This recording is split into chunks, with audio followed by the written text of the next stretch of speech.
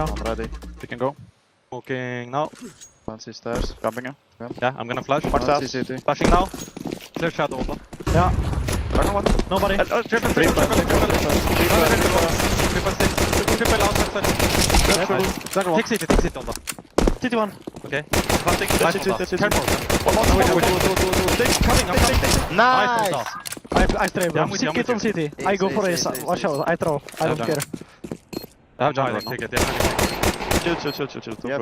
Nice! What a fucking round, bro! Fucking beast, bro. Fucking bots, man. Nice! Insane, I'll take go. Let's go. Nothing window. Yeah, left side, right side. I'm on him. Go. One is gone. He flashed. He's jumping up. Short. I'm only jungle. Nice. I'm coming on jungle. Deep clear. I'm gonna go Manage for P and jungle. Yeah, just stay shield there. Get a CT. Yeah. It's fine. We can plant, probably. Be ready, guys. Be ready. Window one. Yeah, it is good. They flash up mid. I cannot do top mid. I cannot do top mid. Go. Shadow. Nice. I'm solo jungle. Yeah. Nice, guys. Save it now. I take CT. Wait for this. Chill a bit. Yeah, Control is coming. I smoked deep jungle there, already. you can take it up. Chilling, maybe back control. Yeah, I plan for city. Yeah, it's back control. CT full clear. I'm hunting already. Be good money. I'm going close kitchen. Dance on, come back and hold team. Yeah, I'm gonna come in. Can you stay, Bobberg? Okay, I stay. Yeah, I go first. I'll drop you the smoke. Ah, shit. I have, yeah, give it. I drop smoke on the way. I go first. I'm gonna smoke short. I'm gonna smoke the bottom mid. Yeah, we should go ASAP. Can we go? Yeah. Go. Flashing. Flash. Short, deep. Nice. Sound. Kitchen, dude. Don't I'm pick. on back side. Give me sound. I'm planting, bro. 1 or 2. Yeah. I'm peeking short there. I'm going bench. Go double bench. Yeah, don't see short. Yeah, don't I see will short. hide. Yeah, it's perfect. We play hide. He's working there. He's working. Don't see short, chill. I'm gonna take a peek on long. Don't see long. He's out, bro. Or moving. Sound. Door.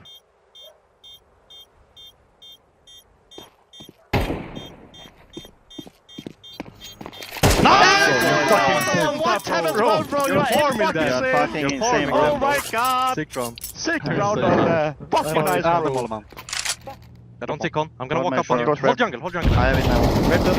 One more. Bro, Jungle there. Nice. Short one is base. One ramp. We should wait. One ramp. Come here, I guys. take one. I can't see him on the castle. Can you take one shot? Yeah. He's Tetris kind of. I stay it up. Nice, I'm with I'm only jungle. Yeah. One outside. Side. Peeking. I think I saw him jungle. Not shit. Jungle. Nice. Big fucking round. Flash middle. I'm ready with my Pushing. No, but get him. Yeah, I'm ready with HR. Midnight scare contest. Can you take Spacing. Berik? Wait, not yet. One A outside, cannot flash yet. One A out. Best team now? Yeah, wait. He's gambling here. I'm really calm. Flashing now. I'm gonna re-smoke on. Nice, carry more. I'll go in It's face side. probably Solo. I went in Device. Yeah. No soap. One more was out. Cash short, bro. I'm walking through smoke Oh, here. you can go. now. Yeah, you do it. I will just come towards middle. Thunder clear. Yeah. I'm pushing bomb B. Yeah, Can be ladder nice. and shit. Yeah. They went early. I'm playing around Play there. I around smoke jungle them. here. I smoke them now. See. It's good. Yeah. It's block size now if you can. Yeah, block. I blocked, I Nice, blocked. nice, nice. I'm going ticket. Yeah, I have it's another good. Play smoke with on it's it. good. I'm gonna clear B now. Better than Yeah, just good. B soon, guys. Can be You window. see clear. Rotate, Go away, rotate, go away. rotate, rotate. I'm gonna smoke Try yeah. and get side here. Play on the Yeah, woods. yeah. I'm hiding ninja. Yeah, They I'm gonna pick will on. not go from it, right? If we come and Don't play, pick on. come. Yeah, I could be on. Just I'm walking. Can you come? Can you come CT? I'm gonna pick I some will, timing I here. will, but Sound I'm they don't have up. One only push. It's lurker. Shit. I came in. All though. good, all good. Trust it still. There's still Yeah, a let's say story it. here. There's still a story. Stay. I'm staying jungle. I have window boost only. Don't see slope. I'm gonna welcome them in on A now. I pick on. I go to Okay, the then default. takes info combo. Yeah. Palace. Palace, Out okay. A, out A. I'm peeking. I hold A out, I hold A out. Yes. I'm blind. One A out, I'm killing out. Palace there. Flash. I flashed that. Stop on. Nobody out. Out, Palace, out. It's a fucking wall! You're a fucking beast! I don't think they will come actually. One ramp, flash, going util. Okay, One top killing a ladder. gun. They're killing a ladder. Terrace. Looks like Yeah. a run right now. One is probably lurking up con. Yeah, probably. I'm chilling. Two out A. One set. Yeah, Be ready to flash flash jungle. yeah. One is up con. Sounds- One is up con probably. Be ready to One react. ladder, dead. Nice. One is up close, con come probably. close, guys. One is up con probably. On Yes. side, Coming two CT. side. Sound. Planting. I flash above you now. for sure. Flash. Let all the play. Let all the Nice, play. nice, carry on. Nice. Just take on, Con, info. con. Nice. Bro, that flash hammering, it almost fucked me up. Alda, bro, you are so insane right now. It's actually insane. Big bro. Look at this. I'm with the most comfortable man in esports right here, Exertion. Brother, how you doing? It's good to see you. I like seeing you at events. You always have a nice vibe. Yeah, I try my best. It's more tough in games with this team, but yeah, usually I'm smiling. It's a bit tough with the jet lag, of course, but this day I feel like everyone is feeling a bit better already. Jet lag. Ooh, talk to me about that, bro. Jet lag. Where'd you fly from? How long it take you to get here? When'd you land? I need all the details. This is a border security check. So like most teams, we came a day early than usual you would in tournaments because we need time to adjust to the jet lag. I think traveling here to Australia is the most toughest jet lag to deal with as a professional. It's going forward, which is difficult. So yeah, I mean, we arrived here on the 18th. I arrived midday with the Spinks. I traveled the Spinks through Dubai. We had a connection there, so it was good. It was nice. We slept most of the flight, and yeah, I mean, we're feeling good today already. Were you bowling on this flight? Did you fly in business class or did you fly in economy, bro? Are we trying to flex on them? Nah, no flexing, but yeah, I mean, of course, business class is a game changer for us. Yeah, look at him, bro. No, it is insane. I've never flown before. I did it for the first time coming here. Oh my God, bro. You can sleep on a plane? That's crazy. Yeah, I mean, it completely changes your travel, I would say. Yeah, bro. You show up actually feeling rested. I think for a pretty competitive sports team such as Mao's, it's probably important, bro. You want you guys in good shape. Okay, let's actually talk a little bit about the Counter-Strike because I love hearing about your journey to get here. How are you guys feeling? What's the vibe like within the Mao's team right now? Is this going to be a trophy lifting moment or? Well, I mean, we are always still working. I feel like practice has been really good for us, but practice is practice. It doesn't really matter too much when it comes to officials. I feel like we are all confident right now. We put in the right work when we were home now, so we are ready for this tournament. Of course, our hope is to win the trophy, but we will take it game by game. Everyone here is hungry to win, and yeah, I mean, I hope that we can get as further as we can, basically. All right, respect, man. I like this. How is it going from like you're playing on LAN, you're playing against all these like good high tier teams, and now you have to go and play online BO1s? That change, how's it feel? I mean, I think this is like the environment we are more comfortable in, obviously. We was kind of caught by surprise, I would say, in this major qualifier. Not fun at all. You can blame the system and whatever, but still, like, we weren't ready, obviously. But I think this is where we feel mostly at home and where we're most comfortable and where we play our best CS. So we're really happy to still be at these LANs, you know. Yeah, and I mean, speaking of the LANs, all the LANs these days are BO3s. I don't think we've seen many BO1s in MR12. Is that like a really big drastic change for the BO1 system? For sure. I think anyone would agree as well that MR12 BO1s is probably the most random thing you can do right now with all the pistol and the money like economy issues it is in the game. So, I mean, I don't think it's consistent with how Counter-Strike is working right now. Like obviously they have to do something, maybe something about the pistols because they're way overvalued right now in like best of ones and MR12. So I mean, I think it should be a change. I'm not sure it will happen, but it's not great as it is right now. So what you're saying is now that we're back on land, back to the BO3s, you guys are going to be that dominating for, well, I say dominating, but you know what I mean? Like you guys had some pretty decent results recently. Are you guys going to be back to that form? I mean, I don't want to jinx anything, but obviously I'm going to say again, like this is where we are the most comfortable in the BO3s, when we get your map you want and you can prep and all this, like you're for sure what maps you're going to play, and it's just more comfortable in general, and that's where we shine. Play Like Torshi. You doing a season 2? Have you had any more offers for the Play Like Torshi course? People love it. Yeah, actually I got some offers from Hollywood as well, like my casting and like my acting skills were pretty good. Yeah. So I got some offers from Hollywood and yeah. Okay. Yo, the thing that people don't realize in that Play Like Torshi thing, that was like unscripted. You did everything just reacting. That was like authentically you. Everyone's like, oh, whoever scripted this is funny. It's like, no, bro, he scripted this in his head, live, on air. That was great, man. Dude, you're bringing a nice smiley vibe today. Are you enjoying Australia? Yeah, it's my favorite place, Melbourne. Let's go. My favorite place. Let's go, bro, yeah. Yeah, back to the other topic. Actually, I was not acting that. It was it's a real me. Yeah. I'm a little bit toxic. Yeah. I don't like my teammates. They're always making mistakes. I'm the best. Yeah. Sertion is baiting me all the time. Play like Torsi. Yeah. Play like Torji. Play like Torji. One cave. Not Don't peeking. smoke mid, I'm mid, walking mid. now cave already. I'm blind. I'm cutting chance. I think he's jiggling, bro. Yeah, I'm peeking cave now. One dark Blind, I'm actually. ready. Wait, I'm You ready come now. with me, Dawson? Blocked A. Yeah, wait, I'm coming. Flashing now. One is there. Nice for Cave, that. cave. I'm spamming middle. Was it off? I think it's Yeah. dead. We can keep pushing B and see if they push I will B. smoke. They I will smoke smoke right side. it, I will they smoke do right it, side. do it. I think OP is dead, guys. Push B. Flash Push me to A B. here. Flash me to Mafia. A I here. smoke. I smoke. Mafia. Okay. Be ready to react. On temple. Come B push. blind. They flash B, no one pushed. On temple. Yeah, wait for Eric. I'm With, gonna smoke Stay left side anti. Stay on B. anti, bro. Stay I'm anti. smoking left side on B. Yeah, stay anti altar. I'm all Go. They're leaving B. They're leaving B. Okay. Nice. Ready to react. Nice, Let's go. Carry go. down cave. One more Carry down SB. cave. I'm Come, with come, you. come. I'm jumping. It's decoy, Okay. boys. It's decoy. Okay, I'm carry gonna What's smoke it? seats What's here. it I'm now? gonna smoke What's it seats now? here. I don't see cave. I need What's cave. it? I need cave. You can take it. I'm fine. Flash I is can ready. smoke I'm something checking. later, tell me when. Standing. I have 1 HP in cave. playing guys. bomb, I'm playing I might die Go cave fast. with him, Seb. I'm coming. Yeah, play left side. I'm taking jail. I'm taking jail. Yeah, just drop it upstairs. Yeah, I'll drop it. I'm doing anti-spray on main. I will flash it. Yeah, you flash it. Don't see doors. Can you give me your smoke insta? I peek mid. Oh shit. Mid clear. They flashed A. Carry, they peeked. Running out one close. Yeah. Come Okay, and take me. help. Come and I'm flash peeking you. close. Wait, I don't have. Give me I flash. drop Henry. you flash. Let's peek here with me. I'll call. Peeking here. Flash I'm me, saving boys. you Flash to me, one boys. I'm ready. Flash. Flashing now. Okay. Okay. All the way. Went away. I'm Yeah. gonna hold it out a bit. Holding now.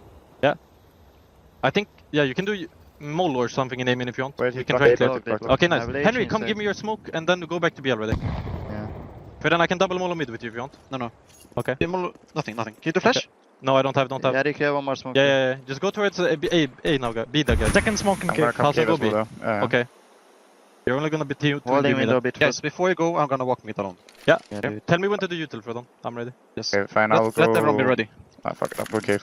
Yeah. I lock doors only Can now. I come cave with I you? blocked A Go again. B, go B. Yeah. B, play 2. I help you. 12 B, 12 I'm B. smoking now. Left side stuck. I smoked Stuck again. left. 2B guys.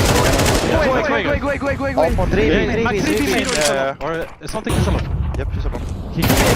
Close. I'm running out. Nice, Nice, left. Yeah, bomb banner. Yep, bomb. I will move it. I Nice. follow it. I One follow more. it. I take aim in. Get close water. I'm city. I lock camera after, okay? Yeah, One nice, water. nice. I think I heard one water. I have camera now. Hey main, half HP. I have him. Should be He's camera. playing super fast. Nice, Henry. Peek on Fredon. Fredon has I have camera. I peek camera, bro. Fred has camera. Nice work again, Fredon. Nice work again. Take for it. Didn't hear anyone go rat or something.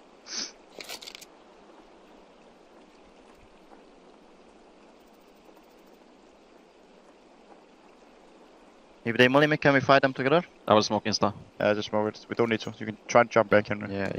Hey. Let's say. Okay. Coming in. Coming in. Nice. One guy close. I'm with you. I'm with you. I'm blind. One more. One with you. 10 meter. 10 meter. Down. Yeah, 10 meter. Kermit. I went. Can they temple? I'm going to the city. Now I'm going to the I'm city. chilling Playing close, through okay? retake. I'm playing I'm through going pillar retake. here. We hold first. Yeah. Yeah, I will. Can they still go away? Yeah. Wait, I'm smoked off. Can I City. see Can be out now, watch out. I have camera, boys. Yeah, I'm them holding stairs kinda smoke. with you here. They're gonna make a new Yeah, Yeah, I have plan. it now, Tosin. Yeah. They will never know you're there. I have kit laser, guys, if they go B.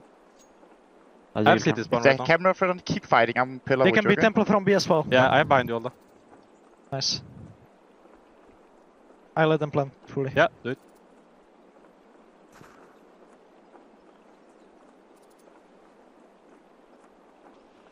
On water.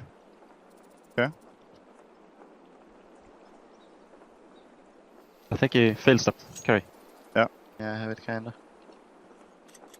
If they're all aiming, just hide those and maybe peek on Fred after, okay? Yeah, play on Yeah. me then. Yeah, I play first, then Fred, I'm going then, towards then A, we all peek that's on him, where okay? for. Out aim, one aiming. I'm rushing. Two mid. 2 mid and 1 A. Aiming. Amen low, amen low. Nice, Ah, nice one aiming. is I'm peeking with you, I have Henry. it. One is I me. am. I'm with you, Henry. I have it. Okay. Nice! Sick fucking round on A, guys. Nice, Henry. Sick, Henry. Hungarian beast. That's now Henry. Wait, flashing on your left. Hold it. One mid. We have main. Let's fall back here. We should water crunch soon. Yeah, We have can one more, push we have it. 2 more smokes. Okay, no, say 3. You can say No 3. need, Yeah, no stay, need, stay, no stay. need. Let's stay. You should use I'm the smoke checking on A here, the boys. I smoke now. I'm Yeah, jiggling another with Molo flash? on B min. Yeah. No. Henry, Can you you play- cannot fake Nate Down. like A flash. close Okay? con, I think it was. When I Yeah. come What? Kaede one Sure. up pop here. Nate made Yeah, it. leave Let's cave have maybe you. all Like in that. front of Leave us, cave like maybe. flash. Okay, fight aim in, all of us. Let's come in. Come in. I'm playing. Drop down. Can we play double K, bro, instead? 1 B. Yeah, sure. You I'm don't take One it. smoking A B min. I windows, smoke B min yeah. all that. Go back if you I'm can. all in main. Yeah, go back if you can. I'm pushing I'm here. playing enough. Yeah. Take on, I'm bro, running take here, on. boys. I'm running here, boys. 1 cave and 1 A throw B. We are pushing A now. I have Yes. another Molo for cave. That one. Nice, guys. Peek. Nice, I have cave. One missing cave. You'll be Peek on me, aiming main. on Peek me. on me, main. Peek Yeah, on me, I'm main. with you. Time, I'm with you. Yeah, they don't Sound, have time. sound. No, sorry. Okay. Too late. I have only one for them. Smoke B. Sorry. Low smoke B. Flash. They smoke's gone. Flashing now. Can you drag Cedric? Yeah, I have it now. Don't submit. I have low beam once. Hold it. I'm not holding. Staying inside cave now. CB. Don't see. I'm gonna move please and then rotate. Yeah. One bolter, ready. spamming con. Bounce it. I'm all okay. I'm all please now. I'm gonna leave you guys on B. Not We I can swap, I we can't can kill. swap. I can Drop that kill. smoke. I don't I Give don't me feel ult, so give me for ult though. I Yes. get drop that smoke from backside as well. Yes, I have yes, kill nice. now. Great. What Going team? a bit All together, is clear, boys. yeah? Leaving mid. Yeah. You can play 3 rifles, eh? Wanna fight mid?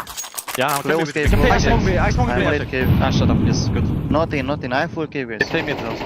Yeah, I'm playing headset on A here. Yeah, that should come here. I have cave. Hold beam in for me. Yeah, I have it. It's smoked. Already smoked. One guy after. rat. Flash time in. Play cave in cave. Mike one. 10. Do you wanna peek mid? One Yeah, volley let's pillar. only one. I let I you play repeat first, it. Fredon. I I let you play repeat Hey, it. execute, boys. Execute. Yeah, Execute. rotate. Yeah, make clear. I'm holding cross. Coming A. No one else. Out A. Nice, One I have A, one one more A. down. Out A. Two guys still. Dildo low. Nice. Side, Can be side, one. side. On the team, do you feel like there's other players as well that bring up the hype? Do you guys do it together, or is it like one person starts and then everyone else is like, oh shit, yeah, we got a chance here? I mean, I think everyone is pretty, decently hyped at least, but probably me and Towson are the one that's hyping up the most, I'd say.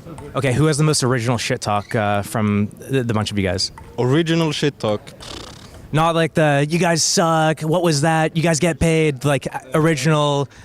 We're not that really creative, I would say. I hear Towson screaming in Danish mostly, and I like to tell people that they suck as well, so no real creativity from us. We just like to talk shit sometimes, you know? Well, talking shit's always fun. You don't get to do that in online CS. What's the what's your most favorite environment to be in on LAN when it comes to the shit talk? Do you like to see their faces and be able to do it in the studio settings? And does that change when you're in different settings? Yeah, I mean, it's different, like, because when you don't see each other, you know that they don't really hear it, or you don't have face-to-face, so it's not that it's not as personal, you can say. So I think I like it more when you can see each other and talk shit to their face, you know? I'll be able to I will give you an extra. We give him molly, yeah.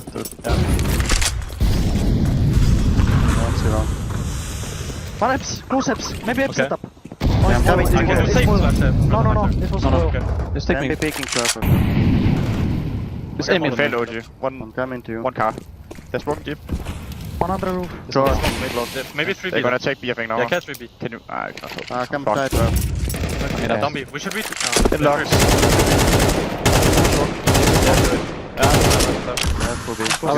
Yeah, do both. Smoke Do both. steps. Okay. Can we walk B after? Yeah, sure. Yeah, you can. We you should can. fake B split and walk B. I'm picking short with you. I'm One leaving shot. gaps. I'm leaving There's gaps. 4B though, they smoked it. Yeah, we should go there. Nice. Nice. You can stay One there. long. Maybe I'm sitting gaps. Nice. Nice. One more. Two eight. Let's run B. Let's run B. He smoked now. 3, 2, 1, go. Let's run here. I'm gonna run first. Yeah, smoke with CT. Yeah, you should smoke CT, then we I go. will. I would wait through. Smoke. Then we No. run. We might go back to you, though.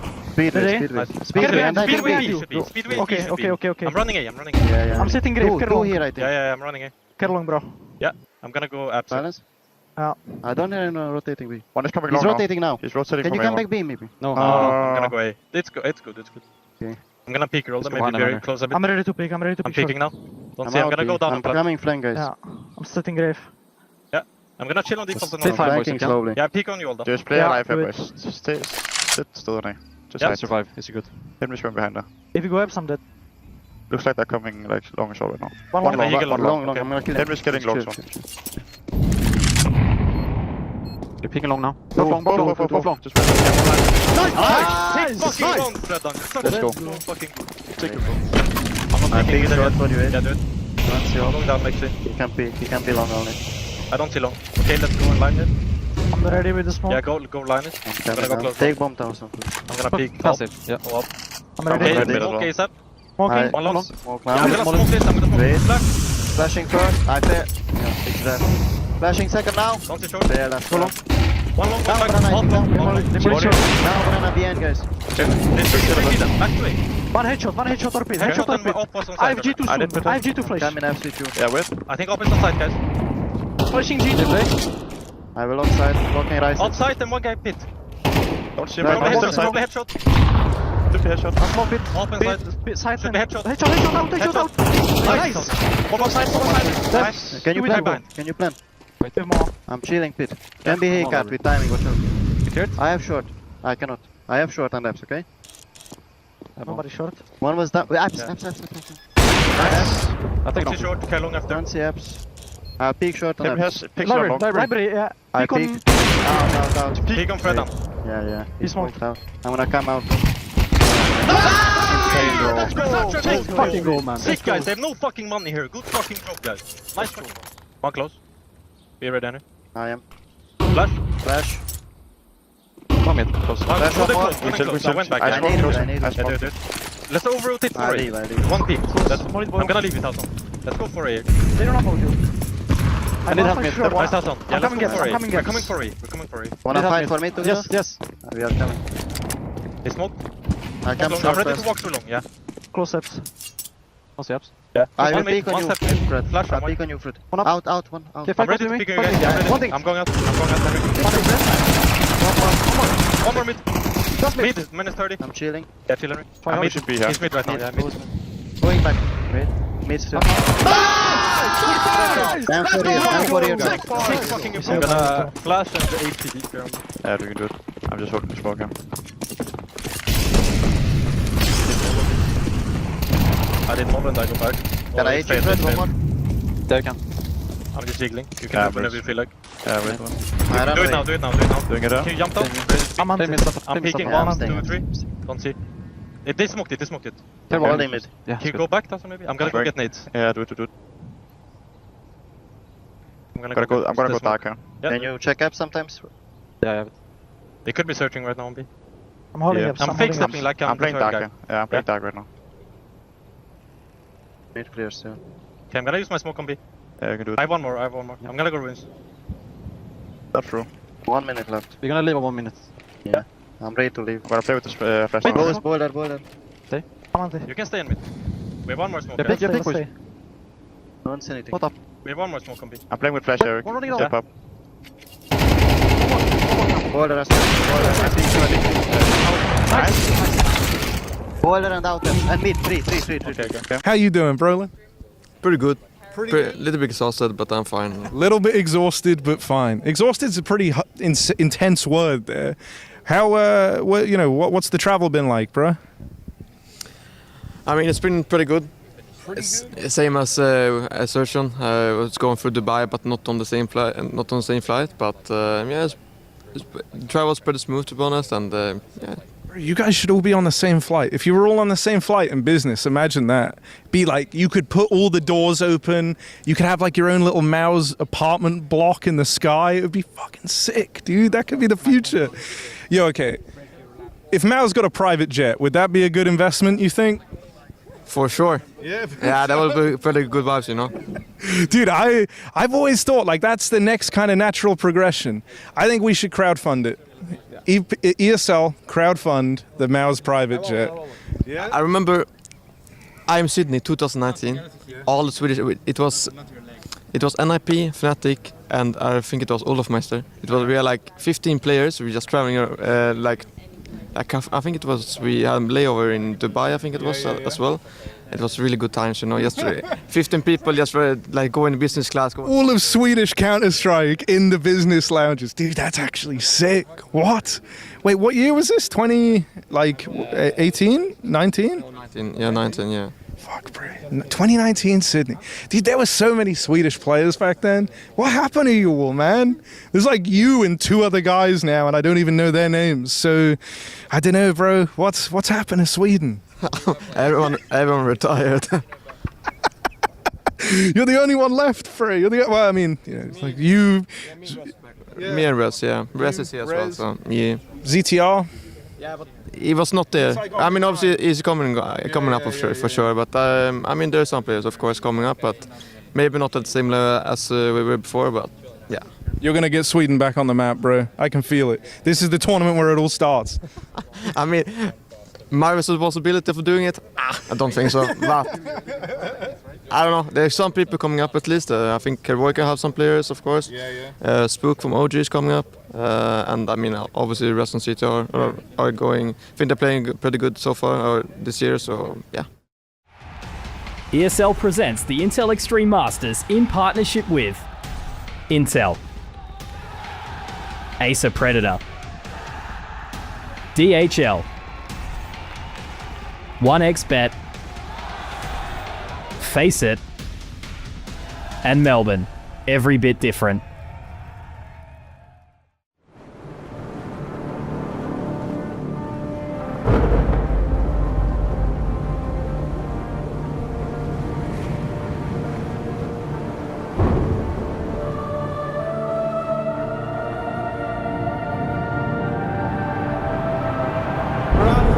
Really making history. Absolutely phenomenal. And Ace is the champion of the Intel Extreme Masters World Finals. Storm's still not quite done. MC is going to take this fight, though. 3 seconds left. Last 2 rounds of passion's got to start it well for ESC. And this is a massive move for Zez, but he's not content with just a Nexus kill. He wants to win. And it's all done. And Stroll's winning.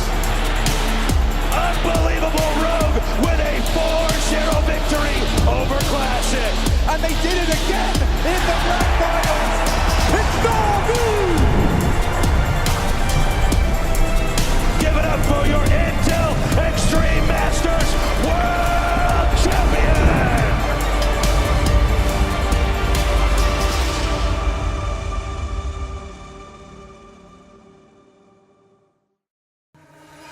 Just south of the city of Melbourne lies the Great Otway National Park, home to an abundance of species such as kangaroos, wallabies and koalas, the latter of which they like to get their shut-eye, with some sleeping up to 20 hours a day. And as they head to bed, so will 4 of our teams at the Intel Extreme Masters Melbourne, as tonight we bid goodnight to a quarter of our remaining squads. Freya ain't wrong about that. We have elimination games at hand today, Janko. Those will all be taking place on the B stream, where all the winners will take place on the A stream.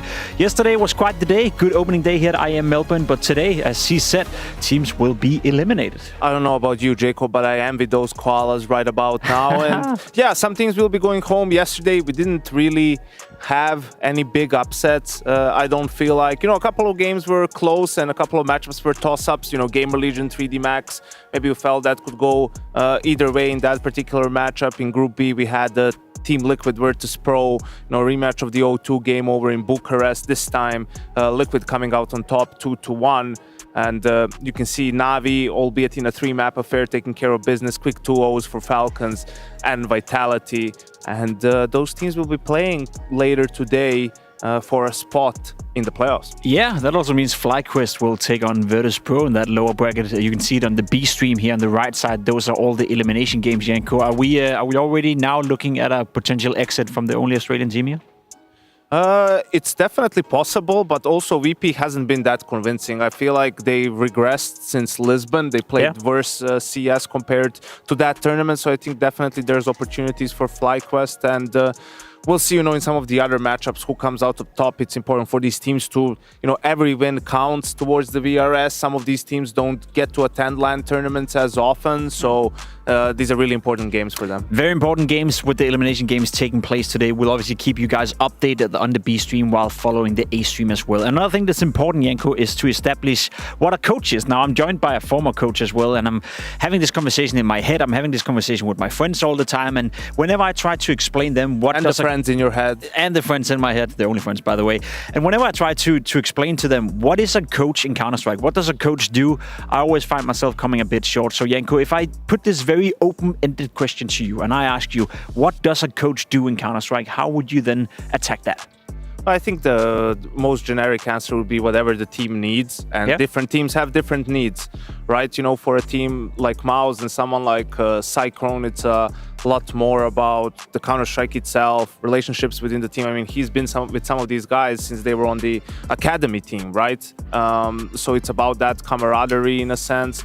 You go to a team like FaZe Clan, for example, that has a lot of big names and some star players. It's about managing all those personalities, managing people coming in from different cultures and, getting them all to peak at the right moment. That's why Robban, who isn't really regarded as super strategic coach, was a great coach for them because he filled that need. And obviously you have also guys like Ash for Gamer Legion that we'll see play here, that's very good with getting the most out of the players that he has without any really big names or superstar players, understanding sort of where the weaknesses lie for some of the teams and being able to have different approaches, like we saw at the RMR / the Shanghai Major, where they played a lot more execute heavy or set calls on the T side because they had a lot of young players, right? So you can't play too much default. They're going to struggle to take initiative in those high pressure games. So yeah, obviously Blade is a big name out there too, a guy that's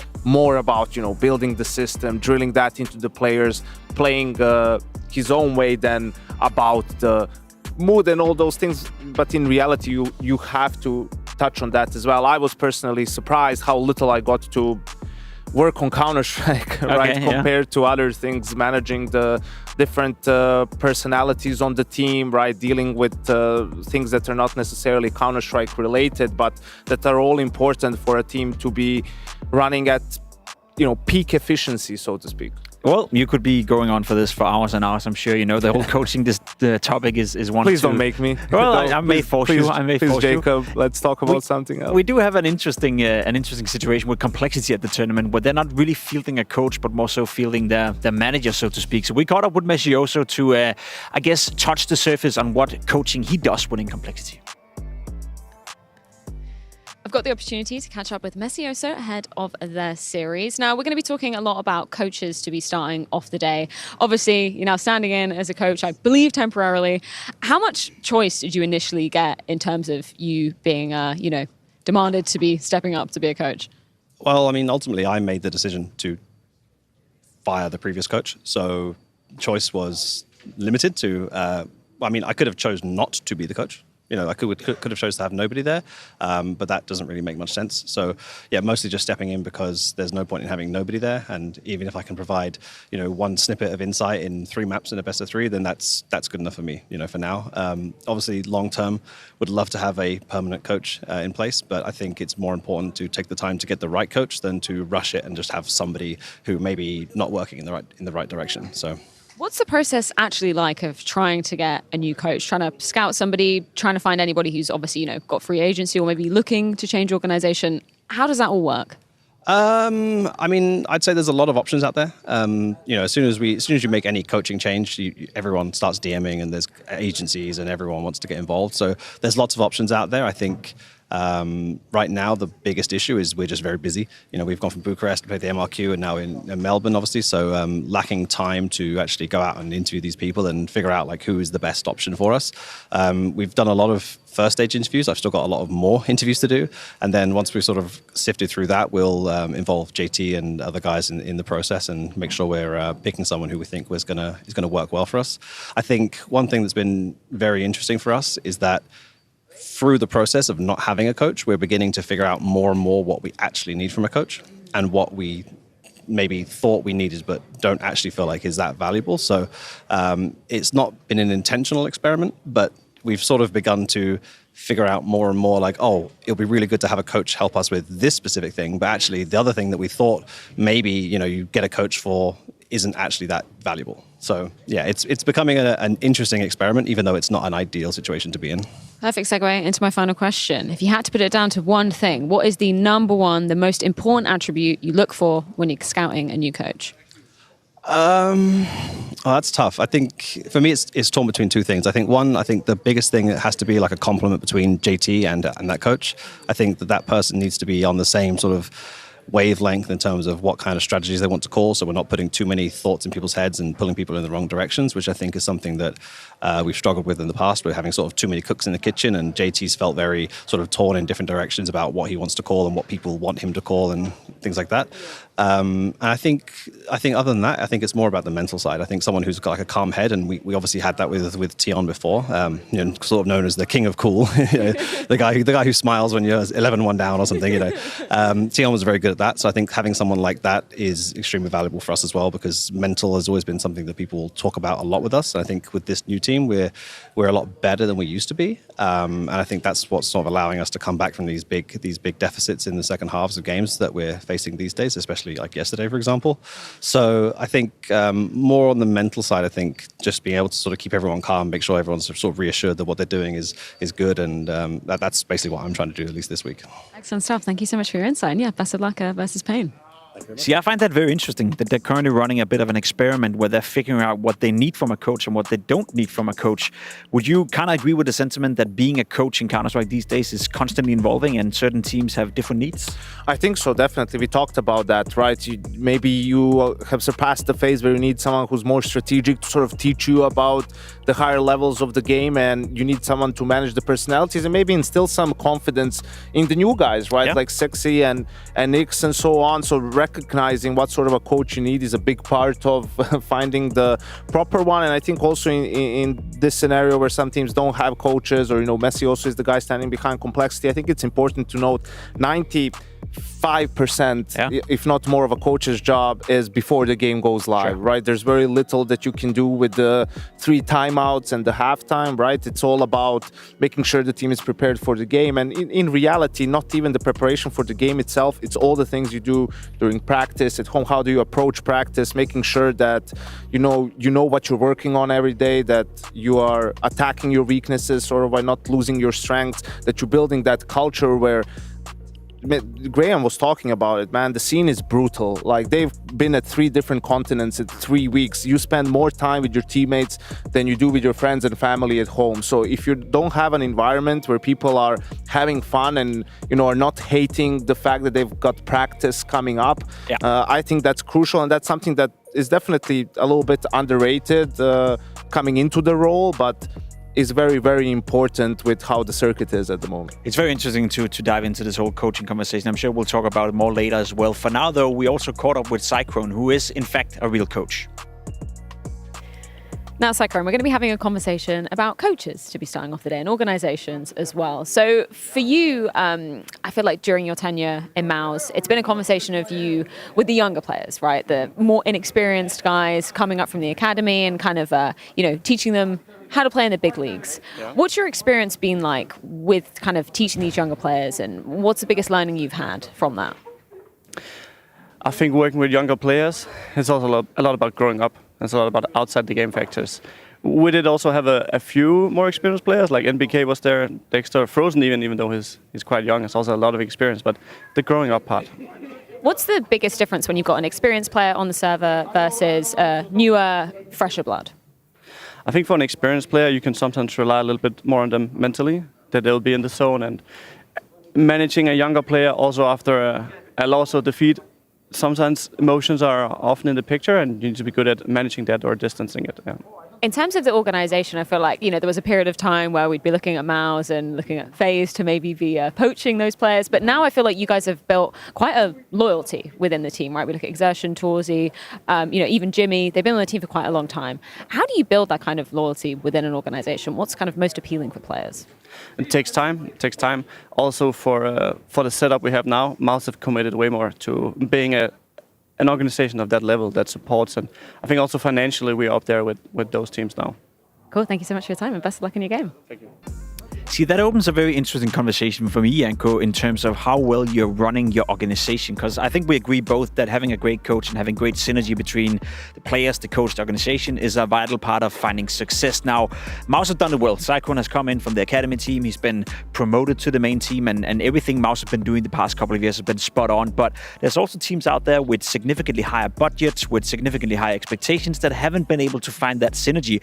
I'm thinking of Liquid as an example. They've been changing players, they've been changing coaches, etc., etc. So this whole play between the org, the players, the coach for that matter as well, how important is it to be streamlined from the top down, all the way from the player to the top of the organization? Yeah, I think it's extremely important, right? First, having that, knowing who's your boss in a way, right? Like for me, there's ownership management, then there's the general manager picks the coach, you get the team and work through there, and you know who's in charge and you know who you need to listen to. And I think just having that support structure from your performance coaches, analysts, managers, having the ability to go for boot camps, right? Something that's going to make attending these events easier is definitely really important. I think with Vitality, Mouse, and Gamer Legion, you sort of have it at 3 different levels. Yeah. Like you also talked in terms of budget teams that are very well run, that you can tell also the scouting department, right? In the case of Mouse and in the case of Gamer Legion and the player development, those two are the biggest strengths of those 2 organizations.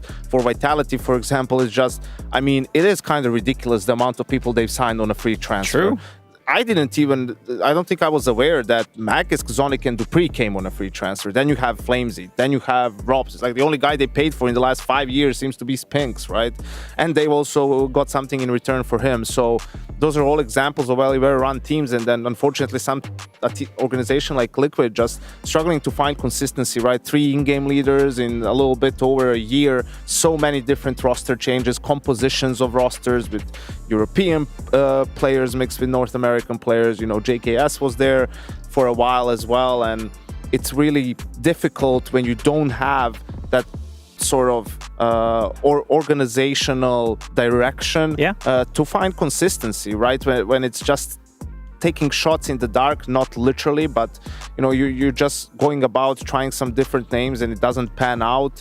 It can be tough to find results. It can be tough to find results. I love that you bring up the point that Vitality have been able to attract free talent coming into it. I also do believe that it's kind of the law of attraction, in a sense that if you're a player, you're looking towards organizations like Vitality. Obviously, you want to join them because the support cast is great. If you are a young talent coming up, you would love to work with Ash because he's shown before that he can develop young talent. And that's a problem now for someone like G2, right? losing the names of like Nico and Monesi. What's the draw in playing for G2 at the moment, right? And there's different teams that are struggling in that way. You can see what's happening with Furia now, the rumors of them bringing in Yakindar from Skulls right mid-season before the major. It tells you how dire things were in that full Brazilian roster. So it really, I feel like now more than ever we have this stark contrast in terms of how some of these organizations are managed. And I think then when you look at results, you're not surprised at all, why things are going the way they are.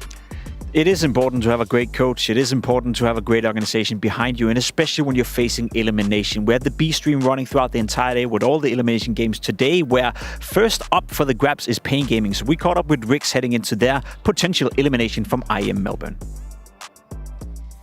Rix, we obviously understand it's a less than ideal situation, you guys coming here without your in-game leader in Biguzera. You've obviously stepped in as a substitute for now. What's been the trickiest thing about the process? Obviously, it's only been one game, but what have you found the most challenging so far? I think the T side, it's harder because we are without our IGL. I think it's the most important role in the team. And we are a team that don't use a lot of strats.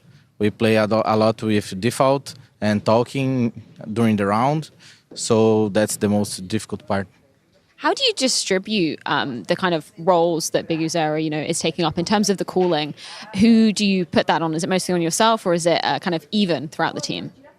Are you asking about the roles that Biguzera used to do and what I'm doing instead? Yeah, just kind of like the positioning and also the calling as well. Are you slotting in kind of one for one for the positions, and who's calling? Okay.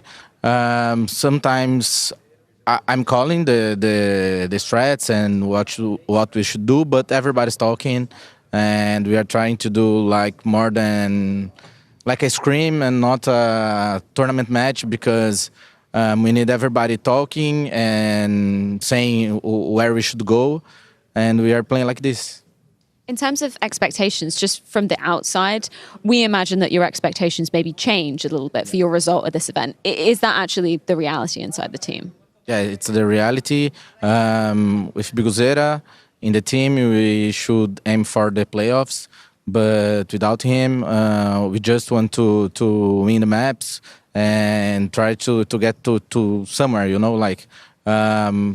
let's first think about the first map, and if we win, then we can go to the second map and go on. Well, best of luck in your game versus Complexity. That's going to be going down on the B stream. But over on the A stream, it's going to be Mouse taking on Gamer Legion.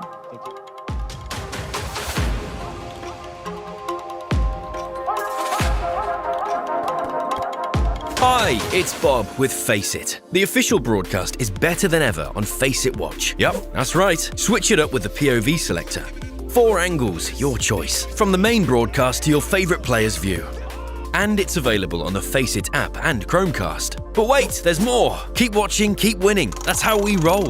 Watch IEM Melbourne while having the chance to get skins and Face It points. Look at this beauty. Change the channel and control how you watch.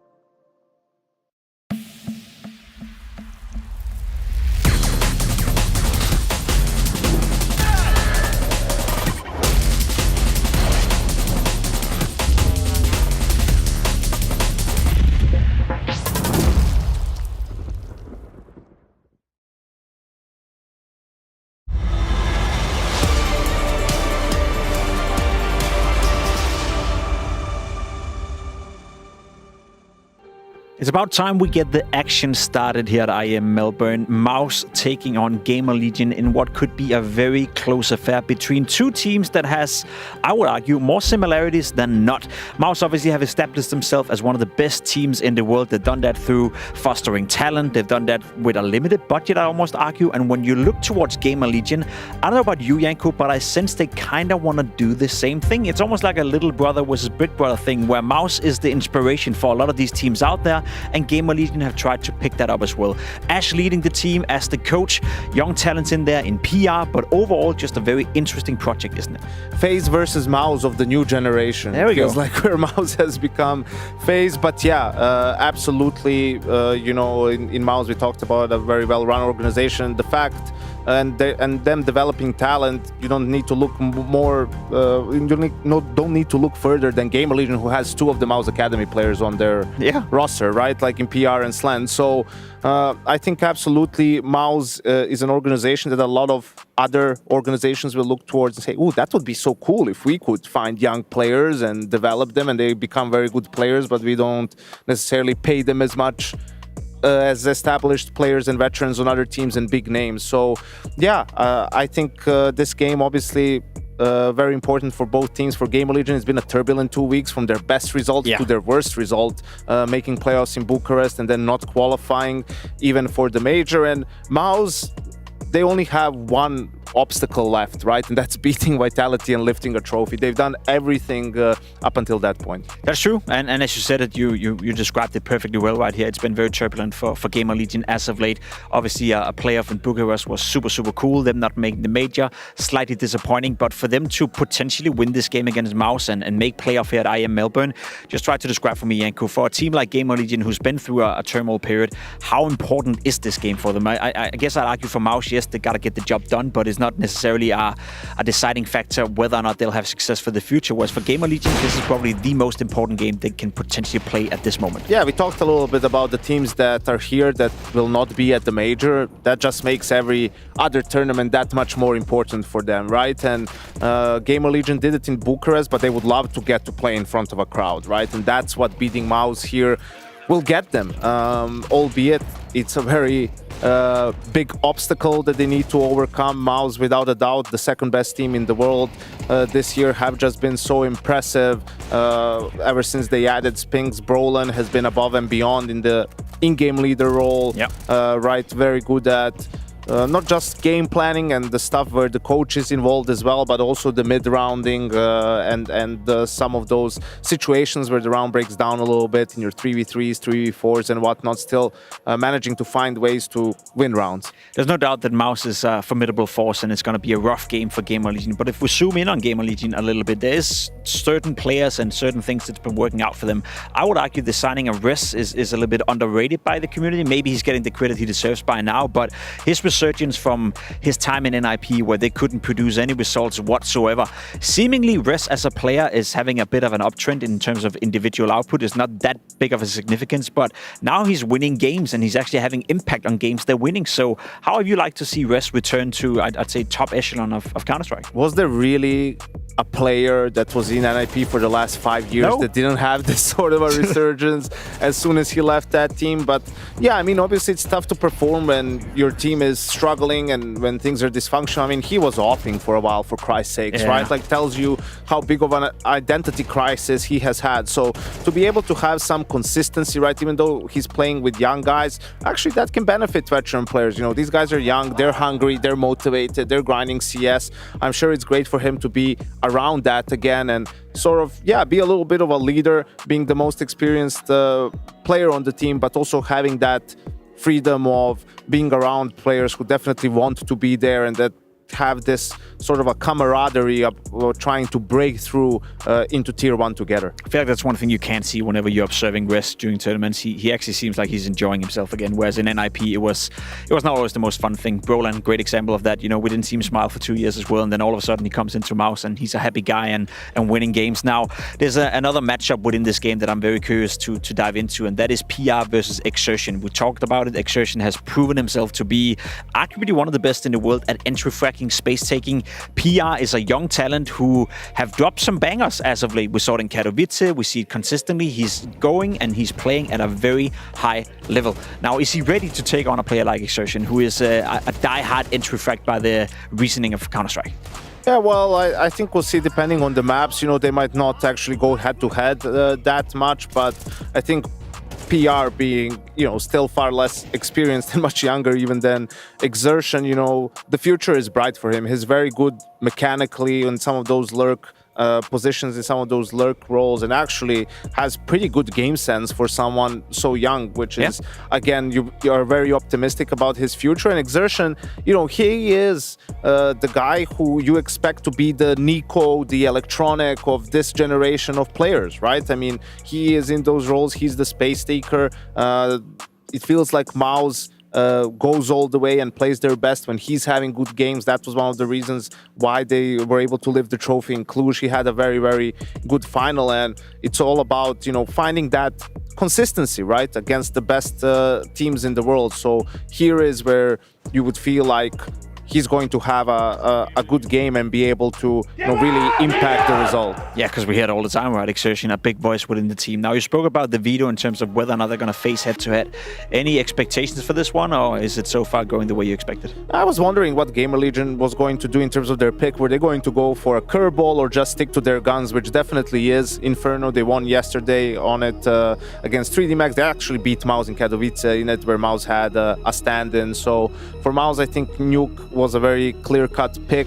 They've been great on the map this year, lost it twice to Vitality and once to Astralis very early on, and those are their only 3 losses on the map this year, right? And we see in the end, actually, Maus willing to go for Train over Ancient. They're on a 9-map Ancient win streak, but it's also the most played map, I think, or top 2 for Gamer Legion. So they're saying, okay, we're not going to let you get your comfort pick. We're going to force you to play out of your comfort zone and go for Train, which I think is a good sign in a way for Maus, and I think they need more reps on that map.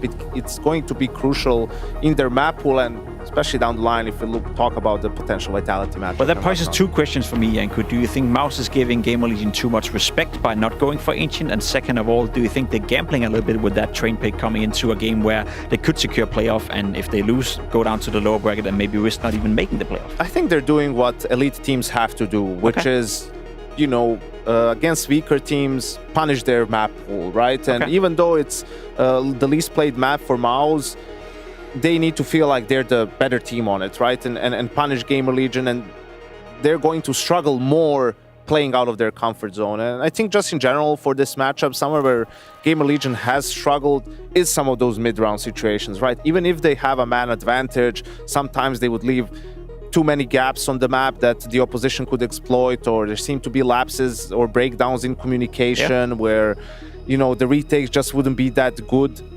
So I'm definitely going to be focused on that for them. Have they managed to improve in that department? Because we just talked about how Maus is really strong in that area.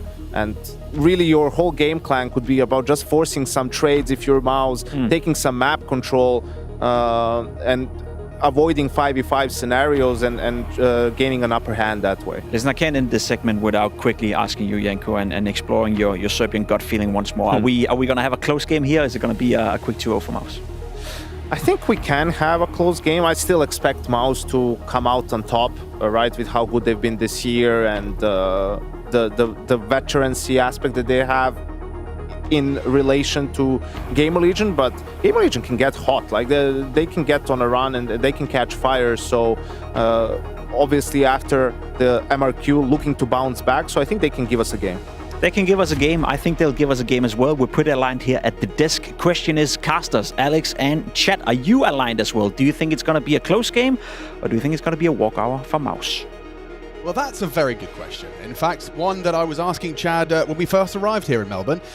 We talked a little bit about Melbourne. Did I say it right? No, you said it fine. Good. Not Melbourne. Melbourne. Like Bob over there. Bob really needs to learn how to expressions it. Wait, that's German. That's German. Sorry, Bob. You're ignorant, Bob. That's what I have to say. We got Maus on the CT side, Gamer Legion on the attack. It's Inferno to start, so get ready for slow, boring Counter-Strike. That's what I'm here to offer you. Unless it's Mike Towson in the server today. Yeah. Now, he was in Deathmatch yesterday. He was tagged up as Mike Towson, like Mike Tyson. Okay. Maybe some of you aren't aware. He's a boxer. He bites your ear off. So watch out if he gets a 4-man. Oh, wow. Come on. George. I'm cooking, or you could say I'm grilling. Come on, I'm locked in You today. are on right now. It's that Market Lane coffee. It was delicious. Jimmy P.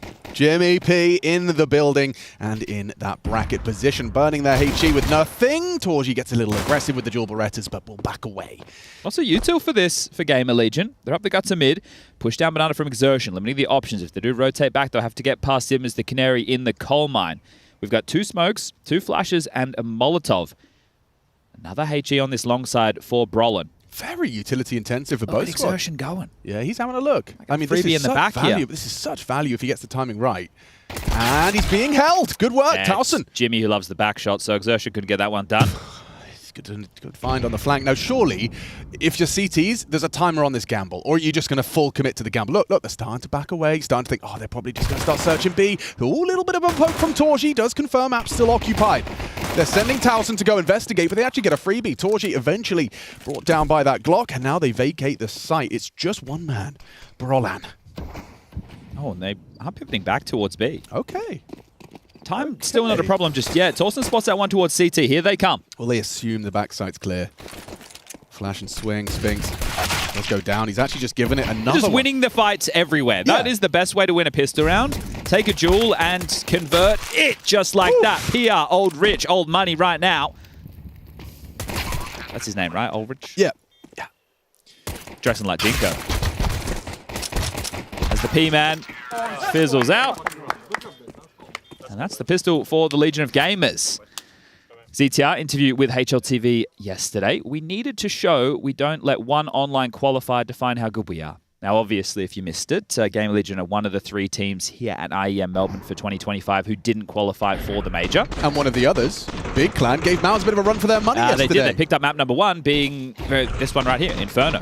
I think for Big, you're liberated by the pressure. They're a team who's been struggling, whereas Gamer Legion, not so much. Yanko touching on this, their best result of the year, Bucharest. They made it to the playoffs. Studio event, though. You win this series right here, right now, Mr. Richardson. You are in the bloody arena, the Rod Laver. Well, surely that would be, exemplify what ZTR was talking about in that interview. It would, and that's a massive step up for them.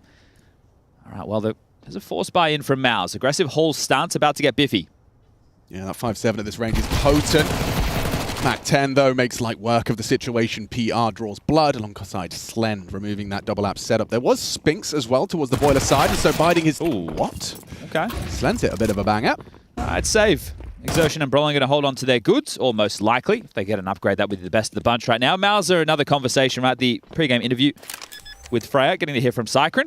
And it is good to see that, well, I didn't expect it. I thought, it's not that I thought the omission of Shui was going to be the big problem. Obviously, it's a firepower upgrade. It was how long are they going to be able to hold on the remnants of what him and Cycron have built together?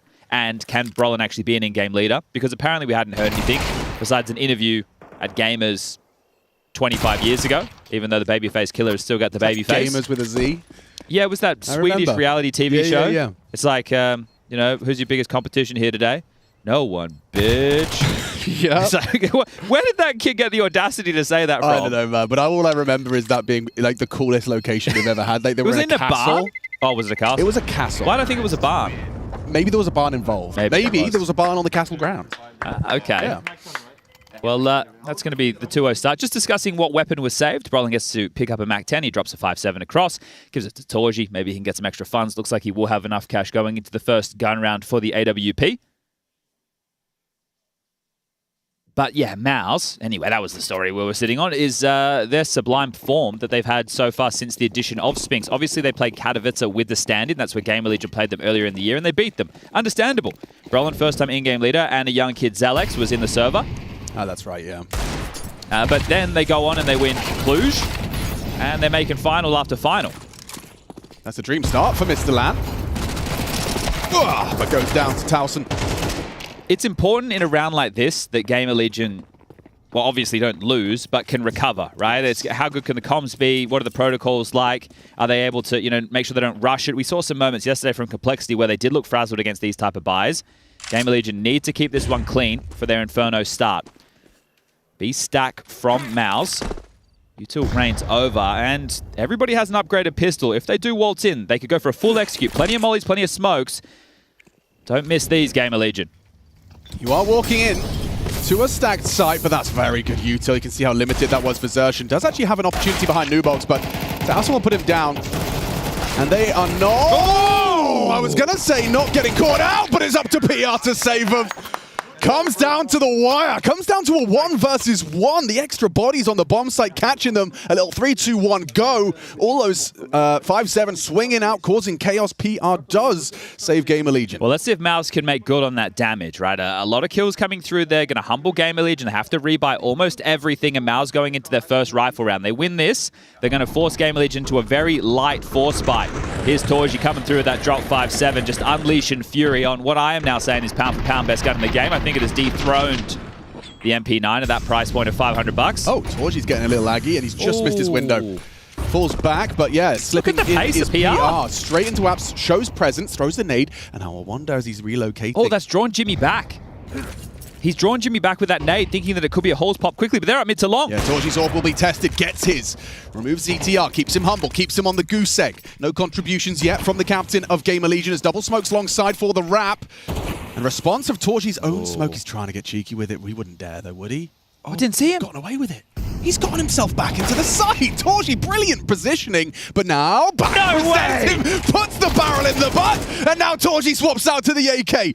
Takes down PR as well. This is his round. Yeah, 3 kills from Torgy. Spinks might put the cherry on top, but the job is done by the Hungarian sniper. Oh, see you later, Sled.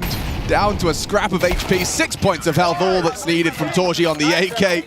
And they'll big him up. Oh. All right, bring in the energy. I want to play like Torgy, man. I want to play like Torgy. Well, there's a good guide. There's a good guide that everyone's seen. Oh, yeah. So, yeah, you guys know where to find that. Play like Torgy, one of the most bought Counter-Strike courses of all time. Yeah, but here it is. First is when he comes around the corner, shoot him. Second is give yourself a window into Moto, and then you backstab the backstabber with a no-scope. I mean, it was so narrow, because he's winged that smoke, right? But the fact that it just covered him as he walked on out. But that's what Torgy does well. He understands moments where he needs to cause or play in chaos, and that's exactly it. And again, the energy there in that replay. It's important, right? This type of a game, when you're Mouse and you're playing in the bigger tournaments and you're playing and you're getting through to the playoffs, the group stage games, they can just feel like a formality, but they're not. You can't sleep on a team like Gamer Legion. You need to come in ready to win and offer up your best CS. So if Mouse can take Inferno, they should be a shoo-in for Nuke. Gamer Legion's Nuke not looking too hot to try, and Mouse are able to make teams like Spirit, even Donk look silly on Nuke. So let's see if they're able to surge forward with consecutive CT rounds.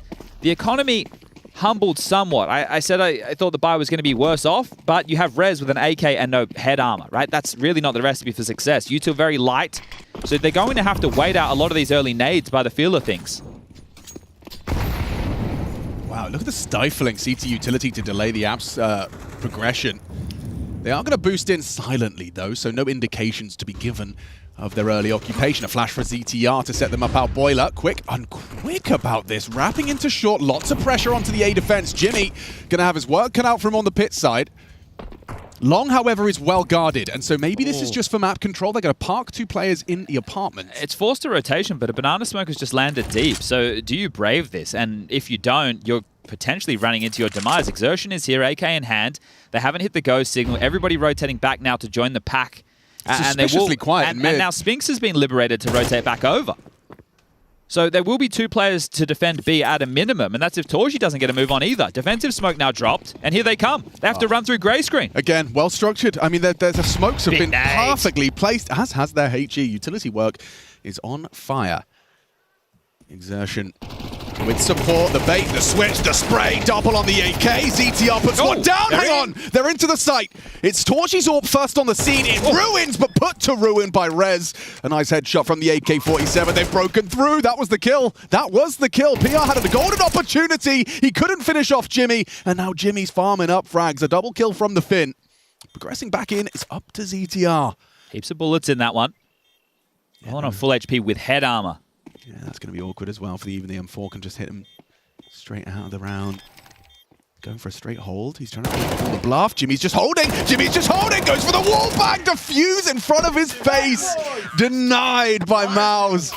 Oh, man. I thought those kills, that little sequence of 2 to get the bomb down would have been enough. I think PR's going to be kicking himself for not killing Jimmy. Yeah, and he's traditionally very sharp. I really like what I've seen from PR since his introduction into this team. He's a young boy, He's taken to it like a duck to water, yeah. And he's sharp. And to see him miss what should be a pedestrian kill for him, we catch it here again. The fact that Jimmy's able to wobble into that and get the job done into the double kill. Yeah, you feel that PR is responsible for flubbing his lines in that. Damn, even the wallbang not far off. Yeah, he can be a bit frustrated. He's 17 years old. Well, they force forward again.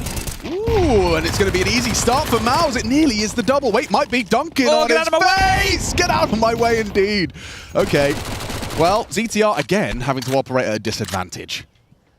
Yeah, this one is going to be a whole lot tougher. In the previous, at least they were able to surge forward and trade. Now you're limping with a man down. And another with his first foot already in the grave. Still aggressive surge from Exertion. Silently creeps forward for this banana control. And look at the radar. Full top mid as well. Information complete for Mouse.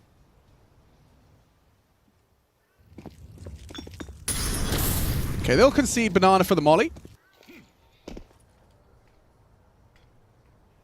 Still ahead of this. Should be a shutdown.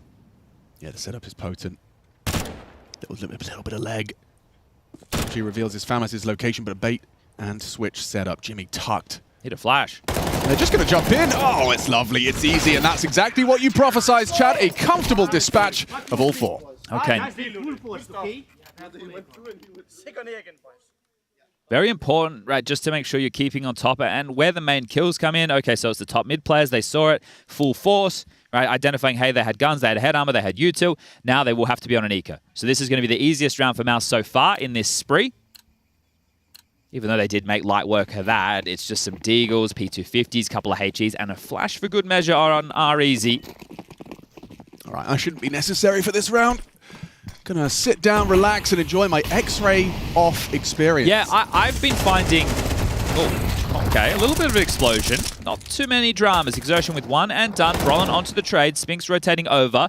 But PR and Slend have 16 HP combined. No, but I do really think that, like, it makes it... even as someone that watches Counter-Strike every day, it makes it easier to appreciate the skill of the players. 100%. As soon as X-ray's off. It makes the viewing experience significantly harder. Yes. But it makes the appreciation for what these individuals are doing at the highest level through the bloody roof. Yeah, 100%. Because you take it for granted as a viewer. I mean, Rush can't talk to us, but Rush was always one of the observers I felt did flirt with it. He would throw in a couple of toggles now and then. Yeah, but then he got in a relationship, he got comfortable. Yeah, he got too comfortable. And now he doesn't flirt with it anymore. He doesn't flirt with it anymore. Sometimes you just got to kind of remind yourself of how you used to operate, Rushley. Wow, why did it feel like we were like there was a planned attack on him? We're not ganging up on you. Yeah, okay, I'm sorry. I have been ganging up on him. You have. Leave him alone. It's been the one-man gang. Yeah, yeah. Well, now you've got a second. Okay. I mean, a bomb plant. That's the objective here. You're not going to get one. Man, I wish I had a Howl. Don't you wish you had a Howl? You know who has one? Rush has one. Well, no, he gave it away. He's lending it. Lending it on a long lease. It's loaned out. Yeah. So I gave Harry his butterfly slaughter back. Oh yeah? You know what he gave me in return? Nothing. Well, the knife I gave him and a Navaja knife. I've never seen an uglier knife. You ever seen that little butter one? Nah. It looks. Oh like, no, I have seen it. Yeah, like you put it on your toast. Yeah. All right. Well, a bit of a lengthy eco round, but we'll be done and dusted. 4-3 in favor of Mouse. Back into the rifles. Just starting 2B, so I don't think we'll see them lust forward for full banana control. The AWP posts up mid.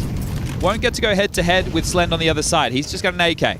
Oh, get out of the way! Oh, Spinks. I don't know if he wanted to take that fight. It looks like it was the plan with Jimmy in bedroom as well. At least finishes it off and levels us out. 4-on-4 exchange on banana. Lots of bullets flying through the smoke. It's Brolin supporting and CTR pushing through the smoke. Punished. A double kill from Exertion's AK. You've got to get that AK out of his hands because look at the damage he can do. Triple kill, round over. Smile on Exertion's face as well. He's just having a good old time. A merry old time here. It is like that is for a banana player. It is an art form. It is your crosshair placement on smoke spams, isn't it? Like the best players seem to find such consistency. Understanding the pathings. Yeah, right? timings. Okay, well, Rez, you've got a full battle utility. You're waltzing out the balcony, and Jimmy spotted your backside. I fucking know these fucking moves, bro. Yeah, you did. Yeah, baby. Okay, okay. Get that AK out of his hands. Like he's still gonna, make it difficult for you to exist. But that AK-47 is a bit too... Yeah, this block, you can see Spinks kind of... Oh, I guess I'm going forward then. Torgy backs away. Spinks does not. That was a slight misplay. But look at this. Xertion just solves the problem. Look at that third one. Brat indeed. Okay, this partial's got a bit more behind it, Alex. The loss bonus is allowing Gamer Legion to potentially go for a set piece. 3 starting fast up second middle. Make it 4. Slend's going to join them. This could be Poppy. Interesting. Will Torgy catch wind of this with his forward mid position? That incendiary does slow you down on apps. Cool to see Mouse utilizing that. I love how forward they're playing. They're not giving over an inch. No. And also, I find this smoke so stifling when you're trying to approach apps. There's something, we might have time to talk about this now. banana control is very hard to go for in modern CS, right? You have to have 3 players there. We see some teams even have 4 to dump multiple utility sets for multiple waves for banana control. I think something that a lot of the good teams or best Inferno teams do is second mid harassment. Being up in halls, being up in boiler, doing what we saw in the last play, because you can unravel the default if you're not giving T's that control. Yeah, you can have banana, sure, but you don't have boiler, you don't have halls, we've got a free kill, it's a 4v5 in our favor. Right. Then there's less pressure on your B defenders. What is that smoke? I don't know, he hasn't achieved anything. Spinks comfortably takes down 2 in mid. Might have missed, no. Does finish him off. CTR will dunk, but I mean, what are these two supposed to do? At least they stay together for some trade potential. They'll recover Spinks' M4. Torgy's re-aggressing in a 4v2. He is feeling confident, yeah. Brimming. Bang! Oh-ho! See you later. Little Mickey Mouse energy to that.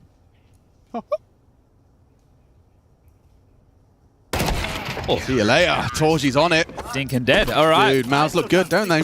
I mean, look at the kill spread as well. Every single person has just had a round. We had Jimmy coming in with a nice retake on B. We had Torgy's 5-7. Shut down. We had Torgy's 5-7. And Brolin did this for a 5-7. Brolin got a kill with a Mac 10 once, so that was good too.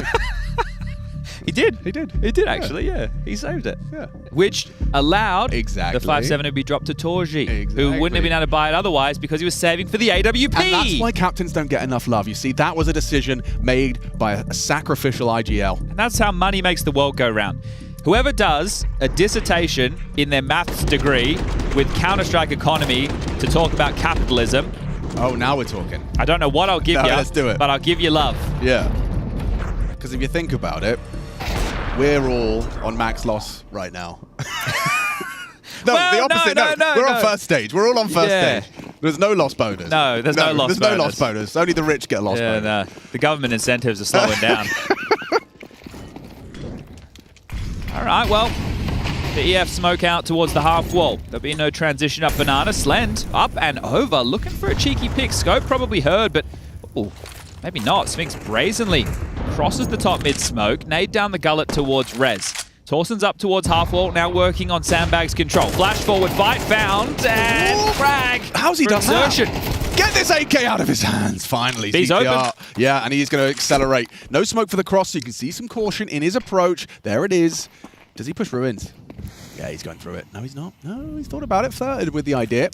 Bomb is still T-stairs, so understandably, they know by this point CTs will have acknowledged the potential for a B-site take. One of the factors I'm looking at right now is the utility available for Mouse if they want to give this retake a go. So normally we would say they go fishing, and that is without any util. Well, right now they've got, I want to say, a lot of bait, right? The Burley's in the water, right? They could smoke off banana. When the CT smoke fades, they could get the molly towards new box to flush out a fight. Yep. And if they time that with the flash, there's a chance they could find a frag.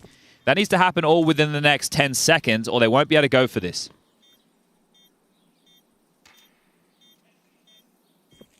And they're not going for this.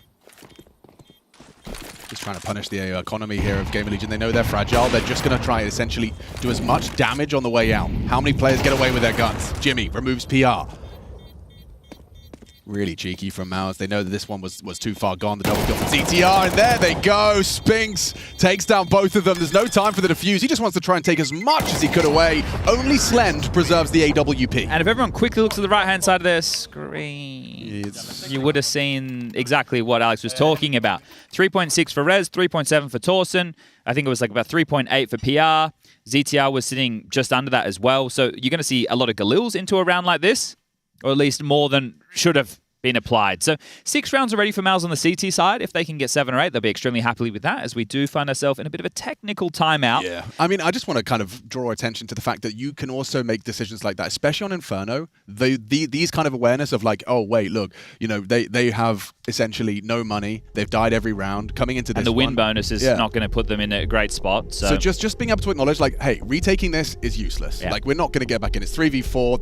The CT still smokes. Like, it's not the best. We're not playing the percentages. Just sitting there on the outskirts and making it difficult to leave, you have made this round infinitely more difficult. You're rocking Galils. You're missing flashes. You're going to make this harder. Now, if Freya is listening, we might need an investigation here. When Zip was standing in as the coach, I saw him bring the clipboard out to play. Yeah, that was his move. And I don't know if I saw Cycron using the clipboard, but today I've seen Cycron with a clipboard. Inspiration. So perhaps. has Zip brought the clipboard meta? Okay. It's a big question, almost as much as why is Blitz sitting at the end? So, you know, we have these every day. And the spam battles rage on. Towson's also joined the View Model gang, worth noting. Where were we before Skins? Nowhere really. Just a big green gun. That's a big green bottle of flame thrown up towards the position of exertion. Forced away. PR starting his crawl. This time, Apps is theirs. I say that. Actually, Torji is holding. Feels like a bit more of a normie round, doesn't it? Yeah, it does. And he's just good at this game, isn't he, Mr. Torji? Repeak as well. Torgerson. The bravery. Torgerson. This is his Scandinavian cousin. He just reminds me of... Ragnar Lothbrok? No, William... What's his name from Braveheart? Oh, Wallace. Yeah. Mr. Wallace. Grimace. The Hamburglar. Why did we end up in the fast food characters? Oh, was there a Braveheart Happy Meal? I hope so. Yeah. I don't think so. Well, right now, Jimmy wants some freedom. They'll never take Jimmy's freedom. They'll never take the A side. Oh, what? Oh, come on! Told you he was looking for that freedom. I'm not going to lie, Chad. That was so much more impressive with X-Ray off. Hey, right? Wow. Madness. Just great understanding. Everyone's here. Yeah, Jimmy's just It's having a a field party. day, mate. It's Jimmy's day. Get out of it. He's gotten closer to the mono, I think. Or has he always Good been that posture way? from Jimmy P, Straight though. back, Look straight at back. that. It's because it's got the Anthros, mate. That fair. I want one. Yeah, me too.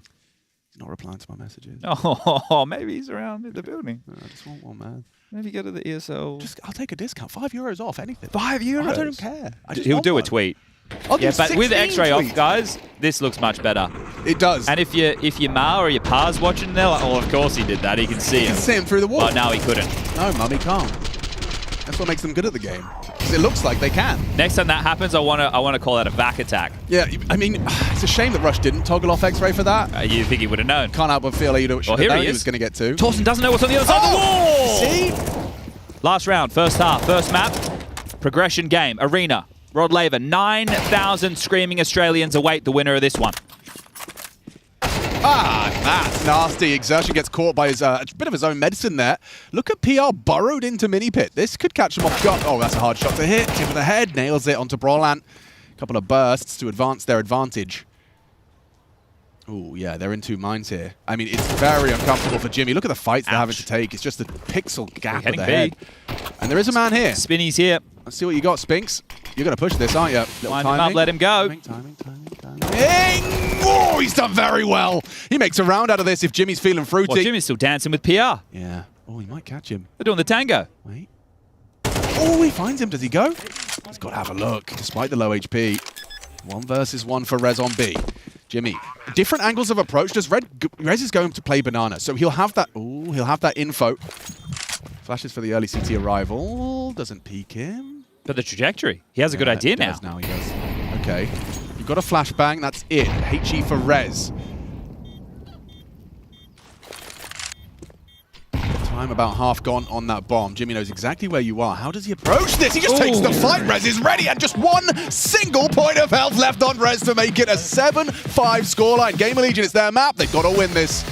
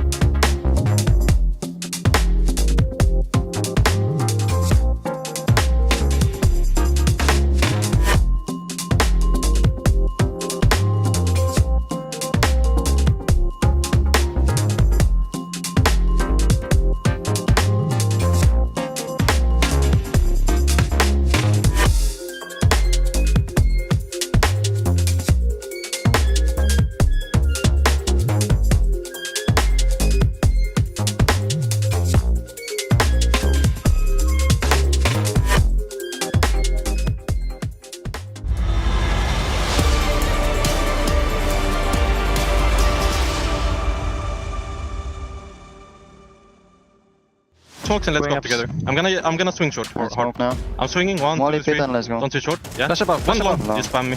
It's pit player. Put all on up. I'm peeking him soon. I'm with you. Get short, close. Out. I have a good close shot. I watch you. Tight.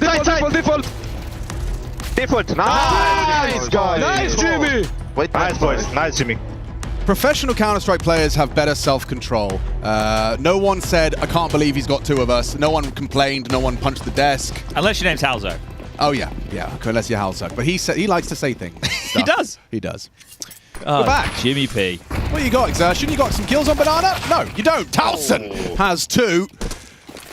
Well, that makes life very, very difficult. Now, they do squander their double nade. It does nothing. And Jimmy's catching Sled. A's open. It is wide open. They don't know it. They just heard 2 nades, so you might assume it might be a little light on. Look at Jimmy, brave as always. Oh, Alex, there's still a smoke from Torji to go to you Moto. smoked Moto and you've lost the round.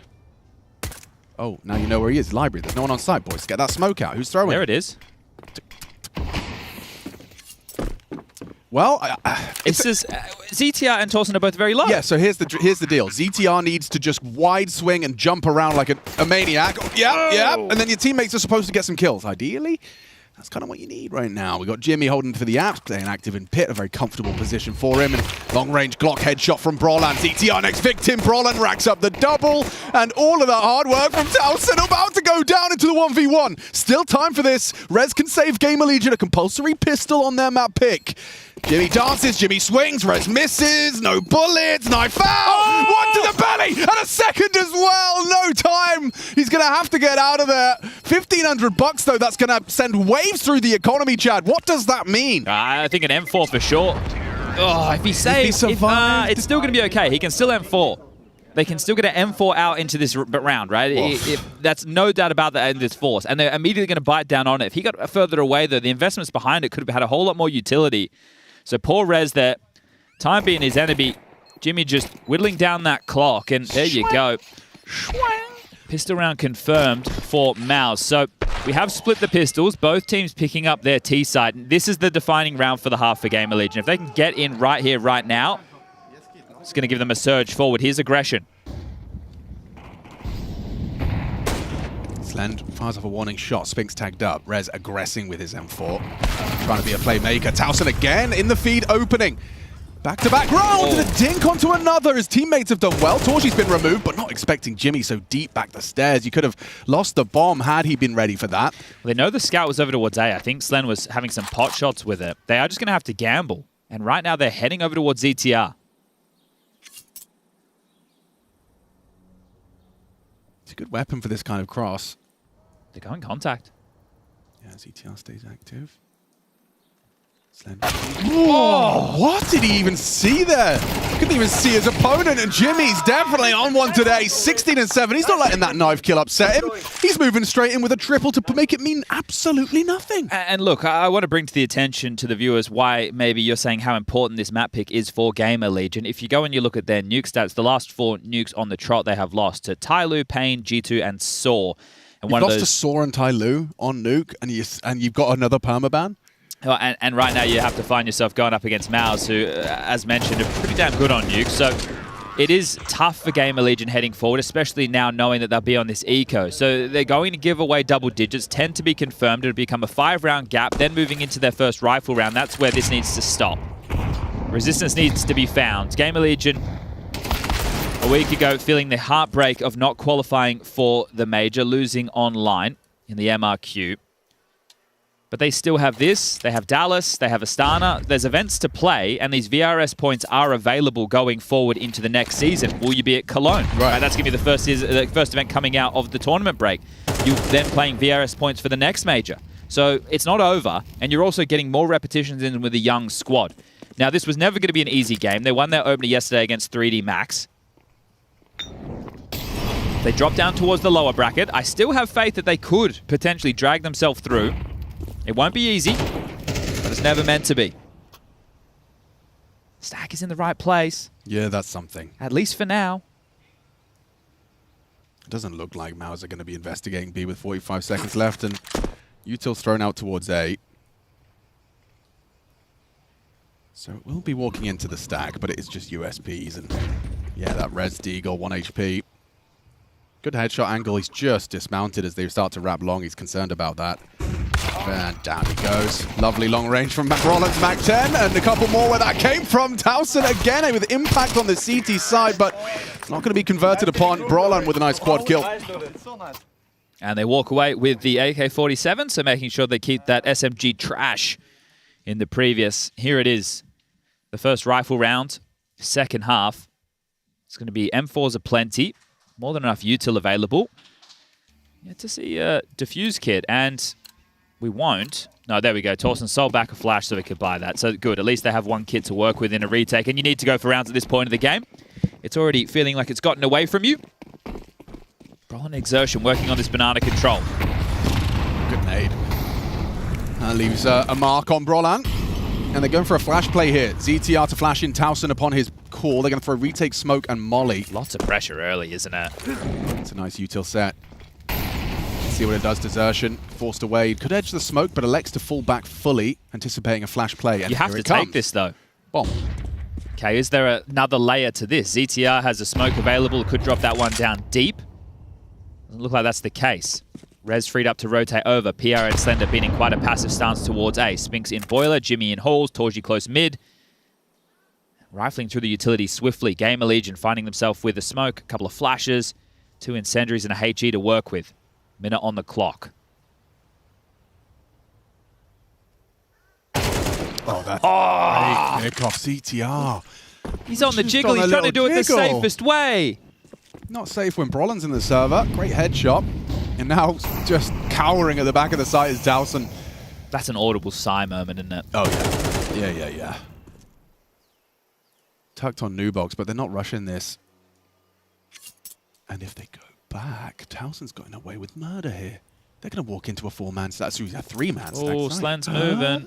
2-man move. I think he's been heard. He has been heard. 20 seconds. Here they come. Up the space. PR, you got to do something here for the boys. Does deliver onto Jimmy. Second is asking too much, Rez apparently. And now up to Rez, tucked to the back of the site with a little bit of support. Just wants to stop the bomb. If he can stop the bomb. Oh, wait for Rez. He's delivered. Time-sensitive mission. They can't get the bomb down in time. He's done enough. The round is theirs. Gamer Legion steal away a 6th. Thanks to Rez. Making it look easy. Felt like he was doing a bit of a Tom Cruise audition there. Mission Impossible. 2 kills for him in that situation. Just playing as the unknown entity in the back of the site. Activates with 2 huge kills. But if that's how you're getting rounds across the line, that doesn't really bring that much confidence. We had a similar moment in the first half where Maus were denying the weapons after the bomb went down. Right? In this situation right here, you have one guy stay alive, he can drop a gun, but everyone else is going to be touch and go in the buy. So Maus, they have them right where they want them, backs against the wall, in the cage, ready to break them. This is the opener. Shell Shocker, in-game leader, sweet on sweet action. Yeah, exactly. Yeah. You're just jiggling, and he's hit an absolute banger. 9-8 down. But it feels like Ash in that timeout. You could see how he wasn't talking with the traditional calm presence. There was a bit of intensity about that, so he's obviously unhappy with how things are unfolding for his boys.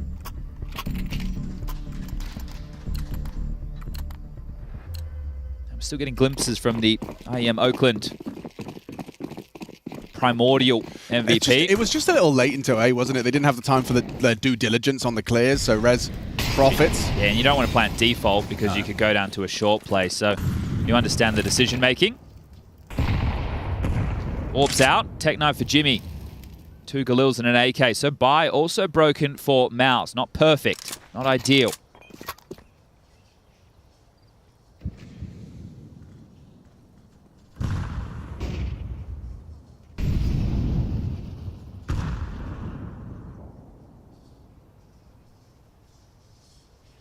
Important fights here for Rez. Unable to win it out versus Spinks in that duel, and Spinks put low. That's a big chance. Ooh, Slen takes a bit too long, and Brolan gets away with it onto PR. He's having a very tough game as PR. That's so tough. The dink came in there as well with that repeat. Yeah, look at the health on them. And you're just going to have to save if you're ZTR and Torsten. This is the game going down the Gurgler, 11-6. And I don't know how you dig yourself out of this. You just don't, do you? Resigning yourself to inspecting a smoke grenade and jiggling just to survive. Wow. And I don't want to have my gun out after what happened last round. Yeah, true. At least you can try and shoot back. Bronnan's pre-aim was naughty. All right, well, we can take a little bit of a look for everybody, what's going on in that secondary stream. Who's playing? It's an elimination game between Pain and Complexity. Okay. That one is taking place on Train, Anubis, and Inferno. And if you don't understand what's going on with Pain, Big Zero is not here, in-game leader, and at times star player for Pain. Unable to travel due to an ear issue, which when you're going on an extremely long flight, like from Brazil to Australia, I can understand why you wouldn't want to be getting on a plane. So Coach Rix has had to stand in.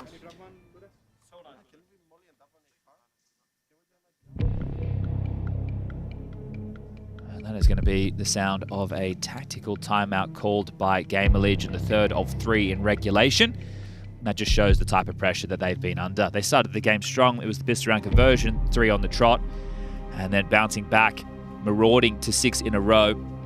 A couple at the tail end of the first half for Gamer Legion to hang their hat upon.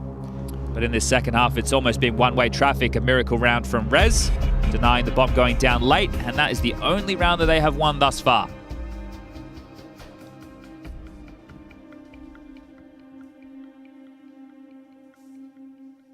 Up next, FaZe versus the Mongols. Ooh. Also for a spot in the playoffs. I find that one very tantalizing as a prospect. Both teams treading water at the moment. Are we guaranteed an Ancient? Ooh. FaZe have been doing this thing where they're playing a deeper map pool, so they can ban what they think their opponent's best map is. They might ban Ancient. They may do. Okay. Mongols will definitely ban Train. They'll pick Anubis though. Anyway, let's getting ahead of ourselves. Map 1, game 1. Let's stay here for a minute as we do look to see if Gamer Legion have got anything left. I mean, bearing in mind, this is the same Gamer Legion that did comfortably dispatch of 3D Max in their opening game on this very map as well. Rez walking down mid, and Jimmy's ready. He seems ready for everything, but with that low HP, he's not going to overcommit. The nade though. Bye. Oh, what? Too deep. Too deep. Looked good. Not enough backspin on that one. 1,000 dead. Torji ready. Everyone's ready on this T side for any sort of hijinks you're up to. PR's low HP as well after his initial engagement. And just ping-ponging back and forth right now with Slen between the sites. You don't really know where to stop. PR, his best play is hoping that they don't go apps, but right now 3 players are in second mid, so I feel like he might get cleared. Might get a body shot to Jimmy and be able to get away. It depends on the timing here. Yeah, okay. Now get away. Don't All right. play for the rifle. Defensive smoke. Torsion oh my Gideon. Oh, this is cheeky. Slips into bedroom. Maybe he gets a little backstab action if they overlook this position. Don't overplay it. Don't overplay it. Oh, he's got it. Oh my God. No, he hasn't. Didn't consider the walk up. But Slen's here. Maybe he's got something with a FAMAS. 19 seconds. Torji runs in, and of course he wins that. Of course he wins that, actually. Of course he does. The Orpa. Entry frags with a Tech 9. I love the little decision-making tree we saw from PR there, but not going to transpire into a victory. Call it 12. Oh, they're still common in a 3v1. Yeah, I would love to. That's Dude, great. You know what they are? They're tryharding. No, but that's great. That's competitive Counter-Strike. Yeah, I know. I'm just being silly. They're tryharding, man. It's disgusting. It's like they're playing to win or something. Why would you want to do that? Weird, weird.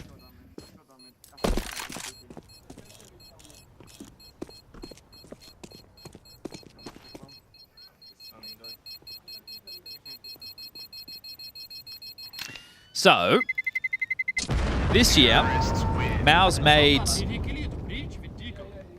Nice boys, keep going. What? He said, I want to go to the beach with Deagle. Is that what he said? Yeah, that sounds like I heard. Don't know why he's going to a beach with a Deagle. Yeah, I'm confused. What? The nade was too deep, yeah, as you can see. Yeah. Yeah, so Mao's this year, it's been looking good, right? Cluj debut with Sphinx, they win that one. They go to EPL, they lose in the final, but they're in the grand final. They go to Blast Open Lisbon, they lose in the final. Right now, you'd feel anything but a final would be underperforming for this Mao's roster in 2025. Oh, yeah. I mean, they're going from strength to strength. Just got to stop Vitality. One thing I really did love that we got to learn, come back to that, there is a fight here between Exertion and Towson. Throws out a smoke, might give me a chance to say that I like the interview with Cyclone. Talking about how they're kind of keeping up with the big orgs now. 2 players on A, in a lot of trouble. Yeah, good work though. The CTs fill the feed, a double kill. And they're boxed in. Banana Push is sweltered around them now. This feels hopeless for Torji and Jimmy, doesn't it? But these two in the clutch could be potent. Hang on. He's spotted. Walking. Oh, Torji gets that one, but costs him Has Jimmy some been health. spotted? I don't know. Yeah, must have. CTR seen his barrel at least. What a cheeky off angle that is. Alex. They're losing. Oh, God! Thank goodness for Rez. Still the P, man. Oh, Jimmy. Jimmy P. Wins the first of the 1v3. Will he win this clutch? We will see. Commentator doing some poetry. Bomb loose on short, 35 seconds. Partnered up CTs. CTR goes down, he's isolating these duels, but he didn't. He won't expect this, surely. He knows a B player. Oh! He is considering it. Oh! Jimmy P gets the job done clean. 13-6. Game Legion just can't keep up with Mouse. They are vicious, tenacious, and eyes set on another grand final. Finishing that one with style. Beautiful work.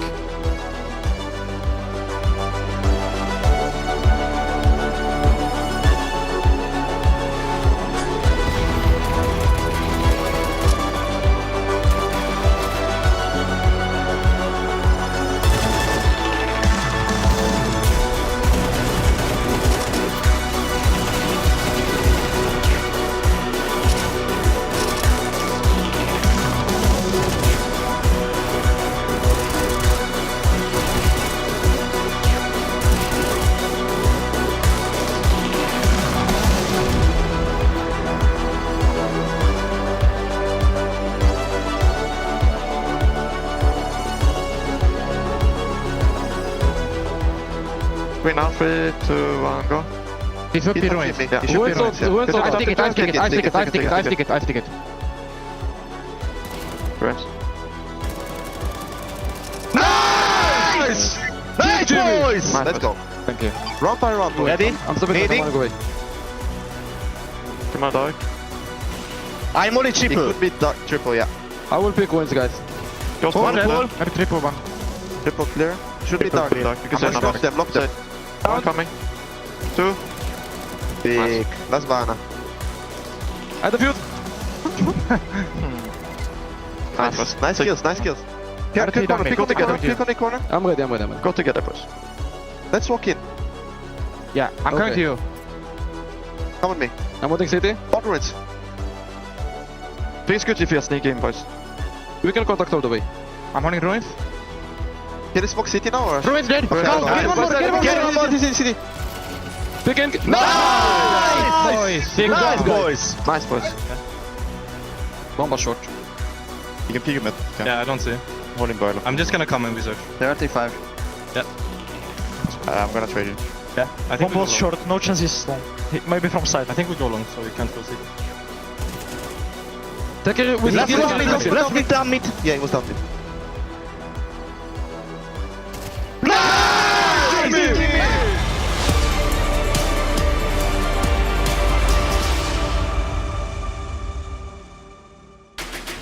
Mouse made mincemeat out of Gamer Legion on their very own map pick, Inferno. Gamer Legion picked Inferno into this matchup, hoping they could perhaps steal a map away, perhaps make the game competitive. But Yanko, it was nothing but a Mouse dominance pretty much from start to finish. Early game, maybe it was a bit back and forth. You could see the Gamer Legion could play part to part with Mouse, but as soon as we got into the nitty-gritty of it, there was only one team on the server.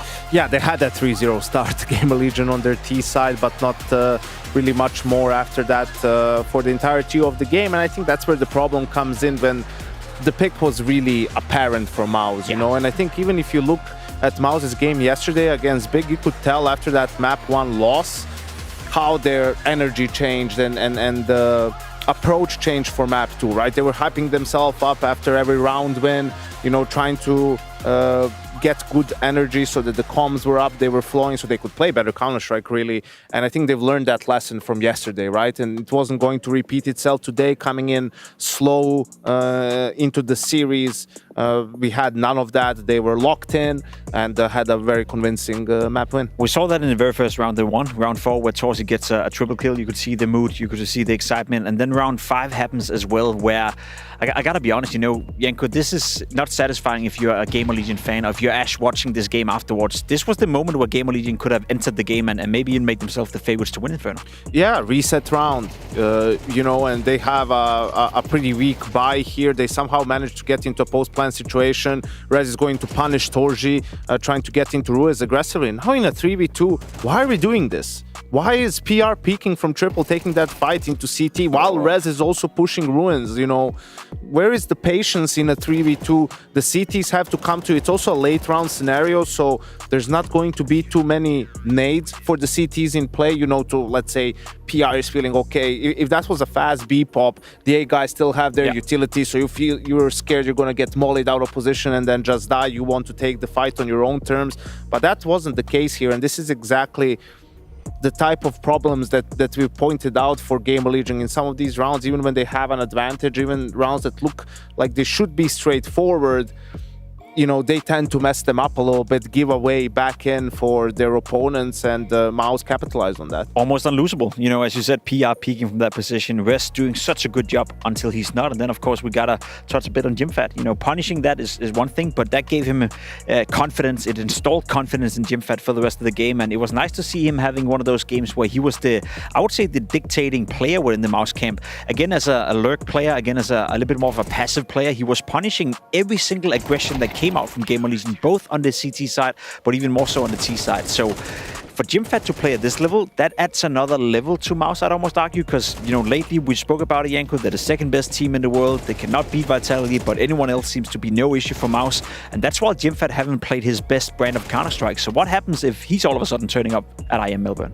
Yeah, it absolutely unlocks a sort of a new level for Mouse. And I think that's been the issue for them in some of these, let's say, Vitality games. Yeah. Fortunately, it is that just one thing that's left for them, but different guys, I don't want to necessarily even say go missing, but don't play at their highest in that game. And when you go up against a team like Vitality, you can't have any weak links. You can't have guys go missing, right? You don't know necessarily who's going to pop off, but everyone needs to do their part. And that's the last thing that Mouse is lacking in order to be able to take down a team like Vitality. Now, we know Gamer Legion picked Inferno coming into this one, and there were moments in the beginning of the game where, as we saw in round 5, they could have made it competitive.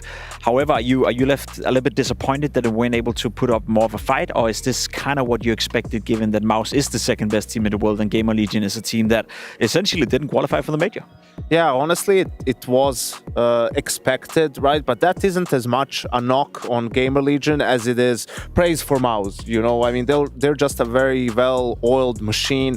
Their floor is one of the highest in Counter-Strike, right? Even last year, they only had 2 fumbles where they didn't make playoffs of a tournament. It was Dallas, the IEM, and then World Finals in the second half of the year, where, I don't know, half of them were dead sick or something. So, yeah, I think they're just a very, very strong team. And I think, unfortunately, looking into the next map, Nuke, the reason why Gamer Legion is struggling, because Nuke is a map where you do have a lot of mid-rounding, where there's focus on yard with different smoke combinations, and then as CT you have to rotate constantly. Who's going to go down? Where is the gap?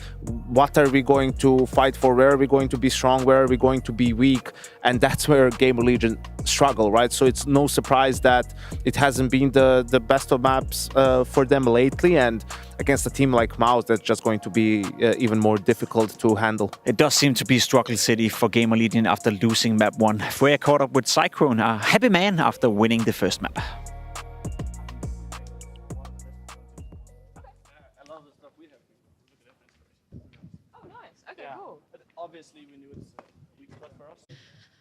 Got to catch up. with Cyclone a little bit after map number 1 of Inferno. Posed the question, obviously, yesterday versus Big, it looked a little bit weak. Today, what do they feel was the biggest difference? They were actually kind of surprised that they were able to get off to such a great start and bolster such a result, because often they look at Gamer Legion on their Inferno to look for some inspiration. Now, a more important question I did pose is, what's the situation with the clipboard? Chad noticed it during the game. Cyclone said he's always had a clipboard, but he doesn't have to fold a clipboard like Zipnix did back in Lisbon. So you notice the folder clipboard a little bit more than just a regular clipboard. He's warming up to the folder clipboard meta, though.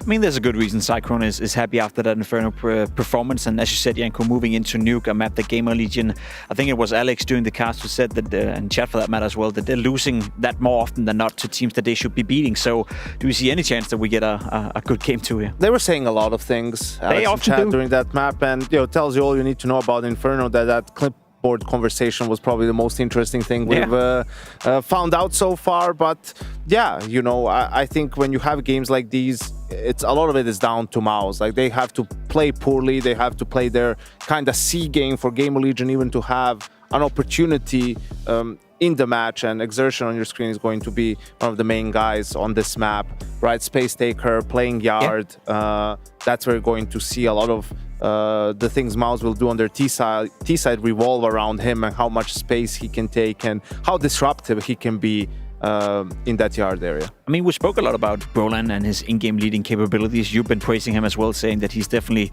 showing up and being a much better in-game leader than maybe people would give him credit for. Is that something that's being showcased on Nuke as well, which is historically a map where you need a lot of rotation, a lot of communication, and a lot of in-game leading decisions? I think so, and also, I mean, just to praise, it looked catastrophic in the sense of it didn't happen during the break. It happened as the season already started. That's why they had to play Katowice with the stand-in. So it felt out of sorts a lot, and that it was rushed and it wasn't going to work out, and all of a sudden they looked the best they've ever looked really in Mouse. So just a round of applause for everyone involved over there. I think it was very surprising and a testament of the work that they put in over there. Testament of the work they're putting in right now. Mouse in prime position to take this series 2-0. They're heading into Nuke, the second map between Gamer Legion and Mouse. We're jumping on a quick break before Chad and Alex is ready to guide you through what could be and what most likely will be the last map of the series.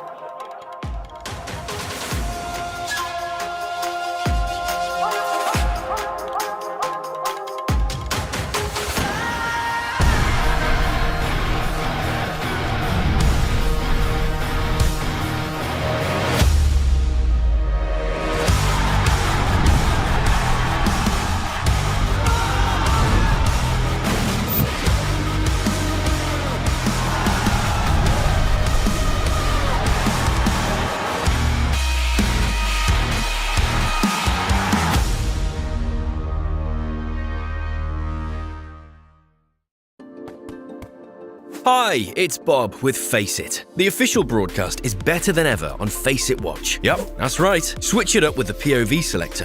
4 angles, your choice. From the main broadcast to your favourite player's view. And it's available on the Face It app and Chromecast. But wait, there's more. Keep watching, keep winning. That's how we roll. Watch IEM Melbourne while having the chance to get skins and Face It points. Look at this beauty. Change the channel and control how you watch.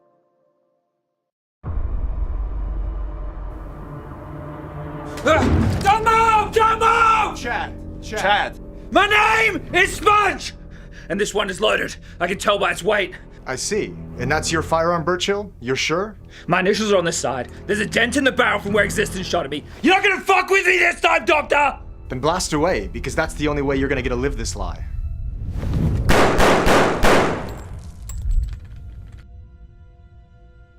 Your aim, Chad, has always been dog shit. My aim?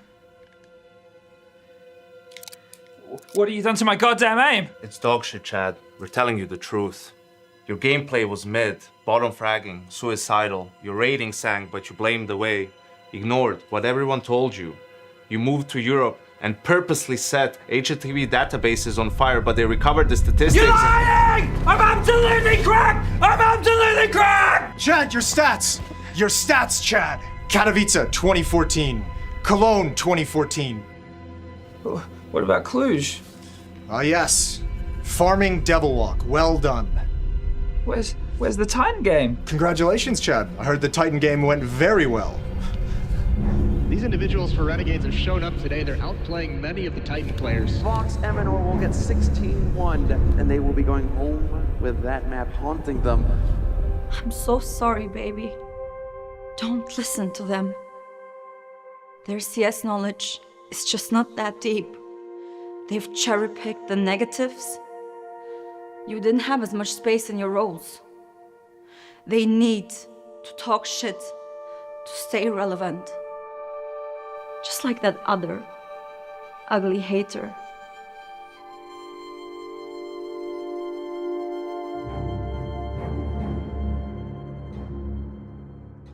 All right, Adam, last time I had you sitting here, we were talking about all sorts of madness. And by madness, I mean people paying money for physical cards back in once upon a time, and sort of that impact that we have now, how we got all the way from Honus Wagner to esports. You think, what would Honus Wagner say about esports?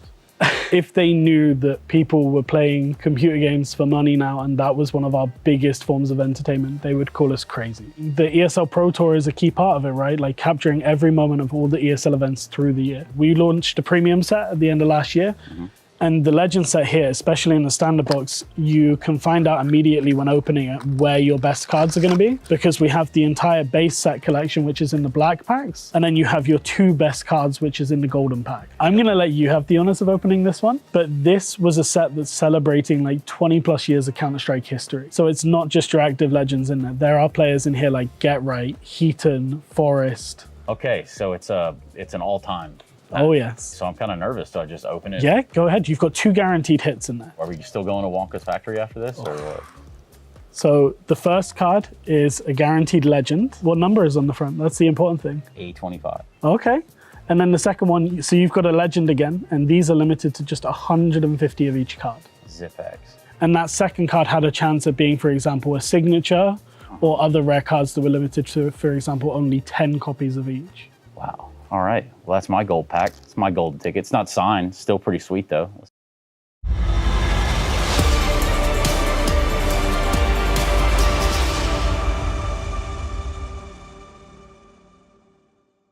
Let the record show at ESL 1 Cologne 2015 Major, I was the 11th highest rated player in the tournament and highest rated player for my team. So, guys, that's just a skit. It's all fiction. Yeah, Other than right. that result against Titan, that's real. Yeah. And can't explain that one. And we both live in Malta, which is, you know, because we live there, shitter island. Oh, okay. Yeah. And I'm lucky enough to cast with the 11th best player from ESL 1 Cologne 2015. Oh. I'm the lucky one, Chad. I really am, because I get to pick your brain, and we get to talk about how this could be rather one-sided, wouldn't you say? Oh, look, everyone has a nade. We don't have a name for that yet. Call Henry. Sharing is caring round. Sharing is caring round. Spread the love. We'll workshop it. PR. Little pirate impression for you. Army Hearters. Started. Oh, getting a little messy on the dual Berettas, but he's going to get 2 here. Solid work from ZTR, keeping it competitive, and only for a moment. There's a quick flank from Spinks. Bomb will go down when Torgy feels comfortable, knowing Towson's in heaven. I think they've got a good idea as to where both of them are. Res main side, they'll plant with the cover. And it's just going to fall into place for a Mouse Pistola. Have you ever had a butter menthol? Butter and menthol do not sound like they should be friends. We'll get you one after. No. We'll get you one after. I did have that killer snake you got me. What was Killer it called? Python. Killer Python. Very nice. By Allen's. Yeah, Allen's respect lollies. to Allen, man. Allen! We call those things lollies. You call sweeties lollies. We call the thing that you ate. Yeah. Like gummies. Jelly. I call them gummies. Yeah, the whole category would be lollies. Interesting. Yeah. Okay. For us, a lolly is like a Chupa Chup. That would be a lollipop. Ah, yeah, we just shortened it. And then you have, you know, like the frozen colored icy things. Frozen colored, yes. Oh, like an ice pop. We call them icy poles. That's a choice you can make, I suppose. Whenever I go to Katowice, I see poles. Hey! All right, well, Gamer Legion. We're looking for resistance. Don't make it futile. I was trying to make an electricity pun. looking for resistance. Yeah, I see what you've done there. Sorry about that. Negatively or positively charged.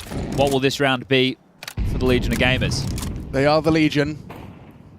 They're Batman's friends? Enemies. They are Frenemies. Legion. What do they say? What does the elite hacker group Anonymous say? We are Legion. We are Legion. We are...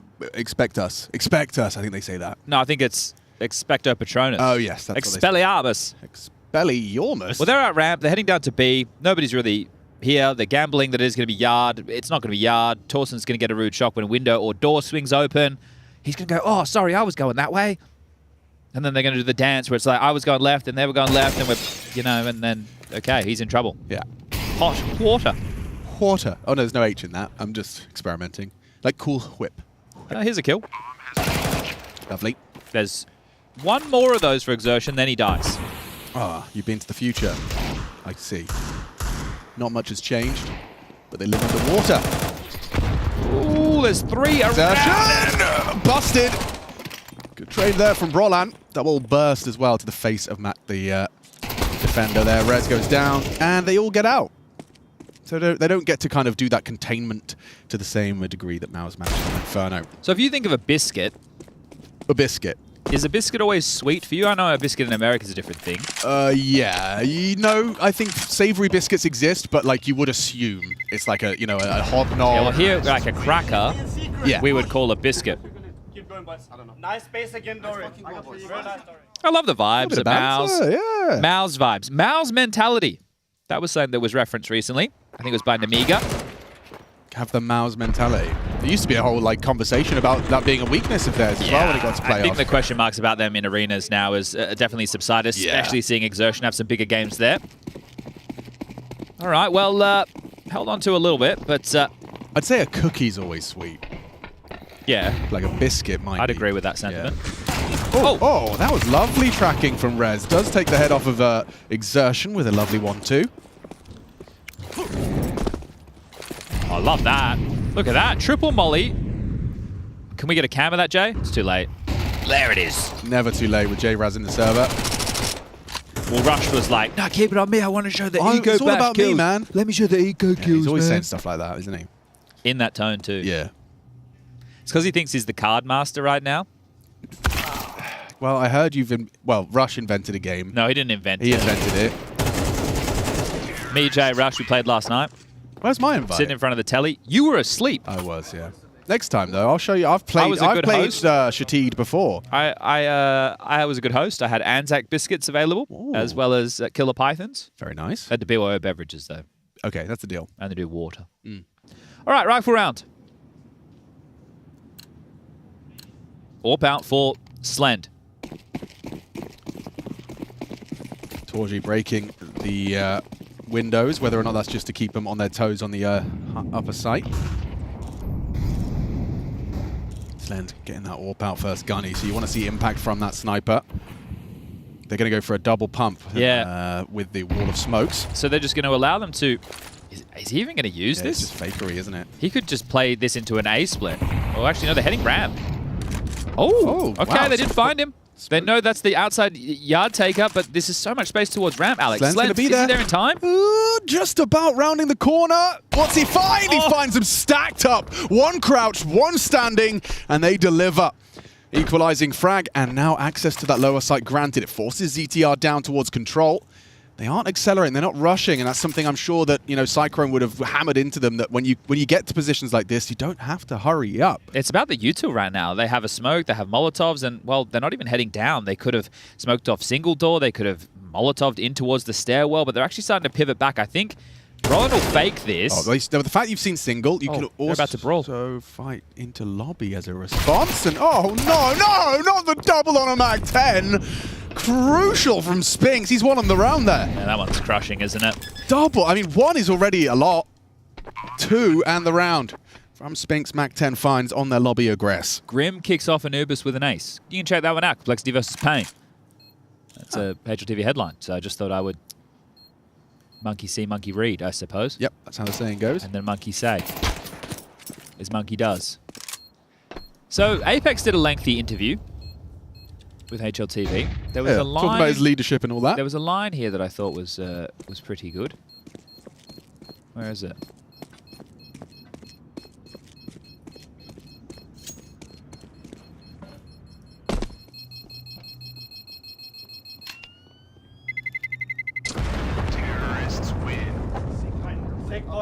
Sometimes I would feel... no, where is it? So many layers to that round Such as well. a long interview. Like, from the CT perspective, you've killed 1 yard and there was the multiple walls of smokes. Then suddenly you go send your orb back in towards ramp and he spots out the 2 at least. You lose ramp, you spot them there. And Spinks kills 2 of you as you go searching lobby crunch. Really just a well-structured mouse round. And I mean, Nuke is a very special map as far as how it's played and the reactions, and it's not something that's particularly comfortable without a lot of reps. Mouse clearly have got that comfort level, and there's just so many variations they're going to be running into. Like, okay, what's behind the smoke wall now? Is it 1? Is it 5? What is going on? They're in the dark. The HEs don't look like they're being dropped and that prioritized in the same way some other teams do. Yeah, when you understand the flow or what's really available in the buys... Oh, he's even got the hang, bro. He can see them leave. Well, not more. Dead man. Torji has the hang as well. Okay, well, yeah, the saves, I don't know how far they're going to get them. Loss bonus obviously in play, and the residual cash from the likes of Rez and PR going into the next. I'm already talking about this one being over because I don't know how they're meant to contest this. There's a start. More than a start. Rez could find a finish if he could have just adjusted onto the head of Exertion. Goes down. Not the weapon he needs for this one. Towson maybe with help. Yeah, PR chips in. Goes down to the AWP. It's a 1 versus 1. A triple kill from the sniper. Towson gets tucked on Tetris, but Torch kind of knows what's up. Can't handle Towson's swing. It's a big round from the Dane to get him on the board, get him started, and preserve that AWP for Slend. Okay, so they didn't want to head down secret. They wanted to likely go for the Heaven and Hell control, and by doing so, try and flushing players out of main, thrusts Rez into a duel. Here's the opener. Great little shot from Torji over the cusp of the smoke, but this is where the round went wrong. Fight taken from Rez, able to pick up the first Spinks with multiple targets. Torji knows exactly where he is because he hears the reload, but Torsen with confidence swings. And if you're not swinging, you're not winning. It's CS2, baby. Good damage, good damage. And a tactical timeout has been taken, so... is this just to calm them? Is this just to censor them? Is that was a cheeky wink. He just gave him a cheeky wink. I don't know, man. I don't imagine this is too much about addressing, hey, we're going to change the game plan massively. It's like, all right, we lost that round. Yeah. We know it was with some saved guns. It's all good. It's not over just yet. We're 4-1 up. We can punish them here if we're able to win this round.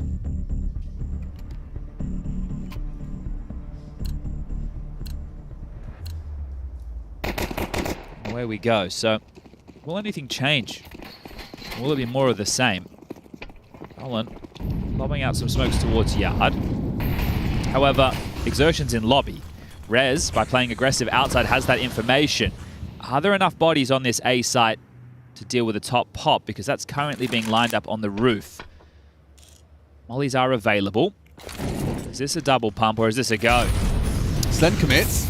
Drops in. Good work from Towson. Despite the flames finding him and the flashes, he still finds Spinks out hard. Another from Towson. Done very well. Torji will eventually battle back into the site, but it's all for naught. ZTR present and Gamer Legion correct. They'll take themselves back-to-back consecutive CT rounds. And that's what happened when you can be informed on the information. So you see the smoke will come out Yard. Rez is ahead of it. He says, boys, we don't have to worry about rotating. There's not a lot of presence out here. Actually, there is none. This is all a ruse. So at that point, you batten down the hatches towards topside, towards ramp. You're either ready to block and fall, or you're ready to take the fight. So Torsen's impact being felt so much, it's humbled the economy of Mouse. They've been able to bring out a hero AK on Spinks, but everybody else with very, very little. This is a must-win for Gamer Legion.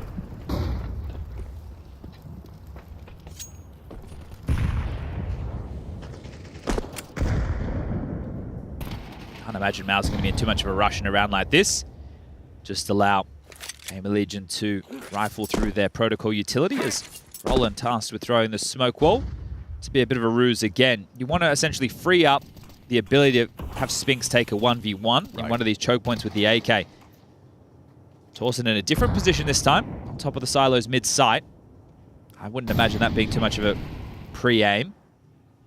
And now they're working on ramp, PR and Slend. Oh, that smoke might change things. They're going through. Oh, there goes Spinks, empty-handed. PR's done very well. The main threat has been neutralized, and the rest should just fall into place. Sure, the AK fell into Torji's hands, but he doesn't even get a chance to connect as Slend dispatches of him. Solid work. 3 in a row. I would like to return to the conversation we had about Gamer Legion before we got into map number 2 and the importance of Inferno, their map choice. 4 consecutive losses on the territory of Nuke in recent history. 3 of them coming at Pro League and 1 against Saw with the MRQ, which is probably the one that stings the most, a 16-14 loss. I think a big bag on the CT side is what Gamer Legion need if they want to somehow snatch this one away from Mouse. It's a good molly to know. Exertion with the back red molly, so going to be punished by any CTs that have gotten that early spawn across. Oh, Slen flashed off. Really diligent work on the yard take. He knows there's something up. Breaks it. Exposes himself, actually, to that couple of leg shots from Exertion's AK-47. Why does it feel like Exertion's got infinite nades right now? It just constantly getting dropped extras. It's just been given another. Slowed down there, at least for a moment. Noisy on the cross, so noted by Gamer Legion. ZTR at the ready. Smoke in hand. Is the finish clear to you here with Jimmy with the bomb lobby? Still plenty of time, so I think they're waiting for a reaction. It does look like they want to try and go back through main, so they're hoping to force a rotation.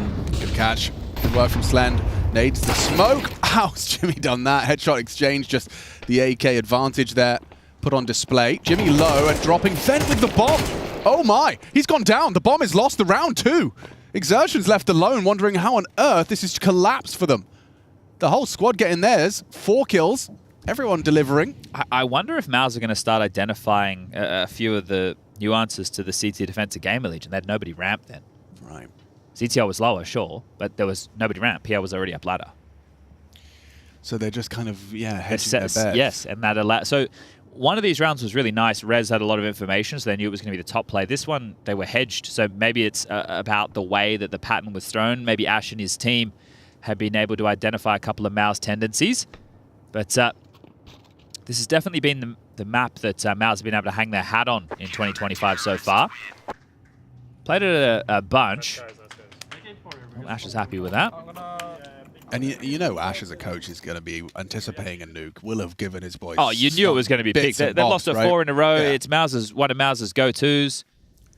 So perhaps there's going to be some attempted kind of anti-stratting, or at least a good awareness from Gamer Legion. Second tactical timeout. So if the first was just to be like, hey boys, let's just keep going through it, let's just chill. Maybe we're getting a bit overzealous. We still have to win this game. Now it's, all right, maybe an adjustment is required. We get the signature double shoulder hold as well. This is a Cyclone special. You don't get this from Zipnix. You don't get this from others. People haven't worked it out, though. He does actually channel the call through the player. Yeah. Right? He's visualizing the call, goes into the player's shoulders, and then through the rest of their bodies. They can feel.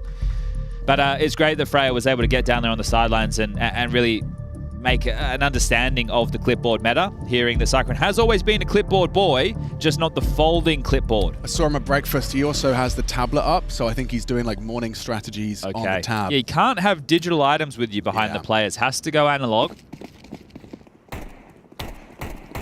What's a team to do, huh? Maus have actually gone in with another rifle, so they're constantly trying to keep Gamer Legion humble and honest, even on these lighter, I was going to say, lighter investments. This Kevlar. It is. They're buying in the next. And Rez, this time, forward on that smoke. Oh, cheap. Oh, spots the head! Traded quick from Brolan. He's going to impromptu smoke wall here, recovers the one off of the corpse of Xerxes.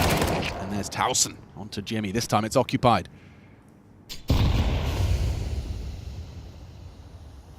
Number disadvantage. Brolan might get blindsided here by PR just creeping forward for this fight. And there you have it. Just 2 more to find. Towson shouldn't overstep the mark now. You have such a heavy man advantage. He is going to give it a look.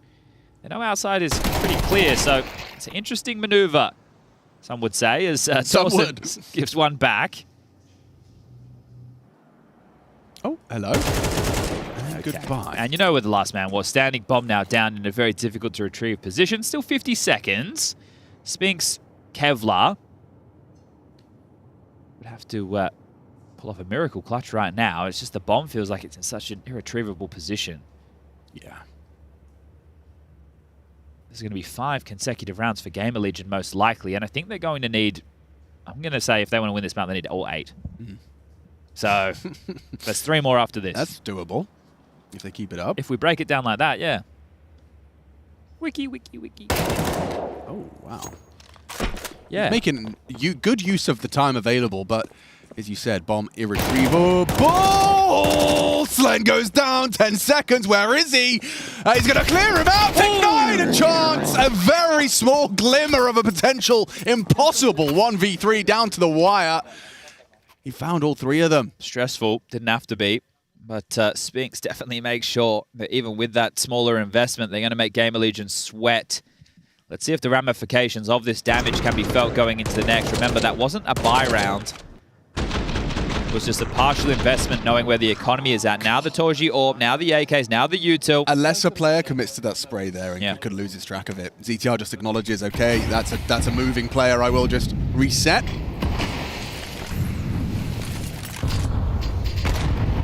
It's a very obvious audio cue on that smoke break, so they had time to tuck away. Players are often electing to kind of throw it as high as they can with an underhand. Rez gets across to Red Pole, so he definitely hears exertion steps.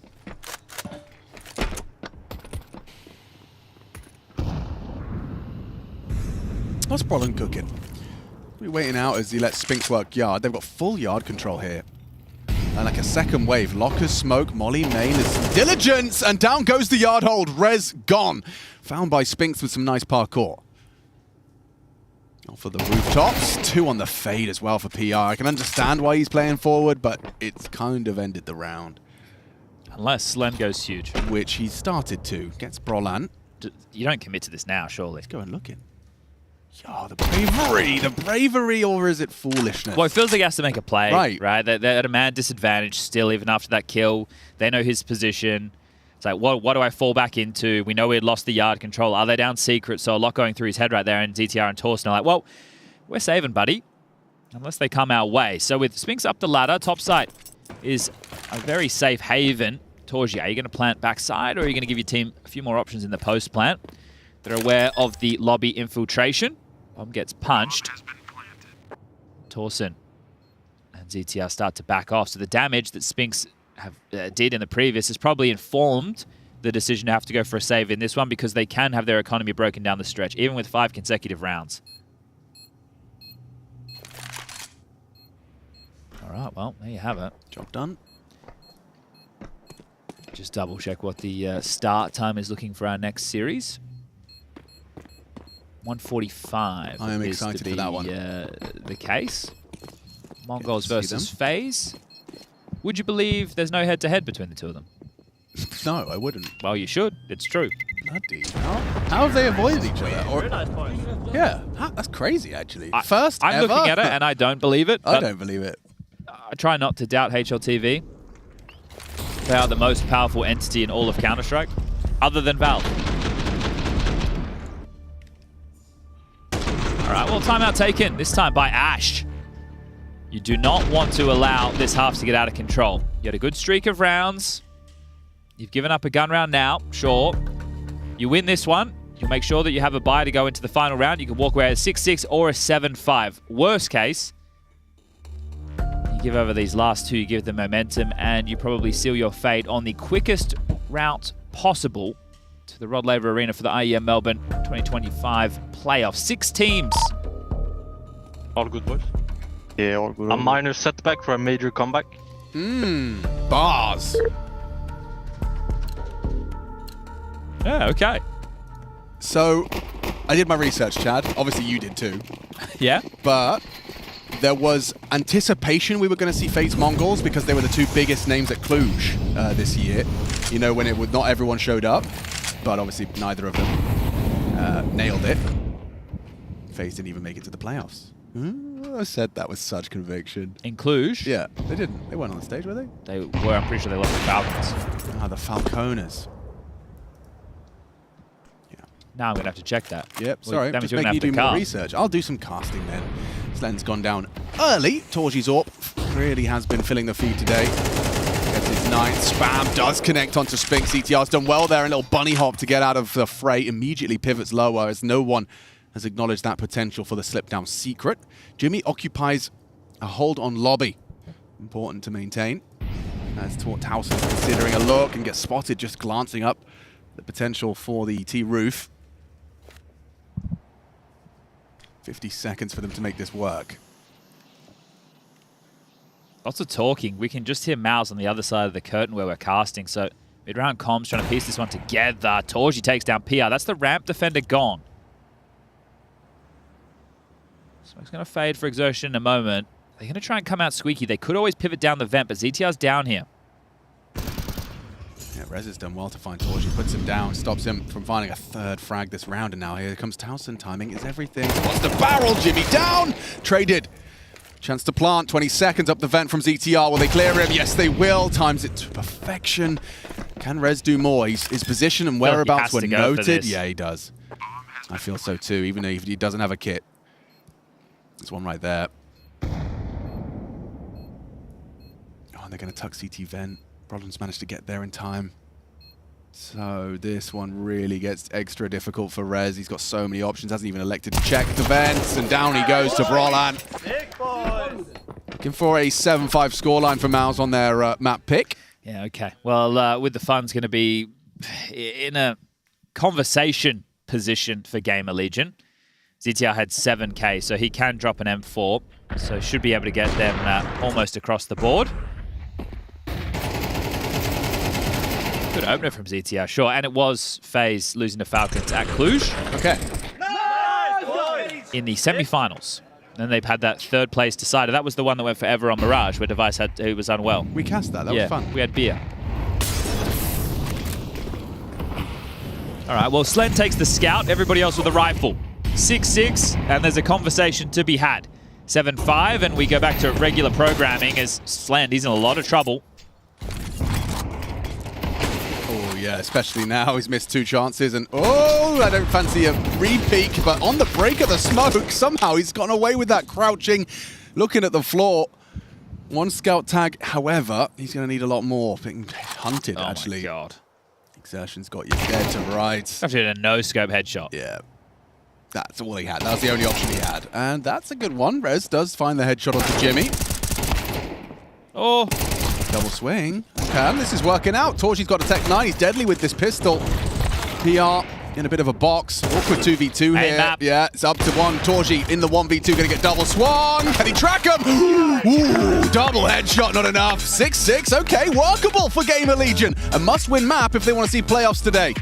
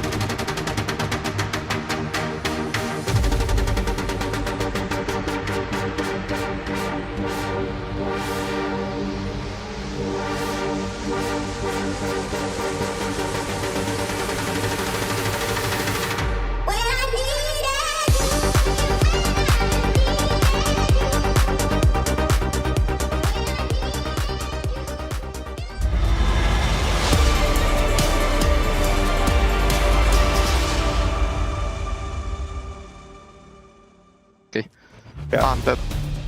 You can... Come on my head, come on my head, come on my head. Yeah. Come on my head. Oh, let's come down. Pause. You did. Guys, you're shifting in secret. Push. So, city side coming up. Unusual request from Spinks there. Yeah, do with that what you will. Your fan fiction's already out of control. I always wondered how he got those curls. Not my choice of hair product. Something about Spinks. Nice headshot, Towson. Good. Woof! And a second from PR. The Glocks fill the feed. Double kill. And a third from Towson. He's had good impact in this pistol to secure it for Gamer Legion. Okay, that was electric. That was lovely. Simple. Fast and or furious. Effective.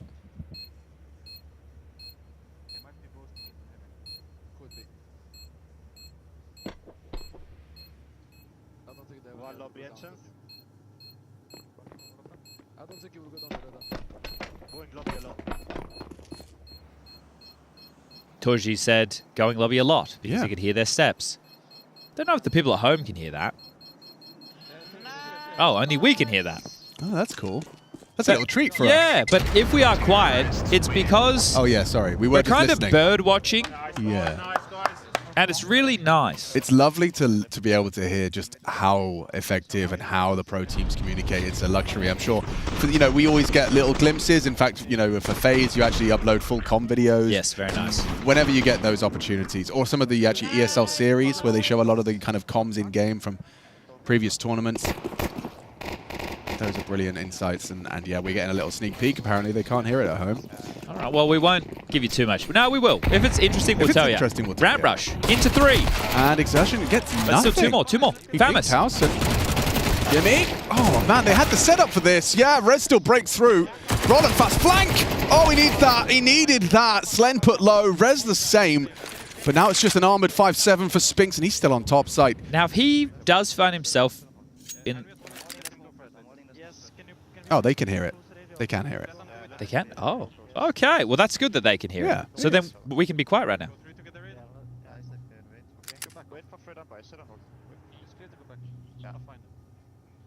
If they can't, it just means we get a break. Everyone says we can, so... yeah, but... Maybe our Alex, producer's lying to us. No, but who's more likely to troll us? Twitch chat? Twitch chat.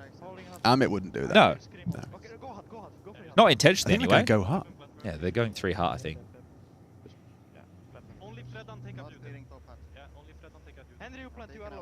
And Henry's going to plant. Because he's low. He's low.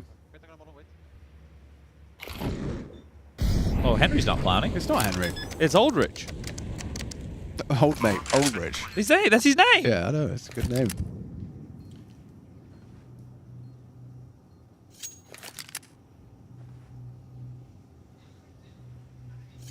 I think they turned it off. They turned it off. They turned it off. We ratted it out, didn't we? God damn it! It's our fault. We shouldn't have said anything. It's our fault, boys. Sorry. God damn it! I'm sorry, guys. Yeah, we snitched. We snitched. We took it away from you. You know what happens to snitches? Yeah. Sneeches. Sneech. That's from there's a Dr. Zeus book. Something about sneeches. Oh, the Golden Snitch? No, that's Harry Potter. It's the Sneeches and Other Stories. And I have this one. You had that one? Yeah. I had Cat in the Hat. I had the one where he talks about green eggs and ham. It's deep stories for children, isn't it? Oh, yeah. Dr. Zeus was a guy. He was one of the guys. He was a guy. All right, well, the Force by Force Flat Game Legion are making me sit up straight. I'm going to get some Jimmy P posture going on right now because it's Malzahn and Eco. It's about to be 9-6. That's a 3-round differential. I hope I'm using that right. As has been spotted towards...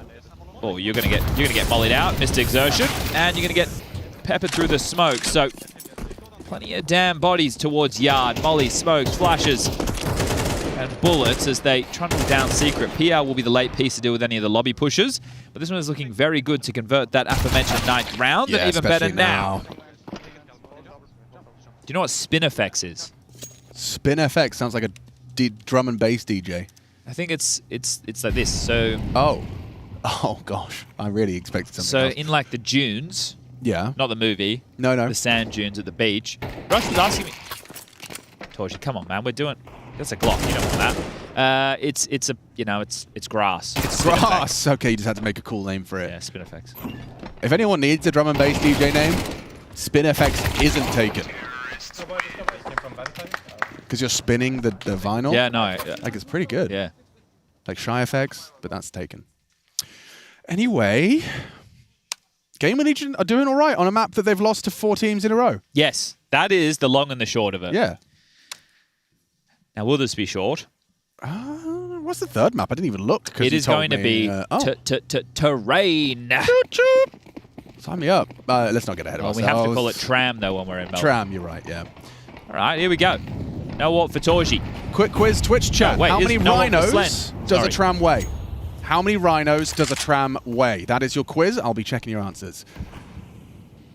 Torsen working yard, weaving through the smokes. Spam outside, nobody home. Smokes. Exertion playing behind this. He's going to try and find an angle to work with. Tucks in. Oh, just spotted. Oh, yeah, the trajectory there. Exertion just starts to unload his mag. Does catch CTR dismounting, but Towson's got timing. Oh, he had timing. He's paused. He's playing for it. A bigger play here. And he's got nothing immediately. Torji is hell. He's got 2 backs turned. Towson, opportunity for damage, destruction, but no. Spinks on red. Punishes him. That bomb's in a tough spot. Oh, and you've lost another player there. Quick shot from Torji. Nice AWPing. Is it easy peasy for our easy? Certainly doesn't look like it will be. You know where Torji was, and you know where Spinks was. Unfortunately, they both have legs. And have the capacity to spotted. He's spotted. Yeah. Sorry, Torji spotted him there. Was unable to take the shot initially, but calmed it to Spinks. Lined it up, took the shot, got the job done. We have 1 correct answer in the chat. Congratulations. Do they live in Melbourne? They must do. 30 rhinos. Yeah, Chad. that's correct. 30 rhinos. He's right. Congrats. 250 rhinos, Serge. What kind of trams are you seeing? They're made out of lead? He's thinking of a plane. Maybe he doesn't know what a tram is. Yeah, that's possible too. Two timeouts burned from Game of Legion. That's going to be... sorry, that's Mouse. Oh my god, I'm struggling. I'm just trying to read all of this information at once and my brain gets overwhelmed. But yes, 2 timeouts have been burned by Cyclone. You were right. That was a Game of Legion timeout. That's their second. Mouse used 2 in the first half. Why could I see Mouses and not Game of Legions then?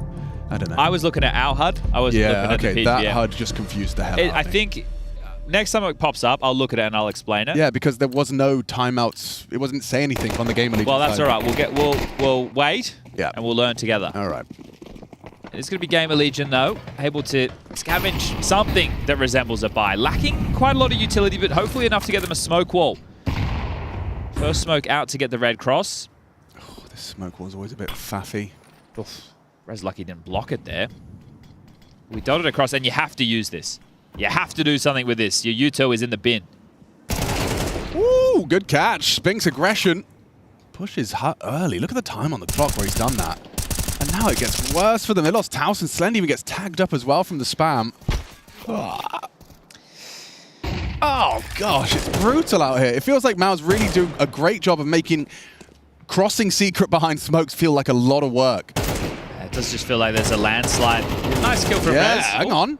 He's doing very, very nice. Can't tame the spray. Forced on the reload. Covered by CTR. And another from Rez. Delivers in maximum capacity. A triple kill from the Swede. Flank from Brolan, though. It's on the information, isn't it?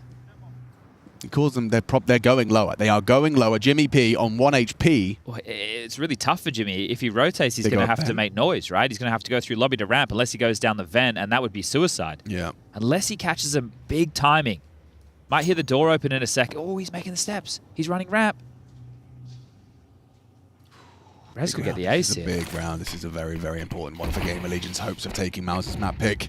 Jimmy with just that 1 HP. Planting in the smoke. Does Jimmy choose to spam? He's got very low HP on both of them. Does throw a bit of pepper into that smoke grenade. Brolan does deliver. Now Rez has to. Ace and clutch. Hiding around that smoke. It won't last forever. Brolan's holding. Brolan's holding. This is the kill. Had to be clean. It doesn't find the headshot. Good damage. Down to just 13 points of health between those two remaining Mao's members. But it will be a Mao's 8th, closing it to just a 1-round gap. Okay, well handled there from Mao. That almost got out of control, didn't it? Yep. Rez hitting some very tidy shots, but bomb goes down. The loss bonus right now going into the next is only going to be 1,900 plus the 600 after the fuse. So we're talking about 2.5 across the board for Gamer Legion. You do have Rez who'll be on the high end thanks to the kills that he was able to pick up. But the fort came to him and some frustrations for young PR. Not having the easiest of time here today against Maus. The people would happily say the world number 2.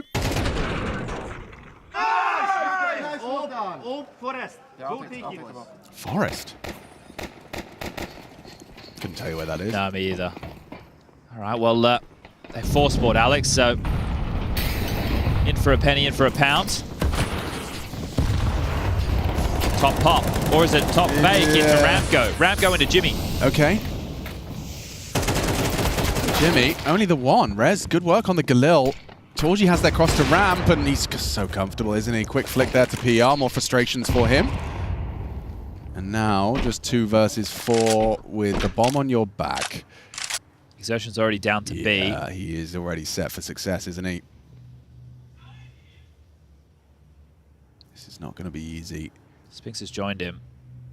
And Xertion does peek. He overextends. Rez hits a banger. Perfect. Can he do more with this? I don't expect Spinks. Sland, you've gone crazy with that one. He had the bomb on his back as he goes and isolates that one. Spotted. Yeah, Spinks now knows it. Another one! Oh, he still hit the 1v1. shot. Comes down to a 1v1 with Torji. Anticipates ramp from the AWPer. And immediately Torji acknowledges the potential for him to be walking up on him. Rez needing a quad kill in this one.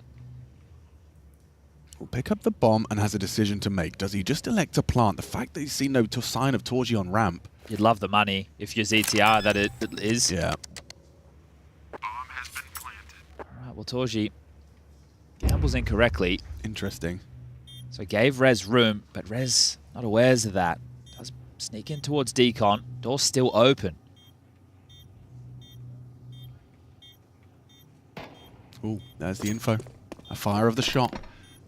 Upgrades to a Galil, at least for the AWP in the 1v1. A smoke grenade, that sound, and that's the fuse that's faked out. Gets the info! What a clutch!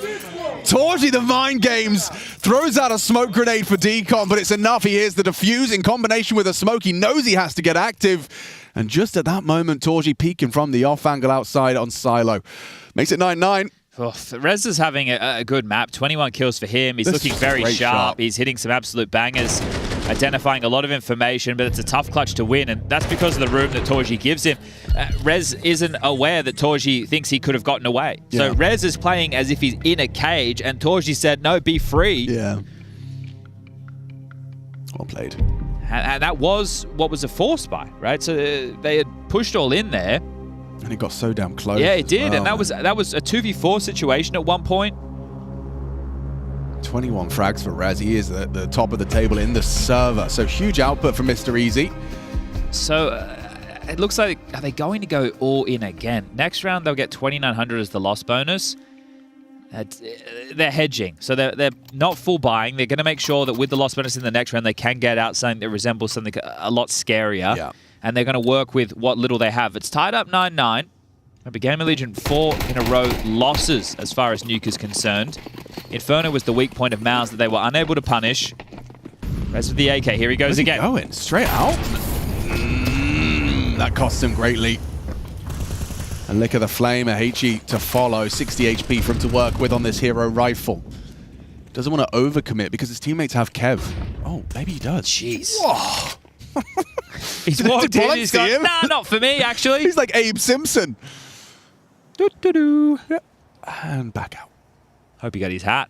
All right, well, Jimmy's playing a very passive stance. This is a retake scenario. You're giving up ramp from this position. Jimmy might repeat because we've seen some confident moments from him, but only 6 kills in this map. Rez unable to win out the duel. PR will scoop up that AK-47. So rotating down to B, 2 players quite quickly. Spinks is already down, and Torji as well. That's the AWP and the AK. But But they're pivoting. 50 seconds on the clock. Back towards A. Torji asking if he can come up the vent. Probably not advisable. In a power position here to at least get one. He does nearly find two there. Slen traded off with a flying M4, but there's a nice one back. Tech 9 from Towson. Oh, he's going for a no-scope. He's going for the full ladder stall YY trick shot. Chaos now. Both of them down towards lower. I mean, they don't realize it, but they've got a plant here. Well, Spinks can activate after Torji shows himself. So if Torji shoots now from main, I don't think they'll expect vent. Guys, you haven't even planted yet. What's going on? Where's the bomb? There it is, going down now. Flies up, wins it. Spinks gets it done. Gun out now. Towson, what have you got? What have you got? Can't connect onto Spinks. And that's a Mouse, another cheeky one, stealing away so close in some of these rounds. You're seeing Torji showing frustrations to that position. It was the same position where Torji clutched against him in the first half. He's then on that angle, like his teammate is directly in front of him. Yeah. They can't pull the trigger. That's very well done indeed. Another chaotic round. Nice shot from PR. And again, not a full investment. Light on with util, light on with weaponry, and it still comes down to a tight moment. But bro, this angle I can't. Alright, well, Money hasn't been able to build for Mouse because of how close these rounds are. Game of Legion is still in this. Yeah. No, definitely. There's only 4 rounds in a row. There's only been 2 players or 1 player staying alive for Mouse. They don't have extra cash. If Game of Legion win 1 round, it'll be either a lot of saves or forced with almost nothing. Game of Legion just need 1.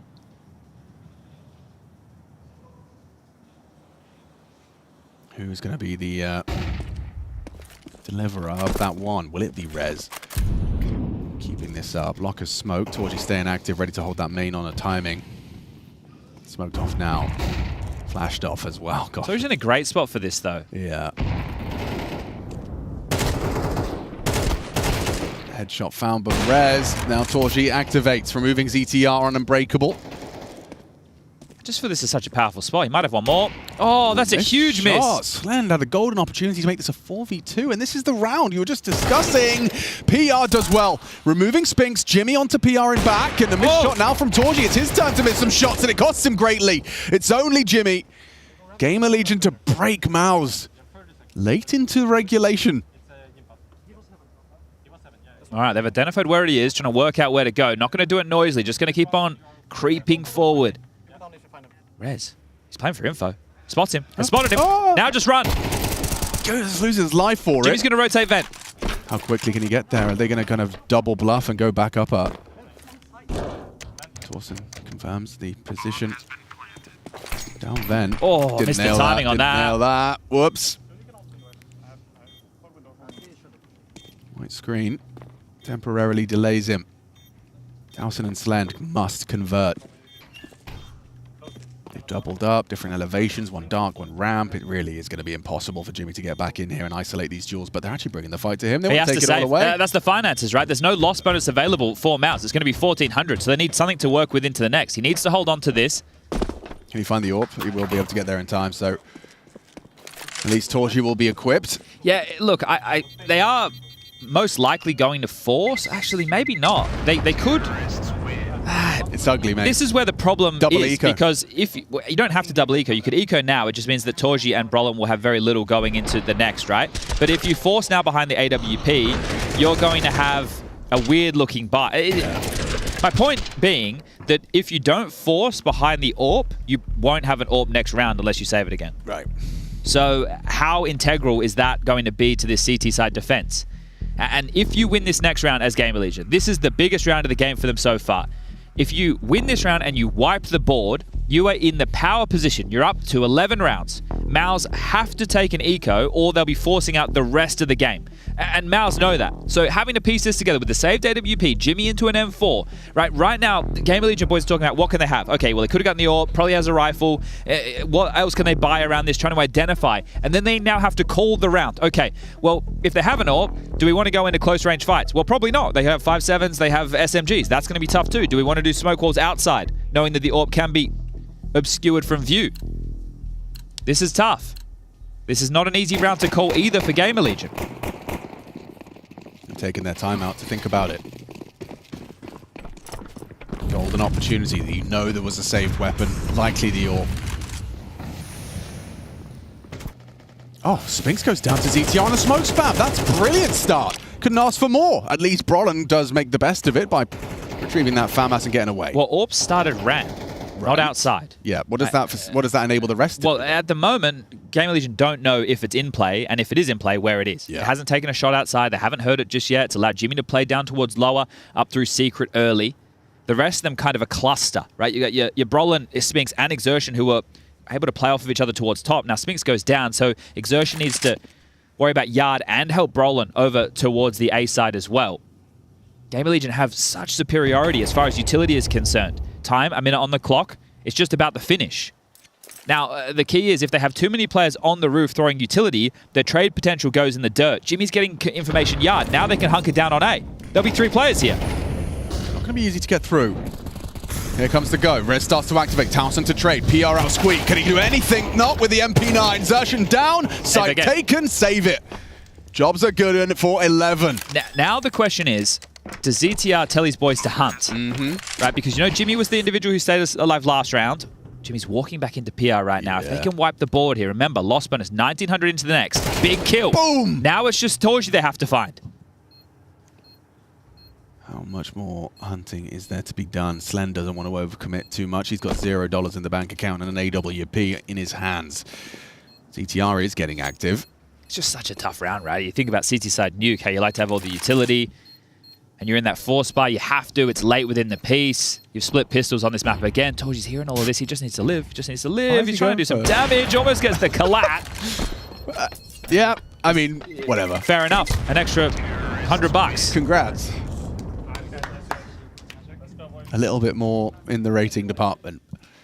Okay, so it has to be essentially a full eco besides the Torji AWP. He started shooting the second Spinks approach the Yang.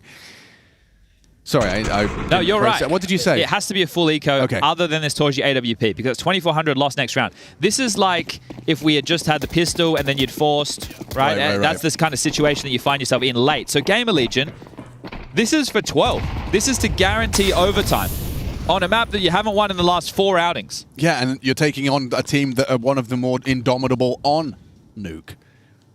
Electing to pick it here. Torji's in the right spot. Oh, he just gets the timing perfect. Jimmy telling him when to pull the trigger. PR dead. Jimmy's just got a USP. Oh no, not like this, boys. Not the USPs. Not the single saved AWP and just the starter pistol. Slender and ZTR alone. Another headshot. Oh, look what it's done to him. ZTR's got his 21 HP remaining. These lucky socks on. Gets away with that one still. If the bomb comes back, look where Torji. Yeah. Is Sorsen come into lobby to help? I don't think so. He'd lose the bomb here as well. Slen, he doesn't realize. He doesn't realize just how important this kill will be. Quickscope misses! Oh, that's rare from Torji, but we're very timely to save them from red faces here. Gamer Legion pulling out their nades. Another chance, but Townsend had help. Yeah, look, he clutches his chest immediately. Just such relief. Oh my God, they've got 2 opportunities. Map points. The 2 keys there, Torji gets an AWP kill, but he also saved a HE, which he dropped. So as they spurted out ramp, the HE that he dropped to a teammate got thrown, which did damage to 4 of the Gamer Legion players, which then softened. Oh, Slend, wow. I know it's no armor, I know it's a USP, but well adjusted. Okay, overtime secure. Mouse, you need 2 on the trot. You're bored in, you've got no kit, no AWP. And Exertions, he's throwing caution to the wind. He's going to play aggressive on the yard smokes. Rez, not going to see him. Just going to walk straight past him, just like that, into the back. Can he get away as well? Can he maintain this man advantage in a must-win round for Mouse? Gets away. Through the smoke. Through the smoke, and it's a freebie. Exertion double to start. Slend already, wings clipped. Going to get boosted up to try and catch Torji on the relocation. He spotted him. Slend acknowledges that potential. Spinks cognizant that they can be across, and ZTR's got the bomb there towards the secret stairs. Mouse don't have to do anything right now. They can let the round come to them. It look like it's pretty well set up. 2 players down towards B. Brolin still on top side. Jimmy's still ramp. Aware of the Squeaky slip. That means that Brolin, he doesn't have to worry about Squeaky Door so much. Sure, if they walk and creep on him. Spinks pushing. Might catch a timing. How's this for a time? Just a headshot to the side of the head of your AWP. And now he's got trade potential. You're not ready for two. Kind of was, but still, Mouse win the first. There's these double trial. Okay, just need to look at the finances right now. ZTR should be able to drop 2 AKs. Slend and Torsten are able to buy themselves. Maybe it's AK and Galil. Right now, PR's gone for the armored Glock, but he's been facilitated. Yeah, so there it is. So ZTR's given himself the Galil. He's dropped 2 AKs. Nice. He had 8.8k, so able to make this buy work. Rez will only have a smoke, but more than enough to force this to a third map of Train. Yeah, right here and now they can do it. If this round goes the way of Gamer Legion, we are off to a third. Didn't foresee it after Inferno not going their way, but Torshi's got other plans. Okay, aggression, the answer, the remedy. First it was Xerxin out yard. Now, a combination of 1-2 punch of Torshi and Spinks. Not going to get caught out by any spams towards the vent this time. That from Mouse is showing that they 100% think/know they are the better team. Yeah. To be back against the wall, having your economy broken late, to go into the final round of regulation and just be hyper-aggressive with individual moves, essentially backing yourself, not allowing Gamer Legion to tweak and play and force rotations. You just come and punch them straight in the face. Yeah. Which they understandably presume you're not going to be doing when such an important round. It is a high-risk scenario. You're just backing yourself. How do you even get into this? Rez, he's been having some tidy shots, but in the last couple, not a lot of impact. 23 kills for him at ZTR, Slen, and Torsen.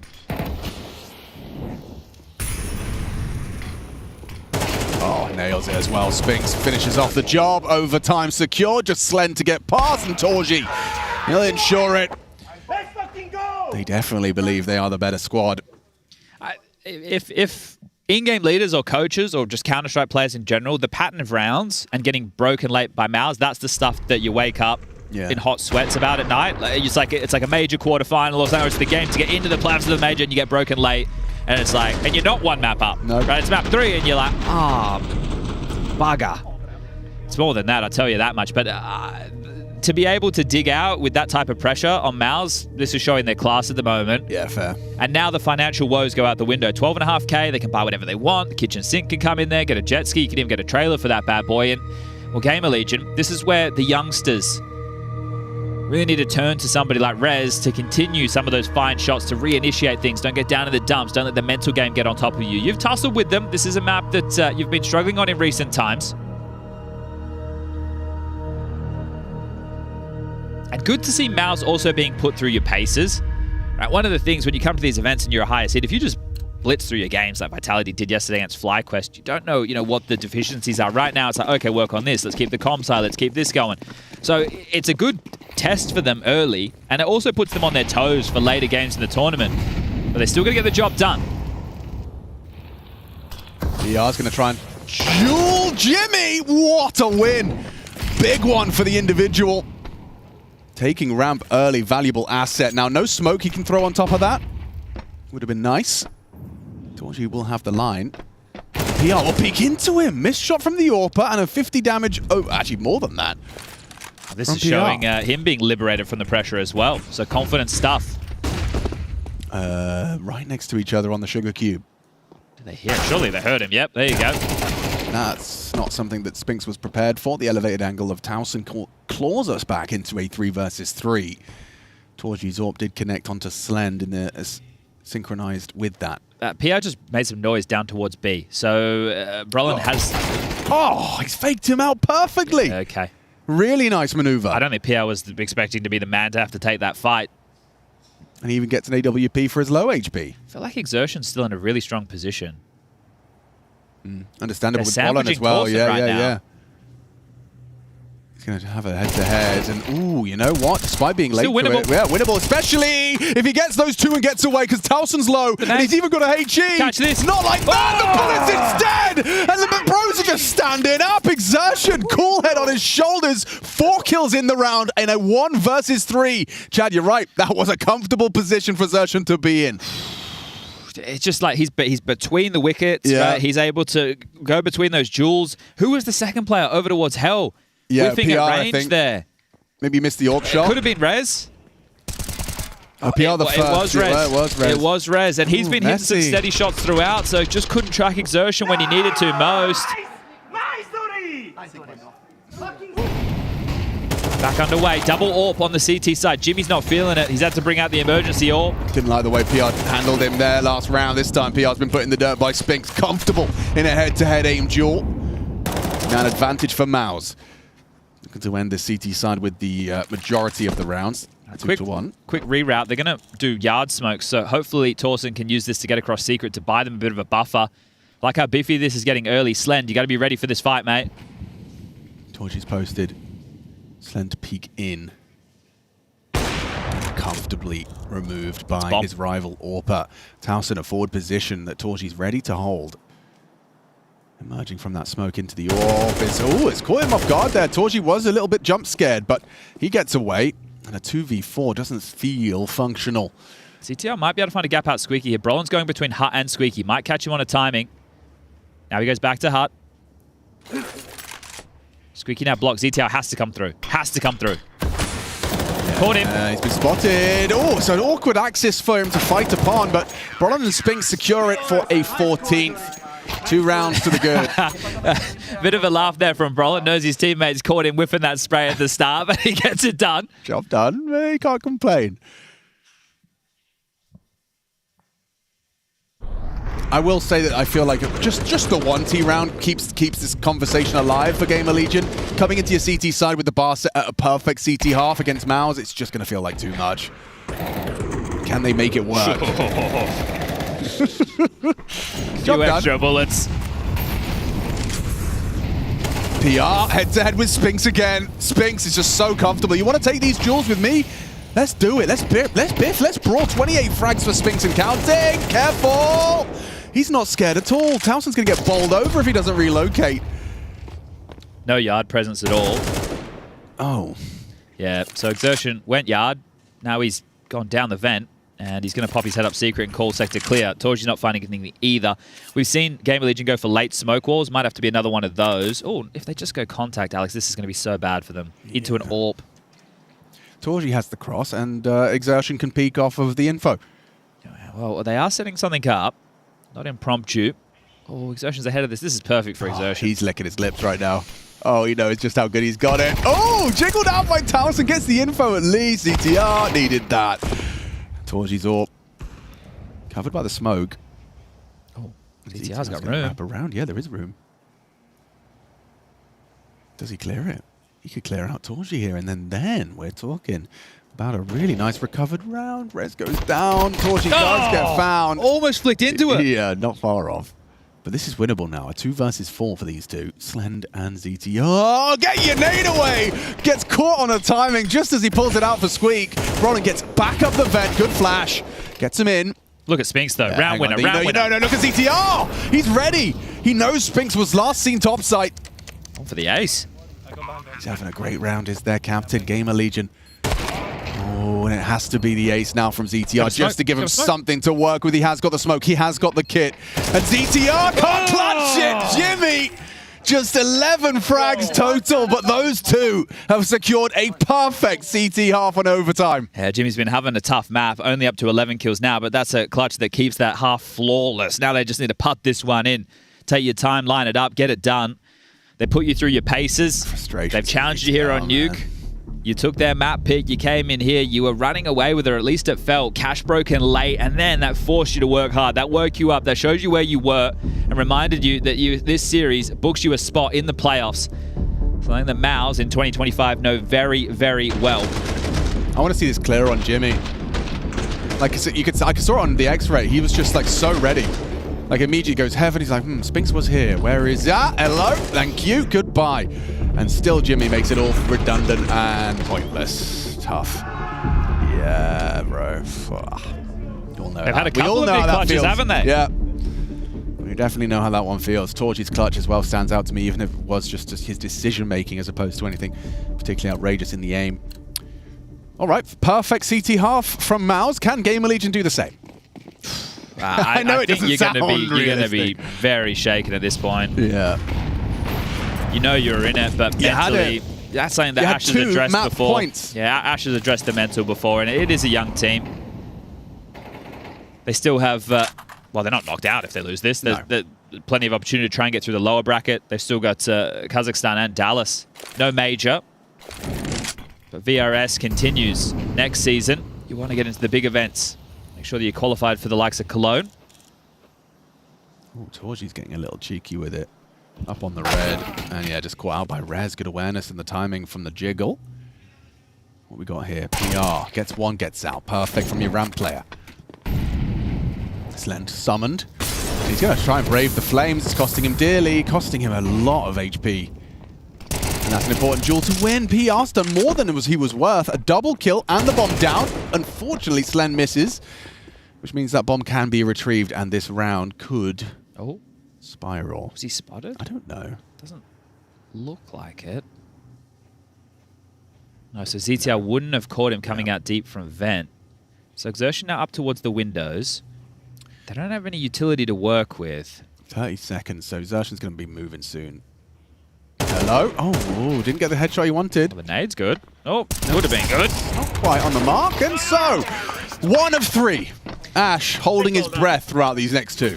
Feels like it's been a while since Gamer Legion have won a round. Okay, so the single shoulder double bump. One of the Cyclone moves.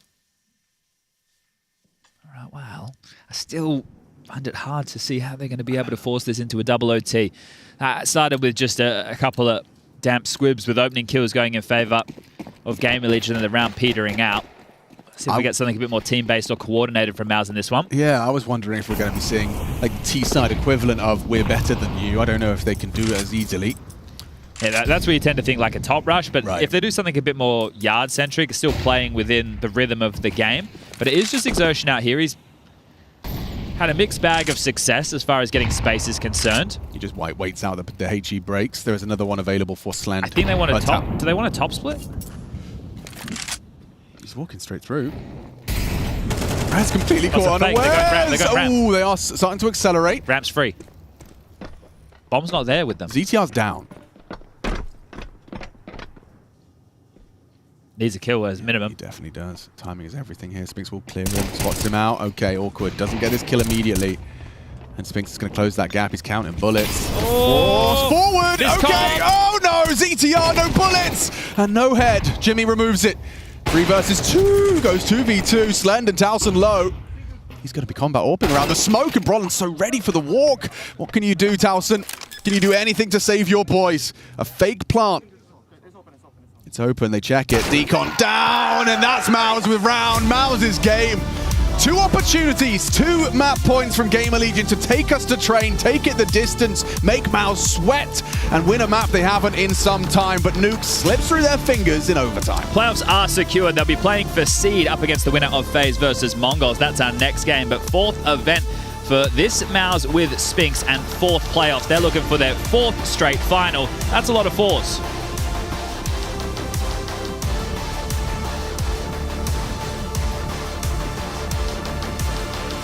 Indeed, a lot of force coming out of Mouse right here to claim the win. 2-0 versus Gamer Legion. Yanko, they really had to fight for it. At certain times on Nuke, I thought it was over. I thought Gamer Legion were able to win a map that, you know, coming into this game, we thought was almost impossible for them to even make competitive. So they were put onto a test here, Mouse boys. Yeah, they did, and they did well to answer the call, right? I mean, they've shown mental fortitude with this lineup many times, and despite a good start, Gamer Legion was able to get back to it, make it a close game, make it competitive, but Mouse with the 2-0 win. We're joined by Entry King and Short King, Spinks and Exertion coming into the couch right here. Congratulations with the win. Thank you, Jacob. That was a tough one. Did you expect it to be so tough? Kinda. I think Gamer Legion are playing really well right now. They're a really good team, and yeah, we didn't expect to win easily 2-0, no. No, and even, you know, taking the game back to the first map as well, Inferno was quite easy for you guys, but you were down 3-0. We had round 5, you know, playing out as well, where you're down in a 3v2, so you weren't necessarily in full control on Inferno as well. Were you at any point scared during this matchup that you're not playing up to your best and could potentially lose, or was it always in control? I think in Inferno we had control. We had a slow start, but we started to have the control and it was smooth after it. On Nuke, on the other hand, I think we did have the control the entire game. They had it too at some points, and yeah, it was much tougher. Do you share that sentiment, Exertion, that Gamer Legion right now is playing some good Counter-Strike and it's not an easy opponent to go up against? Yeah, for sure. I think that they have some really good material. I feel like they play a lot of set strats. I don't think they really default that much compared to other teams. I think it works really well for their players as well. So, yeah, I mean, obviously we all know that Ash is a pretty good coach. Obviously we can't know, but we can assume at this point.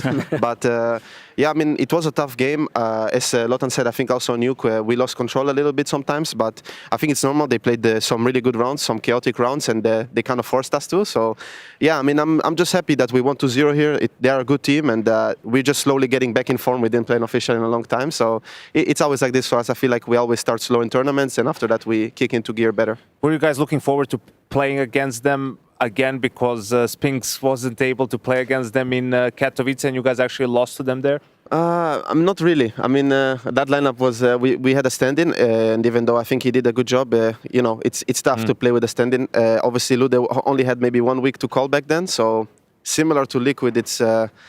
Yeah, when we played against Liquid, we got asked the same question. We couldn't really have these feelings because we didn't play with our full roster. So for me, it was not about revenge or something. It's just about proving that we're still a top team, of course.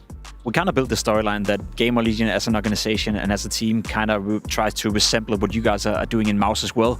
Obviously, two of the players, Mouse Academy players as well. Do you see some similarities in the way Gamer Legion plays Counter-Strike and approach Counter-Strike compared to where you're coming from, Exertion, which is the Mouse Academy team now moving into the Mouse main team? I mean, maybe a little bit. I feel like they have a really good environment. Obviously, I feel like a lot of players thrive there a lot. They get picked up after, or they just become really good in their team. I think PR is a really good example. I've known him for a long time now, and I feel like he's playing incredibly well in Gamer Legion now. So I'm super proud of him, and it's really nice to see. But overall, I feel like they have a system which allows players to thrive, and I feel like that's something that is a bit underappreciated now in CS. So yeah, for sure they're doing something right because I feel like they're playing pretty good. Spinks, another playoff for you guys as well. It almost seems, default by you guys to be in the playoff now. Obviously, we know that Vitality has been a troublesome opponent for you guys as well. Is that where the focus is at right now? Is that getting to the playoff and getting another opportunity to beat Vitality, or is it more so focusing on yourself? I know you like to hang out with your ex a bit. Of course, we talked about it, that kind of Vitality is destroying us at the moment, I would say. I think our games against them was better at times, but still not good enough. But right now we are not thinking we have to beat Vitality, it's only us and them. I think there is also other good teams here in the tournament that can make it, and I think Falcons now with Monesi, and they also won the last tournament they played. They probably have a really good momentum inside of the team. So, of course, we need to beat Vitality, but in the same time we are more focused on first qualify to playoffs like we did and focus one game at a time. Also, as Exertion mentioned, it's been a little while since you guys played an official. So what was the focus during this bit of a longer break that you had to just practice and improve?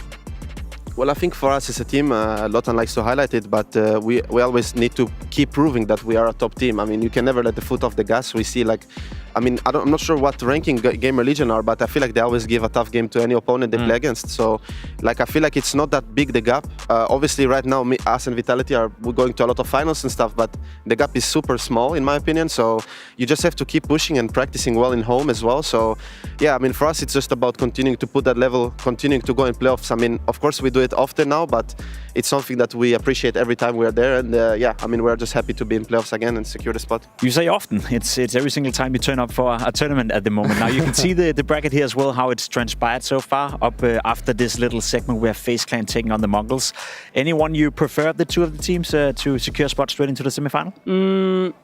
I would prefer to face FaZe just because I didn't face them in Mouse. Yeah. And of course I did some roster change, but we did face Mongols, right? I think we did, if I remember correctly, right? But yeah, I'm looking. I don't know who will win, but I would like to have a good game against FaZe. Alrighty. And as for the lower bracket, for the rest of that bracket you saw right there, any teams you think can make a potential upset? You just played Gamer Legion. Are they good enough to be a playoff team, you reckon? I think so. Yeah, I think they can make a playoffs 100%. Yeah, I think it will be between them and the loser of FaZe and Mongols competing, even though I think that Complexity have been playing super well as well. So, I mean, it will be interesting to watch the games. Thankfully, we're not going to be in that bracket. But yeah, I feel like if I had to guess now, I would say that we are going to see Gamer Legion in the playoffs. All right, and just one final question for the people wondering at home. You know, for you guys in terms of motivation coming into the final group stage game, how important is it to secure that semi-final spot? You know, so you get another day off and know that you're one step closer to the trophy. There is good parts and bad parts about it, I think. First of all, the good part is you are in the semis. It's nice to be in the semis, but I also think it's really good when you are in the quarters and you win. You played in the arena, you know the vibes, and you come hot to the game. So it's a bit tricky in my opinion, but of course we would prefer to go semis, right? And I think we also want to show some dominate against the other teams, that we keep winning. Maybe not against Vitality yet, but we keep winning the other ones. Install a bit of fear in your opponents, man. Thank you so much for joining us. That also wraps up the first game for us, which means that we can move on. Meanwhile, over on the B stream as well, we had Complexity knocking out Pain Gaming, which means they have left the tournament, with Freya catching up with the first losers being eliminated. Unfortunately, Pain, the first victims here at IEM Melbourne 2025. They do Fall Down versus Complexity. NQZ, I know you're under your desk at the moment. Do you mind giving me a few words after that one? Yes, of course. Obviously, you know, Train, very strong map for Complexity. Do you feel like you guys had a particular game plan that you weren't able to deploy? What was the situation with that? Not actually. We were actually joking after the first match that if we played 5 times against them on Train, we will lose the 5 times because they were really solid. All the tactics and all the defaults they were doing on the map were unpredictable for us. So I think right now we need to practice more on the Train side. And Anubis, I think that we managed to do a nice comeback on the CT side, but on T side, things fell apart. So yeah, not much to say. A tough tournament for us, but yeah. Understandably so, obviously, you know, without Bigazera in the mix. Rix was telling me earlier when I was checking in with him that T-sides, as you kind of said, they're the toughest without an in-game leader, right? Can you tell me some of the kind of holes you guys experience, how that, you know, lacking of in-game leadership really affects you on that side? I think that Bigu does a really good job in the sense of giving directions for us in the map. So most of the time he's always saying where he wants to go, what space he wants us to take, and without him that's kind of hard because we are not focusing too much on reading the game. Of course, we try to do our own reads, but he does it way better than us. So yeah, that's really hard without playing without an IGL.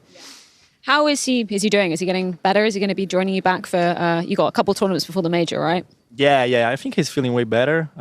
We are chatting with him all the time and staying with him on TeamSpeak all day. So yeah, he's doing better. Okay, good. That's really good to hear. Final question, obviously, early exit here. What's the plan moving forward? Because obviously you've got Rivals, which I believe will be back in Denmark now. Any boot camps or anything in the mix after that or before that? We're going to go back to Serbia right now to boot camp, and after that we're going to Blast. So right now for us it's more about spending time really training and fixing our mistakes, and we'll see in the next tournaments. Thank you so much for your time. Commiserations once again, but looking forward to seeing you guys bouncing back. Thank you, man. Thank you.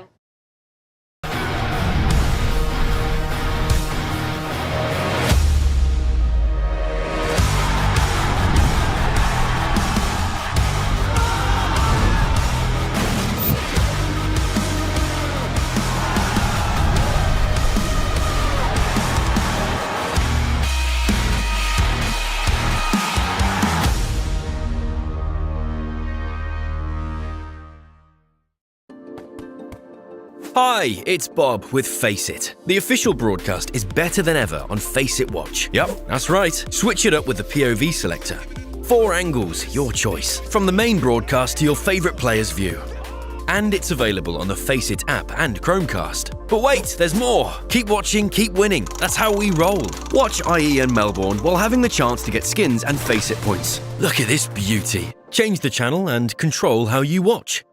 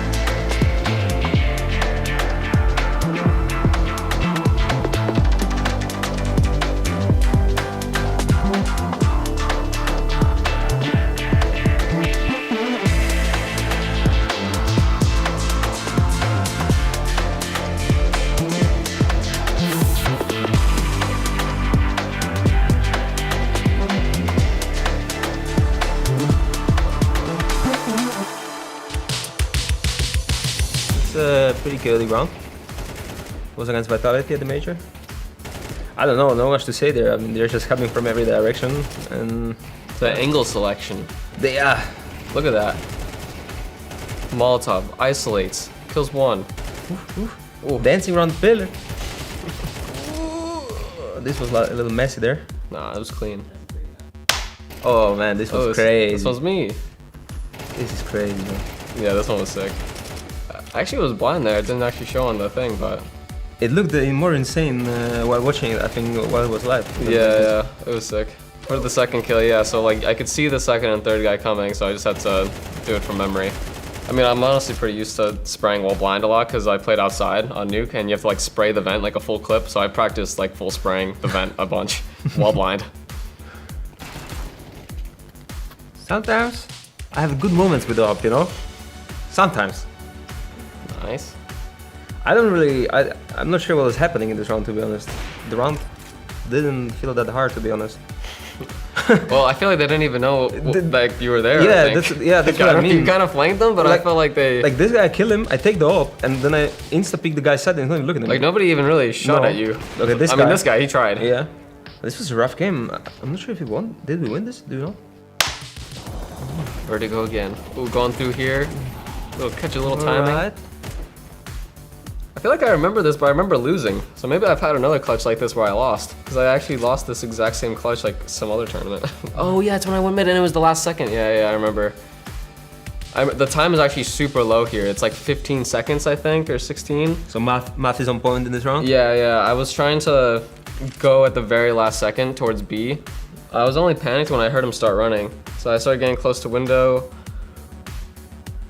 And I think right now I hear him. I think I remember this last kill though. I don't remember the round, but... Yeah, it was super low. It was like literally like 1 second left or something. So he's assuming that I'm like planting at the last second at A. Damn. Outplayed. Yeah. That's outplayed in my book. Smoking sight's gonna help. Yeah. Fura with the first box smoke kinda helped a bit. Again, I mean, very chaotic round. But I think, the first box smoke kinda helped a lot to get the first 2 kills. To be honest. So far, a lot of yours is just like walking around. You're just killing them in the sides and stuff. Yeah. You're very in control. Yeah. That's what I was saying. You got smooth aim. Remember, I've been saying that. You got smooth aim. Thank you. It's like being in control. Thanks. I try sometimes. I said that was the last good thing I did on the major.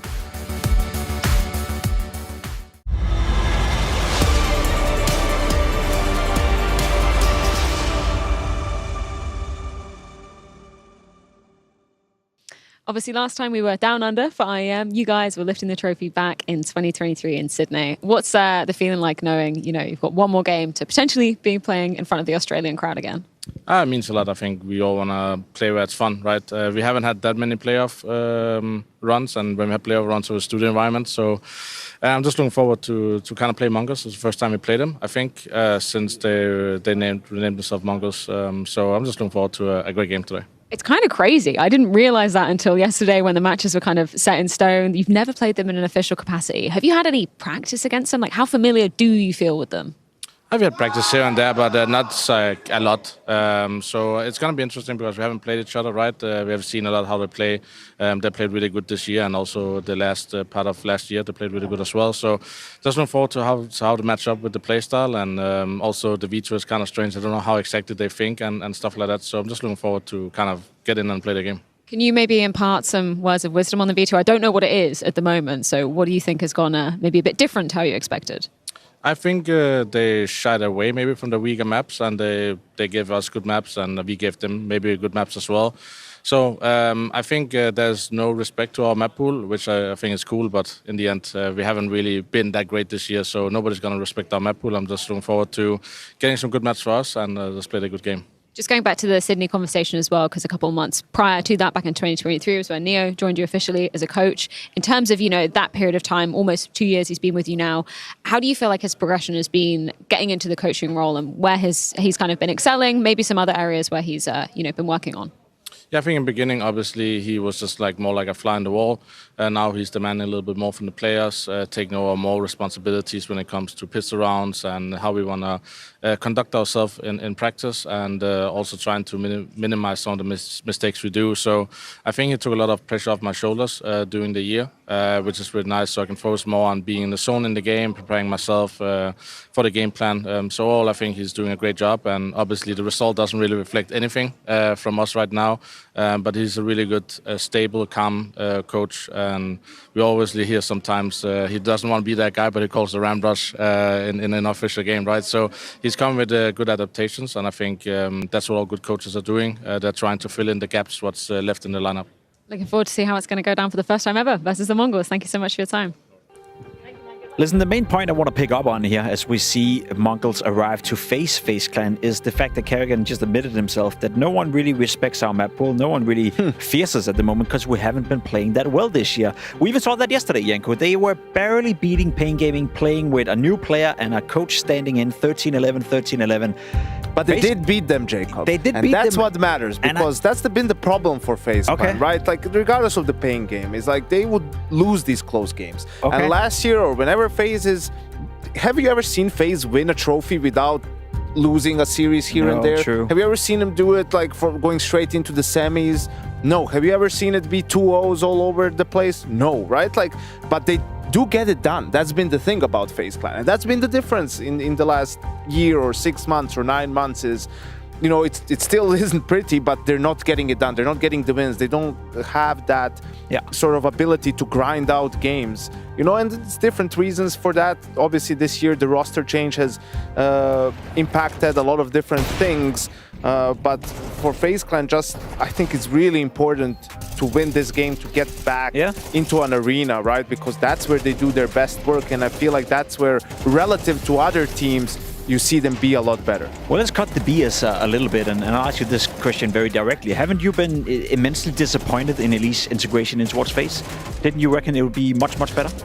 I mean, I knew it was going to be tough because it's not a one-for-one change. You know, he comes in, Rain has to change his position, Frozen has to change some of his positions.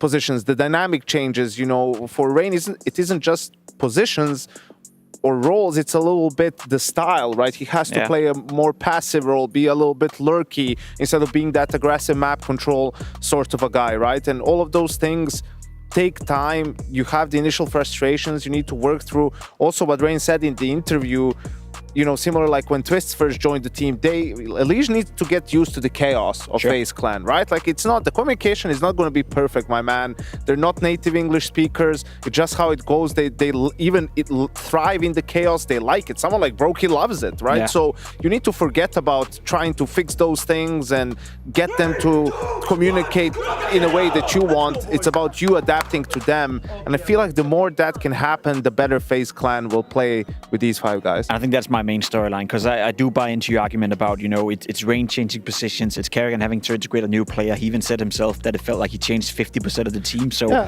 and what you said about them, you know, no one respecting their map pool is because what's their map pool like? Exactly. You know, that's the problem. I think this year they don't have necessarily a signature map. They have a 7-map pool, and they're constantly trying to be flexible and fluid in the map veto. Like you see here, a Mirage ban, right? Like Mongols is go-to pick amongst some other maps. FaZe go for that Dust to punish. I think that's a very good pick at the moment against the Mongols. They struggle to play good Counter-Strike on this map against good teams, and really no surprises in terms of Mongols' own map pick, right? Ancient behind Mirage, one of their most played maps. Could have been potentially Inferno, but that's also pretty good for FaZe Clan. And then getting Nuke as the decider for FaZe, I think that's the surprise from Kerrigan, right? Saying that, oh, we got our comfort maps. I think Nuke historically for FaZe Clan has been really good, and you know the map hasn't changed really, so their understanding of the map should still be on a very high level, and I think the veto really favors FaZe Clan in my opinion. That's fair enough. I know Alex will be excited to watch Ancient play out between these two teams, a map that historically speaking has been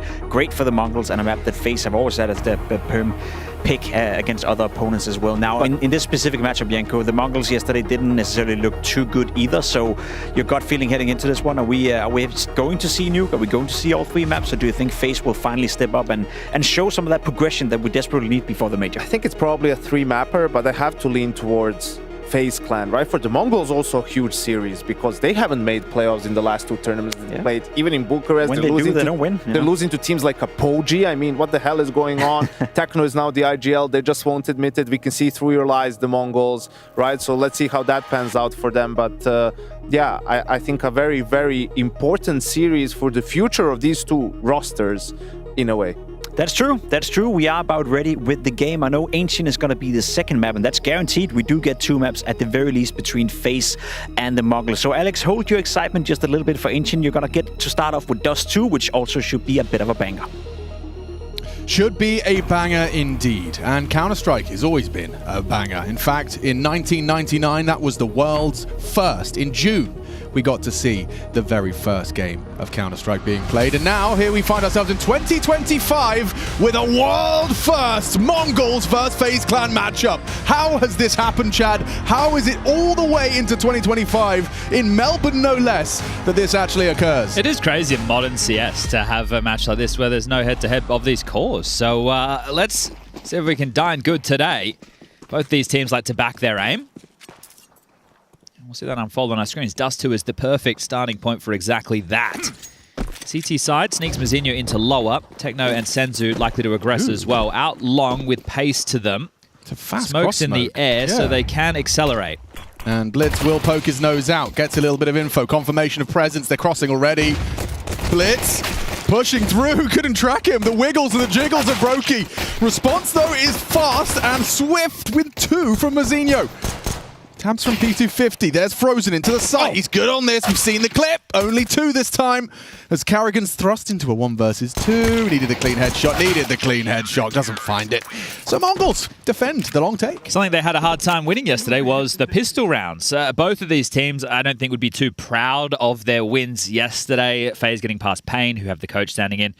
And the Mongols, well, yeah, their game against Complexity, I think it's showing how far Complexity have developed in 2025 so far, but also some games that you feel that the Mongols should have put away, that they allowed to be clawed back by the Cole boys. But yeah, I think both of these teams locking horns, we are going to get a lot of duels, right? Some very heads-up counter, hopefully quite clutchy. It's everyone's favorite, as Senzu taking a duel up mid, M4 in hand. It is going to be a Carrigan signature in-game leader scout. Yeah, and he's Apex just charging up mid. Just like I hope Blitz was with his mouse a little earlier on today. Oh dear. And just so everybody playing at home is aware, Blitz is just sitting on the end. Sitting on the end. Yeah, and Freya asked Techno yesterday, what's going on? Why is he at the end? And apparently it was, we just wanted a bit of a change. So Techno is not in-game leading. Blitz is just sitting on the end, which is strange for an in-game leader, yes. But he gets to look down at all their faces looking back, you know? Or he doesn't have to look at any of them. Or that too. Probably would prefer that. Yeah, right? You see these dumb decisions. All right, well, Carrigan into a MAC-10 after the Scout Eco. As we get into the first gun round, SMGs, 2 of which for the Mongols as well.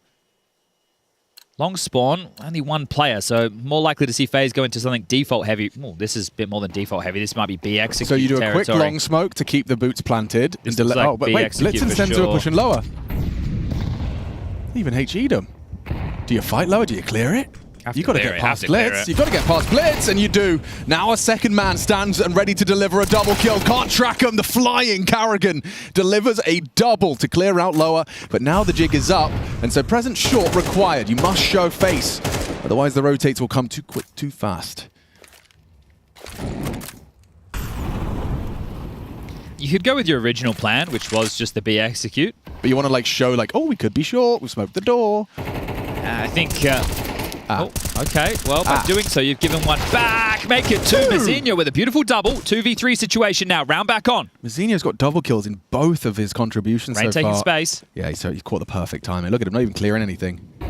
Oh, spots 1. Oh, lovely. Restraint and confirmation of another. He knows where Techno is. He's done so much to secure the site and the round for FaZe. Shouldn't be a problem. Just going to peek out on the timing. Frozen and Rain combine. First round for FaZe. Had vibes. That's one of the things, right? We're looking for the killer instinct of FaZe. We're also looking for the energy. This team not shying away from the discussions about the problems they've been having. They're not the same team as they were last time they were in Australia. That's where they took down Complexity in a grand final. Is that our first CS2 event as well? Yeah. That was crazy. All right. They got a bit of a head start. At least they say it in their own way. They're coming out long. Elise straight out and down. Blitz taken down now by Carrigan, but more where that came from. Blitz is lucky to get away with 7 points of health. He'll be able to back away and reset. Yeah, this is tough for the CTs now. They don't really have a whole lot of information other than the fact they are out long. You know that they could be down mid, they could be in lower tunnels, they could be up short. All of that you have to be prepared for. As FaZe, they rescind control. So postured forward, pressured. 910 will be able to get information because he's playing a bit of a more active position from Car. Mid door smoke to be thrown out. And perfectly on the tippy top of the doors. Now, Blitz hoping to find something by peppering through. Ooh, catches a decent amount of damage there onto Rain. Two of them are trundling up Cat. They've been blocked by a CT smoke for now. And either site would be a 2v4 situation if FaZe stay grouped up. Sendu's staying just active enough to try and maintain any early warnings. Oh, that's a good nade. That's a very good nade. Perfectly timed. Rain can't catch a break. It's Blitz and Senzu in combination. That early tag converted now by the highly explosive grenade. Oh, wow. Wow, it's Senzu's round after all. 4 kills from him. Puts himself up to 8. An average of 2 kills per round. Farming. Yeah, Senzu, he's the one that goes missing once they get in the pressure games, but he is their X-Factor player. Right. And this one is the same stakes as what we were covering off earlier today, which is a matchup for the arena. Obviously, the seeding game will be played against Mouse. We saw them take down Gamer Legion. Nuke got damn exciting. It's a nice little spray control there from Senzu. It's going to be into an eco with the hero AK on Rain. So a couple of digs, couple of Glocks, and this AK. Rain loves this map. Has been neutered a little bit from the positions he would like to reside. Smoke, not perfect, but does the job. Cat with pace. Yeah, 910's not playing scared. Oh, no head armor versus Glock. Believe it. 2 more of those. No head armor versus Glock. Yeah, Senzu and Blitz also neglected. 2.2k. Why didn't he have a head armor? It just didn't fancy it. Maybe you should have. Maybe. You just died to a Glock and gave an M4 away. Okay. Bloody hell. Dig yourself out of this one. Yeah. You'd have loved like one player, like Frozen's got 3,900, maybe same for Brokey's Orb. But like, you know, get a cheeky backup Kevlar. That would have been even beneficial to Carrigan now. Yeah, 2,400 into the neck. Oh, no. Ay, caramba, was that a deagle through the door? Must have been. Headshot, ouch. Ah, this is tough. Mazinho needs a multi-kill. He needs a multi-kill. And he's so far only had multi-kills. His kills come in pairs. They call it the Noah's approach.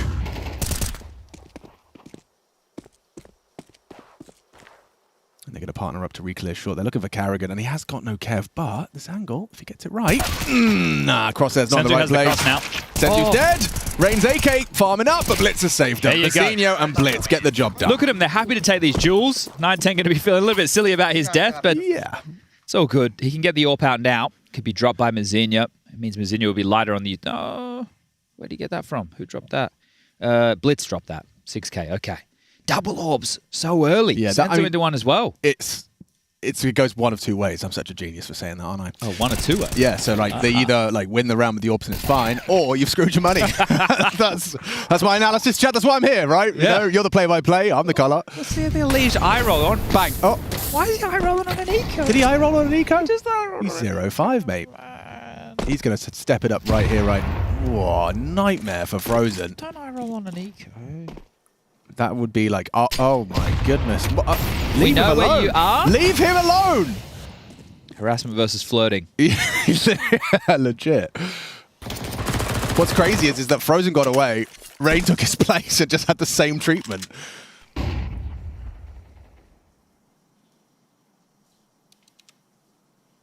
Okay, well, hitting a bit of a pause. Very light on util for this finish phase. I don't like your chances in this one. And look at the util left over for Mongols to block Alex. 4 bloody smokes, which are different from regular smokes. How have they got their smoke? Because they still have them a minute into the round. How have they done that? Double orbs. That's a good answer. Smart. which go one or two ways, as we discussed. Well, running out of ways to go right now. 44 seconds. Blocked it short, blocked it mid. Still 2 smokes left. 1 back plat on Senzu, 1 on Techno. So if it's a mid to B, they're in a very good position. It is a mid to B. It looks they like just blocked one. upper tunnels. Rain's going to walk through. Oh, no. Oh, hang on. Wait, that's pulled Techno away. Still has a chance, but Rain's got him. That's the kill. Frozen has facilitated a B take. Finest of margins. Bomb still has to get in and go down, but yeah, there you go, FaZe. You do get away with that one. I think if Senzu was posted a second earlier, right, he'd just gotten there and then swung into. Hey, who knows if he would have won that fight or not? But either way, good round from FaZe considering the circumstances. Yeah, Frozen the sniper delivers. And Brokey, oh, he's thinking about it. Yeah, no, that would be crazy. That would be crazy. T-side double orb. Yeah, no. I mean, let's be honest. There are definitely people in the chat that have done that. Look, if it was late in the game and you Sure. had extra cash, and you like could buy yourself an AK as take your well to long go with it, right? Yeah, spawn use it. yeah. It's like it's when you go to a hotel that has a nice bath. I'm not talking about one of those shitty shower bath combos. Yeah. I'm talking about a bath on its own, and you don't have a bath. Well, this is what I've been thinking. You gotta as well. have the bath. Well, when you think about hotels as well, it's like when they put bougie conditioner and shampoo. Like, I'm using way more than I would if I bought a bottle from home. Of course, right? You're not paying for that. So it's not in the hotel's interest to put proper bougie stuff in there because they know we're going to be liberal It's with it. actually washing detergent. Yeah. That explains the flaky skin. That's it. Okay. Well, we've just solved one of life's mysteries. Use more conditioner than you need. That's my At advice. hotels. At hotels. Late long pop, I think, Mr. Richardson. All right, Mr. Birchall. Oh, no. A conga line out mid. This is the play, the path of least resistance. It's 9-10 who's going CT. So who's going to be responsible for this? It's just Blitz with no smoke to block. Look at this. No resistance. Wait, are we going to exec? You've got 2 smokes. Do the full of Vanguard. We can't call it that anymore, can we? There's a newer Vanguard, but it wasn't a Vanguard that threw it. We just call it A execute smokes. You could call it A execute smokes if you wanted to. Because here they come. Yeah. Line up so the stairs disappear. Aim at the little black smudge, and we're off. Senzu's going to use that smoke, mantles up around it, so he's going to have a really tough angle for Elige. This is going to be a tough one. Dead man now, booked by the flash. There's Rain back. Now Rain not looking. Another man on long, but still wins the duel. Blitz is stepping up individually here. A double kill. Brokey good for 1. It's up to Blitz for more. Frozen to swing him, testing him, and takes out another valuable asset to the team. What's Brokey done that for? He's just given Techno the objective. And Frozen can see your toes. He's on Foot Finder, and he gets it done 4-3. Oh, those ones came for free. Now you'll be subscribing. What was Brokey doing? I have no idea. I don't know what he's thought. It's one of those where it's like, why do I have the bomb? That's what he said when he died. He's like, why do I have the bomb? So Carrigan has it right now. Here we go. Elige blind. Senzu gets Carrigan that. dies. Rain drop down spawn, right? So you get that. Oh dear. That wasn't the play from Techno either, was it? I think he was under the illusion that like he'd be hidden. Yeah. That's just not how angles work. No. Well, they're eco now.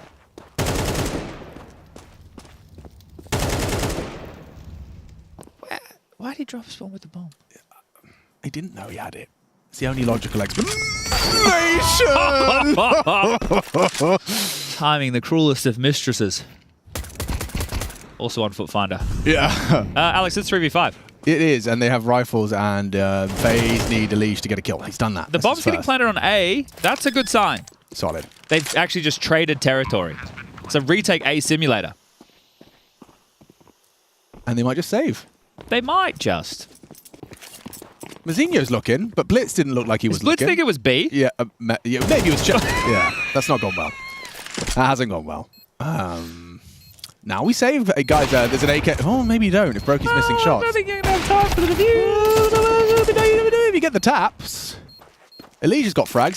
He's got his Eeks. And Mazzinho's losing his AK. So that's that. What a weird round of Counter-Strike. What a weird patch of rounds of Counter-Strike.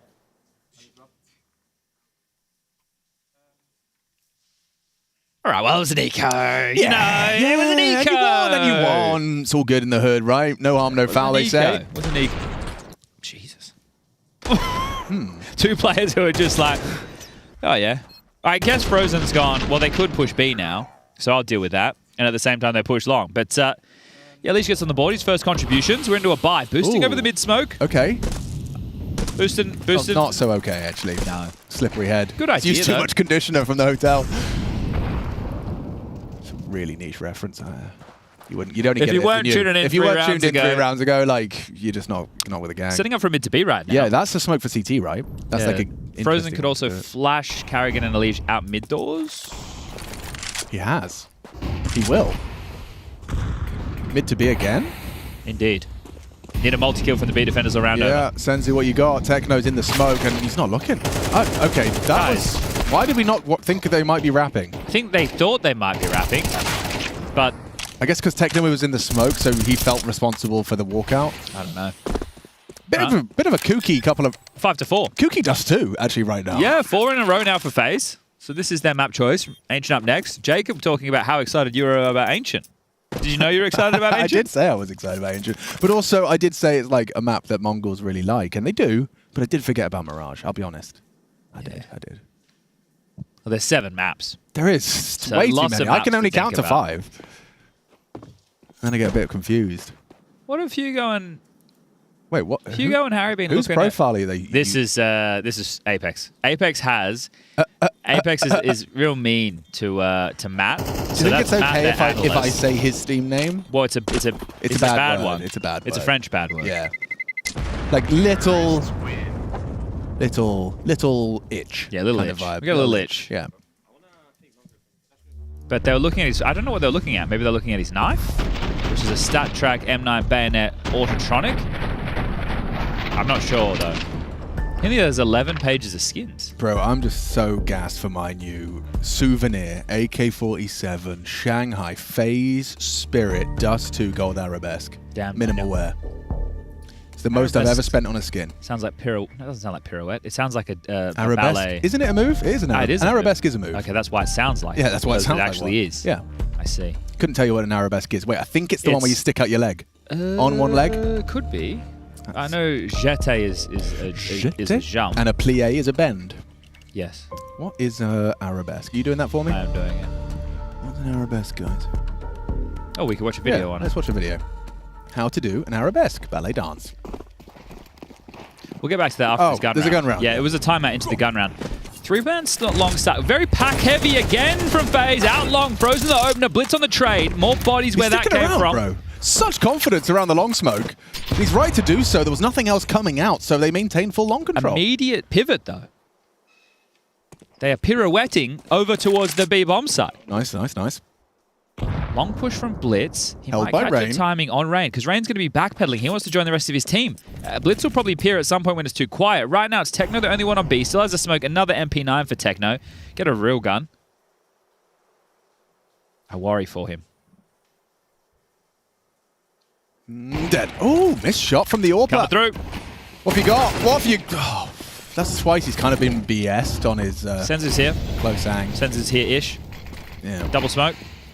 Oh no, they've wasted a smoke. However, will they defend B now? Save. Yeah. Hope that's not what they took the timeout for. All right, here we go. Arabesque. Just talk. Okay, I told you. Standing on a leg. I could do that. Could you? You got the balance? Easily. Go on. Hold on, we got to get It's the about your fingers arms. You and have the to stick toes. out your arms as well. No, not Superman. Both arms out like a little T. She's What do you mean? T-posing. She wasn't T-posing. Isn't she T-posed? No. Oh, it's... Oh, well, there's a...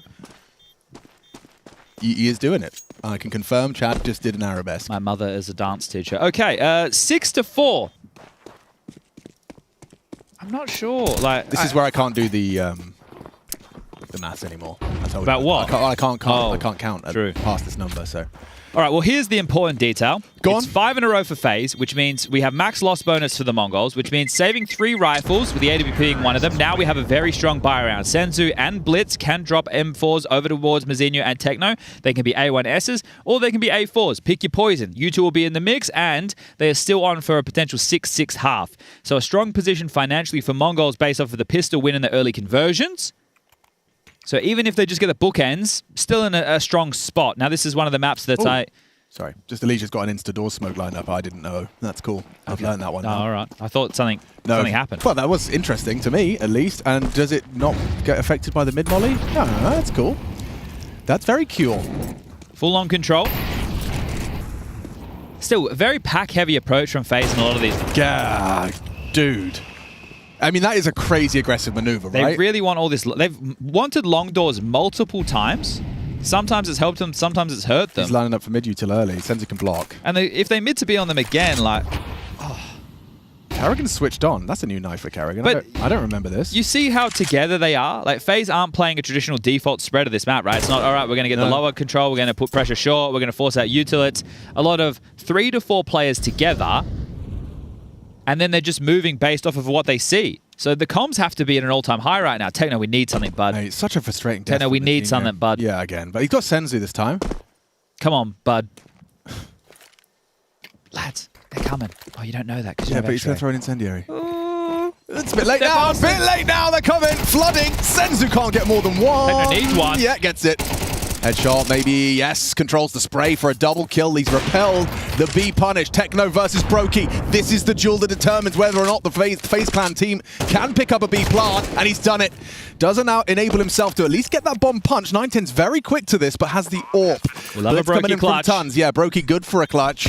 Oh, ouch! Magnet on his head gets dunked on from the HE.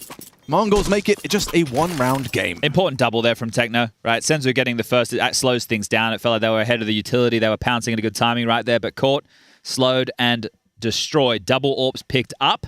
We'll see that come into play again. It was something that the Mongols wanted to tussle with earlier in the piece of this one. How do you feel about Bud? Like if a stranger can walk down to you like, "Are you right, Bud?" It depends on what the person looks like. Okay.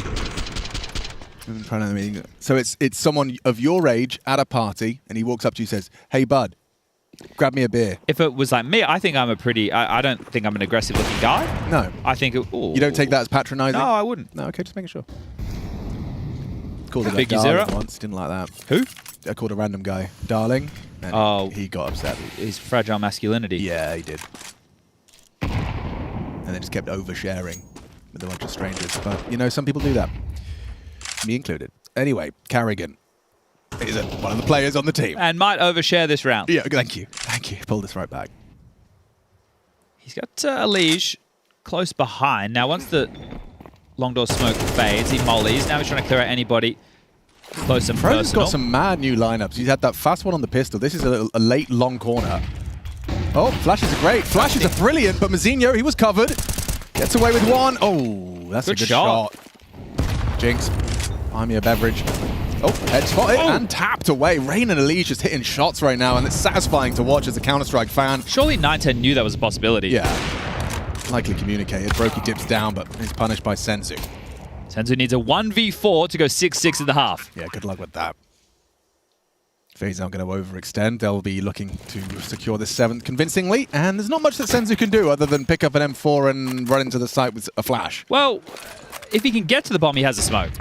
Yeah, but getting there's the hard part. Yeah, but he hits. Shot. Oh, look at that off angle. Ray knows what's up.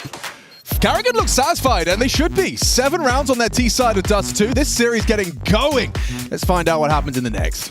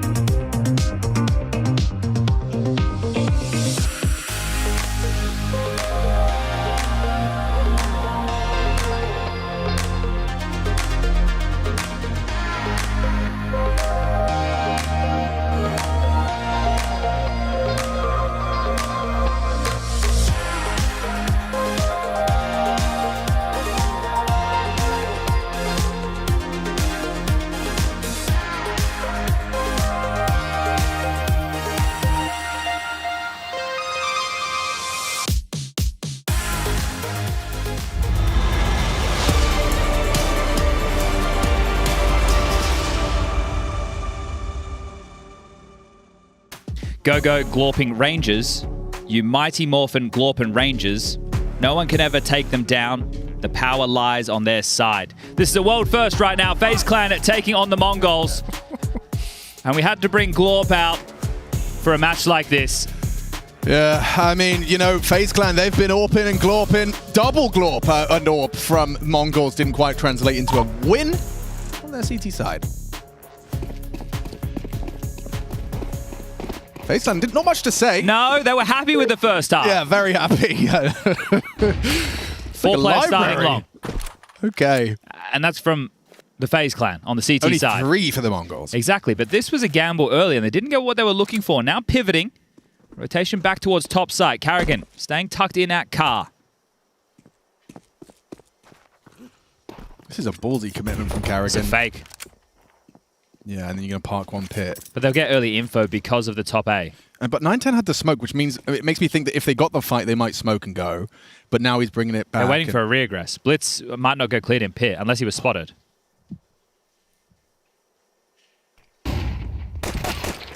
Clean, finds Frozen, now reveals his position, just trying to keep him busy. It is just a bit of a fakery, and nice shot from Elise. Quick one Up tap. short fast. Up short, Brokey's going to be ready for one, but jumping makes it very hard. Dropping off if necessary. Does break his legs. Lots of sounds, but no commitment. 910 activates late long. Good shot again from Elise on the USP. He's delivering now. Carrigan would love another, but Alicia's taken all of the glory. 3 kills from him on the pistol. Huge frags, make it 4. Solid work from... I was going to try and say his whole name. Jonathan Jablanowski. Close enough. Was that close? It was. I think it was. That is a world first pistol for FaZe Clan against the Mongols in this specific head-to-head matchup. You're right. Very nice shot there from Elish. Beautiful work. Just dancing, diving, ducking, and dodging. I took your advice. You know, I looked at the Boomer to Zoomer thing on refrag. Did you do it? And then I saw the Elish one. I like the Elish one more. Yeah, it's more comprehensive. Because you run through and you take 2 jewels with bots that you don't know whether. I like that. That was nice. Elish has a good little. It's that angle trainer. This isn't. No, I don't know what it was. It was just his his training routine. thing. Yeah. Oh, guys, you're getting aggressive against Deegs. I know the song goes be aggressive, be aggressive, but right now you were down in a number disadvantage on what is essentially just a deco. It's a Deagle eco. Yeah, right. Oh dear. There is a lesser popular song called Don't Lose to Decos. Don't lose to Decos. Never really topped the pops. No, it didn't. It didn't. Especially having Madonna feature on that track. Oh, mate, that was beautiful. Oh, Jazz Hands would have taken it all the way. Rain, overrun, back of the site. Here he goes. They've lost this round. That's an M4 now for the post plant. Do you have a kit somewhere on site? Did Senzu anyone tucked bother in buying car. one? They've got the M4 now. Lads, I don't know how you do this. Yeah, well, Elish can shoot good. He shoot good, so maybe he can shoot good all 3. What about shoot good fast? Shoot good fast. Yeah! Oh, Senzu! Perfectly timed uncrouch, and now they're going to lose it all. Every rifle falls into enemy hands. Mara immediately celebrating that one with the boys, because Mongols have just wrestled for early control in the second half. Oh, dearie, have a teary. That pistol was completely pointless. Yeah, now. I can't, I don't, I won't. It happened. It's not these last kills. No, it wasn't. It's It was the first 2. Bloody hell.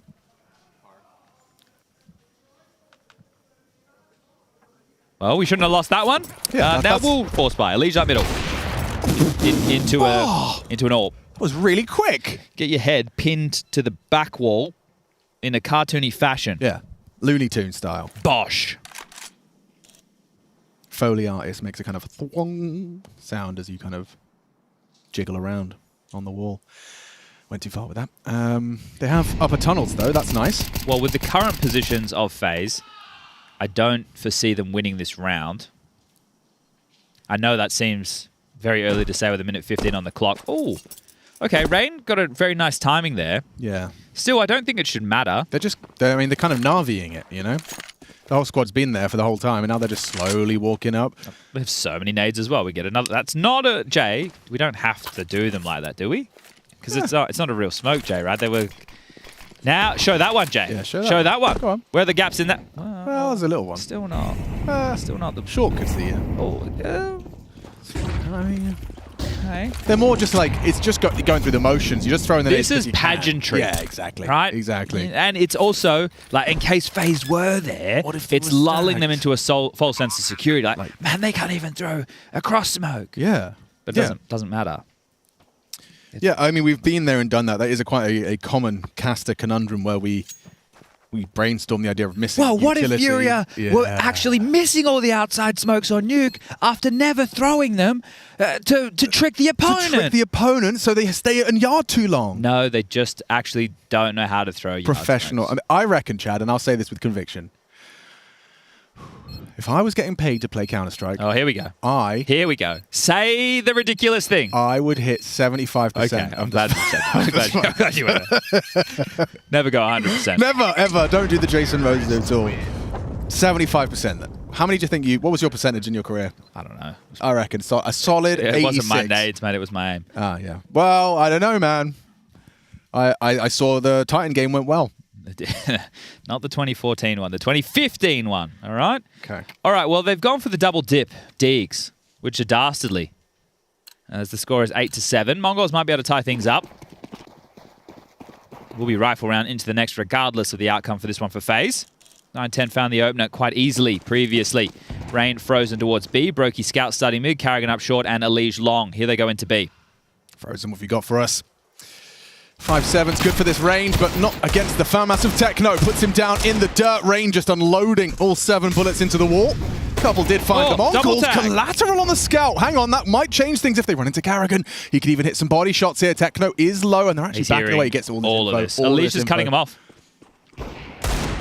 Okay, now look at the health. Look at the health. Not a single player healthy.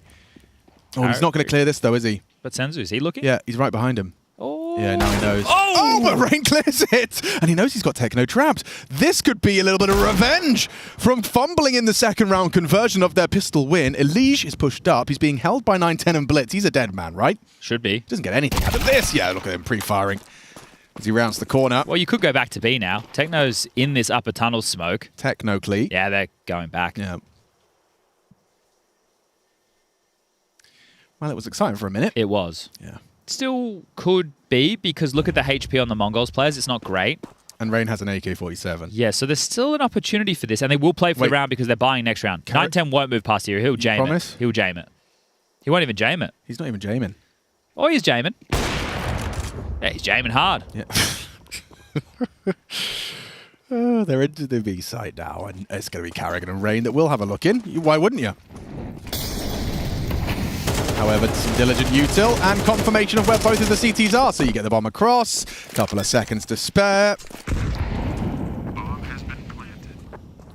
It's quite exciting for a while, that was. It was. I enjoyed that. There was brief moments where the heart rate like that whole exceeded. thing where Carrigan didn't know that Senzu was there, and then Senzu was told by Techno that Carrigan was there, and then Rain comes around the corner and finds Senzu and tells Carrigan that he was there.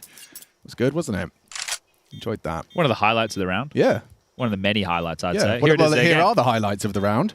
Bang! That happened. And then what else happened? This happened. That's right. Blitz. This was important. Yep. I did feel like I was having to do Rush's job for him for a while there, because he didn't switch to Elige. He was pushing up mid to cut them off. Yeah, you did tell him what to do. That's not cool, man. But sometimes he needs a bit of help.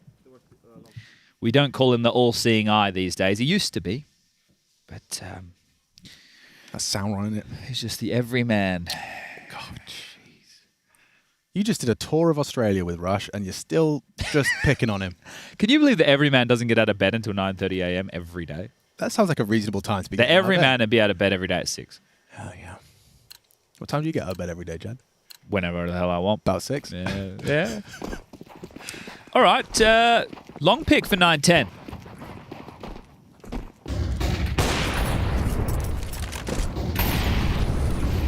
You seen enough? Yeah, 3-man long stance. Carrigan will get control. Biggest issue I see in this round is Brokey only with the scout. So if it is a short execute, he will need headshots as they start to team in towards the site. So this is not going to be an easy round for them to convert if it is one of the more standard finishes on this map. Elige's rotated back, so he's one of the most important pieces of the CT defense. Is how does he feel the flow of the round starting to unfold? So just trying to negate a mid to B early. What's really valuable is that they've held on to their HEs. You can see 3 HEs for FaZe, so in these XX, Elige can time this right. Oh, he's blocked it off. Yeah, vision. I thought he might be able to see something. Never mind, actually. Wow. Now it feels like he's dancing with death a little bit because the smoke hasn't landed in a predictable manner. Oh, flash. He got team flash there. I think he wanted to come through. Nade on the toes. Short pressure now. And AXEC util as well. Yeah, but they are splitting B. Action on Frozen and Rain. HE. He's going to use the break. Oh. Timing. He's up. He's over. Good kill. Good kill. Gets one. Solid work from Elige. Now, Bomb is pivoting. They're going to use what remains of that A smoke, and Brokey, he's in 2 minds. The scout. They give him that flash, though. They give him that flash and keeps his boots planted. He was about to transition away. Ooh, doesn't hit the That's shot. An AWP, that's a kill. You're right. Needed to be head. Good flash again. Bomb will go down. Again, Mongols find themselves low. Worse for wear. Carrigan going for a real swing on that one. Full mosh pit. Just swinging with his eyes closed. Now you have to save. Mongols going to take the lead in this one. Backing off right now. Rain and Frozen trying to find safe haven. For Rain now trapped over towards the dark box in CT spawn. They'll be aware that he's tucked in, so 9-10 can just hold the line. Would be important to hold on to these guns. Taking a look at the loss bonus coming into this second half of play. Pistol for FaZe, and then a catastrophic second round loss. I can't quite believe the round that they lost in the follow-up, but just a deco. Yeah. And only getting 2 kills in that round. It was quite easy for the Mongols. This is about to be the 4th in a row. There's another gun removed. Loss bonus 2,900. If you had that, maybe, just maybe, you could have justified a full buy. Now it might have to be a partial. Did Techno say sick, boys? Sounded like it. Nice. Good on you, Techno. And there it is. First tactical timeout to be called from FaZe. So Neo, some words of wisdom are required right now, maybe more than ever. Elige did well to get 1. Yeah. He was disruptive of the mid to B, slowed them down. But yeah, there's the tag onto Senzu. Senzu gets the kill as the flash I don't comes. know why it looks so silly to me. I think I'm not sure. It felt disconnected because his CT players weren't ready to do anything off the back of it. There was flames, as we could see right there. So FaZe, that ain't it. As they will go for the partial with the save down 4. Yeah? No, I was just thinking it's possible that just because it was Brokey's info, he only did see 1. Like, he saw 1 cross. Obviously, you assume the team are behind him, but perhaps... Maybe trying to find a gap while the bomb's getting planted.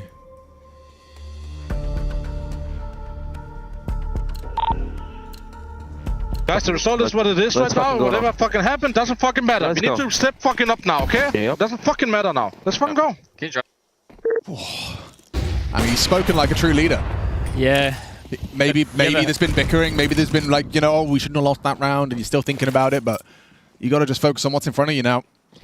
Yeah, the new constellation of the team has definitely caused a lot of adjustments required from every single piece, and it's not the FaZe that anybody remembers. But you know what I remember from FaZe? Winning rounds like this. Winning rounds like this. They don't do that. They're not that. They don't feel like that team anymore. Well, that's because Rops is very. I don't think it's just on Rops. No, I know, but they just meshed, didn't they? Everyone knew what was required of them. Well, it feels like a lot of players are playing out of position with the FaZe that we remember. Now, it's not out of position for them in the entirety of their careers, but it is in recent history when we think of the highlights of FaZe. And you want to talk about how changing positions can affect players? Look at Cadian holding ramp on Duke.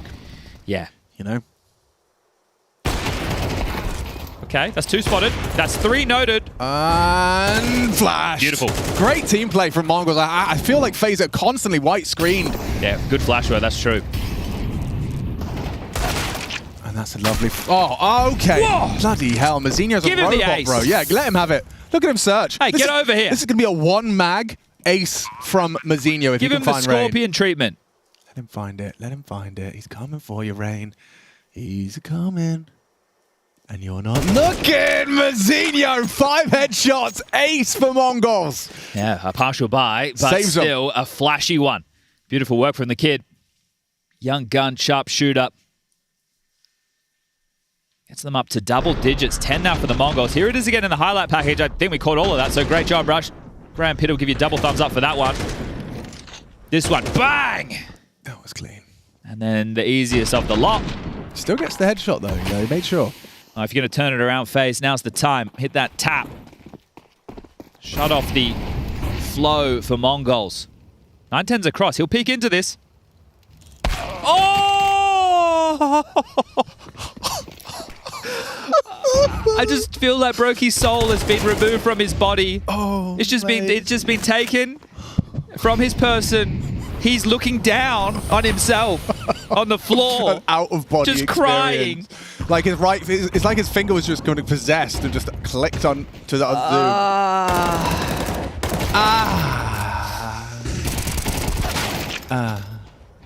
I'm supposed to be commentating. You know the Family Guy when Peter falls over? Yeah. And he's like, that's what Brokey's doing right now. Oh. If you keep it up for the next 35 seconds. No, Do it. for our viewers' sake. Do it.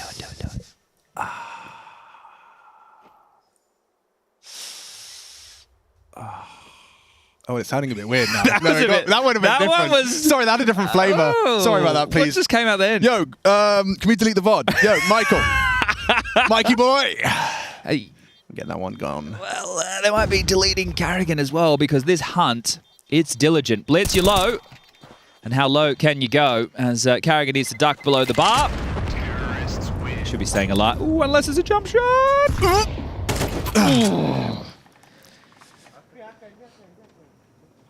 11-8. Here it is again. Oh, my giddy. Here we go. Oh, sorry, I just said it. Yeah. Oh, I hated that for him. I hated that for him. That's all. I'm sorry. No. Hey, how's your day going? Just show someone that clip. Show that clip. Yeah, my day right now. Yeah, here's my day. Here's my day. You want one of these? Nah, you really don't. Oh, I can't. Well, we know where it went wrong. Second half, second round. Second half, second round. Second half, second round. So this is the second half and the... Not the second round. Well, it was the second round. Was when it went wrong. When they lost. Because now it's 6 in a row. Lost the deco. Yep. Okay. Yep. Second half, second round. Now you're making the sounds. Blue bin Molly's bad. Senzu safe. Frozen aggressing. Techno responsible. Those are all words that made sense. I don't know why you're laughing. They are. Just the contrast. And Techno passes his test. He does. Okay. Second map's ancient. Second map is ancient. For those of you that have just joined us, by the way, second map, ancient. It's just, Mongols are doing very well, but obviously they've had some fumbles from FaZe that have helped propel them to this powerful position. Another really good smoke there, highlighted by our ops team. We'll get to it again. There it is, nice little gap. Yeah. See, it's premeditating, of course, so right? Brokey, We discussed it. Yeah. As Rain's coming through. Mazzinho's making sure. And... No, man! What is this game? What are we doing? That's the imagine it was deliberate, like the ultimate BM. Yo, throw so the bomb on his I'm going to face. throw the bomb over. So he looks at it like, and then we're going to kill him. I'm basically simple. But cooler, because it was the bomb. Not the orb. Yeah, actually, it is cooler with the bomb. Yeah. It makes a noise too. Oh my god, I think I'm going to start throwing bombs for like fake flashing with a bomb. Here it is. Yo. Does Brokey follow it? Slips off the ledge. Yeah. What? Wait. Huh?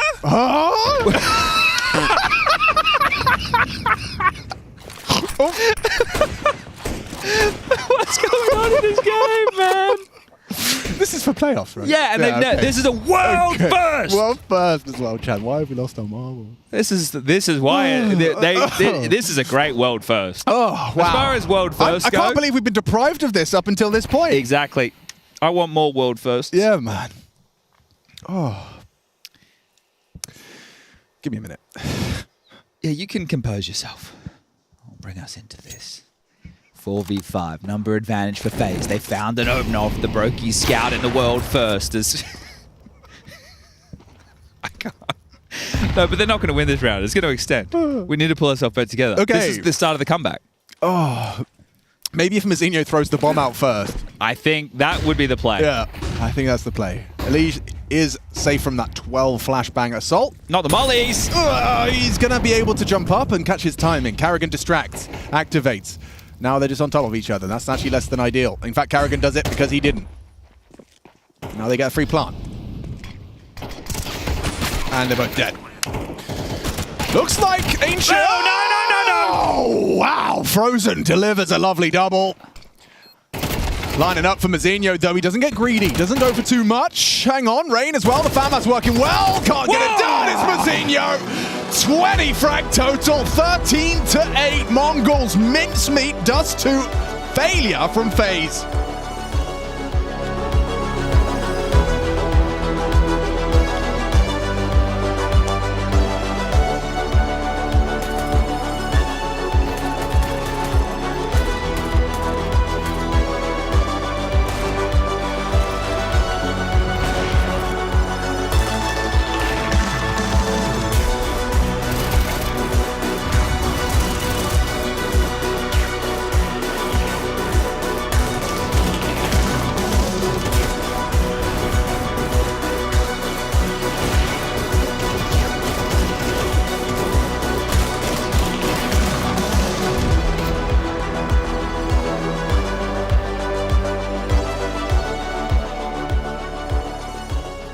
Flash. Flash. Go. Flashing B. Flashing B. On the way back, but. Rock mid. Could be smoke. Could be rock. That's it. Could be rock. In smoke. In the smoke. Still tunnels. He's not tunnels. He's still in smoke. Top box. Nice. 81. I'm low. Yeah. He's close. He's gonna smoke. You can go through. A flashing window. Good. Flashing window again. Another window. Smoke door someone? I have it. Smoking. Wait for the smoke. Wait for the smoke. Only window. I'm staying tunnels. Sorry, I'm back. One window again. Window. I'm down. I'm getting strong. Outside Same car. Sage Trump. Howie. Flashing. Flashing short. Corner one. Corner and pit. Corner and pit. Up. Corner. City. Only Pit dead. Only City. Up. Car maybe. Yeah, up Up car. stock. Car. Car. City. Beat him for more. Beat him. On city. City. Landing City. Lower. Bloody go short. Xbox. Oh, what? Beat him. Fuck. Nice. Fucking good T-side. We're down for one, boys. Yeah. Honestly. No pistol, that's a fucking lot of rounds. Playing fucking good. Keep it up. I got. Yeah, cross the ramp. Claim him on the plant on that side. One car. Ramp. Car. Bomb inside. Bomb. I have bomb. Bomb CT. Oh, blowing up. What?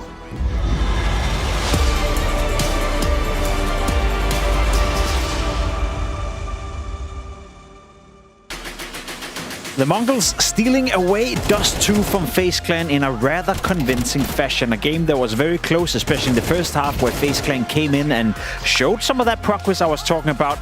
They couldn't get much done in this second. Yanko, FaZe picked Dust 2. It was kind of their way into this series. I was trying to lure you into maybe start to ring the alarm bells a little bit with the lack of progression. Now, I don't want to, build up a big vibe here, but I do want to ask you the question once more. Are you starting to get worried on behalf of FaZe Clan with what you're seeing based on Dust 2 and what you've seen the past couple of months as well? I mean, you're worried. You were worried before this game and before this tournament. Not necessarily, of course, because of the results, but even more so because of the body language at times, right? And, in Bucharest, even when they were coming back against Falcons or in some games where they were playing well, winning big rounds, you just don't see them cheering each other on, right? You don't see the excitement that's warranted for those situations. Yeah. So it seems like there's some deeper underlying issues potentially at play, but maybe that's just something that the winning can help absolve, right? Like just a couple of good wins, a couple of deep runs so that people get some belief going. It's hard to have that belief when you can't find the results and so many people had to change things. But man,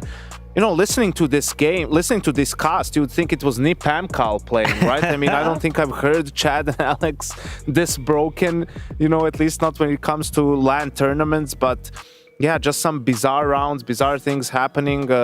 FaZe Clan seems to have unfortunately just spiraled out of control after losing that anti-eco in the second half. You're speaking of winning Soul's issues, and I agree with that. And FaZe were winning in the first half, and then round 14 happened, Janko. I feel that was the moment where it all started to spiral out of control. Yeah, and they're just going for a little bit of a more aggressive anti-eco, which is not even the worst thing in the world, but a couple of 1-digs, they lose out on some of those fights, they don't go their way, and all of a sudden, even though it's going to be a 3v3, right, they can't salvage the round from this point on. Rain loses this one fight to him, Zinho with a running forward MP9, right, and then the 2v3 retaking the B bomb site is just not doable for FaZe Clan, and I mean, it's just the worst case scenario, right? They're not even full buying in this round. You get reset, and you could hear that Carrigan was trying to lift the spirits, right? Saying, guys, it's just one round. This, 3-4 rounds later, who cares, right? I mean, it could have gone any way. You could have been losing for different reasons. You need to try and salvage it, but it just wasn't happening. It wasn't happening. We fast forward to round 19. Again, the game is still somewhat competitive right here. This is actually their first proper gun round after that loss, right? Because your economy is in the dubs.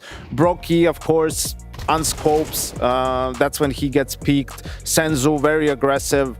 They wanted to go for the B split from the get-go, the Mongols. He finds Frozen, right? And then they just have to dispose of Rain, who they know is alone. Elish tries to do something with being close to B, but they can't get anything done. And the surprising thing is, after this, they kept buying. Yeah. Why are you buying after this? Okay, you need to concede match point for your opponents, but how are you going to, obviously Mongols are not nowhere near reset territory or anything like that, right? I mean, you just have to take the L if you're FaZe Clan and sort of try to claw back into overtime. I feel like they made it easy for the Mongols because if you take a look at it, this was the one full gun round that FaZe had in, what was it? 9 rounds of second half or something like that. So that's just not how you want to go out. I mean, I want to give a lot of credit to Mongols, obviously, for playing well, but I just want to stay on this FaZe conversation for a little longer and ask you the question in terms of the stark contrast that we see. Most people remember FaZe for being, dare I say, mentality monsters. You could never count them out of the games. I almost sense the opposite now. Like you said it yourself, body language. You can't count them in. You can't count them in. It doesn't feel like a team that is flourishing with confidence, and they're very fragile. Again, we saw on the scoreboard, they're leading 8-5. They're up against a couple of Deagles. They should be up 9-5. Essentially, at that point, you win the game. You win the map. One round is all it takes for them to be fragile and completely crumble, never win around in this second half as well. Is that something that you see happening more and more often to FaZe? And how would you explain that? Is it just a question of lack of confidence right now in the camp? I think so, a little bit of that, and people just being uncomfortable still in their skin, right, with some of the position changes that we've had. And then on top of all of that, you have them lose to some of these teams that they're not used to losing, like Complexity in Bucharest, or Virtus Pro here, or Astralis a couple of times, Falcons. I mean, these are all teams that have been struggling themselves, right? There's no shame in losing to a Vitality or a Team Spirit, but the problem is FaZe in those situations, okay, against Vitality in Katowice, but outside of that, it wasn't that competitive, right? So there's not really much to be happy about, right? And that's where it's hard to have that faith and have that belief. But I mean, what's the solution then? If that's if that's the case 3 or 4 months in, why don't make a roster change then, or you're just going to ride it out until the major is over? You're not going to find any success at the major with things looking like this. So yeah, we see some teams who have pulled the plug early to sort of get a head start, and we'll see. I mean, it's still map 1. We know FaZe are the great procrastinators. Time to buying into it and now, this is always the thing, right? Just when you write them off is when they come back and give you some of that FaZe magic again. That's true. It's an interesting conversation, something we'll definitely keep an eye on. I do want to give credit to Mongols as well for playing a good game of Counter-Strike, especially in the second half. You had Blitz and Sensu throughout the entire game showing up and doing a good job. They were gifted. I mean, I don't want to sound too harsh, but you're constantly playing against Scouts, FAMASes, MP9s, right? Like, you have the advantage there in a sense. Yes, you need to still win those rounds and, not mess up, but you talk about playing the game on nightmare mode. This was playing the game on easy mode, right? And a lot of the first plays worked for them. You know, you get an entry here and there, or just able to get favorable trades and get into the bomb site. Like FaZe didn't make them work for it, you know, just because of that one round. Like sure, it's a bad round to lose, but there's a lot more Counter-Strike to be played, and it didn't feel like Mongols had to work really hard for this win, you know. And considering how bad Dust 2 has been for them, you know, it's been plaguing them so far this season to be 1-0 up with Ancient and Nuke still in the pool. I mean, they're feeling great right now. Yeah, that's true. That begs the question to me, Yanko, moving into Ancient, which is the map pick of the Mongols. Do you think it's going to be easy mode again, or do you think FaZe can recope and perhaps put up a better fight and a more serious fight? The problem is, like, for someone you would say, okay, they need to get a little bit pissed off and play, you know, and like sort of show some pride and everything. For FaZe, it's actually kind of the opposite, you know. You need to relax a little bit and just play how you usually play, right? Like, don't get tilted, don't get frustrated. Sure. Basically, keep your emotions in check, right? Because I feel like if they're unable to do that, Mongols with this confidence from winning map 1 are going to be able to close it out. Yeah, and that's what I'm kind of expecting to happen here in Ancient as well. We saw the Mongols being very aggressive on Dust 2. We saw them be proactive, and I expect the same thing to happen on Ancient. Now for FaZe Clan, it will be a do or die time for them in this matchup. We are taking a short break, but once we are back, it's with the second map between FaZe and the Mongols. Mongols leading the series 1-2. They're heading into their own map pick on Ancient, so FaZe will have to step it up or shut up.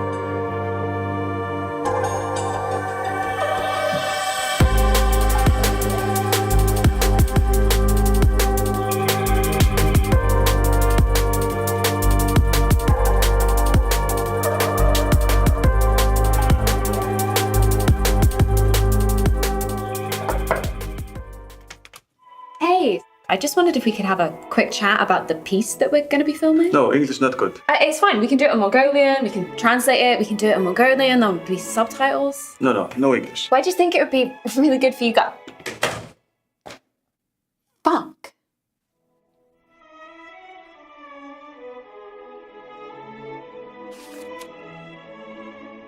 Loquacious, 21 points.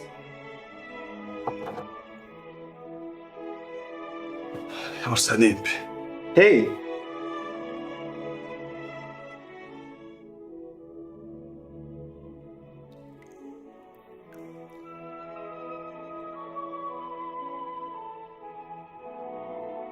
When the smoke bellows in palace, the king rushes to the throne, for it takes guts to obtain glory. Okay, seriously, guys. I just need one of you. Sorry, no English. Fuck.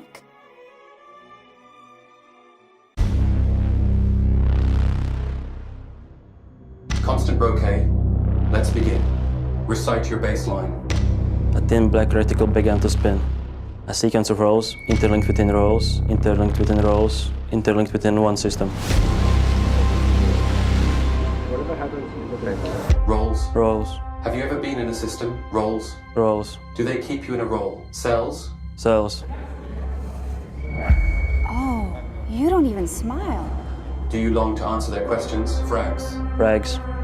Would they understand if you did? Frags. Frags. When you're not performing your duties, do they reduce you to a number? Stats. Stats. What's it like to hold the drop of someone you loved? Interlinked.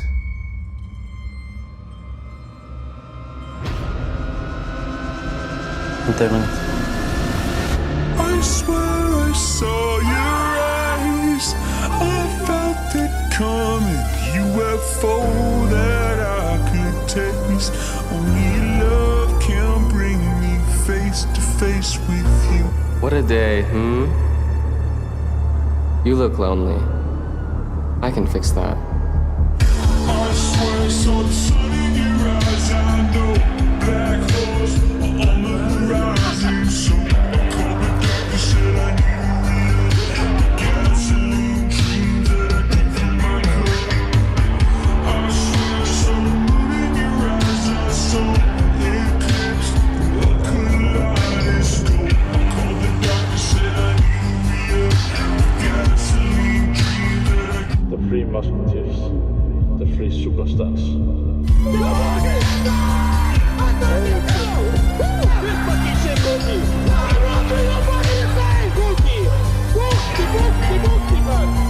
Welcome to face, motherfuckers.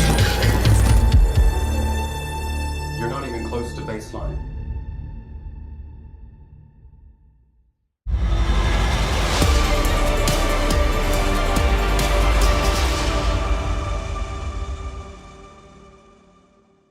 Kangaroos, koalas, the Sydney Opera House, the 12 Apostles, large greatest supply of iron ore, Tim Tams, Vegemite, Bondi Beach, and a world first! The Mongol taking on FaZe Clan happening down under. And it's bringing the thunder. Map number 1, it delivered in more ways than one. You need level 10 mining for the iron ore. So just so you know, no beginners around here. Yeah, I don't have my mithril armor. Yeah, no, but you can start off, just do some clay or something at Lumbridge and you'll be able to get your iron ore. The White Knight that you'd fight in that town. Yes. I remember doing that a lot. Yo. Yeah. I had rune plated armor. You had rune? Yeah. Dude, I'll trim that for free if you just drop it on the ground. Cheers, man. All right. Let's go. Let's get this going. Map 2, world first. Is that good energy? Yeah, that's great energy. Winner of this is in the arena, and they'll also play a seeding match against Maus for the semi or the quarter final. Ancient is the turf of the Mongols. So that's why you put a P250 for the first fight, because if they're playing big box, you don't have to Glock it. Yeah, if it's Search A with P250 and you hit that banger, you kind of win the round, don't you? You feel real good. Yeah, yeah. Don't tell you who doesn't feel good is FaZe Clan without a kit. Am I reading that correctly? You are. There is a smoke. Yeah, but it'd be nice with a kit. If you had it would be better with a kit. Yeah, you went for a flash. But you made the best of a bad situation. And let's see what they can do. Rain has not got that one cleanly. Carrigan, however, in the meantime, is working magic. Elijah as well. Smoke on the bomb. They're panicking. They have to get on that defuse soon. 2v2. Sticking a 10-second defuse in the smoke. And there we go. Well, Pistol's going much better for Mongols than it did yesterday. Touched on that with round number 1 of the previous map. Dust 2, FaZe Clan's choice. And now they picked up their second. So that's already much better than yesterday. FaZe, we know they're not the team that they once were, and Mongols have been treading water for some time. Here's the opener. Bang! And the dirt is gone. Silly bang. Hi, it's Vince with Slap Chop. Barry Scott here with Sillet Bang. Yeah, so there was a remix done. Okay. With the guy called Vince. Was it Vince? Anyway, Slap Chop. And someone remixed it. If there are any boomers... Where is Vince now? I think he ended up in prison. Oh, sorry about that. Eco with the Zeus. We call this round the... What type of god are they? Ecus. Greek god. This is the Greek god round. The Zeus... Oh, he's a god, yeah. Is he a Greek god? No, wait, they're going to win one. Oh, they're doing it. Yes, Here we the go. Greek god round. They win their second round, forced by... Eco. Eco, where they smite It's not even a deco, it's just an eco. It's better than the Mongols. With a Zeus. With a Zeus, obviously. So it's the Greek god round. It's the Greek god round. Another one. Oh, wow, I got it wrong. Mongols won 5 out of 6 pistols yesterday. Yeah, Chad, come on, mate. That's right. Yeah, I didn't even hear you say that. That's right. I was in my I own thought it little was world. them because they... Sorry, I almost said they sucked. They struggled so much. Yeah, well done. Sorry, everyone. I've been spreading... They've lost this round. I've been spreading misinformation. Chad, can you go... I'm like the modern media. Can you explain how they've lost to an eco? They won 5 out of 6 pistols yesterday, Oh, Alex. is that right? Yeah, so I got it wrong. Oh. So the pistols continue to go well. I can't explain that. Nor Kamara. Oh my god. 1,000-yard stare. Okay, well, that one I can explain. 9-10 didn't clear his corner. And that one I can explain. Frozen hit a good shot. I've done well so far. Yeah. Hey, Senzu didn't clear Rain on the smoke. Okay, I've done it. I did your job for you. Now they're force buying. Blitz is a Glock. Yeah, it's an armored Glock, though. Oh, Senzu, get out of there, mate. Well, he got out of there. Copped the nade. Okay, well, this is a great opportunity for FaZe now to get to work. Yeah, it is, especially when you've got 2 AK-47s round 3 on your CT setup. All right, playing with some confidence. Yeah, he's hitting shots now. Well, this should be a 3-1 start, so it's like they never lost the pistol at all. Yeah. And they forced, so yeah, it's basically going to be a 3-1. Congrats. 5 alive as well. This is dreamy. This is beautiful. This gives me more time to repent for my sins of spreading misinformation. So Mongols, they won 5 out of 6 This is why pistols, I was so confused. Yesterday was very laboured for them against Complexity. It was. There was a lot of comebacks that they had fumbled. Yeah. And that's why I just assumed that they were the ones losing the pistols. But of course it wasn't, because yesterday we were baffled by how the games got close for Cole, with them losing so many pistols.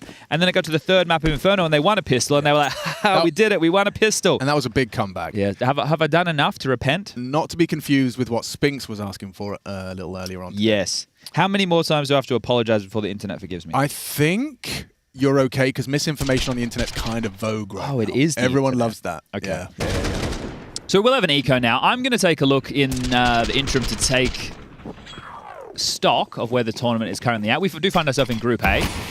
There is an elimination going on with 3D Max versus Big. The first map's come to its conclusion. I'll let you guys go and search out that information at your own accord. And the second map is going to be starting, which will be Dust 2. Do people really care about spoilers? Some people do, yeah. Okay, if you care about casters ruining the B-Stream scoreline, because you're going to go back and watch the VOD, put a 1 in the chat right now. Some people do. I try and cater to everybody. Yeah, but that's not possible. So I just want to know. I just want to have get a feeler. How many people are actually sitting there going, "Oh, I can't wait to watch the B-Stream group stage VOD from IEM Melbourne"? No one's saying that. You never know. What number did you want to say?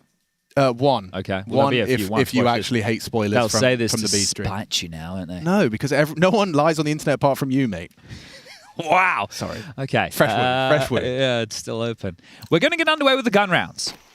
Insta-beat or smoke thrown out from Rain. Elbow smoke in play as well. Looks like a hefty start over towards A from Mongols. Fast donut. Oh, they've extinguished in middle to make it seem like they're coming. So right now it's just going to be Brokey. Brokey, vision, and a kill. Takes down Senzu, gets away. Dips back behind the donut smoke. Molly big box from Carrigan, trying to make it uncomfortable for them as they try and get this bomb down. Now, will they try and fight them through these smokes? The pre... Look at that! Carrigan! He's cheating. Check in PC. Yeah, check in PC. 3v5. He bought power, if you know what I mean. Now what? This is a very, very tough round. Frozen's flanking, but Carrigan's beating him to the punch onto 9-10. It's Carrigan's round, bro. He's shooting sharp, shooting hard, and we'll leave with 3 because Frozen stole it. Good job, Mr. Anderson. Very good work from him. And I liked what FaZe did there to stifle the scaling into A. They had thrown incendiaries, and I think they had layered them towards the big box, so kind of forcing them to either just be stalled in the open or have to path close towards Donut. This is beautiful here from Carrigan again, just catching this one in the replay.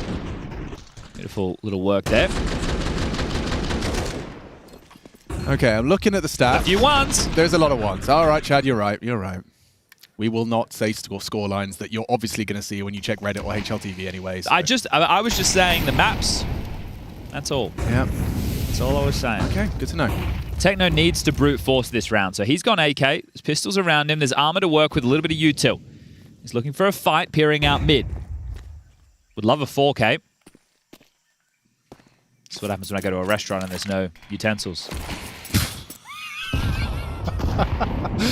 Oh, mate, yeah, 4K. I can actually hear it. I can hear it now.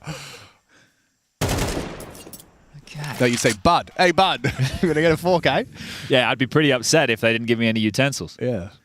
Okay, well, going to be pushing down B ramp. Blitz, what can you show us? You've got a lot of utility. You might get caught by a timing. Ooh. Crosshair was in the right place, but the bullets from Rain were too. Finds 910. Activating cave.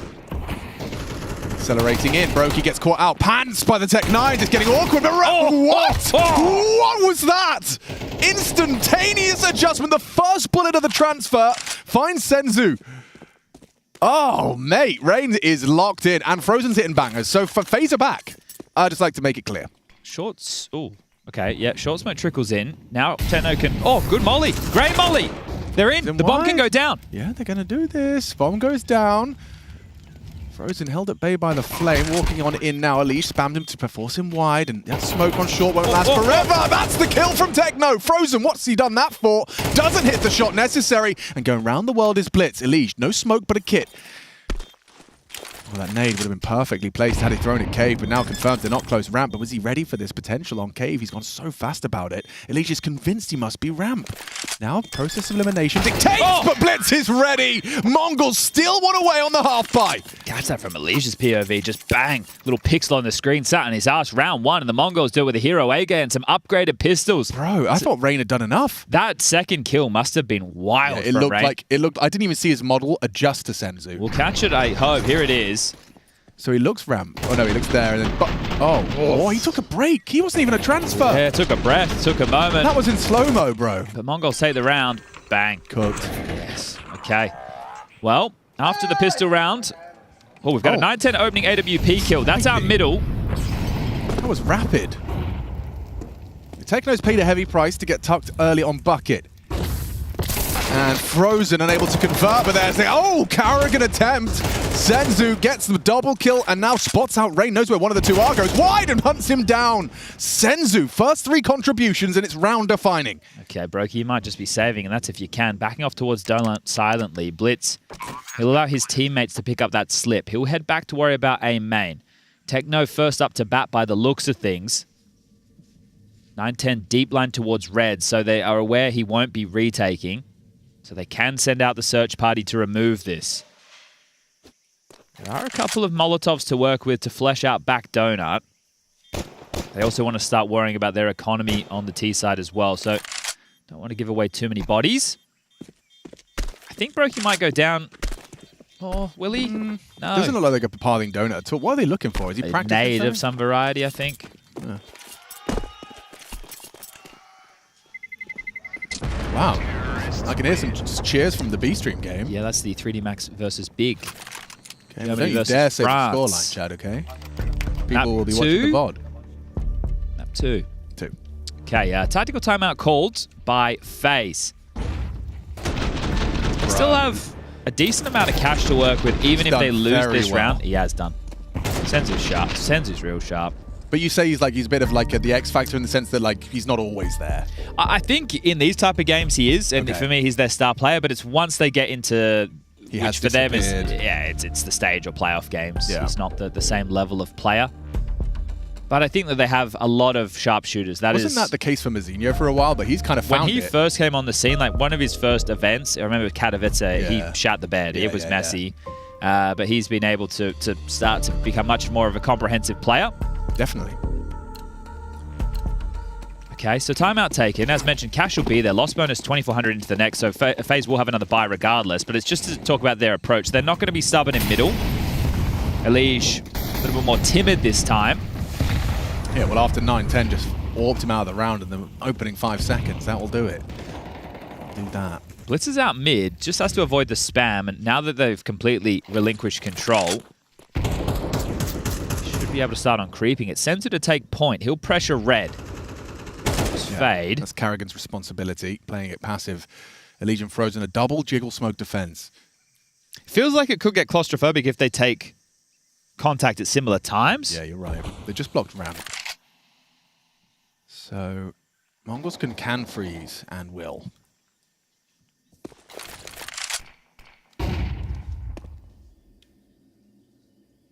Steps and presence shown in cave. Bomb in mid and Blitz an audible dismount. I don't know if they'll have heard that. Brokey a bit too far away. Does look like it's an A split. This smoke will not force Carrigan to react, but it will keep his boots planted. They still have those smokes for Donut as well as A main. Yeah, so at this point, actually, the clock is against Mongols now. This slow Jiggle smoke defense is going to pay off. That's the first Zinho deploy. has to come through this. And he's just holding on to his for as long as he can. Oh, what do you do now? Yeah, you're running through it. Oh, come on! 910's just booked him, and now through the smoke with the smoke break, Mongols! Oh, FaZe had him booked! Low on time, just get blocked in both of the entrances into the site you've set your sights on. And 910 hits some BS through the smoke onto Elige. Mazinho nade breaks into Frozen. And they win both of their duels. Actually cooked. Yeah. I'm very impressed they won that. That's insane. Yeah.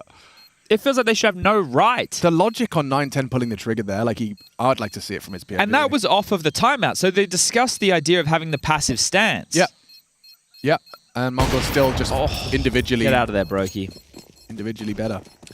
Okay, well. Wow. We'll catch that in the replay, I hope. Love to see that again. I was just watching Frozen the whole time. Yeah, right. See if he caught a shadow, but So he dropped it a little bit early. Yeah, he didn't. It's just like the clock was at a point where to throw it. He's holding So, Brokey. Does he just pull the trigger? Yeah. Oh, mate, he's just trying to clear Brokey. Doesn't realize Elige is just playing close to the and he's smoke. blind. Frozen was blind from the donut flashes. Yeah, I would be. What are you meant to do? What are you meant to do? I don't know. Not 910 had that moment against Brokey on Plat on Dust 2, Yeah. and now this one. That's some real bullshit. Yep. Straight up. Unadulterated. Well, remember, they had money for the buy, so they're in again, but we're all tied up 4-4. Mongols win this one, they can start sprinkling a few extra rounds on top. This time it's 2 players out mid towards red, so Blitz partnering up with Senzu. Much earlier this time. This is their plan. If you get given mid for free, this seems to be the playbook. That smoke, pressure applied. You can see what it's done to Carrigan. He's forced into CT and the off angle. Hoping Senzu does a lazy clear, but I don't know, man. Senzu's been looking pretty good. He gets that early shadow. He knows they're coming. And it delivers. Oh, Carrigan couldn't finish off Blitz. One bullet would have done it. Spots Elige on the jiggle. Yeah, he's backing away. Oh, he's going to slip away. 910's taking the bomb donut. Okay. Yeah. And Techno's coming as well. And they're just leaving A. They're leaving A to re-clear red. That's a good incendiary. That is a great incendiary, but Techno hits the shot anyway. They're here to respond to this. Yeah, Elige does get the temple frag. Big onto Mazinho. Bomb needs to be picked up. Techno gets on it. Oh, big work. Rain keeping disrupting. It's falling through the fingers of Mongols here, but 910 still alive. Eye to the scope, clearing close. It's going to be Rain the next challenge. Looks away, but Blitz will deliver. 2 versus 2. Time sensitive. Blitz will punch in the code. Smoke keeps the AWP at bay. 910 pathing back towards main. Exposed by the fading smoke. Blitz doesn't have their health for a 1v2 here. Elige, though, the one with the rifle. Good for it. Ready and receives. Phase 5, Mongols 4. Stressful. Carrigan feels like he should have had 2, right? Yeah. Did a lot of damage, obviously, into that second player, but couldn't get it across the line. And then the bomb gets loose, so Mongols do well to get it down. This is going to be the first tactical timeout called by the Mongols. So Mara on the mic. Plenty of money for their buy as well. It's now FaZe the ones who will need this extra 30 seconds gifted to them to talk through how the drops are going to function. But everybody will get what they need. So this one looks like it might be a little bit back and forth down the stretch of the first half second map. Both teams 1900 loss going into the next, so an important round for both teams. Nobody with a huge bag of extra cash. I would expect the Mongols, if they lose this, they'll bring out something heroic on the likes of Blitz. Could even get something going on Techno as well. And this is unfortunate. Didn't really calculate the timing on that fading smoke. Then 910. Yeah, his death getting caught in the open. And he was... Oof, okay, Mazinho, a little bit unhappy with that one. Rain's lining up instant doors.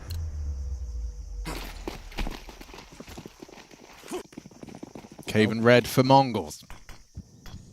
They're going to come out mid. There'll be flashes here. For the clear. Gonna call for it, is he? Frozen's going to wait for the flashes, and then he's going to nade break. Oh. Rain just spams Techno. That's just full wallbang through the cubby. Oh my god, die. Blitz has got some adamantium armor on. Oh, catch that! Dunk, Senzu! Overstayed his welcome. Give him a parting gift on the way out of red. Carrigan on A. This might be undetected. Or unexpected. Everybody grouping up towards A had a main conversation. now. He's told 910 what he wants from him. But could do the donut as well as the CT smoke, and in they go. The bomb won't be committed. Mazinho and Senzu could search, get some space. There's still plenty of time to play out a mid-round. Oh, they're committing. Bomb's coming. Spam a whole mag, gets nothing. Bomb in. Oh my god, look at Blitz's. Never mind. Elysian's coming. Fake plant. Yeah, Molly on the corner. Gotta get it down now, boys. Gotta get it down now, forever. boys. Senzu's down. Good work from Carrigan. Rain in the smoke. Mazinho walks past him. Broken completely caught unawares. Mazinho, the playmaker. Still just a leash. In the donut, Mazinho biding his time for the swing. Does get a heavy lick down to 27. He's going to give himself a little lurky smoke to play around. Could flash through this. He just didn't pick it up. Didn't elect to take the flash. Safe plant. Up. Blitz is holding you. No, he's not. Adjustment. Oh, and the headshot as well. If Mazinho had just gone down in that first exchange, Elish could have done it. Also there, if Mazinho had continued to plant, yeah, that too, then Elish can reset in a 1v1. Very quick thinking to get off the bomb, expecting Elish to get them both. Important trade from Mazinho. Nice round. Here's the wall bang. He just unloads. Just catches Techno. Oh, what a tough death. This is the push through the smoke. Fades. First one's easy as you like. Second's a good adjustment as Rain flicks in. That's important from Mazinho. That is crazy. NT. All right, well, FaZe have gone with some investments. 9-10 finds the opener on B. Where's Brokey? I'm on Brokey watch. Okay, cave warping. He'll get out of there after that molly. So backing off to stage 2. Blitz with red control again. No real rush for the Mongols. With the man advantage so early, does feel like they are destined for 6. No one's holding red. They know that's the gap. Frozen's going to take intermittent looks. This... Oh, it's just not the weapon you want. No. This has been a fun game, though. Considering we've never seen these two teams play, it's been a real fun affair. Yeah, agreed. As most of them usually are until they end. Yeah. I'm not speaking from experience. Just want to let the record show. Okay. It's more like how they go in movies. Right. They look like fun while they're getting away with it. And then once they get caught, that's when the emotional damage and reality of your action sinks in. Yeah, for most people. Who gets the kids? Who gets the dog? House. The whole thing. What's your excuse? Is it a good one? There's no such thing. I don't know. Maybe you haven't heard a good enough excuse yet. That's true. Does Brokey save his orb? Find out in a minute. He better, or he won't have one next round. Ah. You better hide, Brokey. Get into the smoke. No, that's a crazy idea. Maybe it isn't. Maybe he likes it. It's a pretty good idea. It feels safe in here. It's warm. Warm smoke, you reckon? Oh, Joke. God. Oh! Saved. Why did that look like a Sourced Eagle clip? Sync it up, guys. Sync it up. Okay, the ability to tie things up before the halftime break. FaZe have to battle through the lower bracket. Right now, we have Complexity versus Gamer Legion as one of our lower seeding matches. Then the winner of Big versus 3D Max will take on the loser of this one. So that's the gauntlet that lies ahead for the Group A. And that is another... Too many targets. Frozen's just been saving them back to back. Okay, Carrigan, he's had enough. Pushes through the ramp flames. Molly will keep him trapped as he's going to try and relocate. No space for the final round. They are completely condemned to outside the B you've doors. got nothing. Carrigan can peace out and will. He wants to be away from the flash. That's a miss, Molly. Good golly. Well, the way that FaZe were able to accrue their rounds came with that second round eco, like light upgrade win, and then from there they slathered them on early. Yeah. So FaZe did the hard work in the early stages. Nice. That should be good. Senzu 1v4. And there we have it, a 6-6 dead even half. Mongols, they're a map up. FaZe looking to take us to a third. Stay tuned.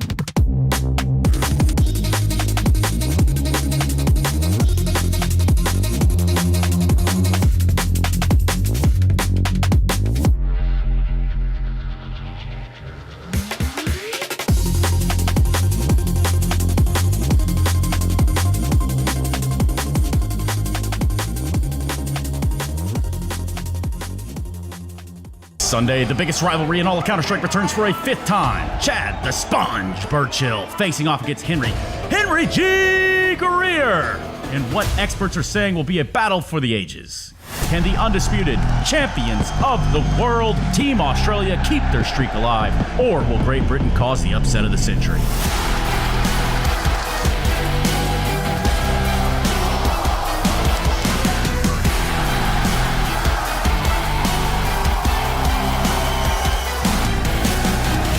It's the Cassius 5.0. Don't miss it. Sunday, April 27th, 2 p.m. Australian Eastern Time, $29.99 on pay-per-view. Just kidding, it's free, so make sure you're there, because if you're not here, you're not living.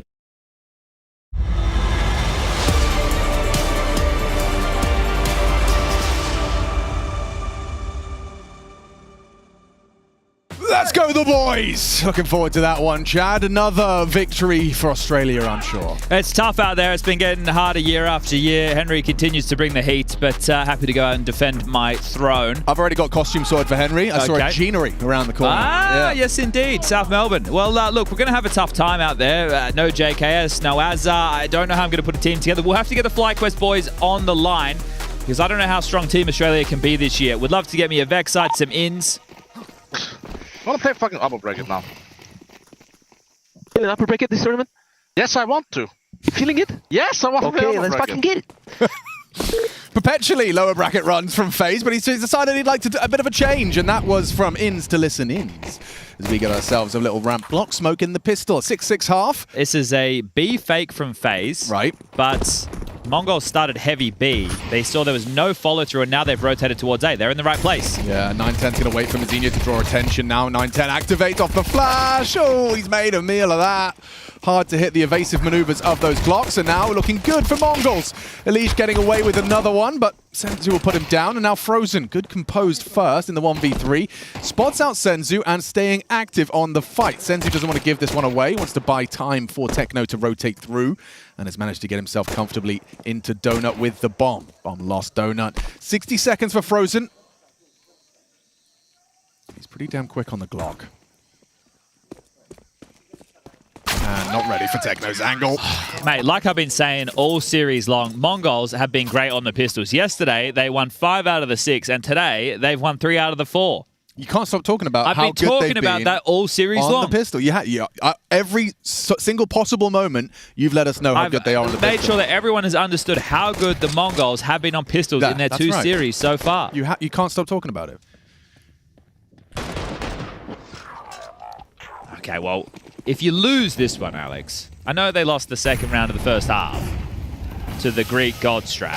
Oh, mama! A second would have been really cool. Kind of glad he didn't get it, because I went for some weird line there. Second would be really cool. Yeah, it would have been. Yeah. One's good, though. You could have pivoted to like Wicked Sick. Wicked Sick! Crushed him. Mega kill. Okay, well, the rifles will be coming out into the next for FaZe. The fact that Elish even gets a kill there is quite stunning. Yeah, look good. But not all that glitters is gold, Chad. Is that a song? It's a saying. Okay. And just one more to find. It is the Rain Man. Burst! Gave it a go. Yeah. So one ain't bad. All right, we're going to fake A-Rush, and then we're going to delay something pop. I didn't hear the word before that, but we're going to fake A-Rush. So, guys, don't be too surprised if FaZe do a fake A-Rush. I just can't have a really good read of the situation.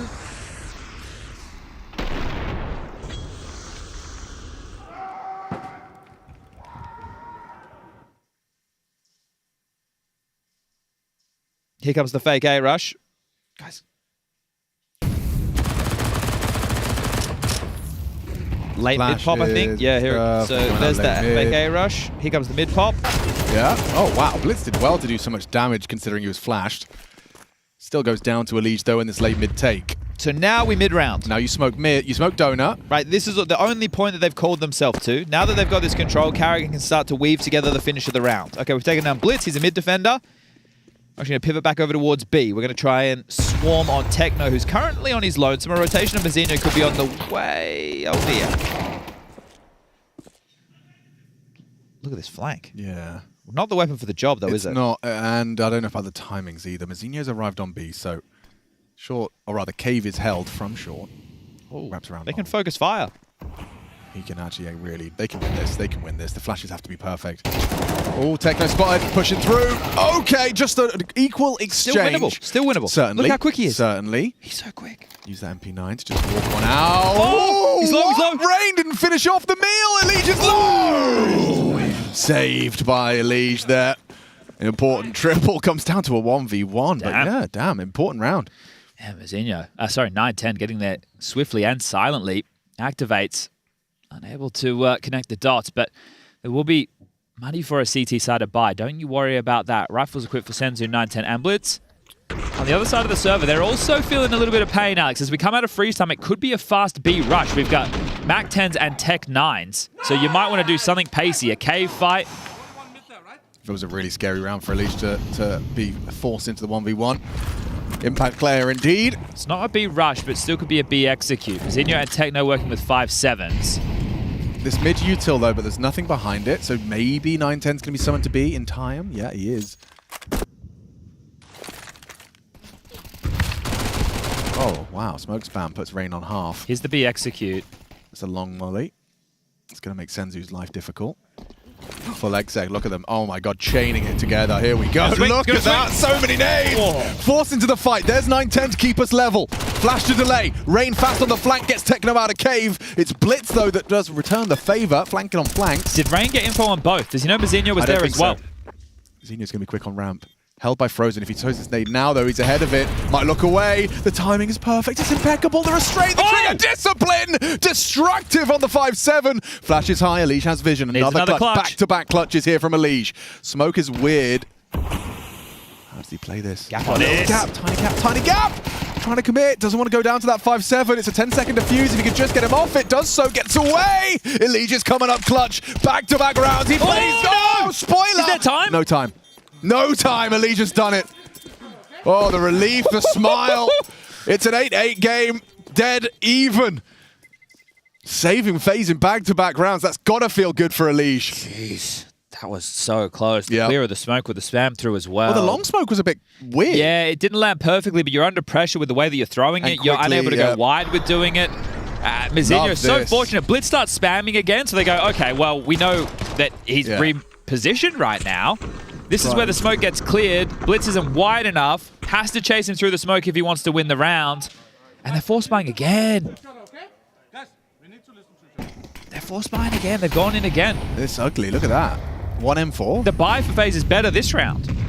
Oh, where did everyone's health just go? Look at that. It's a spam from Techno onto Rain. Blitz forced to extinguish. He does keep a vision, though, and can be stubborn. Frozen brings him down. Swing from Mazzinho. Can he get 2? Carrigan denies. 3 versus 3. Techno last seen cave goes. Wow, he actually got Rain and spams Elige down lower. 9-10's a main push. This is chaos, but utter pandemonium. But it's put Carrigan in a horrible box, and 9-10 slams it shut. This is what you expect from the Mongols, right? To play this heads-up, in-your-face, aim-map, deathmatch-based CS, and we're getting it time and time again. Carrigan showed visible frustrations after that, so Neo takes them into a tactical timeout, either just to cool down, but definitely to have a conversation, because the loss bonus, it's bottom of the barrel. They're going to be working with very, very limited investments right now, but the fight is coming their way and intensely. This is the type of Counter-Strike that the FaZe of old, the best FaZe that we all remember, would love to play. You're right. Right? It was just biffy, brawly, throwing punches, winning crazy clutches, crazy moments. Well, Mongols have a flavor of that. They have a flair of that, and they're bringing that to the game right now, and that's why we've had such an entertaining series so far. Give us the third. Mongols aren't thinking that. They're thinking, we want to take this straight to the arena, lock ourselves into the top 6, get that seeding match against Mouse. So this is what happened. We got Frozen returning the trade. Mazzinho gets 1, dies. So 3v3. It's Brokey not winning the fight against 9-10. Yeah, on that quick A main push. And then he gets another one. Okay. Yeah, visible frustration, you're right. Ooh, bottle it up, push it down, never address it. That's the strat. They forced, and they had to. Taking the pace out of this, a little bit of pep out of the step. Brokey has flashes set at the mid pop. Here they come. Out and about. Blitz will spam. Donut smoke in the air. Tech 9's are out, stretching their legs in middle. Could be none, could be all of them. And so looking for answers on the ramp. Rain to receive. Techno pushing the cave smoke at the same time. Oh, unity on Mongols. That's a great reaction, and it gets better. Only one. Into an A split. Just Mazinho here for now. Needs to live, needs to delay. The rotation for Senzu and 910. They can't just run through that smoke. FaZe are also going to hit the brakes. I want a Liege. Brokey hearing this. Oh, Brokey. Golden opportunity, but a flying AK headshot, of course. As Mazinho. Oh, his patience is rewarded. He'll clean up the round. Well handled. No problem.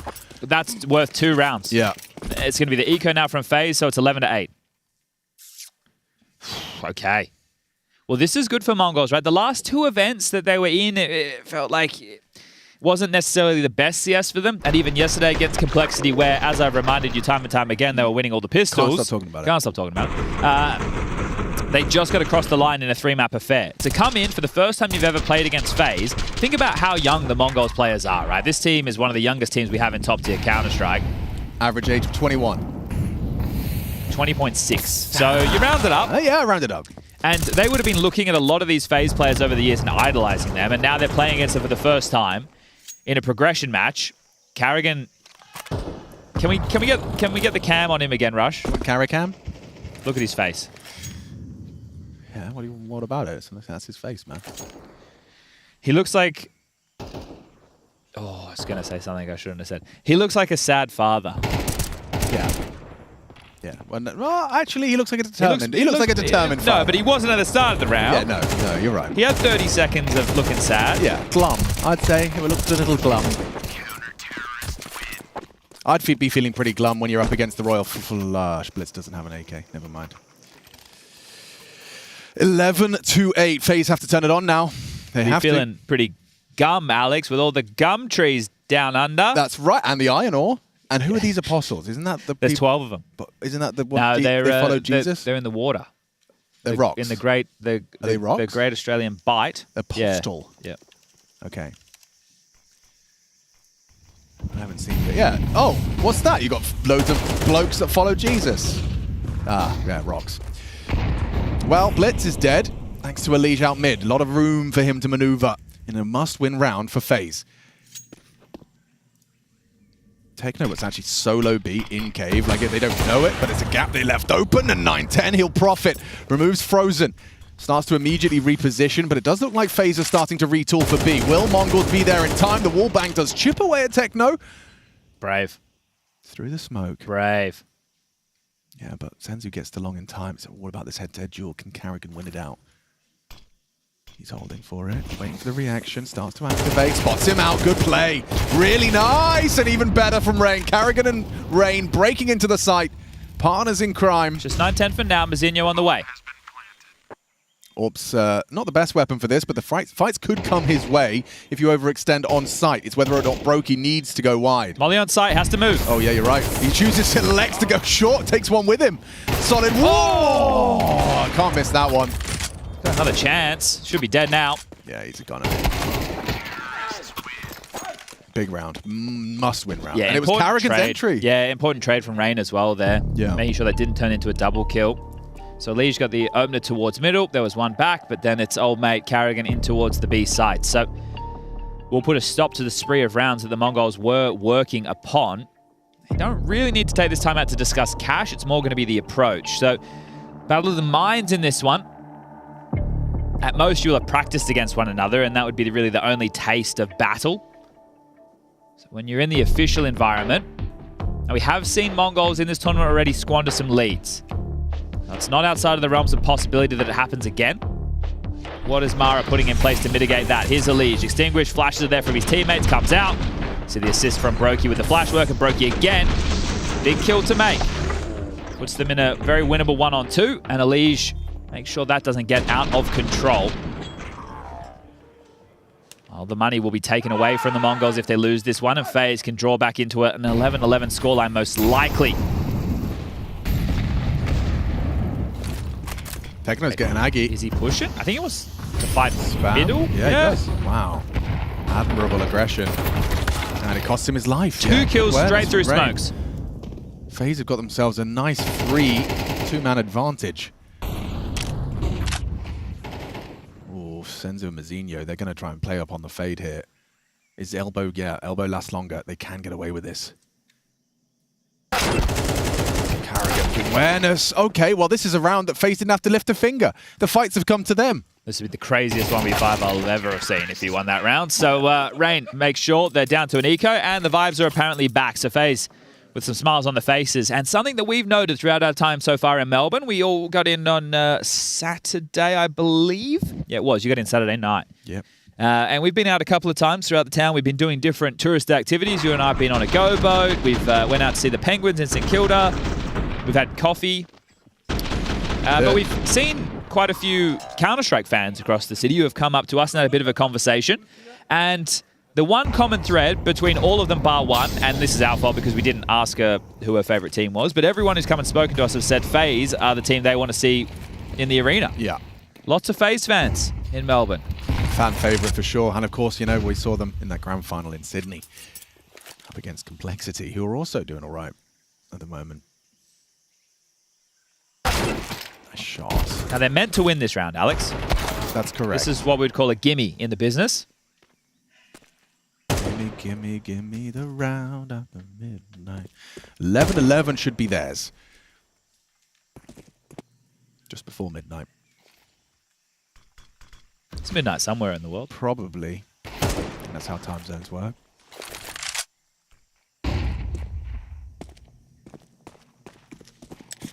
What time is it in Ulaanbaatar, though? They are on GMT +8, I would believe. I may be wrong. I think you're right. But I would say if they are, then they would be on Perth time, which is 2 hours behind us right now, which would be 1:30 p.m. Wasn't expecting an answer. Quite satisfied that we did. 7:29 in Malta. In the AMs. Good morning. A site taked. Taked? It's been taked. They take the A site with force. Here, I want to run. We've been running quizzes, not quizzes. We've been running polls. Yes. Oh, you got a new one? Yeah.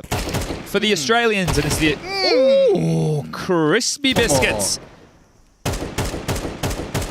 Anyway, for the census, for Australian fans or people who will be attending IEM Melbourne, if Liquid make it to the arena, 1, if you will boo them because they replaced JKS, or 2, you don't care.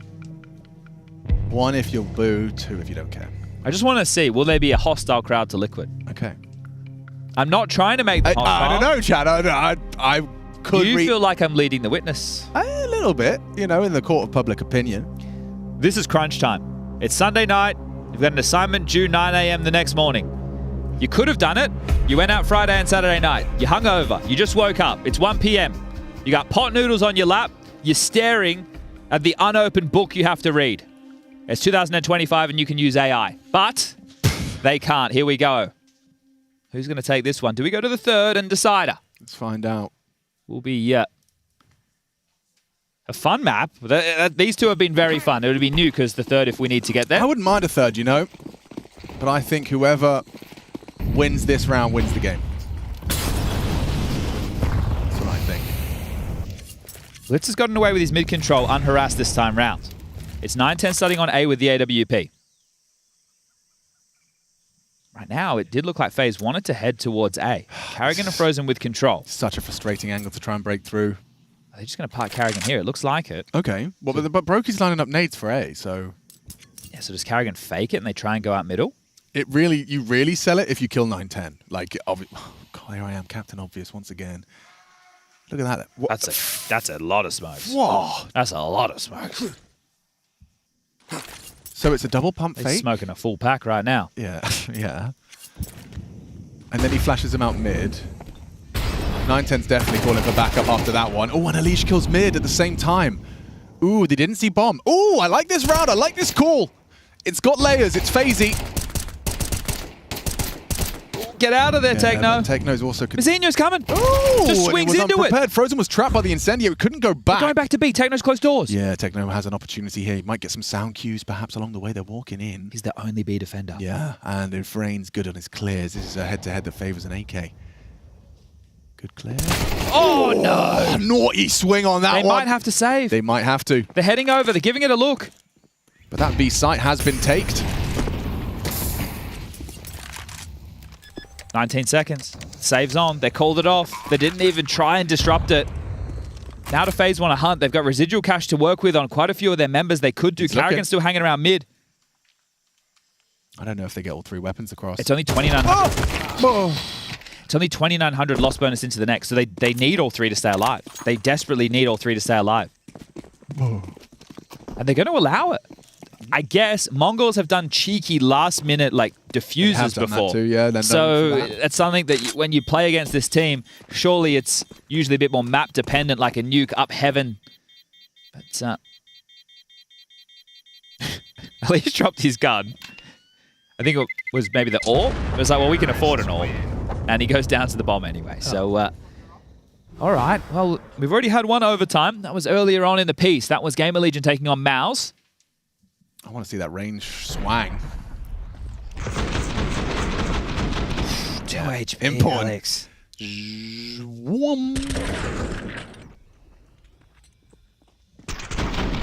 Well done. That's the most important kill of the round right there. Yes, sir. Okay, Mongols, 5 kills and we go to OT. Can you pull it together late? Or will we see Nuke Blitz secure? is hammered there. Yeah, he's operating at just half health. Has Mazinho in support. Looks like Carrigan wants to go for a bit of an A exec. That's not the right letter. Let me try again. A B exec. Big nade. Yeah. Block utility available. Techno still has a smoke to work with. Senzu's over here with a smoke as well. Mazinho will eventually have a little look down lane. Careful, it's a tough swing with the AWP. Rain's good at holding this as well. Like, he's just very, very precise right now. Looking good. But distracted as he throws nades. Senzu feels the wrath. Here we go. Nice contribution from Mazinho. And he activates with Blitz. They've lost too many bodies. OT secure unless Elise does the impossible. OT. See them setting up a bit of a trap there, the Mongols, right? Mazinho even feels that he can take his hand off of the mouse to give his face a scratch before swinging out. The util starts teaming over, and they immediately swing, catching FaZe with pants around the ankle, looking like a deer in the headlights, and they just get some pot shots in the side of the head. Oh, they line up for him as well, between the wickets. Lovely, lovely play from Mongols to secure OT. So they are still up for debate as to whether they can take this in 2. All right, Mazinho lets out a shout. We know that he's been trying on a bit more of the smack talk or the G up and likes the way that one feels. Blitz solo mid. Well, I'll tell a lie. Mazinho behind the red smoke. And gets mollied out of position, but Knife Out does manage to dip back towards the donut position. Flashes double! Stop him! And Techno destroys him. Carrigan, don't you dare walk through that smoke. You know Blitz is holding. Re-smoke elbow, jump up, clear lane. No one home. Everyone behind that elbow smoke. Blitz even just picks up an extra one off his teammate. Oh! The audacity! And Mazinho puts him back down. Roki and Rain. Just walked through the smoke. Great timing. Just use that sun cue, kind of visualize when Blitz would have turned around. Nice kill from Carrigan, but yeah, quickly put back in his place. 910's even got his AWP posted here on this tight line. Mazinho might catch them here on a jiggle. Oh! Or not. Brokey's 7th kill. Could be an important one. Yeah, that was a big shot. And not anymore. He has to do a whole lot more to win this first round of OT. Techno's pushed down lane. We need a Brokey moment. We haven't had one. No. And this would be one way to announce your presence in the server. Brokey's also sipping the view model Kool-Aid. The thing is, even if he uses this molly, it's unlike... Oh, he's also tucked back in sight. You're more worried about short than you are Cubby at this point. Yeah. Presents his bottom. Oh, jiggles it out. Well done. Molly makes life awkward. Yeah. No, it doesn't. If anything, you just got him trapped and you're ready for the fight. Yeah, couldn't get a deep enough trajectory there. So Techno stays alive, buys time for the rotation, but still gets the kill. So Techno up to 22 kills. He's having a map. 17 for Blitz, 21 for Mazinho. Tactical timeout taken, this one. You may be wondering, what does this game mean? It means an awful lot. And what is an awful lot, Chad Birchall? The playoffs, because that's where everybody wants to play Counter-Strike in the most exciting environment possible. And I think the Australian crowd, even with my bias, offers that. Yeah, Every time that we have come down under and we have been in the arena, the crowd has delivered. There is an energy in there. Everybody just wants to watch everyone's favorite video game. Making some noise, drinking some beers. Out of cups. And shoes. Timing on this little cheeky move. Love that from Carrigan. Doesn't translate into much despite Brokey's attempt, 9-10 put that round down. Well played by Techno as well. Just the first round of OT. A light tap to the head. Still, Carrigan having to work out how he wants to progress. All from Brokey might get boosted. Oh. Yeah, okay. Early boost. And Sensu's coming and crossing. Timing. Oh, he's across. Saw the nade, though. Took his sweet time on getting upon that boost. Notice there's one long side. Negated now with the smoke. Oh, they're going to boost on the boost. Yeah, okay. Senzu dead. Oh. Not dead at all. A golden opportunity squandered there by the FaZe AWP. And a nice deep flash there from the B-side player. It's 9-10 trying to set up his boys. I just love the way they feel like they have so much comfort to posture in this position. Yeah. I mean, they have to be worried about Elige, but Elige isn't fighting yet. Elige is terrified. Just getting so locked down and bogged down in this B lane. Nice, there you go. Well, it was a 2v4 in the previous. It was Brokey and Rain. Now it's Brokey and Carrigan.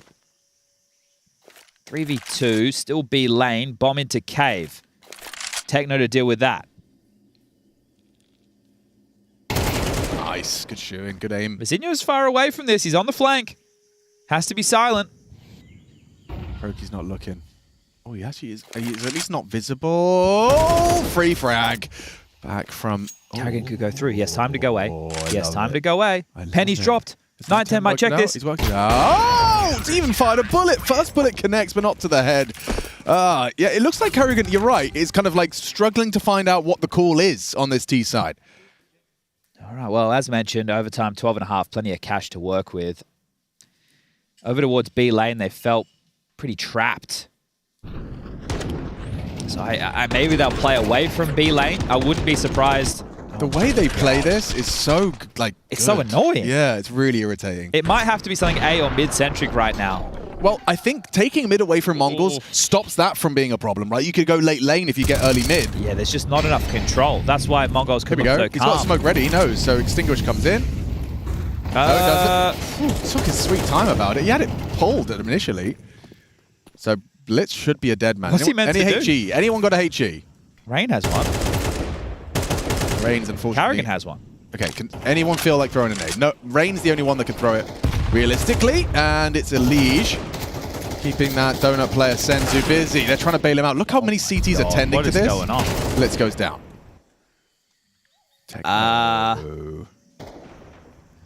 You've left an open window. The lesser known shark, it's the Mongolian tiger shark. He has the opportunity to win the round right here, right now. It depends on the timing. Swing around elbow, they're in cave. He's going to miss this, and he was the B defender. Yeah. So mid's going to be called clear. And Carrigan's in A main, so now what's going on is bizarre. Techno might get shot in the back of the head. Well, that feels like a fake flash, to be honest with you. But regardless, Techno will be on their trail. 9-10 is getting here just in time. Oh, he had a chance for more. And Techno will unravel this. He can. They think he's pushed down lane. Hi. Gosh, their positioning must be so confusing for FaZe to keep track Carrigan's miles away. Diffuse, just sit it. Yeah, that's going to be a full perfect CT half. Oh, man. 15 on the board. 15. They are just one away from a 2-0 and the playoffs in the, how do I say it properly, Rod Laver Arena. Carrigan is, as we say down here, spewing. Yeah. Gonna go get a pack of smoke from the servo. And, of course, Rain's running in, worrying about other parts of the site because nobody's home. No one's fighting long. They let me into the site out cave. Techno went on a world tour, mate, and he was still there on time. It's crazy. It looks like the first round is going to be mid-centric from Mongols. They don't feel too threatened in the same way FaZe did from this mid-hole. Huge nade, 53 damage. Yeah, solid damage. That's not a perfect red smoke. Will be another... Oh, no, that's a donut smoke thrown out there. Red smoke you could see starting to subside now. In the early stages of the Mongols' T-half, they were putting a lot of pressure red. Elige's committed to this.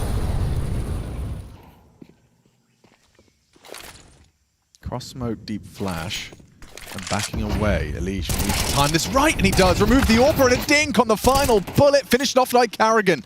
Yeah, he plays the man advantage. Rain, though, he's going to use that smoke to his own advantage. Thank you very much. Oh, it's just starting to fade. He dips around, tucks in. Will they clear him? They're looking at it.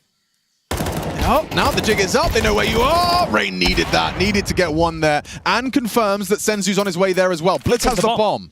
Blitz? Blitz had the bomb.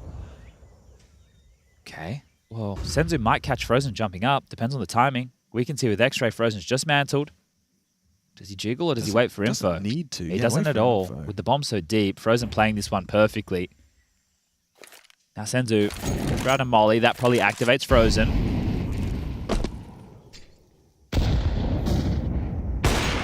What? Wasn't he 20 flashed? seconds. He's got time. Audible long. 18 seconds. Trying to catch Carrigan with some fake cut of noise. Oh, you heard the scope. A knife out. Dead to Carrigan. Okay. First test passed. 2 kills for Carrigan in that round. So leader with 23 kills, actually topping the scoreboard for his team. That's not the sign of a winning recipe for FaZe, but that's the situation they find themselves in right now.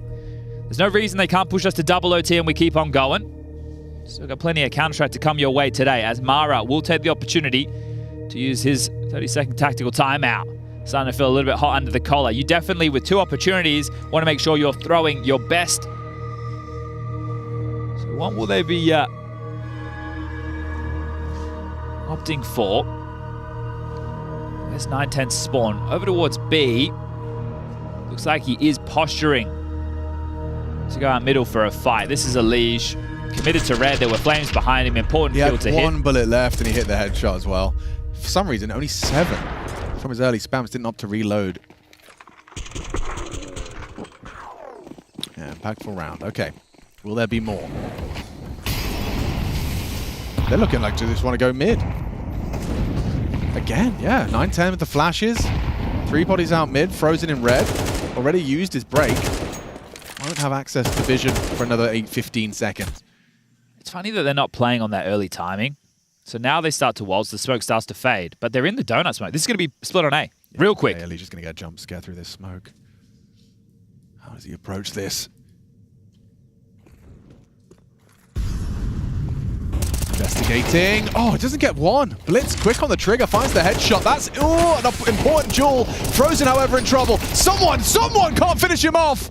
Good God, Frozen and Carrigan empty-handed in that exchange, and the round just disintegrates. That is it. Game, set, and playoffs for Mongols. Just Rain remains, and already a nice headshot, but there's so much more to do, and so little time. The smoke to sow seeds of doubt. Hoping for an overextension and overplay of the hand. Blitz just hiding behind that smoke Rain has so kindly provided. Does isolate another duel. Blitz low. Rain has the kit. And now he has no idea that Blitz is right there. Just to his right. Oh my God, he even nearly caught 9-10 through that smoke. Confirms the presence of one towards the donut. Assuming they're both there. Blitz gets away with murder. Mongols take it. And in the world first, FaZe Clan taking on Mongols for the first time ever. And Mongols come out on top 2-0. Got close on map number 2, but a good showing from the Mongols today after a 3-map series against Complexity to put them in the upper bracket. Now it's a seeding match. Mauser wait. Will it be the semis? Will it be the quarters? Well, it'll definitely be the arena.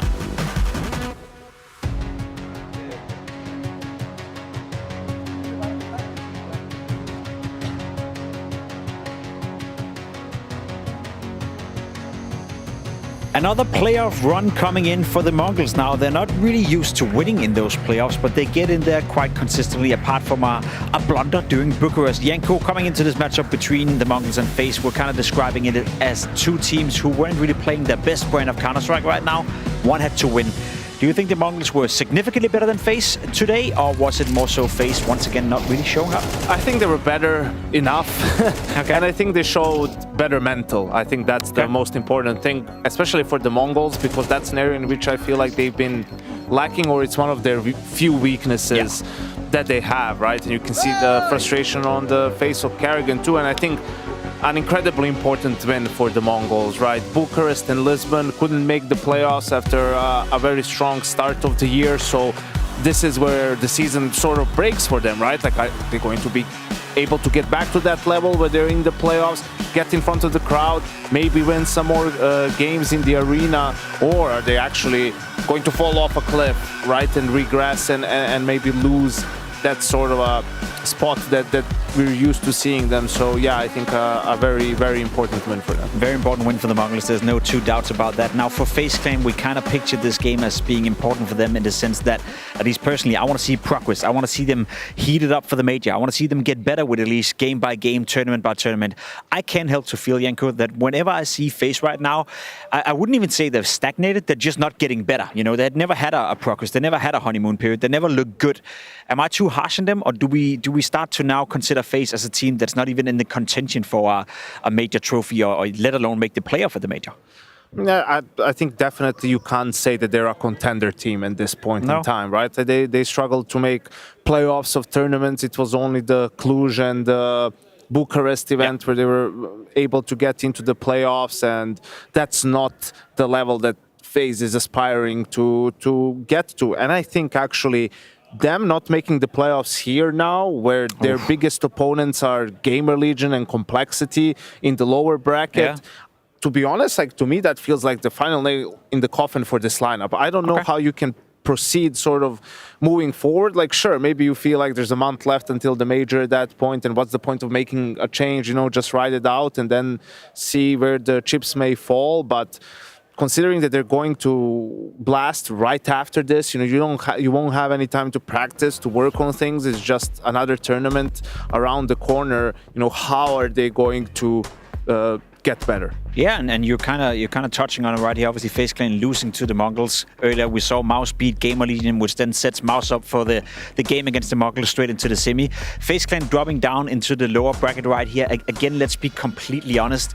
Gamer Legion, Complexity, 3D Max Big, none of these teams are teams that is supposedly better than FaZe Clan. So I buy into your argument. If FaZe can't make the playoff at IEM Melbourne, I also do consider that lineup to be done for. Now, you posed the question, is it too late to make a roster change?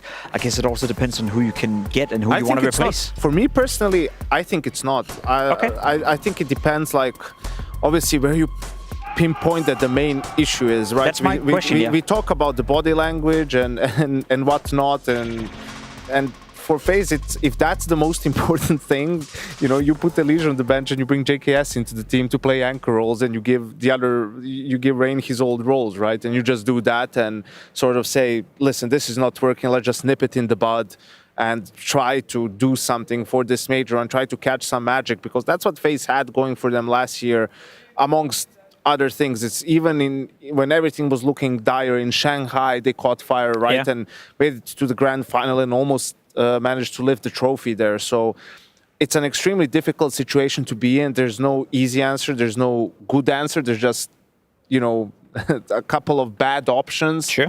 But I guess for me, you would have to be on the team to know how dire things are. And what's the biggest issue for them? You know, is it mentality-wise, atmosphere-wise in the team, or is it guys just messing up, you know, things on the server in terms of not communicating well enough, not you know, reacting in the proper way, at least just not used to. But, you know, you look at his performance and he's not the problem in that sense. Broke, he's another name you need to call out, right, in that sense.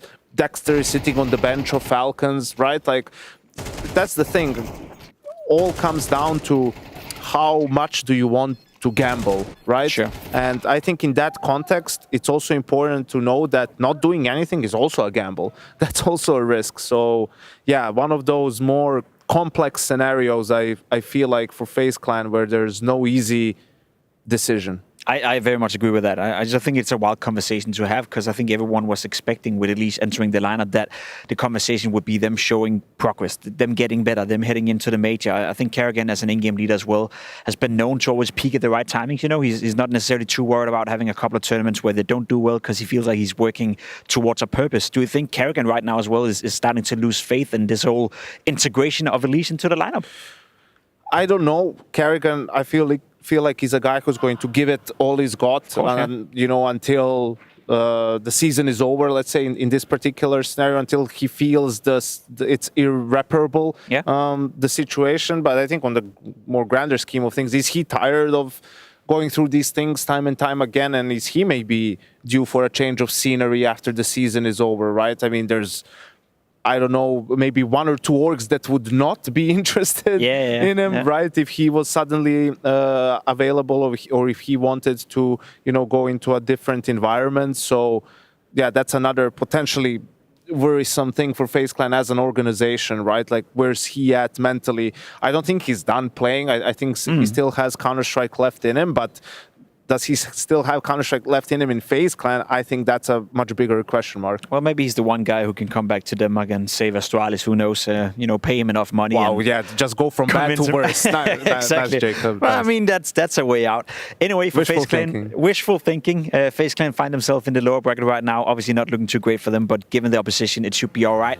Meanwhile, we have Group B as well taking place. We saw yesterday, obviously, Vitality winning, Liquid winning, Falcons winning, and Na'Vi winning, which puts those 4 teams in a great position. If you take a look at the lower bracket as well, Janko, FlyQuest versus VP, Saw versus MIBR.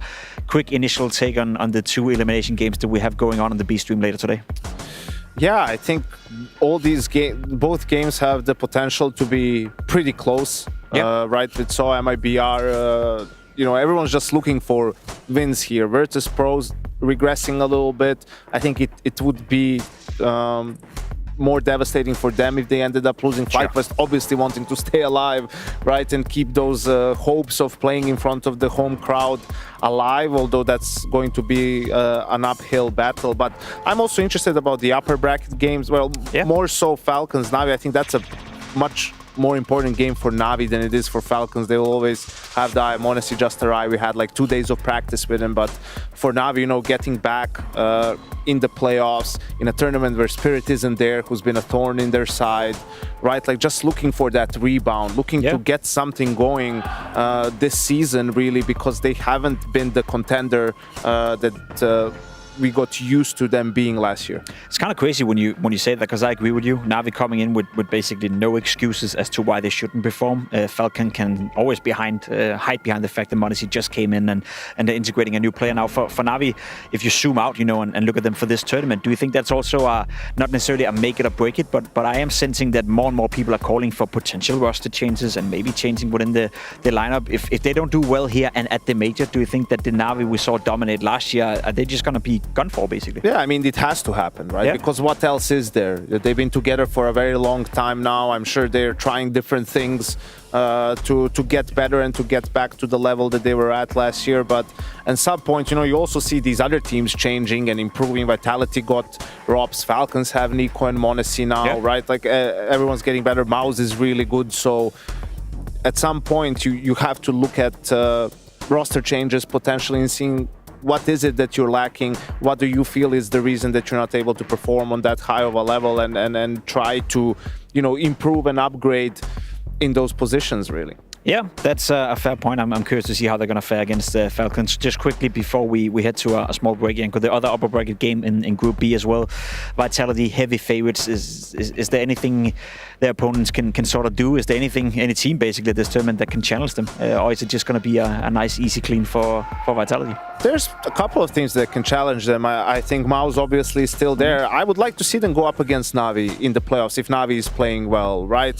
Falcons, if they can catch fire, right, with Monesi and Nico, but it just feels like they are not at the point yet. Liquid, stand any chance whatsoever? I don't think so. They've looked a little bit rough so far. You look at the sheer, imbalance in terms of firepower, and Vitality has shown to be also mentally solid, where they don't get complacent. They don't take any games for granted, or this run that they're having for granted, right? They understand they will need to fight for each and every win. So for Liquid, it will just have to be sort of everything going their way, playing their A game, right, to be able to surprise Vitality potentially. If anything, a good test for Team Liquid to figure out where they're at the moment. Obviously, over on the B stream, we have all the elimination games from the day taking place, while we continue here on the A stream with all the upper bracket games. We have to find 2 more teams that head into the playoff at IEM Melbourne. We also have to find 3 more teams being eliminated from the tournament. We're jumping on a quick break, and once we're back, it's going to be with Vitality taking on Team Liquid in a game that could be very, very interesting for a lot of different reasons.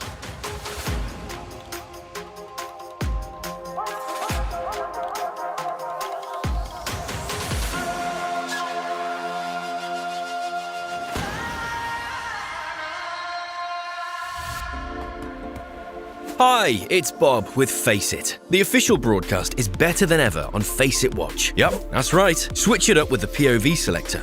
4 angles, your choice, from the main broadcast to your favourite player's view. And it's available on the Faceit app and Chromecast. But wait, there's more! Keep watching, keep winning. That's how we roll. Watch IEM Melbourne while having the chance to get skins and Faceit points. Look at this beauty. Change the channel and control how you watch.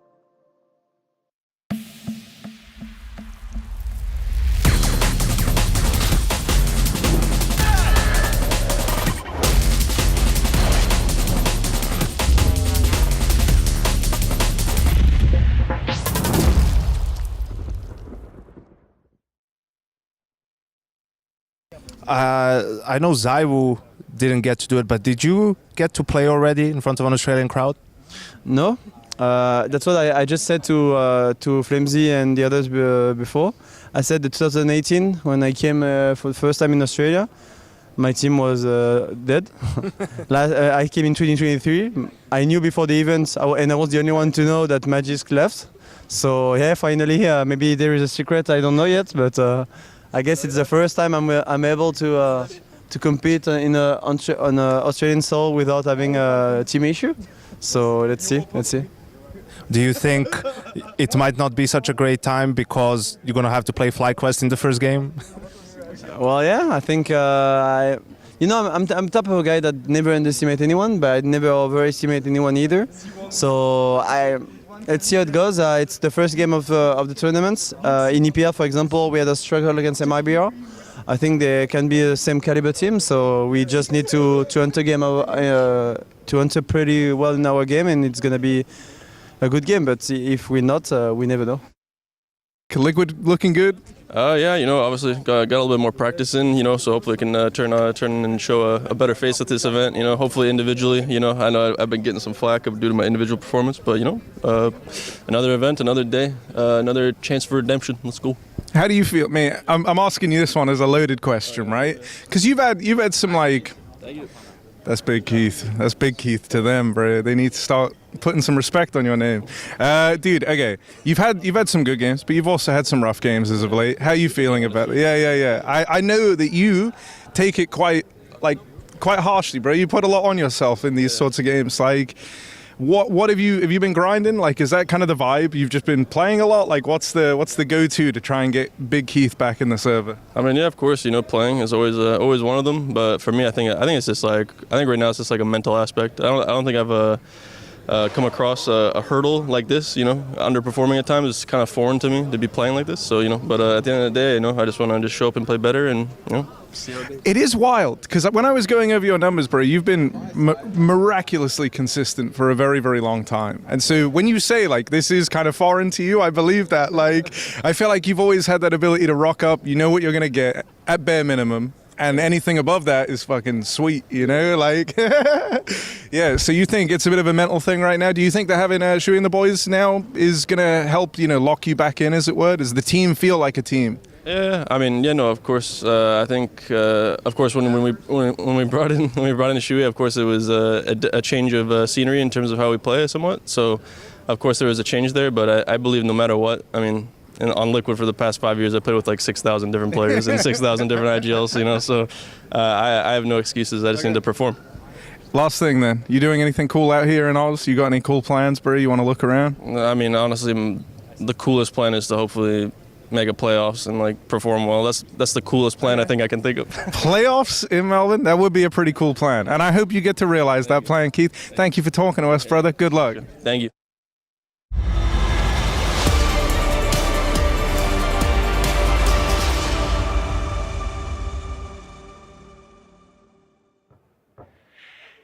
Well, the teams are going to be taken to the stage right about now, Vitality and Liquid. And if you can believe it, this is a playoff-bound matchup. This is not a troll. This is not a rehearsal. This is not anything other than one big best of 3 here for that upper bracket of Group B. That's right, winner of the playoffs. And, well, they are going to get their pickings out of Na'Vi and Falcons on the other side of that. So either way, I've got Josh with me on the case. We've kind of done a change over here. A lot of things to go over. Josh, how are you feeling today, first and foremost? I am feeling great, actually. It's a new day. It's a new beginning for us. On the day, and today is the day, Josh. That's correct. Let's hear from Flamesy. Vitality, yet again, just one series win away from making it into the playoffs and a 17-series win streak, no less. Flamesy, when you're entering the server, considering how many series you've won in a row, is that ever on your mind, keeping the streak alive? Yeah, I think every game we're trying not to focus on it, but it is there. It is something that we want to keep. Is it 17 right now or 18 if we win? 18 if you win this. 18, oh, 17. Okay, so yeah, so it's in our mind, but it's also not certainly like the main goal. Obviously, the main goal is to go game by game, reach playoffs. But I think it's something that goes aligned with that. It's like not losing to yourself, doing your best, and that's something that we focus on. And that's why I think it's also about keeping the win streak. But it's just like if we lose to ourselves, we're gonna be mad. But if we lose to a team that played better than us, I don't think we're gonna be like so upset about it. In the sense of how we lost the win streak, you know, we wouldn't care if we actually lost to a better opponent. Speaking of looking at yourselves, we had a really nice interview from Apex, who's just arrived behind us, with HLTV, where it was very candid about, you know, his progression as an in-game leader. Obviously, you've been with him for just over a year and a half, I believe now. How do you feel he's evolved as a leader in that time that you've been with him? I think he changed a lot. I think he had when I joined, he was a fat Apex, and after a while, he became ripped off, and I think the main change was like how he controlled his emotion. He did a lot of change regarding that. It's since I joined and from now it's like a whole different Apex and someone who is very respectable as a leader, and also like he is in his own game. Like he's really good in his own department of like, you know, IGLing and being a captain of the team. And I think he changed a lot. And obviously, like sometimes it like last year was a bit tough for us to sustain how we felt because it was going really tough. So there was there and there like 2 steps back, 2 steps forward, you know, like this kind of stuff. But I think overall the transition to becoming like very in charge of your emotions and us as teammates knowing that how to sort of go with it with the emotions that sometimes they might like stream towards us. Change the team in a different perspective. But I think also since the beginning of the year, the amount of grind that he's been putting in it's a game changer. The vibes seem unmatched in the Vitality camp at the moment. He also said some interesting words about, you know, having those kind of sacrificial opening players. In previous rosters, he maybe didn't feel like he had that, and then obviously you joined the team. How do you feel like you've evolved into that role as well since June 2023 when you put on that Vitality jersey?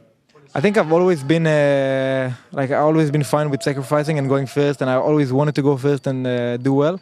I think the main difference is that I try to put more effort in like putting my team into the, you know, so like there is going to be a call up, it's going to say we're going to be on us too, and just trying to set everything how I want it to entry. And I think this is a very big change to also the teammates, the people who follow behind you, but also the round itself, because everything looks a bit more appropriate and more set and more synced. And I think this is something that as the entry frogger stepped my game, but also, you know, I had to acquire the skill, but also keep it consistent now. Confident that you'll be making it to yet another playoffs today versus Liquid? I think it's always it's Counter-Strike 2. You never have the clear answer of like you never. I feel like underdog and like being an underdog nowadays is not so bad in some sense, and the game is very forgiving. But we're just gonna do our best, and if we play to our best Vitality, we're gonna be in the playoffs. Very excited to see how it goes down. Thank you so much, Flamesy. Yeah, nothing is for certain in this Counter-Strike world that we live in, except for this matchup at hand. With Vitality Liquid, Shuhei Apex, Josh Nissan on the mic, and the Intel Extreme Masters live from Melbourne in 2025. You really can't beat it, Josh. You know why? Why? Because if you're not here... You're not living? You almost messed that up big time. Yeah, Luckily, it's because I saw that falling down, so it really caught me off guard. Right. Sometimes things happen, and that's okay, too. We're going to keep going as regularly scheduled. No one's going to be hurt by that. Josh, let's talk a little bit about Vitality's side. I think arguably, maybe not, but arguably, this game should be a walk in the park, perhaps. It should be, and you would think so, but just as we saw here with one of these gold bars falling down, we talk about that streak that Vitality has. We look at the Grand Slam. Liquid won it in record time. They're here. They're like, oh, you have a win streak? You are going for that Grand Slam? We've won one. We're going to block you, and we're going to knock you off your pace. Well, you know, we'll take it a little step further than that, right? So the mathematics come out that it's been 87 days. This is their 18th series win. And if you put 87 anywhere else in the series win sort of mantra of Counter-Strike, NIP rings a bell. Like, there's always a chance there that there's correlation. Probably not, but maybe. Well, you can always make some superstitions up. So if we're looking at the NIP 87-0 win streak record, and now we're looking at 87 days without a loss here, that means that Liquid's going to beat Vitality if you're superstitious. So I can't wait to see how it unfolds. I can't either, Josh, and that's what we're going to have to watch, though. I mean, you think about both looking Liquids and Vitalities right now, right? One is super hot, red hot to trot. The other one, on the other hand, has a little bit of their own stuff going on here. But we'll stay with the Vitality camp for now and talk a little about some of the conversation we had yesterday, which is them staying ahead of the curve, focusing on the major coming up. Staying hungry, staying ahead of the curve, and constantly innovating. They want to make sure, and we heard it from Flamesy in his interview as well, about how all of them have been developing, how Flamesy's been developing individually, how Apex has been developing as a leader, not just in terms of tactics in the game, but also the emotional side of things.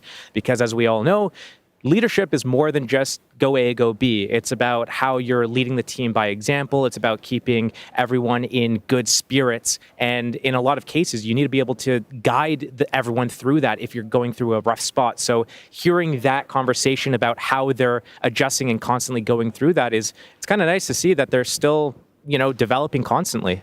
And while this will be that first matchup with them versus Liquid, just to kind of revert back to yesterday, some of the fresh look that we get out of Vitality in its current iteration is the smashing that they laid upon FlyQuest. It was pretty one-sided. We saw that 13-2 on that first map of Anubis. Obviously, starting CT side, FlyQuest couldn't get anything going. But it was that nuke that was a little bit worrisome for me when I saw Vitality kind of falling into the same little traps that they fell into in the semifinals against Spirit that we saw a couple weeks back, where they constantly go into these force buy stacks, and they have so much time to play these mid to late rounds, and they're so good at those that Liquid is definitely in a position where they can punish Vitality if they don't continue to play at a 100% level, basically. And right now, with Vitality going for that Grand Slam, they need to play at 100%. They want to win this tournament. It's not like, oh, we're just keeping our eyes set on the major. This is a big deal for them, too. Yeah, and I think that's very, very well put. Thank you, Josh. I think when we start to talk and look about this Liquid lineup and some of the question marks that arise over there, certainly some of them bigger than others. I did hear from the camp coming into today's game that something is going to be floated here in their minds and in their talking processes through the game about Heavy is the head that wears the crown. Now, you can do with that information what you will or what you want to. I'm not even entirely sure, the context. I don't think he wanted to give it to me. There was a lot of I think it's talking about Vitality, about how they're balancing all these things. 3 tournament win streak, 18 series win streak, Grand Slam on the horizon. It's going to be a very tall order for them to keep up this consistency and everything. And Liquid's in a prime position right now. They have Shui coming into the team, right, to come and pick up the in-game leader reins from Twists. Twist hasn't really been having a lot of success with this iteration of the roster as that in-game leader. So how is that going to work? And I don't know if we're going to see so much of like an overhaul of the entire system this quickly. I think what we're going to look for in this match is how do those mid rounds look a little bit different with Shui at the helm? Because ultimately, and speaking of ultimate, nice, okay, you still have the same issues that Team Liquid's going to have, which is individual decision making. It's about fumbling at the last moment and people just doing things, overextending, going for an extra peak. That's just not good. Let me kick another one into your wheelhouse here, because with the side of Team Liquid, there is a Grand Slam title holder over there in Twist. Multiple, obviously, with NAF over there as well. But within Twist, being freed from the IGL obligation, does that activate him again in a sense that we might even see glimpses of that? I'm hoping so. Obviously, Twist is one of the best, players that NA's produced. We have seen, historically, players that have gone into that star player, into IGL, back to player because the IGL role didn't work out for them. They never regained their form, really, constantly over time. So is Twist going to be able to bounce back? And obviously, looking at with Shui as an IGL, the sample size of that's going to be very low. So are we going to see that bounce back happening at this event, or are they going to be doing that longer-term outlook towards the major where he's going to be able to bounce back? But I mean, I don't think there's ever been a question about what Twist's output is going to be as as an individual. It's about, you know, if his team's elevated, if his team's more successful and winning more games, he's going to perform better. That's just the nature of how stats work in this game. Yeah, and I agree. And I also think with too, that whole idea of relinquishing some of the control, or rather some of that responsibility, some of that burden of pushing a team around a map and making them kind of adhere to how you're going to approach the game. Now that you kind of free that up in your mind, that's got to help. It should help a little bit. I mean, that's kind of what I'm looking for with Shui with the mid-rounding. That's the only thing I can really look at, and it's going to be a lot better if you have another voice coming into the mix. Obviously, JKS is out of the equation, maybe one of the more quieter players in the scene, same thing with NAF. So already you're kind of working with less output verbally, bringing someone that might be more vocal that can help in those situations just so you can bounce ideas off of each other is going to be immediately, hopefully, a success, a turnaround. Yeah, there have been other examples throughout the duration of the game, right? In regards to the idea of handing off the baton that is the IGL position, and then maybe finding your way back into those sort of the spotlights rather than the limelights. I mean, you can see a couple examples right here, Josh. I think Device is a big prime example because, you know, he's still been struggling, and even though his output individually has been improving even more recently, they still just, failed to qualify for the major. That's like 5 majors, Yikes. 5 years of majors that Astralis hasn't been there. Magisk, I think this is going to be interesting to see because obviously we're going to see Falcons later on as well. He's just not been there at all. He's been a shell of his former self. And one of the things I actually look forward to is just seeing how this plays out because, oh man, the scene is changing a lot and you got to really keep up. Otherwise, you're going to get washed out. You have to fight or flight. It absolutely or is the case. Or get out of the way.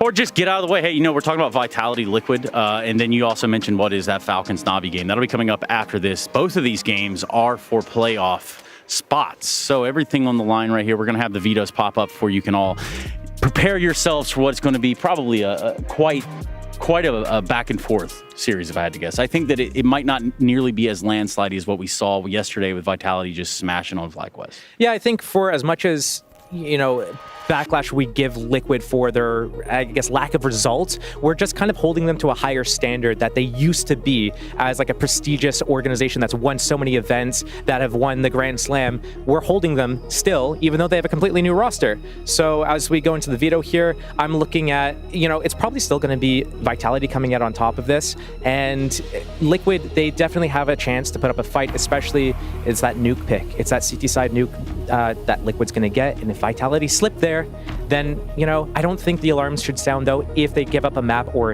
the series even. And if you don't think Liquid's going to win this series, do we get 3 maps at the very minimum, yes or no? Yeah, why not? Okay, that's what I wanted to hear. Thank you very much, Mr. Nassan. We are just about ready to get in the game, it seems. You have tuned in at the most appropriate time. This is the Intel Extreme Masters. We are in Melbourne in the year being 2025. Melbourne?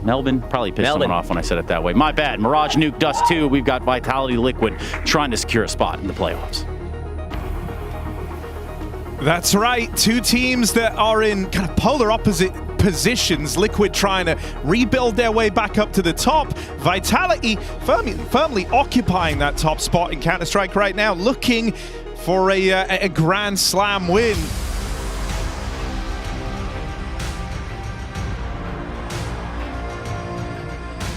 This is such a narratively rich game, but on top of it all, Harry, we have some incredible players today. Vitality in such good form. There's no way you've been watching Counter-Strike and you've missed this team in this year. They certainly ain't missing. It's been a joy to watch ZywOo and Rops in the last couple of months. And we get to see today if Liquid are up for the task. Took down VP in their debut here in Melbourne. Now they have the biggest dog in the house. Vitality trying to continue their unstoppable streak. Are Liquid going to be the threat today? Strong start from ZywOo in the pistol. He's going to pick one up through the connector, and he'll continue that reign of terror. Bomb now away from Team Liquid. Twists and Nerds doing what they can, but Nerds really has a tough task ahead of him.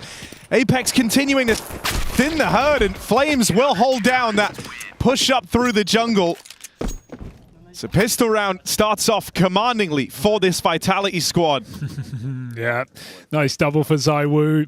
Very excited to see if this new Shui-led Liquid are going to start with a bang, akin to our last Liquid team, right? Remember all the way back at the start of last year, it was the new Liquid with Yakindo with JKS taking down Na'Vi, #1 team in the world at the time, in the groups of Blast.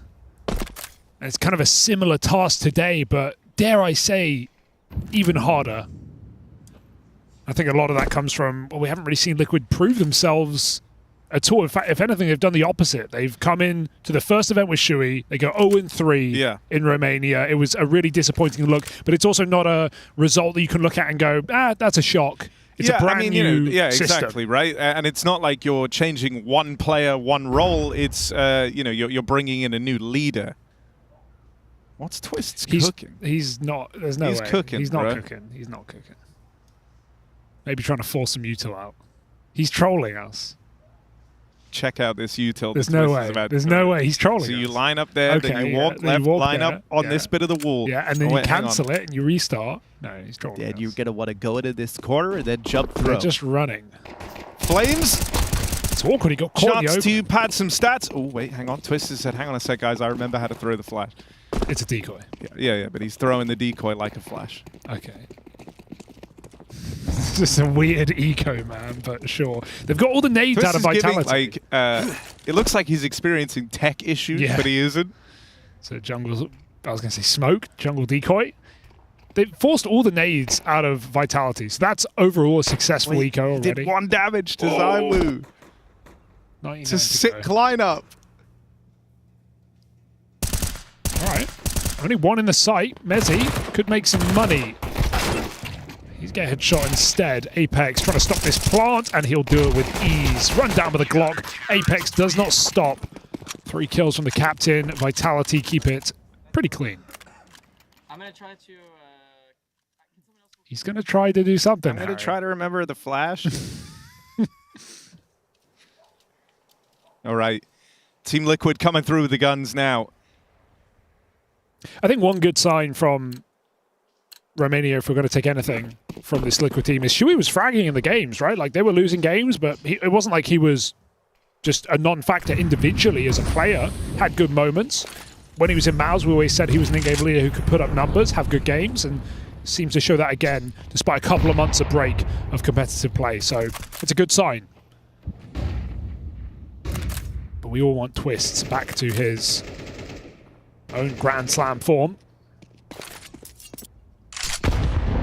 I mean, bro, you talk about fragging IGLs. Apex fits the bill. Yeah. He's been playing phenomenally on this uptick out of Vitality.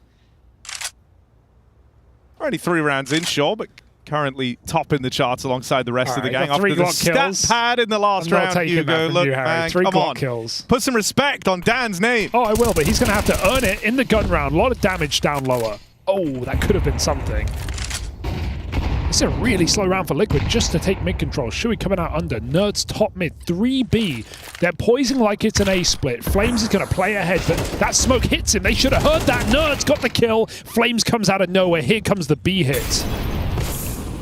As he mollied back, but still going to put up 1 in the hold. That's more than enough for Apex here. Oh, wow! That's not allowed, actually. That's not fair. When you see that, you wonder, like, did the kill feed bug? Was he really midair? Get the scroll wheel headshot, and I take it all back. It's a frag and in-game leader. Literally, no one else would peak like that, Hugo. No, you're right. That's the first time that's been done. I like how they play double bomb site. They actually give up short, and you can see here, when Naf comes out, he's swinging short. You just expect, that's crazy. You just expect a short and a sight player, but double sight for Vitality. They catch Liquid by surprise. Apex v9 right now. Anchoring A with Flames. This is going to be an A split for once. Liquid do have the bomb and Palace. They're coming out under. ZywOo. Pretty good, I hear. Probably the second best French player in this team. Silent boosters up. Shui's in the window. Keep an eye on his timing because Liquid are going to create a bit of ruckus before he plays.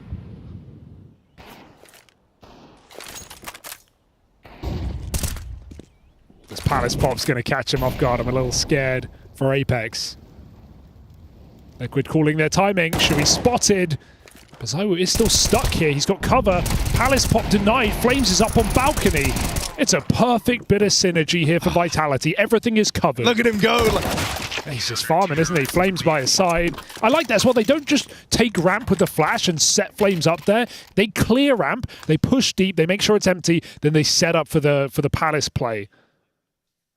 Vitality cover everything. Apex 9-0 right now. Hasn't started talking smack. It's coming.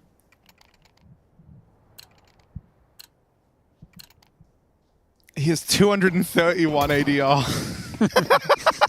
It's so insane. He's so good. Like we're going to kick out the pace. Flames and Apex double mid hold. There's the support. Apex swinging on out through lower. Oh, looking for a little bit more. Nade pulled out. Boom. Ultimate trying to put some distance between himself and this lost area in middle, but Apex once more, 10-0, not content with it. He keeps on going. What? I'd run away too. This guy looking out of this world. The way he dan. 2 kills from Apex here, and Nap hunted down. He's still flawless. 11-0. Apex the GOAT. You expect this to end at some point. It will. But it doesn't look like any time soon. What a dodge on that flash for Flames. The second gets him, but he barely had any time to turn from that. Still able to force a couple of kills. And Bloodlust for Team Vitality. Sit them 5-0 up. This is Liquid's map pick, but keep in mind it's a map they have not been winning. Lost it twice at Bucharest. Lost it yesterday against VP. So what's Shui been cooking? Because right now we've not seen much. They've got a lot of control, but it's only when Vitality allow it on the anti-eco. As soon as we hit the gun round, Vitality are forcing mid-fights. Keeping Liquid guessing.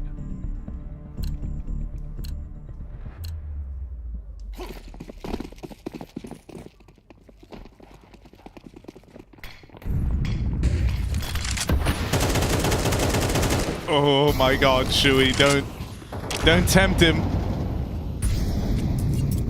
All right, Liquid setting their sights on this B play. Shui causing a ruckus over in middle. But this double hold has been a constant fixture of this B site for Vitality. They were trying to assemble that boost. It was spotted, and so that's given Liquid the signal to go. They want to try and capitalize. They know that for this brief moment, it feels like Vitality were out of position. Mezzi shows them he's right where he's supposed to be. Shui in the back lines, now the last man standing. The one that was faking this out over in mid has to try and clutch up. 3 kills deep on Mezzi, and Shui goes fishing, looking for him, but no love from Mezzi. 4 kills in the round. Dude, every player is so damn sharp right now. There is just no weak link in this Team Vitality. Everyone is shooting. Zaiwu and Rops getting carried right now, Harry. They both have 2 kills. Doesn't matter. I like the idea for Liquid, right? I think we said this yesterday in the FlyQuest game. You want to beat this team, you got to make him uncomfortable. You got to add some chaos, sprinkle in some madness. So Liquid try and explode out B, but I mean, Mezzi is a rock. Apex has more kills than all the Liquid combined, so I don't know. I don't know what the solution is here. Oh, smooth jump. You've accidentally ended up in a time machine, and you're facing Apex in his prime. Rops, just in the sidecar in this game, knows, you know, he doesn't have to try yet. That's a bit of a... He can run out mid with the AWP, that's fine. Dan's still alive. They both did it, at least. At least they do it together, but yeah, missed shot for Rops, it costs him his life. And Liquid, hey, yeah, you can regroup, but look at how deep Mezzi's gotten. Burrowed in the apartments. It's a flat, actually. No bedroom. In fact, no room for Liquid. Mezzi's going to send him home. Oh, there's a bedroom, all right. Mezzi laying them to rest right now. 1 kill found. Will actually get traded. It's a good trade out of Twists. They pre-smoked it to sell Mezzi's position really well, but what it does more so is stop Liquid from actually going. but they're in a decent position. 3v3, you got a lot of time, you can reset.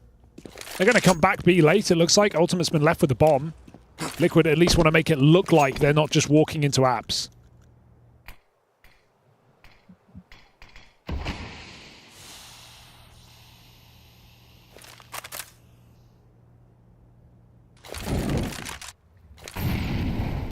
Twist faking A.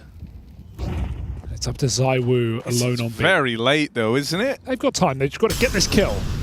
It's not easy. Easier said than done. It's ZywOo's AWP entrenched on the B site. 10 seconds to get past him. ZywOo only lands the tag. Apex dead as well. Final few second plant will come through. Flames next on the scene is locked out. Liquid take the pace out of it.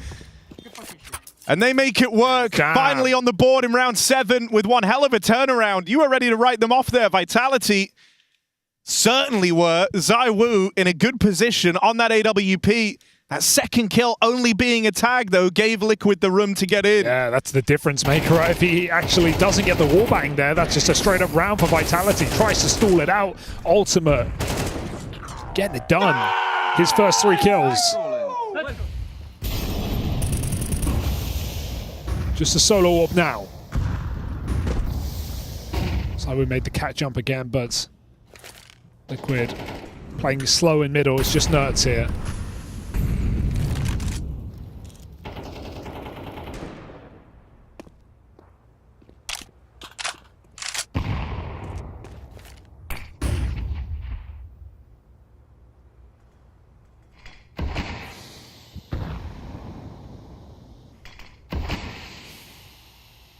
A lot of respect from Liquid. Not necessarily a bad thing. They know what they're up against. They are extremely cautious. Yeah, I think it makes sense. Vitality want to fight you. They want this to be brawly.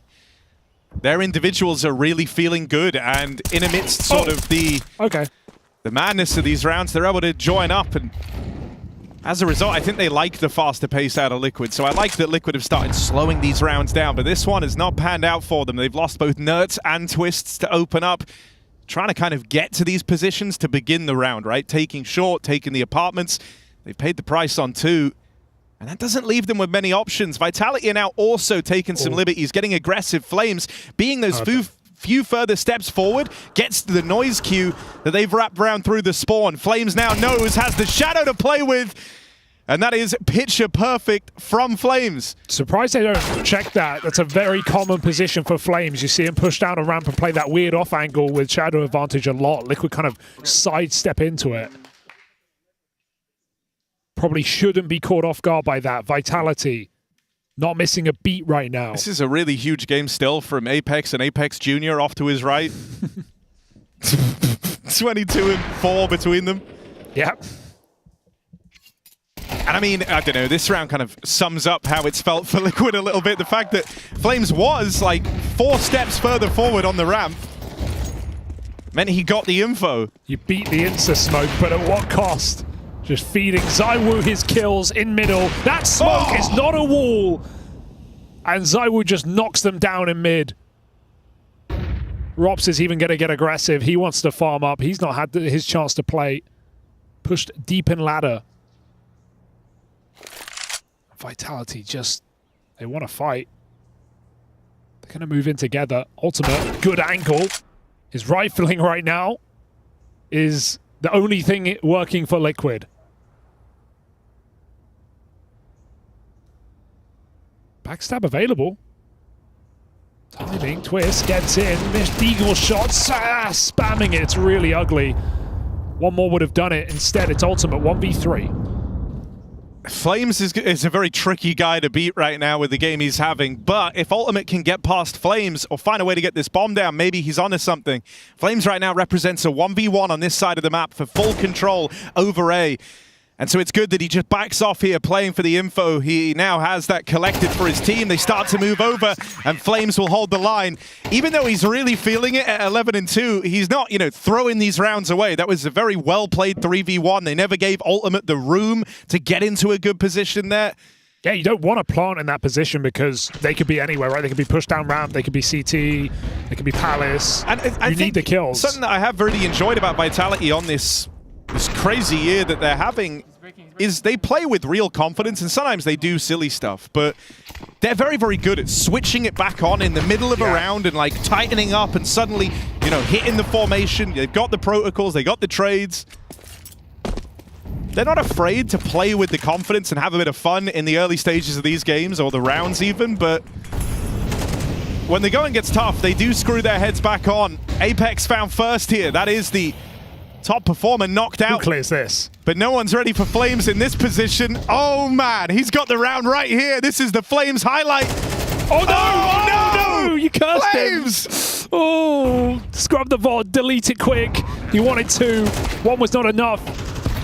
3 on 5 now, Vitality. Can they break back in? It doesn't look likely. Getting spammed out. Robson spawn. And they're going to try it. They're going to have a little look-see, at least for damage. But Liquid seem to have broken in. You wonder if Flames just took that kill on the plant, what this could have been.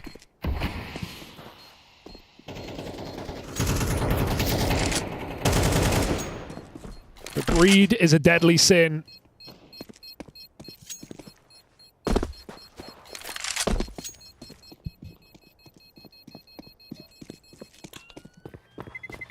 Liquid onto 2. Nice. Let's go.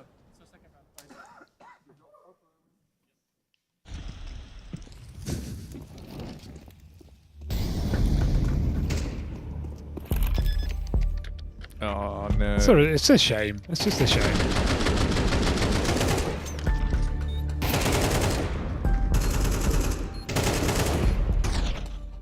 Well, you know, I mean, it's going to be a crying shame as well because he's played a great game, but at the end of the day, Hugo, he knows he fucked up, so that's how it is. 11-3 on FlameZ. No, it's fine. They're still in a great position. 8-2, Liquid. That would have to be the start of the streak to bring them back into this.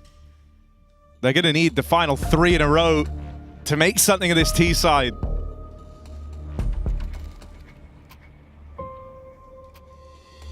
Not impossible. Vitality's money, not the best. They'd still have rifles in the last round, but Liquid can make it a little bit uncomfortable. They can certainly remove the possibility of an AWP.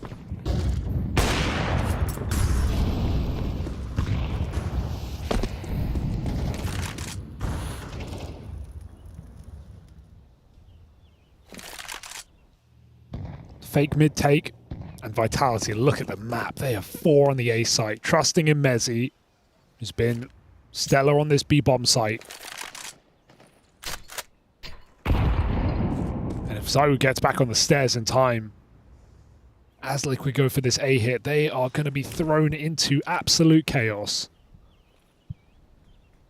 I don't see any way this can go right for Liquid. Can they prove us wrong? There's the opening from Zywoo's AWP. And this double setup hasn't even had to play yet. Flames facing first. Okay, just take the kill. Apex tucked in down here beneath him. Only good for one. Rox now tries to make his play. There's been a couple of awkward moments in these last few rounds now for Vitality. And Liquid is seizing that opportunity. They still have Zywoo and Mezzi left to put to rest. AWP on the line. Zywoo with a miss. Mezzi's going to do this one alone. First kill comes through. On the line now, the AWP tries to take him off the angle. That's the bomb on Ultimate's back, and Mezzi's just tapped it out like it's nothing. Only Nafly left now. Mezzi on the reroute going around the world. Bomb dropped, and Naf's got to go back to get it. Mezzi's keeping him guessing. Naf does not know where to look. He's playing for CT right now, backing right up into Mezzi, who collects 1 versus 3 from a British player. Vitality looking for double digits. They want these playoffs. They want that Grand Slam. And to do that, they've got to bash Liquid down. Dude, what a round for Mezzi. To think they're 4A and they can't hold the site. It's the B anchor who rotates in for the clutch. And Nav had the idea. He had the read that he'd gone CT. He just didn't know the timing. He's already sneaking into that angle. Was just about to swing. Mezzi's already there, grabbing him. Socking him. Vitality 9-2 up. Playing, I want to say flawless CS, but that round was far from it. However, not punished for their problems. Flames taking the piss up the top, back down, 1 health. Oh yeah, I'm living on borrowed time for Flames, but you love the sequence. Oh my God. Good smoke. Still in this. It's chaotic. Zaiwu smoked off. Shui, the only guy out, though. His teammates retreating back from the palace, and that is a tasty little 2v1 peek onto Shui.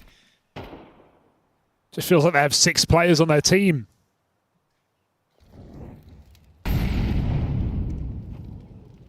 Liquid going silent, going contact, but in the madness, a player slipped on the balcony. Apex 15-5, a 3 KD.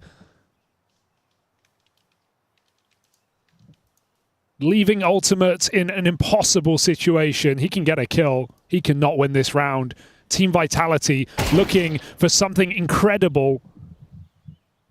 It's a nice tap. But it just feels like he's delaying the inevitable. Thanks to Skulls and Donk, you can't count out someone from this position in a 1v5, but look at Vitality, just the restraint here. They're ready to go in as soon as contact is taken. Ultimate makes noise, they get their droplet of info, and they know where he's coming from. Suddenly, from no players peeking you to everyone fighting you, Vitality run away with this first half. 10-2 in their pocket.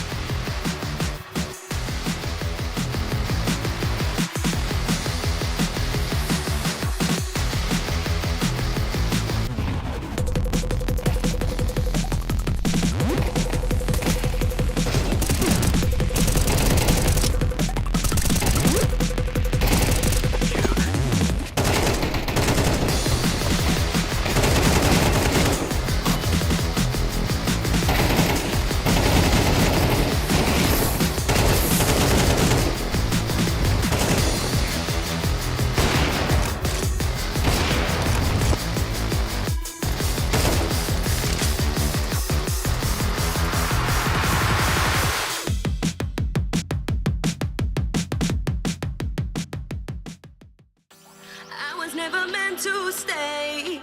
It was you that put me in. Promised me that we'd be okay. All of your lies I was believing. You were there most of the time, but that was never good enough for me. Had me going out of my mind, had me going round like crazy. But I gotta end this way. Why is there always a struggle for you to let me go? You got me like crazy. Like you were always right and I was always wrong. Crazy. Baby, where did our love go? Crazy. Like you love me and affection. Like you were always right and I was always wrong. Crazy. You gave me attention. Where did our love go? You would always break my fall. You were meant to be here forever. Remember when we used to have it all? We were so good together. Why can't we both feel the same way? Why do I need to explain?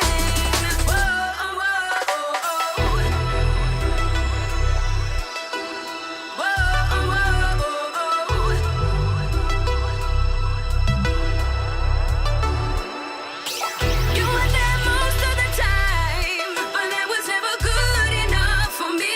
Had me going out of my mind, had me going round like crazy. But I gotta end this way. Why is there always a struggle for you to let me go? You got me like crazy. Like you were always right and I was always wrong. Crazy. Baby, where did our love go? Crazy. Like you love me and affection. Like you were always right and I was always wrong. Crazy.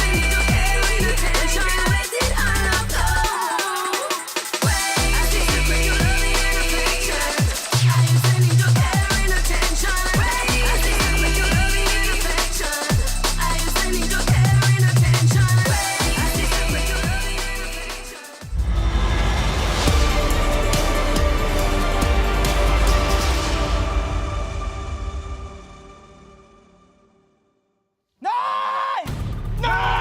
Liquid may as well not be here, and by extension, not living, because they get blown out the water. 2 rounds is all they find here in the first half of Mirage. This isn't really about Liquid right now. They are just small-time players in Vitality's feel-good story, chasing that Grand Slam. And with playoffs on the line, they are giving this game their all.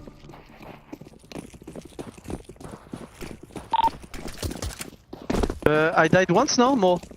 Oh, I don't know. I was 15-6 now? Yeah, you're 56. It's okay, doesn't anything on the team.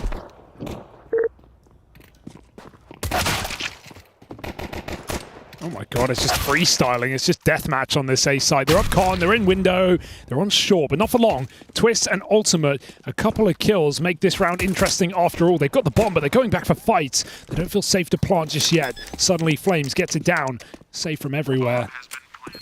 And no one here to stop him. Liquid do have that kit on Twists, and they need to use it. On the clock now. 2v2 in the spawn, ZywOo in the clutch. This guy in pistols. Oh, he's right at home here on Mirage. Left up in the 1v1 now. It's Twist left to beat ZywOo. This would be the final nail in the coffin for Team Liquid. And ZywOo won't be there to give it out. Twists puts a stop to him in that clutch. All right, long road to recovery now. Open door here for Liquid. Can they walk through it?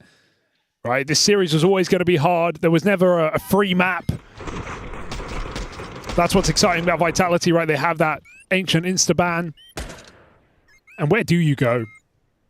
Teams have tried to punish. They've picked Anubis against them. Vitality have proven them wrong.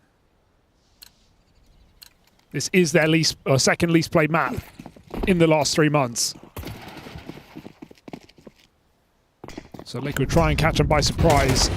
Will their prep pay off? Twist. Oh my god, it's a massacre in middle. Him, Nerds, Ultimate, everyone spraying through that window smoke. They find a 4K.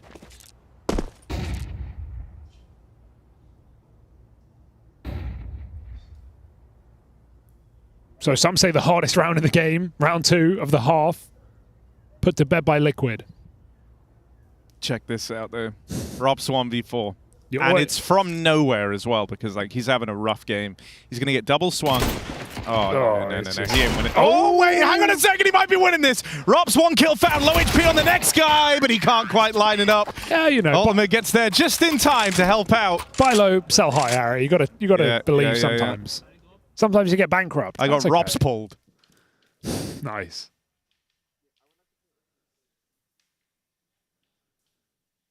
Should have trusted in the Diamond Dan. 10-4 full eco. Well, it's never really a full eco. 5 Deagles. Look, I don't want to say it's winnable, but you do have ZywOo in your team. Just knocks Nert's head off. Does this still work, Apex? What year is this? I don't know, man. I'm going to trust him. I don't know. I love that this is how they're playing. Can MC find bullet holes? That's a question. Oh my god, it works. Or is that, did they shoot down on CT side? I don't know.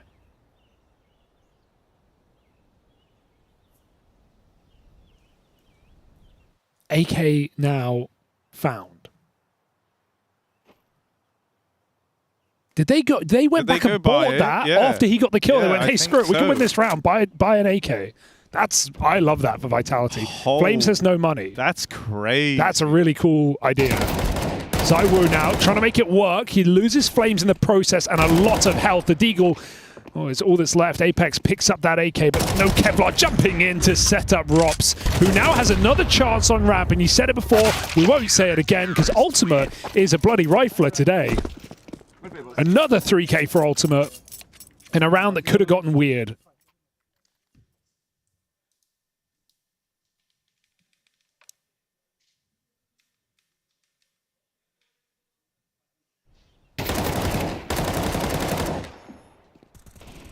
It's actually so baller. I did just go and check. Yeah. Flames stayed in spawn, bought the AK if they got the mid kill. Very cool idea. We see you, Vitality. We see what you're doing. Mid take out of Team Liquid though as they try to embark on this. Oh, it felt like an impossible comeback. They'll get locked down. Flames delivers. Go buy an AK and spawn quick. And right as Liquid are feeling like they finally get to stretch their legs in this game, Flames' Deagle has taken it all away. And it looks crazy, but I like that Liquid came in with the balls to go for a top mid push and play like that. Vitality just expected it. They didn't take mid. They played passive and waited for the push. That's exactly, remember, how Vitality did their first gun round, or second gun round, I think. Liquid try and send it back to them. And look at the punish. 5v3. The map goes quiet. Liquid don't know where to go. 2 on B is the right read.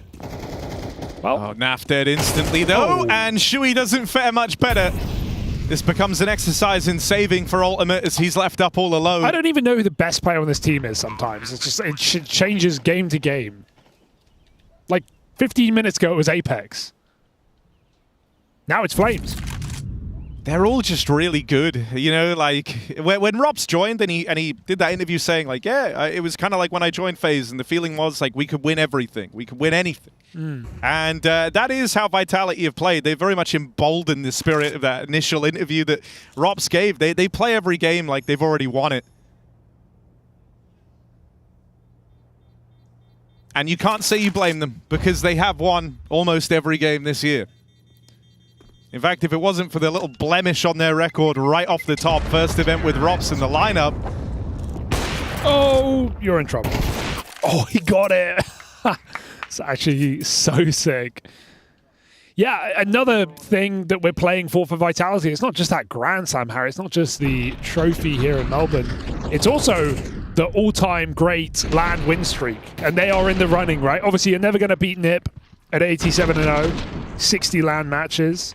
But Astralis, in their peak, 2018 to 2019, they had 17-match win streak on LAN.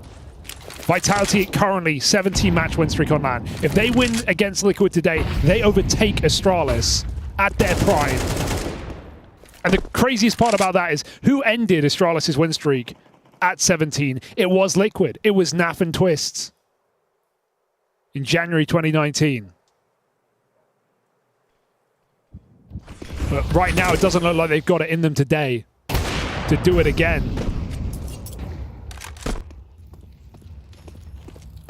4v5, but it's not going to slow the roll. Vitality are hitting this B site. Well, they were.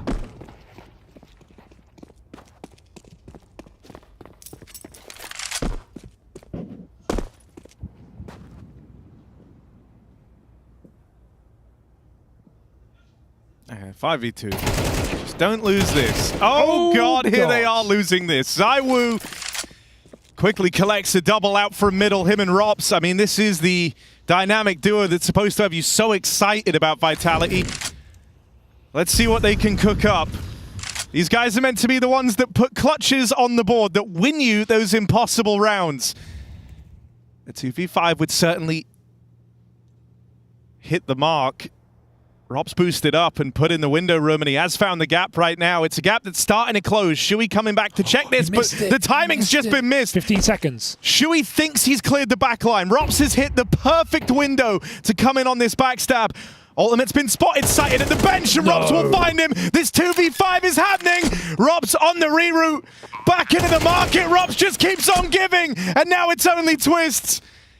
And in this moment, he's coming to terms with the failure that is this round. 5v2, lost to the wayside for Team Liquid as that duo of ZywOo and Robs deliver match point to Team Vitality. Hey, like you said, that's why they're here. That's why they're on the team. That is the round that just ends Liquid in this map. So it feels, and maybe the series, if they weren't already dead. That would kill any man. 2v5 in what felt like an impossible situation. Liquid go looking in middle, and they don't like what they find. My, oh my.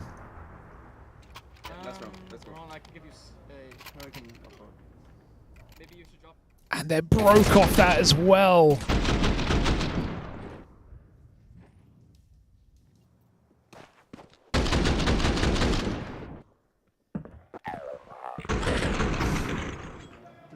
And I think this is the hard thing as well for Vitality, is that, like, you know, they play some of these rounds so loose and so much about early fights that you end up in those like 5v2s, there's always like a minute and 10 seconds left, it feels like, where there's so much time, your opponent can etch something out. You're never certain where those contact points are going to come.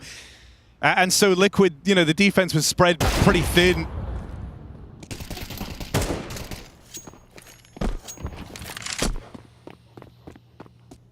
So now they're left with this. They at least get themselves back into a 4v4 here, thanks to Shui. Dude, how do you win those fights? He's not sure he's aiming in the right place. He's not ready. He doesn't know. Shui has every advantage. But Rops hits that perfect counter strafe. And now he gets to recommit to A. And the last thing Liquid saw is, hey, he's leaving A. They don't know where it's going. They're going to just walk into middle. And Vitality are here. They don't even know. They just missed those timings. Now Vitality begin to play. Up connector, Flames not needed. Apex provides the cover, and Liquid dripping dry in this map of Mirage. It was their pick in the series, and it is a nightmare. Double swing from Naf and Twist, the Canadian duo, but they won't be in a position to leave much of an impression here, as now it's just Twist, and they know where he's coming from. Blocked by this smoke in at the spawn, desperately looking for anything, and Apex will be the one to lock in this win for Vitality. First map picked up, Team Liquid's pick does not hit the mark, and Vitality now are just one map away from those semi-finals.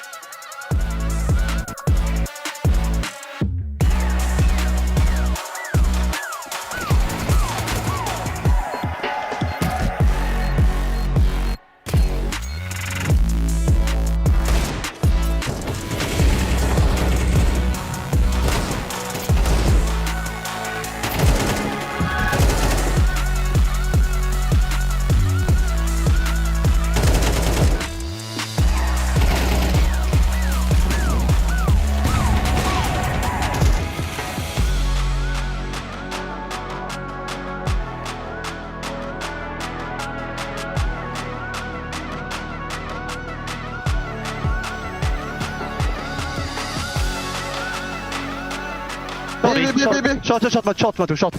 And shots. Up alive. One B ups. Out. Sight. Devolve. He killed. I'm coming for it. You have time. I'm on HP. I'm kitchen. Kitchen. I'm back. Rear window. Peek on you. Nice, Roland. Let's go. Played, boys. Insane. Two coming grump. I can flash. I'm leaving B, Matty. All good. I've con. Con. Come here, rotate away. One HP, con. He's linked. You can peek him. He's 1 HP. He's con. I don't see him. Let's do con last side. I have him. He's 1 HP. He's done, con. He's done? Yes. He's done, yeah. You want double up? Robin. No, it's fine. Okay. Nice, guys. You ready, Matu? Palace. Inside that, Palace. Twist. I go back. Palace and Tetris. I'll be rush. And shot as well. Palace, Tetris and... I don't know how many, but one Palace, one Tetris. I'm Tetris. Tetris, need the other sandwich, careful. Come bench with me, Robin. Go, Robin. He's coming set. Tetris still. On Tetris, dead. One more Palace. One was Palace. Sandwich. Swing, let's go. Nice. Good shit, boys. Good job. Push on. What's your car? Wait a minute to take your time. I'll jump out window. Bench. There's bench up. I kill left shot. Yeah, kitchen. Dead. Kitchen.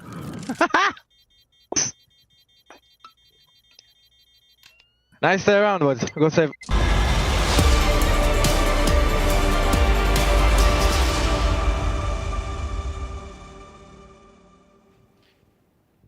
It is Vitality Liquid, and it is sure shot. The sure shot across the bow here from the side of Vitality, stomping all over that Liquid in the first map of the series. This playoff qualification matchup here in Melbourne 2025. The Intel Extreme Masters hits the road. We are all the way down under. Speaking of which, down under, down bad, perhaps more for Liquid. Josh Nissan with me on the case. We're going to talk a little bit about that wash. Yeah, we're really going to break down this 13-5. You know, the last time these two played head-to-head against each other, I think it was 13-9 in the favor of Team Vitality. So Liquid, I guess, better with Twist as the IGL than with Shui, evidently. Okay, you can stand by that. Would you say that was one of your hotter takes or like a medium lukewarm take? That was lukewarm at best. Lukewarm at best. Sort of like the take that we just got here. Talk to me a little about this domination that we just got out of Vitality, and how can they continue to do that even when surely Liquid has looked at the playbook?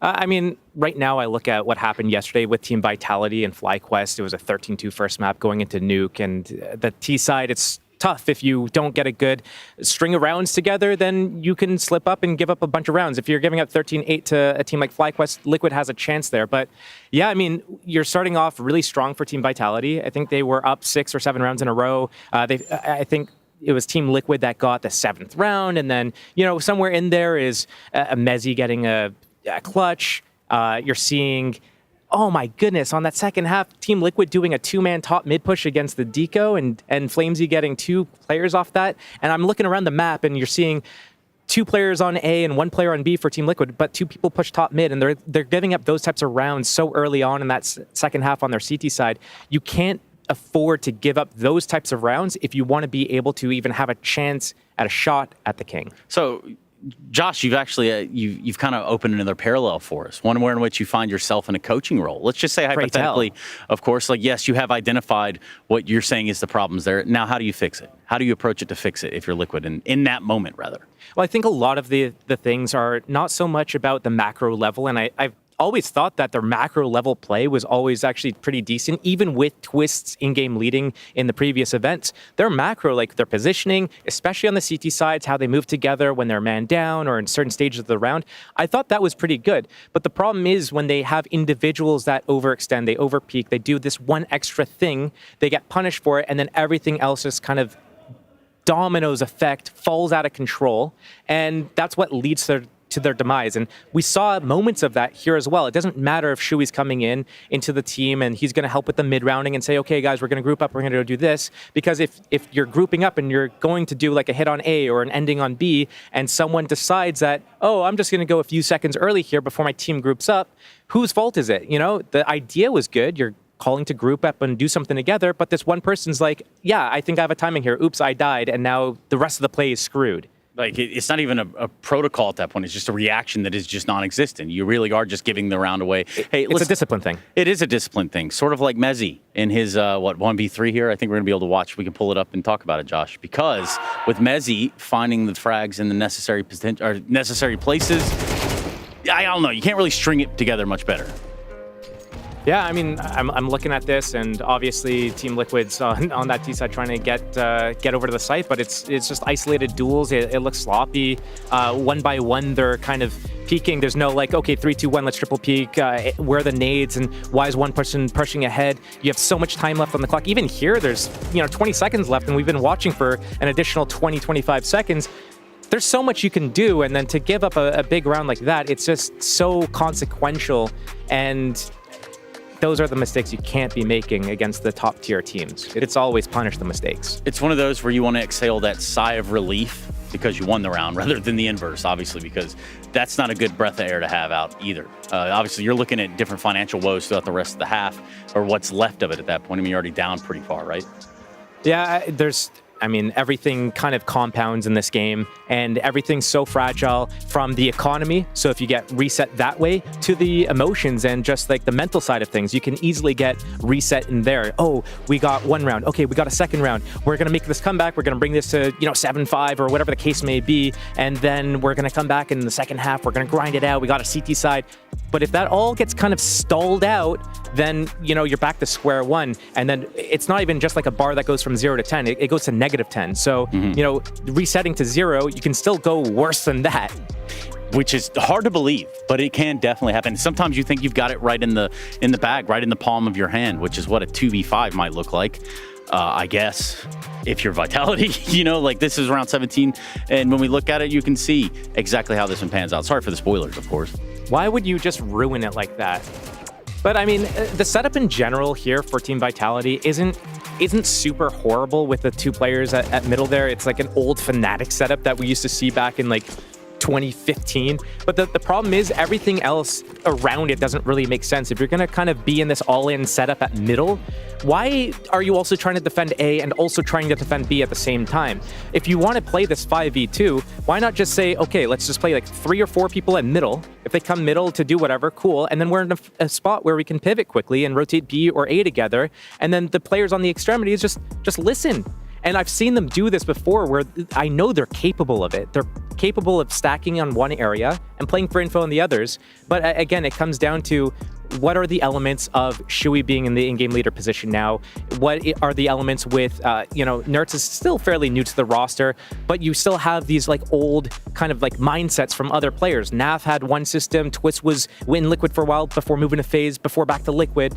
You have to balance all of that. Well, with the Earth, Wind, Fire potentially subsiding here in map 2, I'm talking about all the elements, the storm that is over here for Team Liquid. Do they bounce back on a map of Nuke? I think there's a good chance to. You're starting that CT side. It's going to be all about that first half, I think, coming into this game. Because if Team Liquid's able to especially shut down Team Vitality, where Vitality decide that they're going to do a force buy early on in the half, and then lose that, and then have to eco, and then Team Liquid's able to build some economy off of that, I think it's going to help in a couple of different ways. One, it's going to help their economy, which means more gun rounds, which means more of a chance. But also, I think it's going to give them a little bit more confidence to continue playing it out.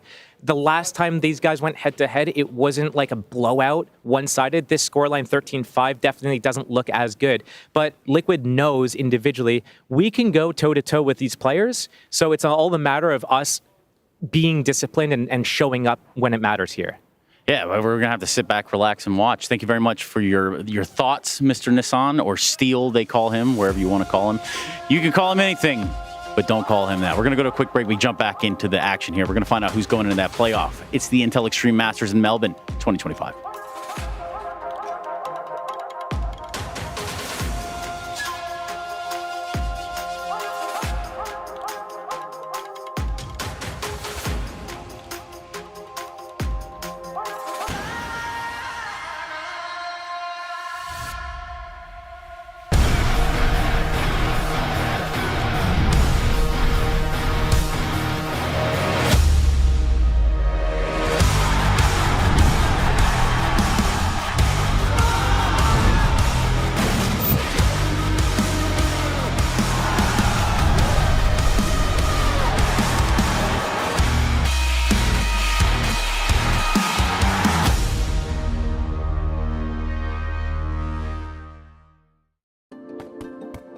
Hi, it's Bob with Face It. The official broadcast is better than ever on Face It Watch. Yep, that's right. Switch it up with the POV selector. 4 angles, your choice. From the main broadcast to your favourite player's view. And it's available on the Face It app and Chromecast. But wait, there's more. Keep watching, keep winning. That's how we roll. Watch IEM Melbourne while having the chance to get skins and Face It points. Look at this beauty. Change the channel and control how you watch.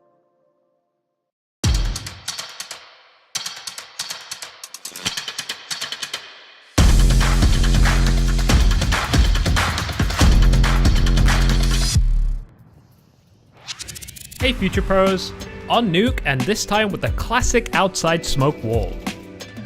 For this outside take, you will need 3 Future Pros, 3 smokes, 3 flashes, a molly, and a HE. Future Pro number 1, you will throw the first smoke, along with an early flash, HE, and the secret molly. To throw your smoke while exiting T-spawn, run next to this fence. Aim between these 2 fence posts and above this wire. Then running through the smoke. Next, pull out your flash and throw it in this general area so it bounces over the box at T-red. You can also throw a HE towards red just in case a CT makes it close. Finally, pull out your molly and throw it towards secret. If you can't do this on the fly just like Rain, just give it a few attempts offline and I'm sure you'll get the feeling of it. Future Pro number 2, you will throw the second smoke and it's all you have to do, so don't mess it up. To throw the smoke, stand at the left point at the back of the truck.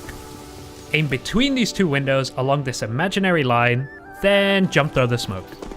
Finally, Future Pro number 3, you will throw the third smoke along with a couple of supporting flashes. To throw your smoke, get yourself in line with this lamppost. Aim at the middle point of this grey section on the storage crate. Then jump throw the smoke. Lastly, use your 2 flashes to flash behind your teammates as they are taking space outside. These flashes will blind anyone trying to play ahead of the smokes. And that's it! This outside take is a classic on Nuke. There are many options to take outside as a T, but sometimes the original take can be the best take.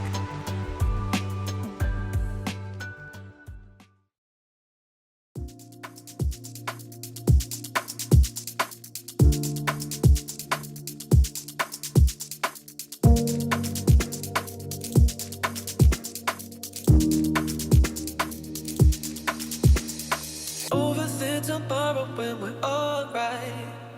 That's when we forget just who we are. Make us come together and it's alright.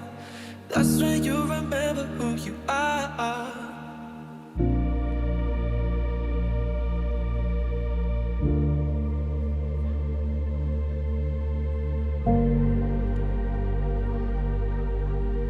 That's when you remember who you are. Who you are. Who you are.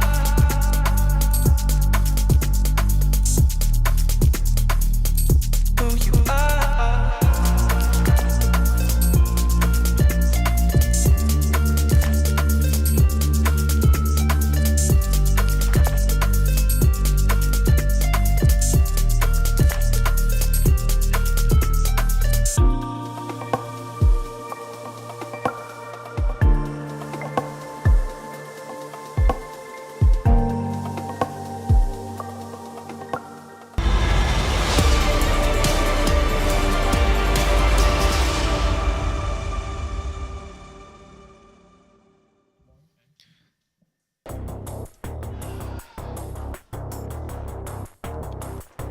Vitality showed up here with a point to prove. They're just a map away from locking in those playoffs as a guarantee. Team Liquid did not come out the gate swinging. It took them a long while to get going back on Mirage. It wasn't until that second half you saw them leave too much of an impression. So now as we get ready to head to Nuke, a very comfortable one for Vitality. We're pretty nervous as to the fate of Team Liquid here.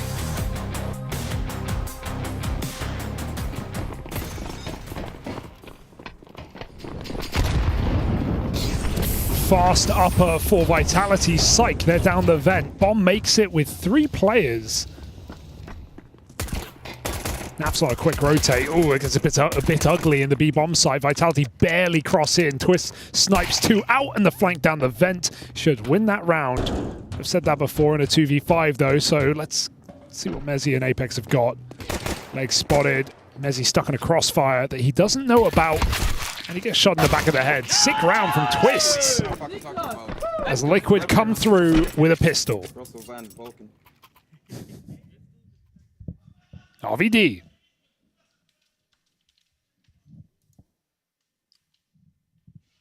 Yeah, good start from Russ. We know him like that. That's Twists. To you. Promising start though, and you know, I think the fact that Liquid didn't get completely steamrolled, they didn't. You know, they didn't roll over and die in that second half. They went on a little streak of rounds. They at least got to stretch their legs a bit and feel like they warmed up a little into the map.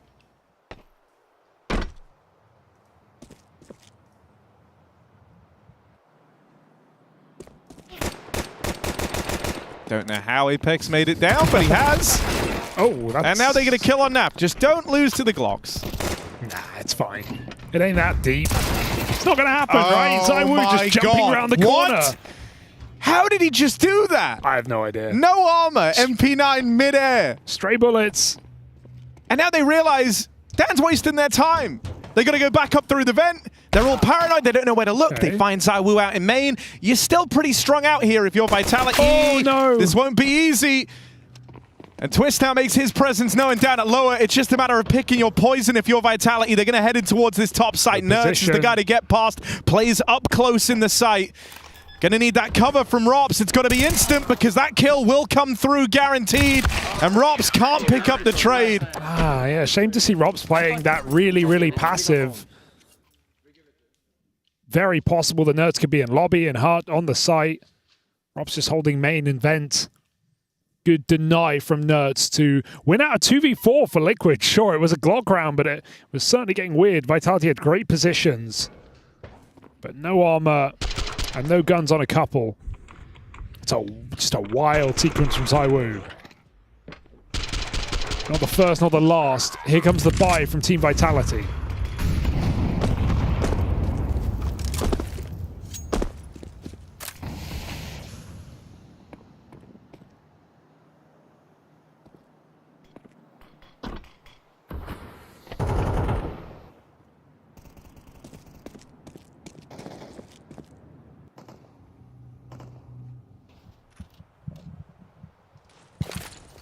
Apex with the yard smokes. Gonna lob those in now to let Flames make his play in towards main. He roots back. Now Molly came out from Nerds, so Flames went looking for him, but doesn't come out looking too great in that skirmish. There's Twist finding him out in the yard. Meanwhile, entry for Vitality has opened up this route in a lower. Thanks to getting past Ultimate over on ramp, this scrambles the rotates for Team Liquid. 2 players down here already. 1 drop in the vent, 1 through secret. Robs ready to lock it all down. That is a beautiful transfer. Naf walks right into the stream of bullets. Unbeatable. There's nothing you can do about that. The bullets are there. You feel like you have to trade the kill while you've got it. You have to run into the bullets. And of course, it's a perfect spray for Robs. Straight to the dome. It's unbelievable to win like that. Good bait play for Vitality, right? Opening the door to allow Rops to not have contact, but even though Liquid check him, does not save them. I would hate to be a ramp player in this map. Vitality are just running through the smoke, apparently. No interest in waiting that out. It was Naf previously, it's Ultimate this time. It's not a fun position anyway, let alone when these guys are just sprinting at you through it.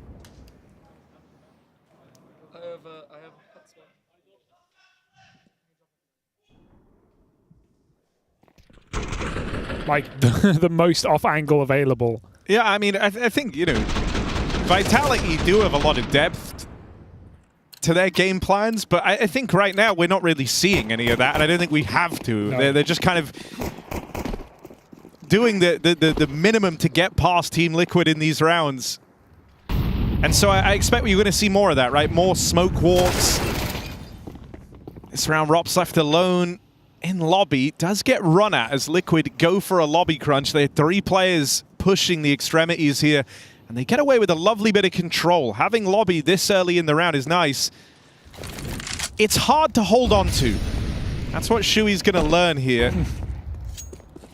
And so eventually you have to like up and leave lobby anyway. You won't have this info forever. But for now, they're focusing the fight out in the yard, knowing that this is where Vitality have to be. They've got 3 players out there ready to fight, but Vitality have still gained all this room, crossing into the back of Garage. They don't know. They won't be ready for 2 players here. Oh, and they spot them with their backs turned. Still really weird. With Apex taking lobby like this, Shui's in the hut. Won't get far. This bomb is still on ZywOo's back, but outside control has been stopped. Liquid had strong positions. They make use of them. But there's a gap.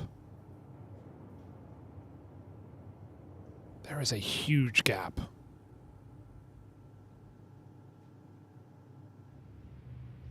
Liquid are aware of this existing, and they know that ZywOo could be here.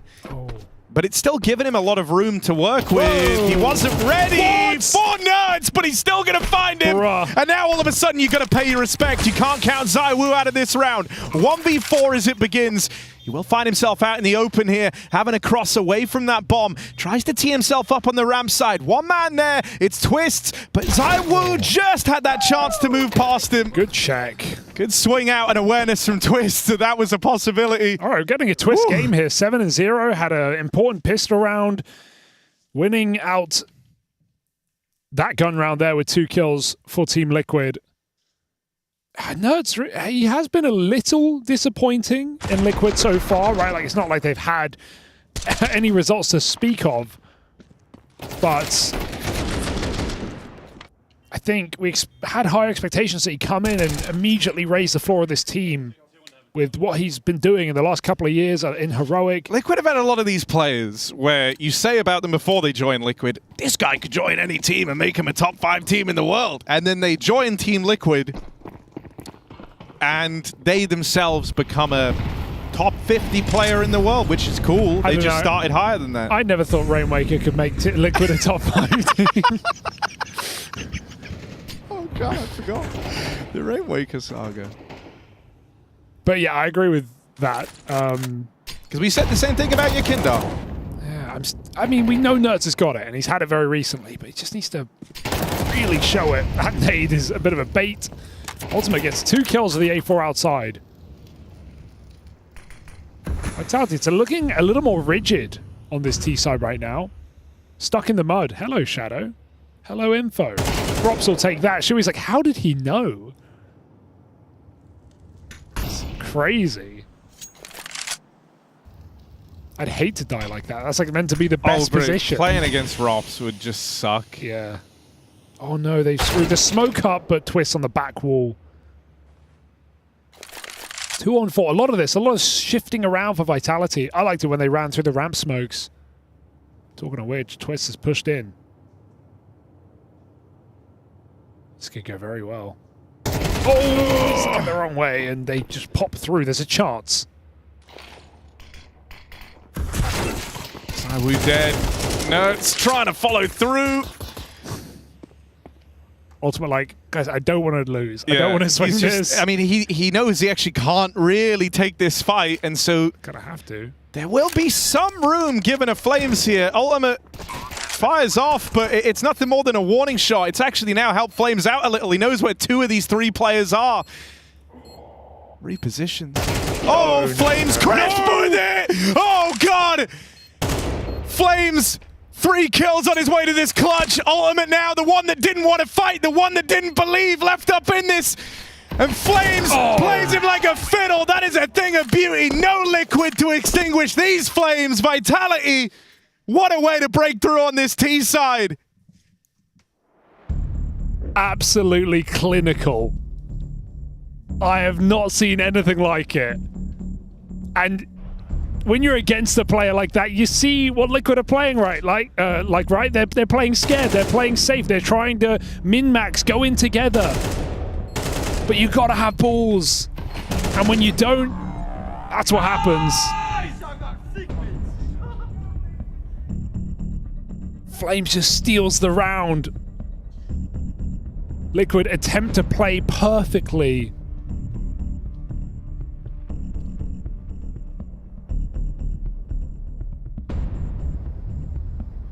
I just can't.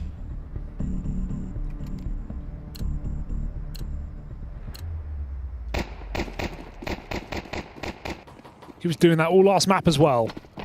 Well, I said Vitality looked rigid. I think that's woken them up. Fast play out towards the A site now. Vitality with a pace change. And Liquid get demolished. 2 players on this fast lurk, but it's accounted for. It's held, and Apex and Rops feast on the Liquid counter-offensive in through lobby. Just Ultimate remains. And he's so dead. They're fighting him from silo. They're wrapping him red. They're pushing through main. Nowhere for Ultimate to hide.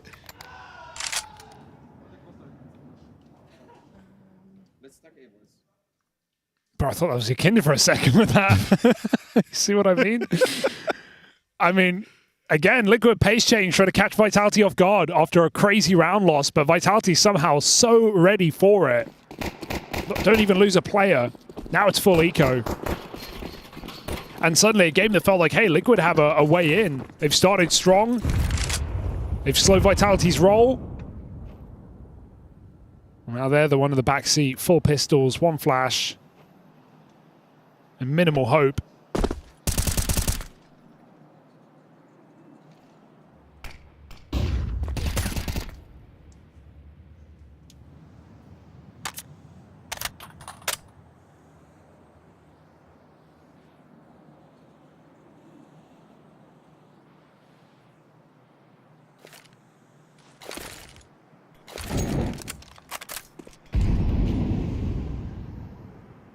Vitality just trying to piece together where a stack might be. They know they've broken through Liquid.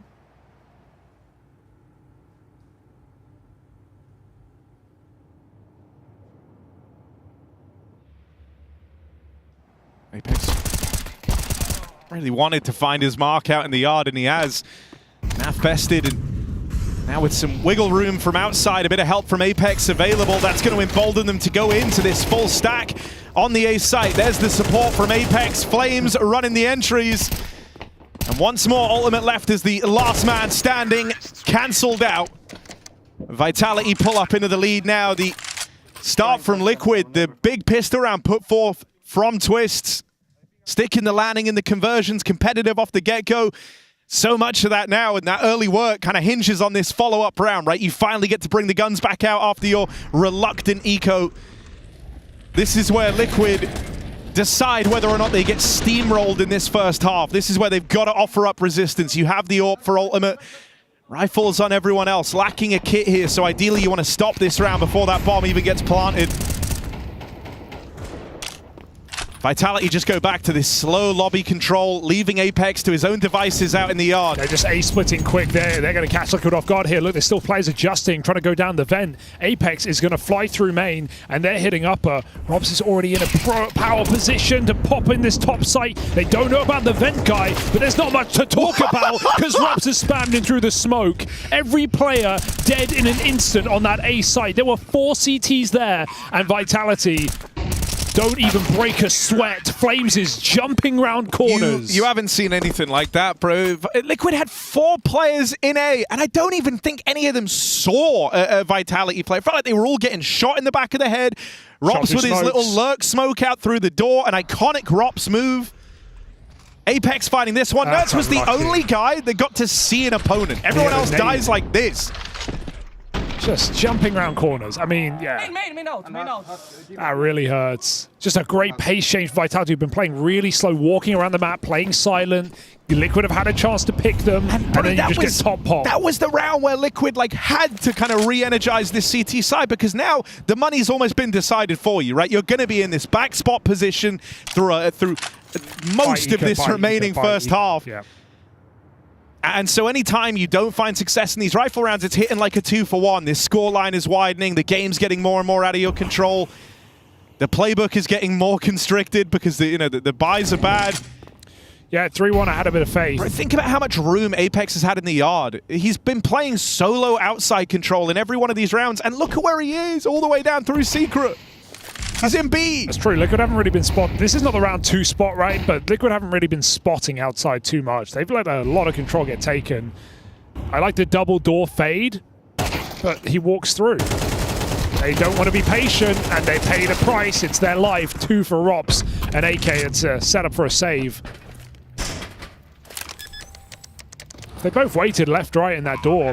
Might have been a clean kill, but a round not to be for Liquid. Vitality 6-3. This is the sort of like latent issue caused by not being able to stop these top site plays and these main splits, right? The fact that Vitality have now found this as a way in multiple times over, you can see Liquid is still scarred by that, right? And as a result, it's like, you feel like you have to stop this top A pop. You have to be able to remove that from the playbook of Vitality. Oh, and he goes back. Why would you go back? How does Apex know? And so I think, for Apex, it's like right now, he's in the head of Liquid. He's kind of getting to decide when and where these fights take place. He knows that right now they're still trying to plug this hole over towards A.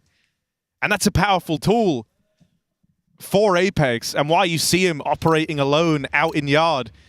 Maybe that changes here because you're expecting a bit of a change now for Team Liquid. But it wouldn't surprise me if you still see a very heavy A presence from the Liquid squad here. They start with 2 players there. Early drop over towards B. Naf going to try and get some of this yard info that Liquid have desperately been missing out on. Yeah, they did this setup before, but they didn't have the AWP on Ultimate, so it lets him lock down ramp pretty safely while Naf comes up from Secret. But he's not even playing aggressive. They're letting Vitality cross Secret if they want. And I don't think they want. But I mean, even with how this round has started, right? No one's seen each other yet, but it's like you can tell Vitality have a very good understanding of what Liquid are going to look to do. Oh my god.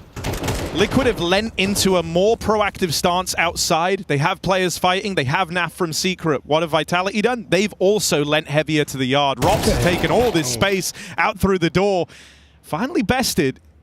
And so putting a stop to him, that is a bit of a thorn in the side of Vitality. It's Mezzi's position that brings some intrigue into this round. You're not sure how he got here if you're team Liquid.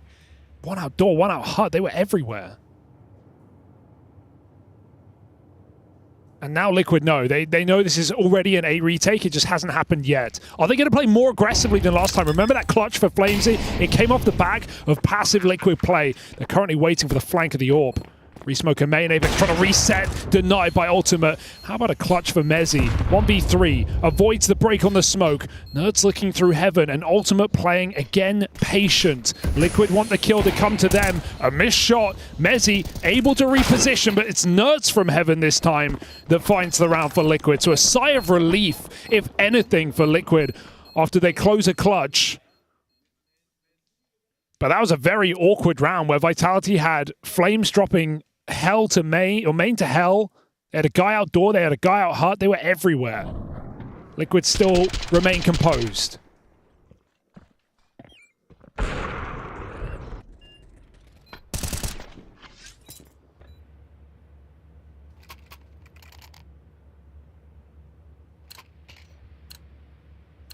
Zywoo AWP now. Game where we haven't even talked about Zywoo, not on this map.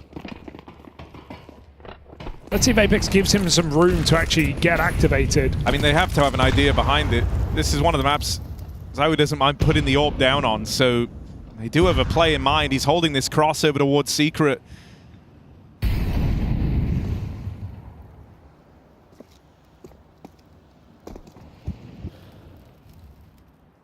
He's gonna make it again. This time it's twist lower.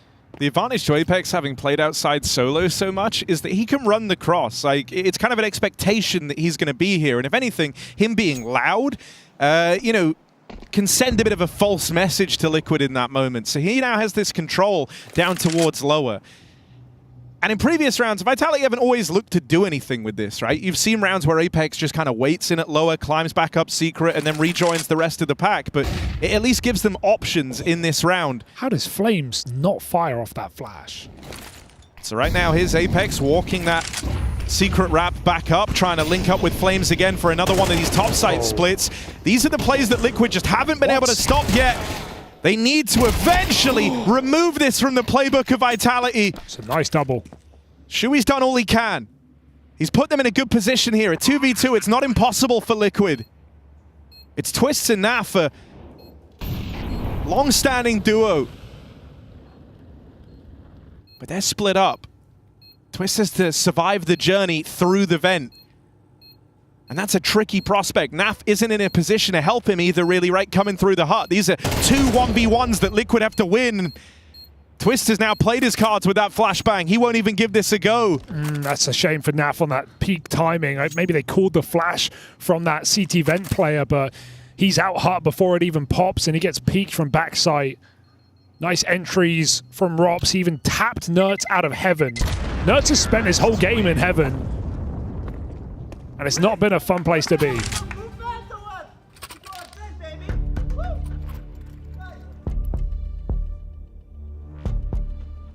Shui even gets a double on top side. It's something Liquid haven't even had, right? They've not had any top players holding their own. But again, it's the timing of that A split that sets them off completely. With Apex down Secret, like you were setting up, coming back for a main split with Flames, a Flames who doesn't fire off of that info flash that Nerds throws, and if he does, that gives away the game. That tells Team Liquid the Vitality are coming to that top site. And sure, there's been blemishes in this map. It started a little rocky with that 3-1 lead, a clutch shut down by Liquid, but ever since, Vitality holding very strong, looking for an 8-4 T side on Nuke. One thing that's felt a bit rough is it feels like to me Liquid are playing for info but never for fights. You know what I mean? Like so much of this is centered around like trying to dodge the opponent but get the info, and like, you know, that's very, very valid. But it's like in some of these rounds where they're starting with heavy resources out in the yard, I would love to see them, you know, just break the smokes a bit more, harass on the spam. The fact that Apex has been able to get in a secret whenever he wants to is a big problem. Oh, look at them. They're in walking. this round, it's something different with the yard smokes. Apex using them in the cross in a garage. This is all part of the trickery for Vitality. They'll do that's an unforgivable miss. Oh, okay, it's fine. He made up for it. He's forgiven. Turns out there was a path to redemption for Ultimate. Oh, he's got great position, but he's running. Flames is hearing all these steps right now in Spawn. Meanwhile, they were almost about to hit that A site. Flames, great position. Ultimate scoping up, and he misses a shot up close. Flames runs him down, and now we have the Heaven control available. Nap on ramp does squeeze a shot, but he needed 2 here because it still keeps Vitality a man up. They don't need to use the Heaven position. Flames will group up on ramp. The bomb is stuck lobby. This is not part of the plan for Vitality, but it could pay off if Shui gets punished getting aggressive. He's looking out for a lurk. They know 2, not 3. And ZywOo gonna wait as Vitality, instead of dropping lower, come back up Heaven. Shui can win this round. Make no mistake about it. But ZywOo is so patient. This is a desk slam, surely, Yeah. right? You died as ZywOo, who's been waiting in back lobby the entire round with the bomb, no less. Molly in the vent. Like, that wasn't an ideal situation for Vitality by any means, at any point. But they make it work. They make it look easy. And Nerds has been a non-factor in this whole map. 7 and 7, but irrelevant as far as we're concerned. Vitality, anything but a beautiful half of Counter-Strike on the T side of Nuke. They're looking for 2-0. They're looking for playoffs. They're looking to break Astralis' win streak.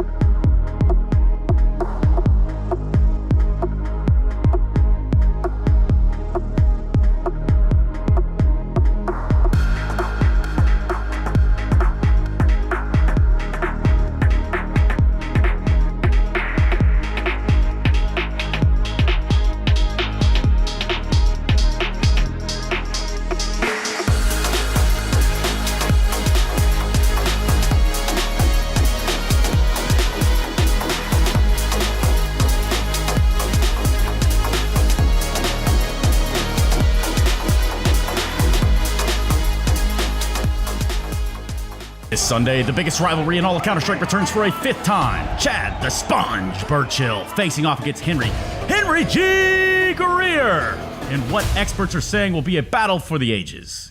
Can the undisputed champions of the world, Team Australia, keep their streak alive, or will Great Britain cause the upset of the century?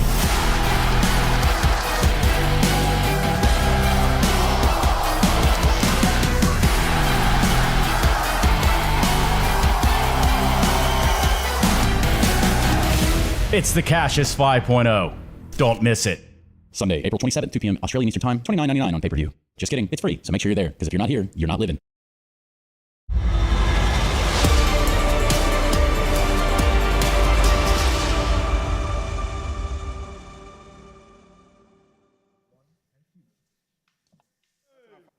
Team Vitality storm the board once more after decimating Team Liquid to open up this series. Now we get to Nuke. It's Vitality's pick. They currently field an 8-4 lead. That's in spite of Liquid finding the pistol, the conversion to kickstart this second map. Outside of that, there was just one rifle round in it for them going forward. This has not been a close series. This is Vitality giving us exactly what we want and what we've come to expect from this roster. It shouldn't have been close, and it's not. No better way to put it. Had some unbelievable moments from Flames, from Rob, Zaiwu in the last map. Vitality just trying to put a bow on this series and set themselves up for playoffs. Zaiwu with a cross shot. Ultimate will not make it to Secret as easy as Apex did. Out the door, dead as a doorknob.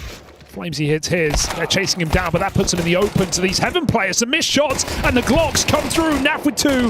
He's trying to squeeze a final shot out, but the bomb will be planted. The flank for Robs is well-timed. Well-timed. Naft out of ammo. He had 2 bullets left, and now Nerds' position given away. There's even cover. Oh, everything about that is awkward. Nerds just seconds away from catching Robs, then trying to get the trade, but in doing so makes noise. Now they know where he is. Nerds has had a good time in this pistol. It was him and Naf that kind of turned around this 2v5. Now he's got to find Rops to put a bow on it. And Rops might have been a little slow to get going. Wasn't a huge problem on Mirage. There were bigger problems. But here on Nuke, he has shut down Liquid at every turn. This slowdown is nice because it makes Robs paranoid. He has to consider every option. He could be getting flanked from Heaven. There's everything available, but eventually Nerds has got to force this play. I want to see if that paranoia sets in. Doesn't look like he hasn't even it's going to be looked a real credit to the Rops read on this situation if he never even looks up into the heavens. There's not been a moment in this 1v1 that he has considered that Nerds committed to that rap. Rops reads him like a book. Just reliable, man, because he knows, like, if I start thinking about too many positions, I'm going to miss the timing. Sure, if you flanks Heaven, he wins. Congrats. Well played, I guess. Meanwhile, Nerds is paranoid about top heart. He's looking up. Robs is just believing. Manifesting a pistol for Vitality. I don't know why they faked it. I would have loved Naf to stick there. I feel like maybe Nerds told him not to because he pulled back in the lobby before Naf faked.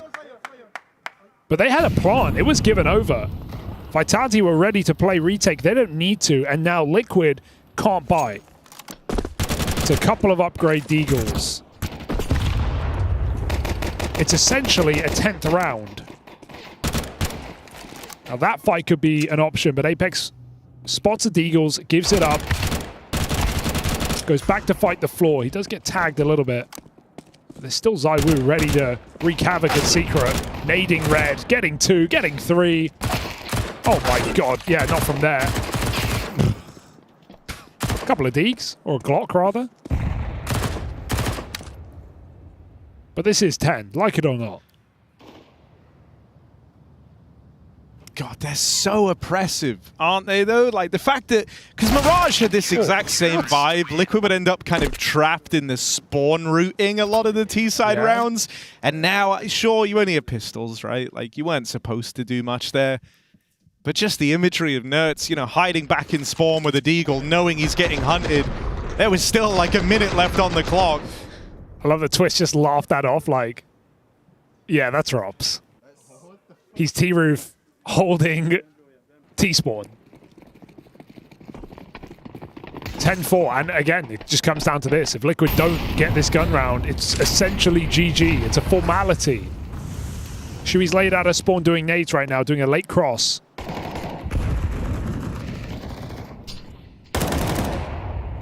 Nerds trusted with all of outside.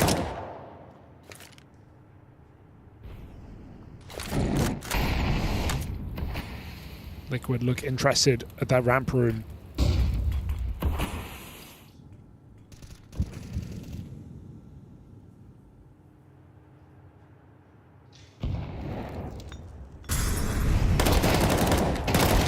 How does he get out with 2 there? Robs, come on. No, End of the line. Yeah, 2's that's enough. plenty. Yeah.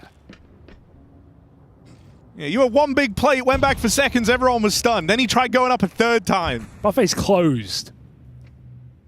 It's not all you can eat. Bomb's made it down lower. That's still entrusted on this lurk. Trying to play into the round a little later by cutting down rotates, but they've still got bodies down the vents here. Oh, big. But they're still planting B. Now Nertz is known about. I wonder if these players down at lower try to speed up, right? Take advantage. It's 2 players down here on this lower site. 14 Liquid. They start to crunch them and apply that pressure. Nertz now rotating. Ultimate's very low on health in at the ramp. He can't find it. Now it's just Nertz. They know he's arriving later. Bomb is being held. Nertz is going to make his play now. He can't win this. Vitality robbed that round away from Team Liquid. Oh no, oh no. Okay, yeah, you barely get out with your spoils of war, but you certainly don't get the round. Vitality just stick it in his face. They do exactly what you said, speeding it up on that B site. That lurk, essentially invalid, because he doesn't want to drop down vent. And Nertz is too late to lower. Vitality arriving just in time for the playoffs here in Melbourne.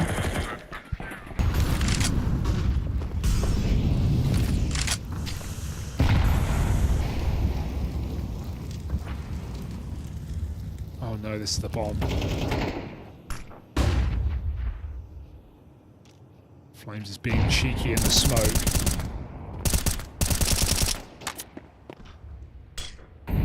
Only 2 in lobby. Does look like they're going for the A split. Ultimate setting up nades for top site. They've done a lot of flashes. Team nade. Oh no! Disaster strikes. Flames gets an upgrade. They're out the door, and they do get that trade. There's a chance here for Liquid. A man down still. Naf could drop vent. Climbing up top. Shui finds out AWP. He gets backstabbed. At least Vitality are keeping the trades up, and this pressure on Hut draws Messi's aim away. They find that kill clean. 2 on 2 now. Naf again still under threat with that bomb. Has to reset.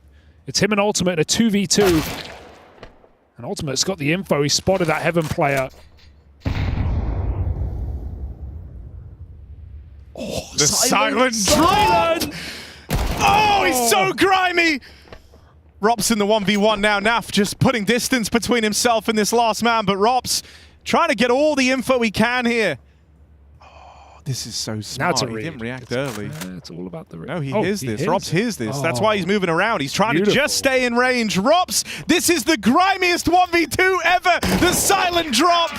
The reposition for the footsteps. Rops is a mastermind. Yeah, he doesn't play the racing game. Like, can I beat him to B or can I flank? You know, he just makes sure he hears every step of Naf. This has been a really, really good map to watch and understand why Rops is such a smart player. Look at how he played his clutches in this game. That 1v2 was a thing of beauty on a mechanical and technical level.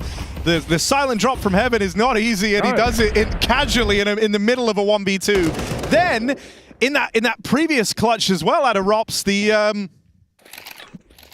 read, right? The fact that he didn't fall for like the big Nertz reposition in their head-to-head, in their 1v1 to open up this second half. Rops is a very intelligent player.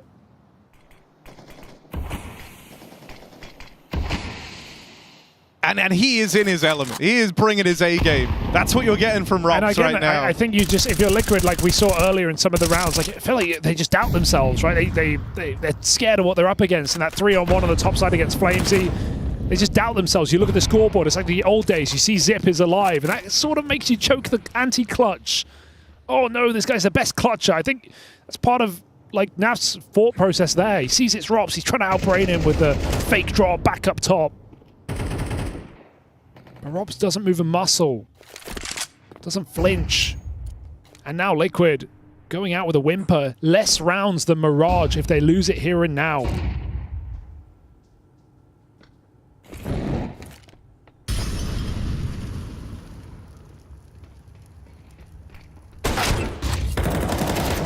Into this double ramp hold. Rops didn't actually drop down. He fakes it.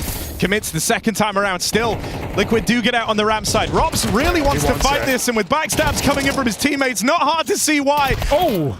Nerds manages to make it down and leaves a bit of a mark with that push out through the door. Still, there's more to contest, more to contend for here. Flames hot on the heels with the backstab. Apex moving in to join him. I don't think you have time for this. Gonna try and go up the vent. 8 seconds. They're really leaving this down to the wire. Don't lose to the time. Oh, he's got it. Oh, he does have it. 2v2. And a plant locked in for Team Liquid. That was a panic call. That's not a call you want to do. It's only because you're getting hunted down on the B bomb site. There's a kid on Flames. There's a smoke on Apex. There's a chance for Vitality to end it still here. They make sure no one's late lurking heaven. They go up the ladder. Shui's in the prime position to win this round out for Team Liquid. They need it desperately. He peeks early and he catches them off guard. Flames dropping in, needs this kill clean. They're running out of time and the trade is good. Nerds makes it work with the lurk. He comes down lower. He kills the ramp player. He ends on that top site. Liquid, 5 rounds.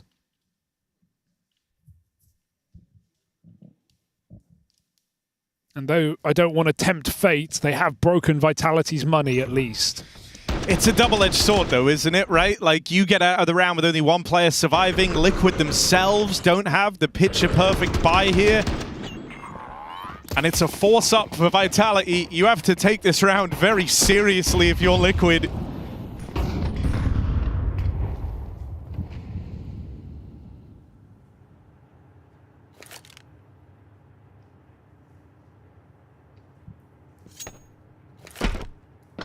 And they do. They start super slow. They're waiting to see if there's any aggression. They know that with this type of scoreline, with Vitality having taken some clean rounds in there, there's a good chance that there's been something put into the round here. And so they start this one off slow, creeping forth out in the yard. 3 players back in the lobby. Apex Scout goes weirdly hard as well, so never willing to count him out with this.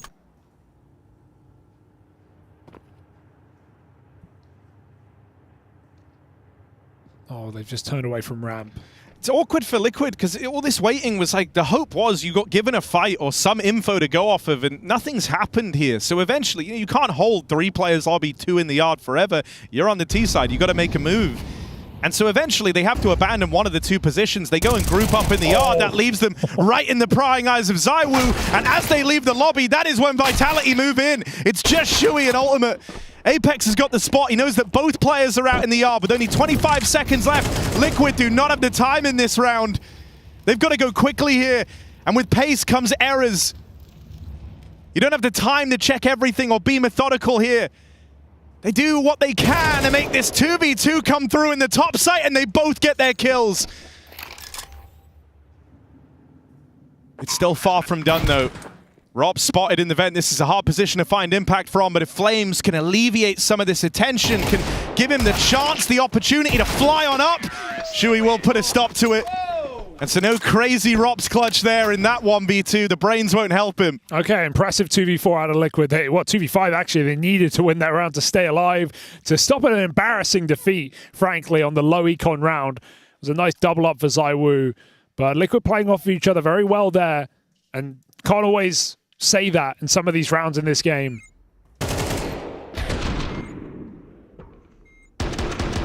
The 2 poles keep this game going, putting Vitality on a near full eco, and Liquid know the money. They know the stakes. They send it out fast top, and they're going to see no resistance. Simple anti-eco.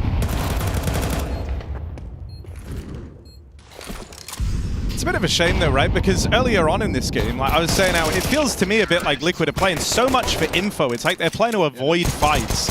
And this is now in both maps. You've seen them right at the tail end of the game have like a bit of a second wind. It's like when they're backed into the corner and they have to go for every round, and suddenly it is about taking risks and taking fights.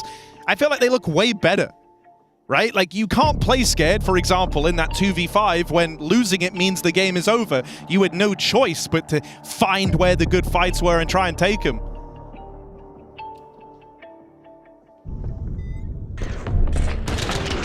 Sadly, though, I don't think you're going to be a super big threat if your T-sets don't find impact till games are over. You know, letting your opponent get to 12 before you start playing, is a tricky spot to be in. We've got them right where we want them. Now, you know, those money problems are gone in this one for Vitality. This isn't some cobbled together buy. They've got everything they could need. They don't have a kit. Maybe that comes back to haunt them. Let's see if he gets that far.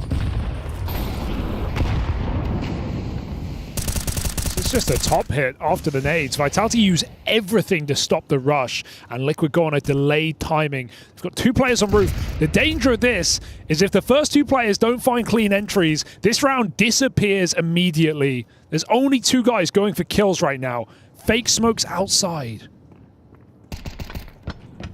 Is that going to draw much of a reaction?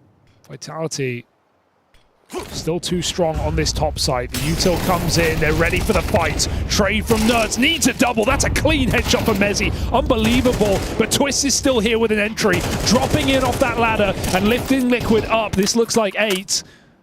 No kit. They're locked out. I'm just not willing to count Rops out of anything. Sure. Liquid would have to hand it to him on a plate. What if he takes himself out of the round, though? It might just be the save here. It's the right call. No kits. Yeah, it's like the bravado of how you've been playing might have carried you forth to go for this round, but yeah, you shouldn't be attempting this 2v3. And so Vitality do just back up. Liquid continue this streak of rounds right in at the end. That's now 4 straight, and when you look at how they've been winning them, these have been good rounds for Liquid, right? You had a huge couple of turnarounds to kind of start this streak. Now they're taking them cleaner as well over Vitality. It's just so late in the day, so late in the game. They have to keep this type of form up. Nice drop in for Twist, right? Like I was saying, the fear of that hit is you need the first kill really for it to work, and they get it. But they still need, because Mezzi finds that 2-bullet burst, they still need Twist to drop in ladder really, really quick and find that 3rd and 4th kill. Or 2nd and 3rd kill, rather.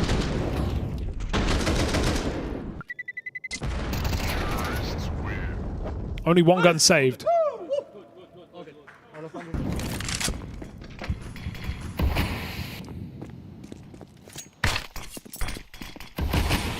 So he's got the hero info, he's still trying to block the smokes. Last time he put a double out from back garage. This time he's hellbound. It's a pretty huge smoke block, though. Yeah, I do like this angle. Also, he sees over this box, so he can see the cross for Rops right now, who is playing secret. He knows that no one's made it down. Rops now is in a really powerful position. If only he went a little bit further. Because of the missed util, Liquid don't have the space they were looking for outside. But they and they don't have the util to actually like retake this. They're kind of making the best of it with 1 smoke and these 2 mollies to deny the secret peek and lock out the main angle. But the main part of this offensive can't come from the yard. Liquid aren't set up for it to do so either. Nertz left out here alone. He'll be lurking as the rest of the gang group up in the lobby. This is the play they've been left with after the outside control was denied.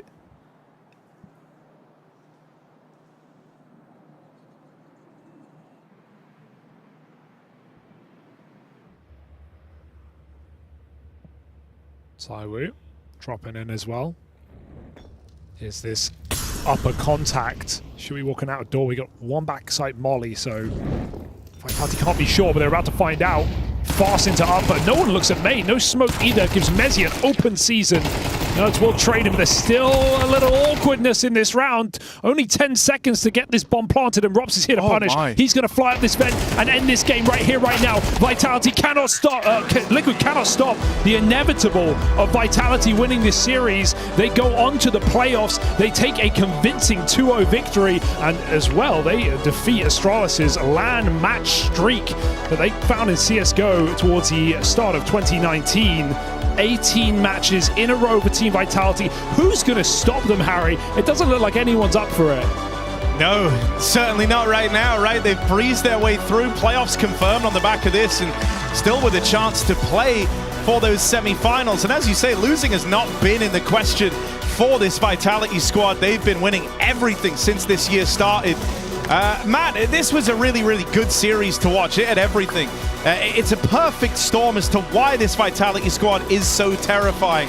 Map 1 showed the depth of the individuals. Map 2 showcased and shone a light on the brain power behind Rops and why he is so feared in these clutches.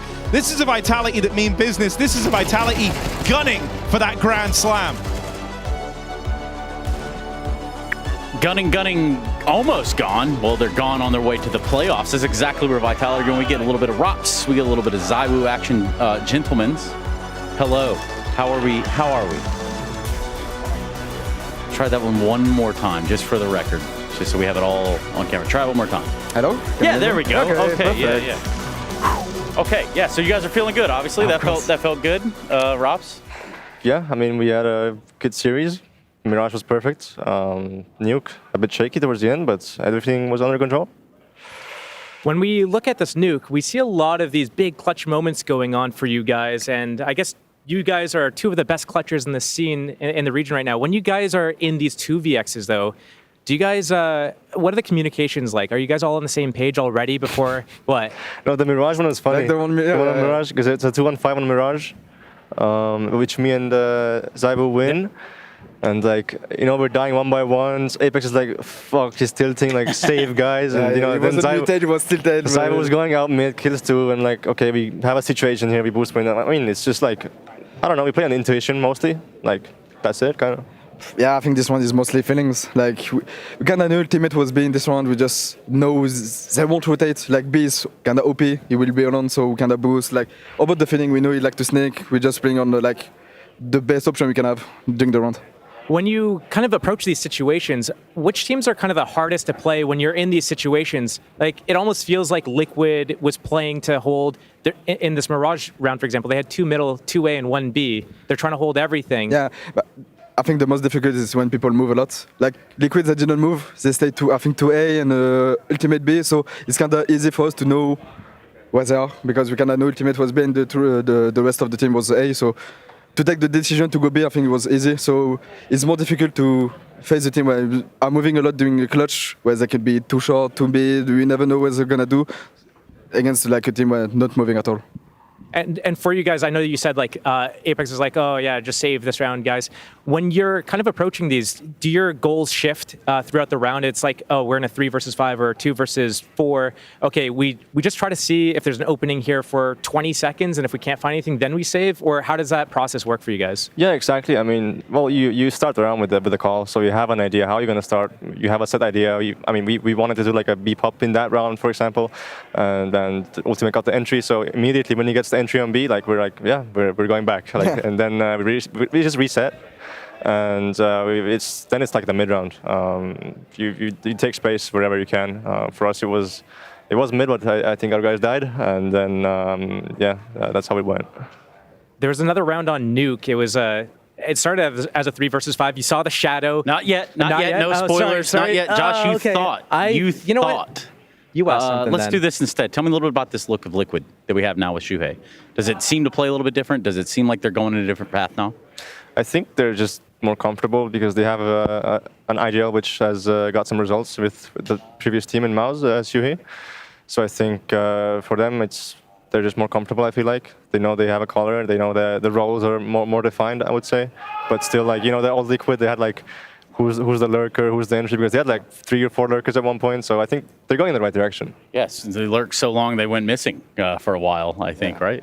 Do you think with their team right now, with Shui coming in last minute, that they probably will have more success doing set plays as opposed to kind of defaulting and trying to work off of each other now that they have some different roles and a different in-game leader? Yeah, I mean, I think the problem is that before it was the T side, and I think with Sui can be only great because I think he's always been great in-game leader on T-side. So yeah, with all the roles they have now, I think the principles they can add like all around the round. So I think anyways they can be only better for now. Yeah, and for now, now we can kind of turn our attention back to Nuke. Now is the time, Josh. Do you want to do the honors, man? Sure. Yeah, go for it. So on Nuke, you guys had a 3 versus 5. You see the shadow of the player on the rafters. You go out and pop him. You go down, but then it's a 2 versus 4. And again, it's just twists We have the clip to show this as well. Hey, So you guys can walk through it we'll with your walk own through minds. it and see exactly what happens here. So this is the start of the round? I get the one thing for the flame. I'm not sure what happens exactly, but I get the kill. I see the shadow here. I really can't explain what the guy is. I just tell my guys, I'm gonna kill him, mate. And that's the info I give. Yeah, I'm just confidence in this duel. And then I'm not sure what happens after. Let's see. You try to cross the door. Twist was C2 after you went to the smoke, and after Flames they won 1v3 like a really with deep smoke here, so I'm not sure if it's like on purpose. So I try to find the gap there, but he's ready for it. He know you, mate. He know you. Yeah, he knows me. When your teammates are regrouping lobby like this, do you want to wait for them usually, or were you just on instinct there? Yeah, we usually, I think in hindsight, wait in this scenario because yeah, when you have the gap, like you're kind of like 50-50 if you have an opening or not. There I did not. So in hindsight, I would rather wait. Yeah. And then this is the rest of the round playing out where you go down, but then Flamesy's alone here. What's sick actually? Insane shots by our boy. But they give us all the information. We know Evan, we heard the guy down, we know the other one that was main, and he kind of play good because he isolated the duel. Like he's kind of 3-1v1, even though he was 6 shots. Yeah, so this reminds me of that same Mirage round that we were talking about just before, right? Because it's almost like they did the same thing. They didn't move, right? They still had a player on ramp, a player at heaven. Twist was pushed door by himself, and they had a player, I think, on secret steps. So they were all just in these individual spots. Most other teams, they're not going to give you that same space, though. Which is the toughest opponent in terms of like these types of rounds to break through? Just anyone that you've played at the tier 1. I think right now Mauser, like just having the really good picture in terms of when to push, where to push. Like they are kind of hard to read sometimes, even though we had some success against them now. But I feel like they are the number 2 team as well, and I think the way they're just moving and reacting to plays, I think they're doing well. And speaking of other teams, I guess we haven't really seen you guys play against Na'Vi since you joined the team. I don't think so. And they're going to be playing, I guess, later today. And the winner of that, you would play the winner of Falcons versus Na'Vi. So is there anything that you're looking forward to against Na'Vi? Because it's been quite a while, and it's going to be something new, and the only team out in the top 10 that you haven't played in a while. Hold on, Josh. You're assuming that the Falcons are going to lose to Na'Vi? I think it's kind of 50-50 game now. Yeah. Because obviously Falcon have not honeymoon, but they just want PJL, Monesi joining. So obviously they have they can show great face against Na'Vi, but I think it's 50-50. I think both teams are shaking right now, so I think it's gonna be an interesting game to watch anyway. I think the biggest part is, Na'Vi is a team which likes the heavy prep. Well, yeah. Good luck with Monesi, new player. They've practiced one day. There's not much to prep against Falcons right now, so yeah, we'll see how it goes. Do you think much is going to change with Team Falcons right now? I feel like their prep is mainly for the major, so they're not going to change up too much from, Dexter to Monesi, maybe the individual types of fights that they like to go for. Exactly, I think that's the biggest difference. Obviously, I think Monesi is the type of player who does whatever he wants and it works, right? He's regarded one of the best, and yeah, that's why I think now you have to watch out, right? Yeah. So you guys have secured some free time for yourselves, and I don't just mean I'm kicking you off the desk, but I do want to ask, time and time again, you got playoffs coming up, so surely there's a ritual that you guys go through now with this little bit of time you have before you get back in the server. What do you do? He's playing RuneScape. No, just threw you right under the bus. I've got a little bit burnt out from that, but no, we just did a bit of team bonding. I think we have our performance coach. He's Australian, so he knows all the good bits of this country, and we're gonna definitely have a good time. And yeah, we'll see. We're just gonna do some team bonding. We watch Australian football already. Yeah, I was gonna ask. Something I thought I saw on socials that you guys had gone to a game. I don't know, it was shit game, Australian game. Was it the game itself, or was it just the app? Tell me, why was it shit?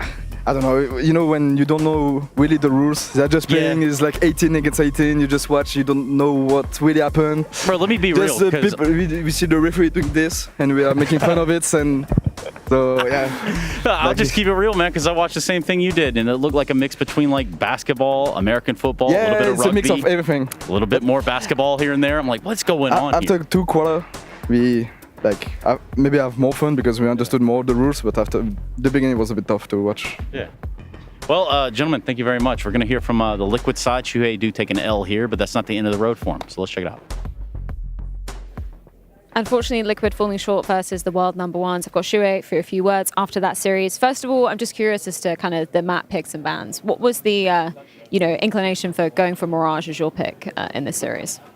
I mean, we have a couple of maps that we feel comfortable on, and we're just trying to cycle through them. I think statistically speaking, against Vitality, their Mirage is not that great on paper. Obviously, they're still a very good team on all the maps, so it's hard to beat them there. I think we just didn't show up in that map. I think if we played our own game and maybe started the game a little bit differently, the result would have been different. I think the game plan was not the best. I take it on myself. It's just something that we have to look back and make sure it's better for next time. I'm very curious as to your own opinion on this version of Vitality, because last time you played them, obviously back in MAUs, I believe it was back at World Finals in like November of last year. So how different does this version of Vitality feel now that Rops is on the roster for them? I mean, it's very strong. Every position you look at that you're playing against, there's always like an amazing player there. So it's difficult to find a weakness in their game. And I think they're connecting it really well right now as a team as well. So it's difficult to play against a team like that. For sure, they've developed as a roster as well. It's obviously still very early days for you in Liquid. Obviously, great to see you get your first win under your belt just yesterday. In terms of like expectations of what you thought Liquid would be like versus the reality of actually getting to play alongside, like Twist, NAF, legends of the game, can you kind of give a few words to that and tell me maybe how it's different or maybe how it's the same as what you expected? I think it's very different. I didn't really have expectations. I was just coming in and kind of wanting to get to know the guys. I think from a player perspective, when you're at tournaments and you meet other players or other teams, you don't really get to know them that well. I mean, obviously here and there you chat, but it's different when you join the team and you get to know how they work inside the team and how they work together, how each individual is. So it was different for me. It's something that I had to get used to. I'm still getting used to some of the guys. So it's just a little bit different, but it's a work in progress. Obviously, you're not eliminated here in Melbourne, but it's going to be a bit of a gauntlet tomorrow, as if you win that game tomorrow, you've still got one more to be playing to qualify for the playoffs. What is the reality like of that, handling that as an in-game leader, particularly obviously with new players that you haven't had so much time to be kind of gelling together? It's very important for us to keep our heads up high, for sure. I mean, we just got our first win on the roster yesterday. Today we played the number one team in the world, so losing... Obviously, it's a little bit sad, but we have to keep our heads up and take it one step at a time. Just focus on maybe different opponents for now. And I think an opponent like that, like Vitality, can come later, not for now. Very much appreciate your insight, Shu, and good luck going into tomorrow. Thank you. Yeah, again, for Liquid, this isn't the end of the road, but it is definitely the end of the series for them. And for Vitality, the steam train just keeps rolling along on the tracks right here, Josh. To put a head into that one, obviously, Vitality came into this one as a favorite. You look at Liquid going through whatever they're going through with changes and different structural approaches to reinventing their own game plan. Now find themselves getting another chance to go back to the playoffs, but it's not going to happen today. It's usually how the double elimination bracket works, so they will go and fight another day. And honestly, you would kind of just like look at this and realize these guys probably aren't going to beat Vitality, but let's see what type of a fight they're going to put up, and let's see what they have in store for the next matches. Are they in a position where they can actually make it out of the groups and make it to the quarters? And I think there's been flashes of them doing things well, but then we looked at the clutches this game, especially on Nuke, I think Vitality won 3 clutches. And we look at between Mirage and that Nuke game, like a couple of 2v5s. They lost to a Deagle round where Flamesy picked off the first 2. So Liquid, they have a lot. They just need to be able to close out those types of rounds, and then we'll see a much tighter version of them. And maybe they can take out other teams that aren't the best team in the world. And in case their coaching staff is watching, do you want to go ahead and throw your Twitter and stuff out there, or x.com, whatever it's called? Just kidding. You don't have to do all that. Yeah. So if you can look right here on your screen, as of now, yes, we have concluded the Vitality game. They've netted themselves another playoff appearance. Surprise, surprise. Next is Navi. Beautiful. You should go. Like that? Yeah, you should go on a show or something. No, I'm good on all that. Navi Falcons, though. Falcons. That's what we've got coming up next, Josh. Are you excited? I'm so excited for that one. I think it's going to be a good game. We get to see Amanazi's second game with Falcons, and we get to see Navi haven't had a great year, but, I want to see that Na'Vi Vitality showdown. Yeah, I do too. And I think that's IEM excited. Stop. Let's take a quick look at the B stream then. If we're going to be sat here, Josh, we might as well look at the Virtus Pro FlyQuest game over there. Okay. Going on. Josh, what do you see on your screen right there? I see you. You're, okay, I'm looking at 5-4 in favor of Virtus Pro on the CT side of Dust 2, which is map 2, because FlyQuest actually won 13-11 on Inferno. Who saw that coming? No, I can't say that I did. I am guilty party for that. And it is another thing too, right? They're playing on the home turf. They've had a rough go at it for a little while now. They've got some changes coming down the pipe. And for VP, well, we'll save that one for another day. Yeah, I don't really know what to say. You could take the, I guess I was going to say something about the GM out of VP, but you can't take the, whatever. It doesn't matter. VP, they haven't been themselves in many, many months, maybe even years at this point. Years. It's a long way from being the plow. Yeah. But that's neither here nor there. That is actually over on the B stream. So if you are curious, if you are wanting to stay locked in like we are down here in Melbourne, then that's exactly what you need to do. We got just a few more minutes here. We're going to be jumping into that last game of the day, looking at a little bit of Falcons taking on Na'Vi. That's right, Manesi in the server. You're watching the Intel Extreme Masters. We'll BRB.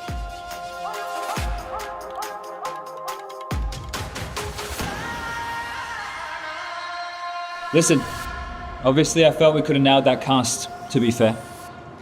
But a lot of circumstances we didn't, and normally I'm not focusing on individual performances because we can all have a shit cast. But I also think a lot of it started before the cast, and I have to point my finger at you. Changing accent when you had a tournament where you cast really well, it's a risky move in my opinion. I don't know if it's an old accent or if it's a new accent. Forgetting your player pronunciations. You were, for me, totally gone though. You're just sitting on fucking Twitter and checking in the middle of the game. It's fine to have a bad cast, but there's just so many circumstances that fucks it up before the broadcast. And the reason I'm getting angry is because I know you're fucking better than that. You've always shown such reliability, but we fucking need you. And I don't want all this overcompensating. If we're boring because of BP or Spirit.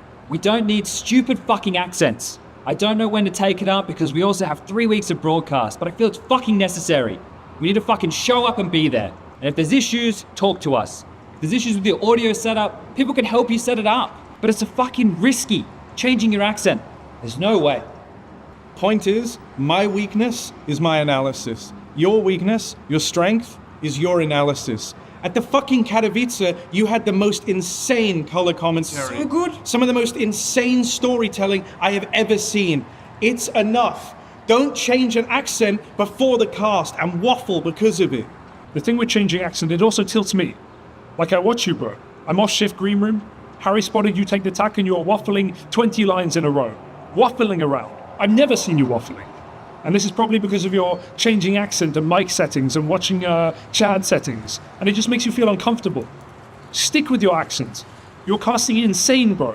I know Mo would never miss those narratives. 20 lines in attack. I think there are too many disturbances. And it just doesn't make sense. This is EPL, and we need 100% commitment. I don't want to be going on fucking Reddit and talking about a fucking accent. Are you going to say anything? Why are you all fucking yelling at me, blood? Why can't I fake a fucking accent if he fakes one every day? Because people don't want to hear an Australian accent, you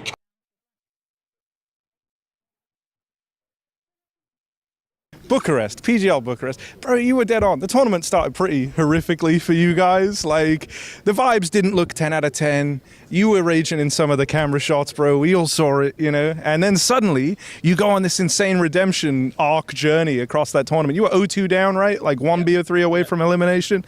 Turn it around, run into the playoffs. Bro, I mean, I know there was the whole change happening and whatnot regardless, but does that do a lot for, like, you guys individually to know that you can bounce back from such a rough start and go on to lift a trophy in a tournament you didn't feel like the favorites to win anything in, bro, and then you end up walking away with first place? Yeah, I mean, this, as I said, the way we won the event, the way we came back, it's just super important for this team. Like, we are still a young team, and to have this mentality and the fighting spirit we had is just super important for going forward with this team. So, I mean, it took a lot of effort from everyone on the team. It was a truly team effort that we managed to come back, and everyone was like we kept fighting no matter what. We tried to, even though when we were like down, we were losing, like we still tried to find a solution. You know, we were like down 0-2, but we lost the first map as well in that last best of 3 that before the elimination. So like we kept fighting, we kept addressing the mistakes. Like we were hoping we were gonna click at one point. You know, it would be very embarrassing to go out of the event 0-3. So it was a really team effort, and then he also helped us a lot with his experience and putting us on the same page. So yeah, it was just a crazy event. Just unfortunate that it wasn't in front of the crowd in the playoffs, but yeah, to top it all off, just winning against G2 in the final as well is just like. Now, Monacy, the boy wonder, your former teammate from the G2 days, the guy that everyone wanted to see you playing alongside. Now you're back in this team together. How are you feeling, bro? Was this nice when you met up coming to this event? Did it feel good meeting up with Ilya again? Yeah, I mean, it's super nice seeing him again, especially on the same team. Obviously, like when I was seeing him before, and we're not on the same team, it was a bit awkward. But now that like again we're on the same team, it's super nice to have him. Not just because he's the best player or one of the best players in the world, but also as a human being, as my friend. It's just super nice to have him on the team again. So there he is. I'm gonna let you talk to him now, and I'm gonna go and get some makeup. Yeah. Go. How you doing, Ilya, man? You guys are on the same team again, you and Nico, bro. We spoke back at EPL. You were talking about how it felt weird in a way, like, you guys were still mates, seeing each other in different jerseys. Now you're back on the same team, bro. Is it a good feeling? Of course, I'm so happy. Yeah. Yeah, of course. Nothing much to say. Братан, пиздец, jet lag from in Australia. When did you get in? Yesterday, I arrived yesterday, and I didn't sleep the whole day yesterday. I mean, we had some practice as well, and I fell asleep in the evening. I don't even remember how. Dude, the Falcons jersey looks good on you, man. It suits you. This is kind of a vibe. I'm starting to think you should have joined before him.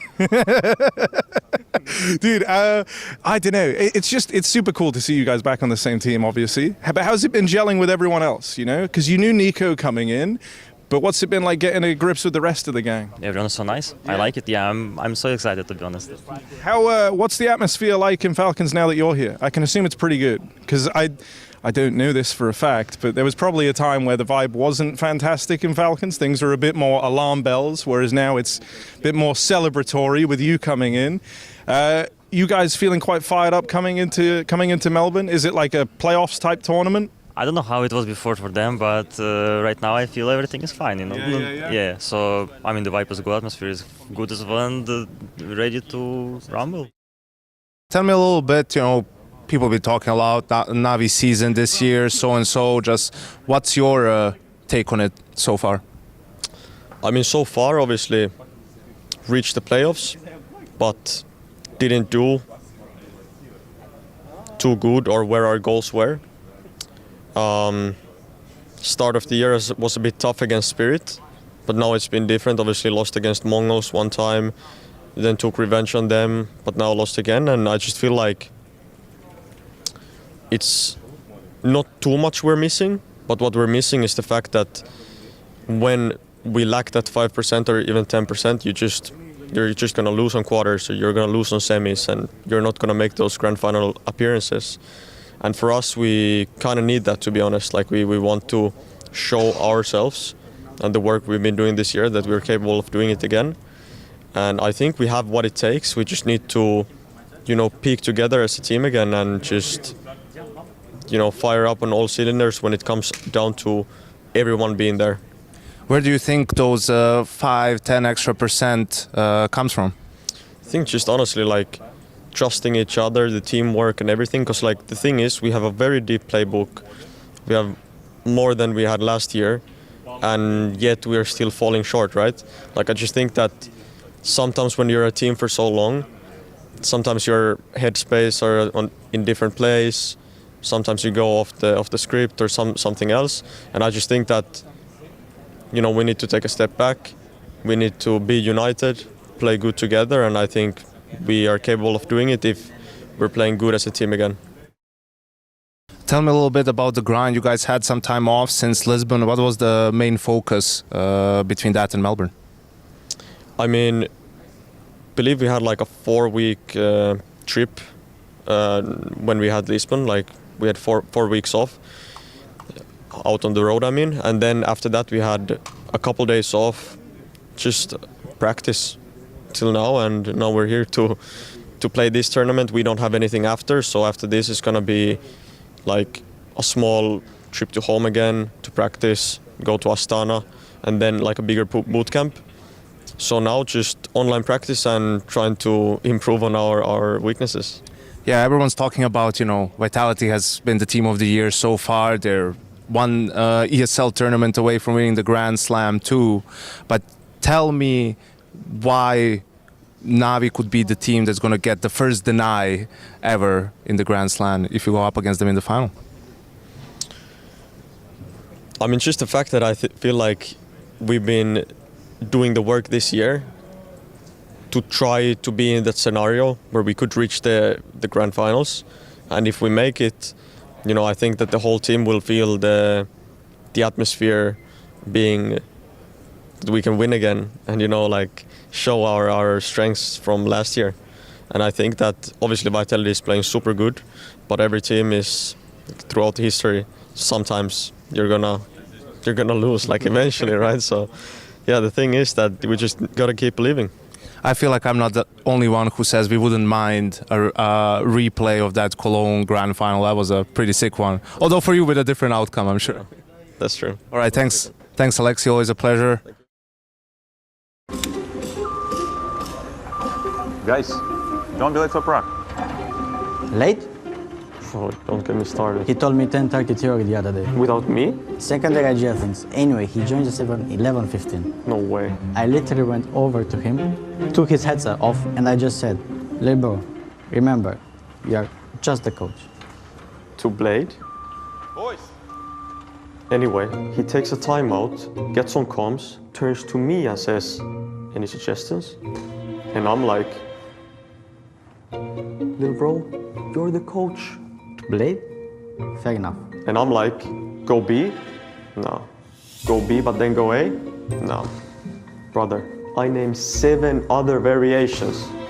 Finally I say, Fnatic into game relation fake, ending with Astralis. Typical. Which I know he wanted to do in the first place. And what does he say? If that's what you want to do. Bro, I literally stood up, took his little strat book, and boom! Boys, what are you doing? Discussing strats. Brainstorming. What have I told you? You don't need to do that. You're the boss. My little brother. If you're gonna make a call, say it with your chest. Only us two taking responsibility. Leading. Secondary leading. Boy! He's a coach. A manager, man. So he's like, why you order Mackies? That's not in line with our nutritional guidelines. He's obsessed with greens. But his CCTV page is full red. Anyway, I just told him, little boy, take their fries out of the bag.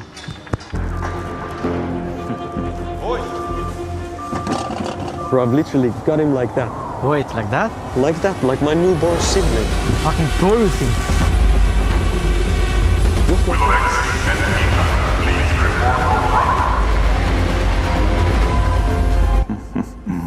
All little bitches.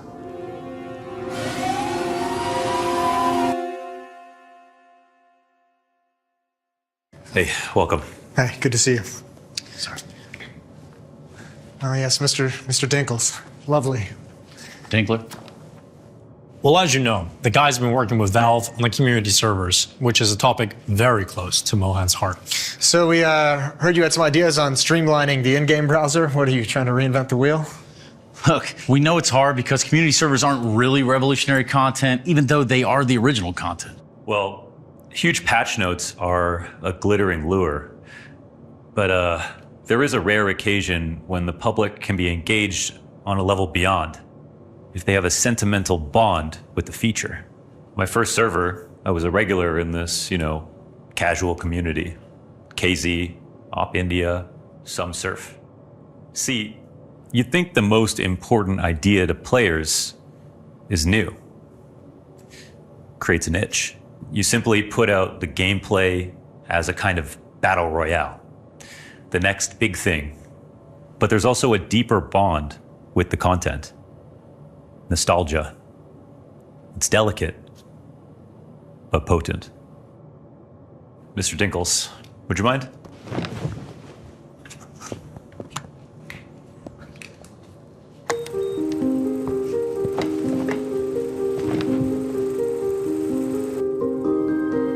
In Greek, nostalgia literally means the pain from an old wound.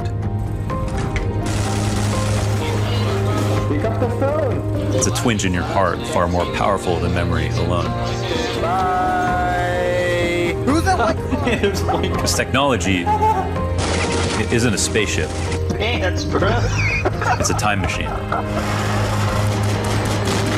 They're coming. It goes backwards, forwards. No, what? Watch me. It takes us to a place that we ache to go again.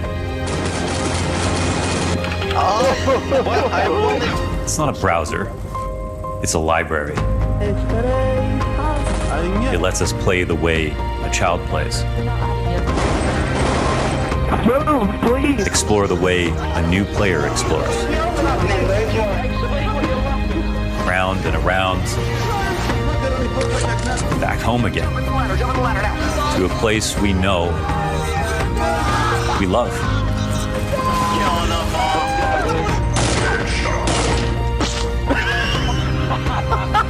So gentlemen, we don't need to reinvent the wheel. See there now. Just need to keep it moving. I managed to get away. You will never find me.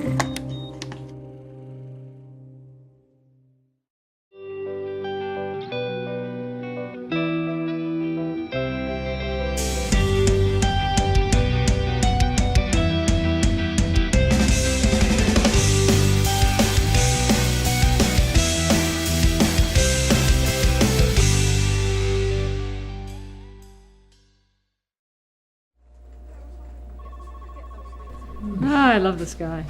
I could watch him all day. He's so funny. Ugh, not this guy. Casting. Wait, why are you taking two? One for me and one for Seal. yeah. You gonna send it all the way back to Canada? No, I'm just gonna go take it to him now, actually. Okay. Weirdo. Why is that weird? She just said she was gonna give it to him right now. Yeah, she's probably going to. They're on the desk together. Yeah, they used to be. Steele works here again. Oh, can you imagine? We don't need that kind of talent in CS. Oh no. You don't know. You should probably go out there, see if he's back. Dare I? Perhaps I will, for old time's sake. Okay. Great practical joke, guys. You got me. Hi, Alex. No, God! No! Please, no! No! No! No!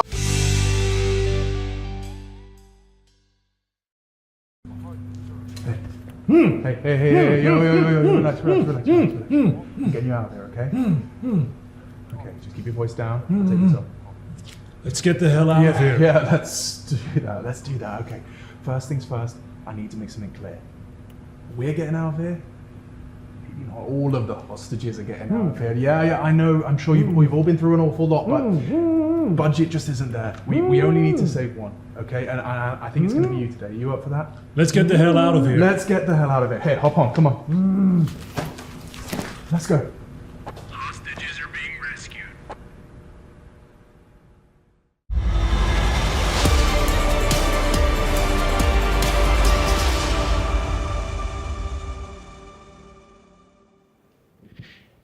And it feels like just not all that long ago, it was Falcons talking about, oh my goodness, what are they ever going to do with themselves? Well, Navi would like to have an answer for that today, as it does look like the Falcons are trying to heat up at a very minimum. Natus Vincera finding their way into the server after, don't want to call it a hiatus, but I will definitely say they have not as been on the radar. Well, I like that slow motion from them. It's like watching a train wreck in slow-mo. On the other side, we got the Falcons soaring higher than ever, you know, hot off of a win, hot off of a new pickup, getting that chemistry back.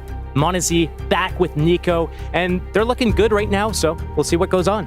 Yeah, well, let's see what goes on. But first, we're going to check with Falcons are Kixon. going to be taking on Na'Vi over on the A stream. And Kixon for a few words ahead of this series. Obviously, big news for Falcons is signing Monesi, and it's very clear the relationship, the synergy that Monesi and Nico have together. What's that been like to experience as their teammates now? Well, we haven't had too much time to practice with Monesi, but from the first day I could see what kind of player he is. I mean, I already knew even before, but it's nice to have him in the team. I think he's going to help us a lot. Our confidence is even better now, I would say. So yeah, I'm just excited to be part of this team. What's their relationship like outside of the server as well? Because obviously from what we observe through the cameras, seems like, they've got quite a kind of a brotherly relationship, right? How is that manifesting in the team? Yeah, I think the relationship is good between everyone. Like he's kind of young player and he's already very mature, and I think he's getting along with everyone, not only with Nico. So yeah, I think I'm a bit surprised how mature he is, even though he's only 19 years old or something like that. So yeah, I think everything is going good so far. Still, obviously, very early days in terms of his integration. But for you as an in-game leader, how do you envision utilizing him as a piece? Are you giving him a little bit more freedom than maybe you would have done with previous AWPers, or is there a bit more control there? Tell me about that balance. Well, I still don't know him too well because we've played with him for a week only. So I think players like him should have a bit more freedom because that's when they shine the most. So, but of course, there is still some structure in the team that needs to be respected, let's say. So I think it's kind of balance between these two. But as I said, I think players like him deserve a bit more freedom than just a normal AWPer. Now, obviously, this iteration of Falcons haven't faced this Na'Vi. The last time you played them was at Shanghai Major, where you eliminated them. You stopped them from making it to the playoffs and defending their major title. Do you have any kind of standout memories of playing them, obviously, back in the Heroic days there? Yeah, I think I played them a lot in Heroic. We played them, I think, 3 times, and also previously in Apex. I feel like the games against them were always close. I think it's like 50-50. Sometimes they won, sometimes we won. Obviously, the latest one was maybe the most important, and we took it. So yeah, I think it's always fun and close games against them, and I hope we get to it again today. Very excited to see how it goes down. Thank you so much for your time, Kixon. Good luck. Yeah, you know what? Kixon might be onto something there. Yeah, it is a very, very new look over here, at least for the side of Dexter going out. We got Monesi coming in for the side of Falcons. Stock prices are rising.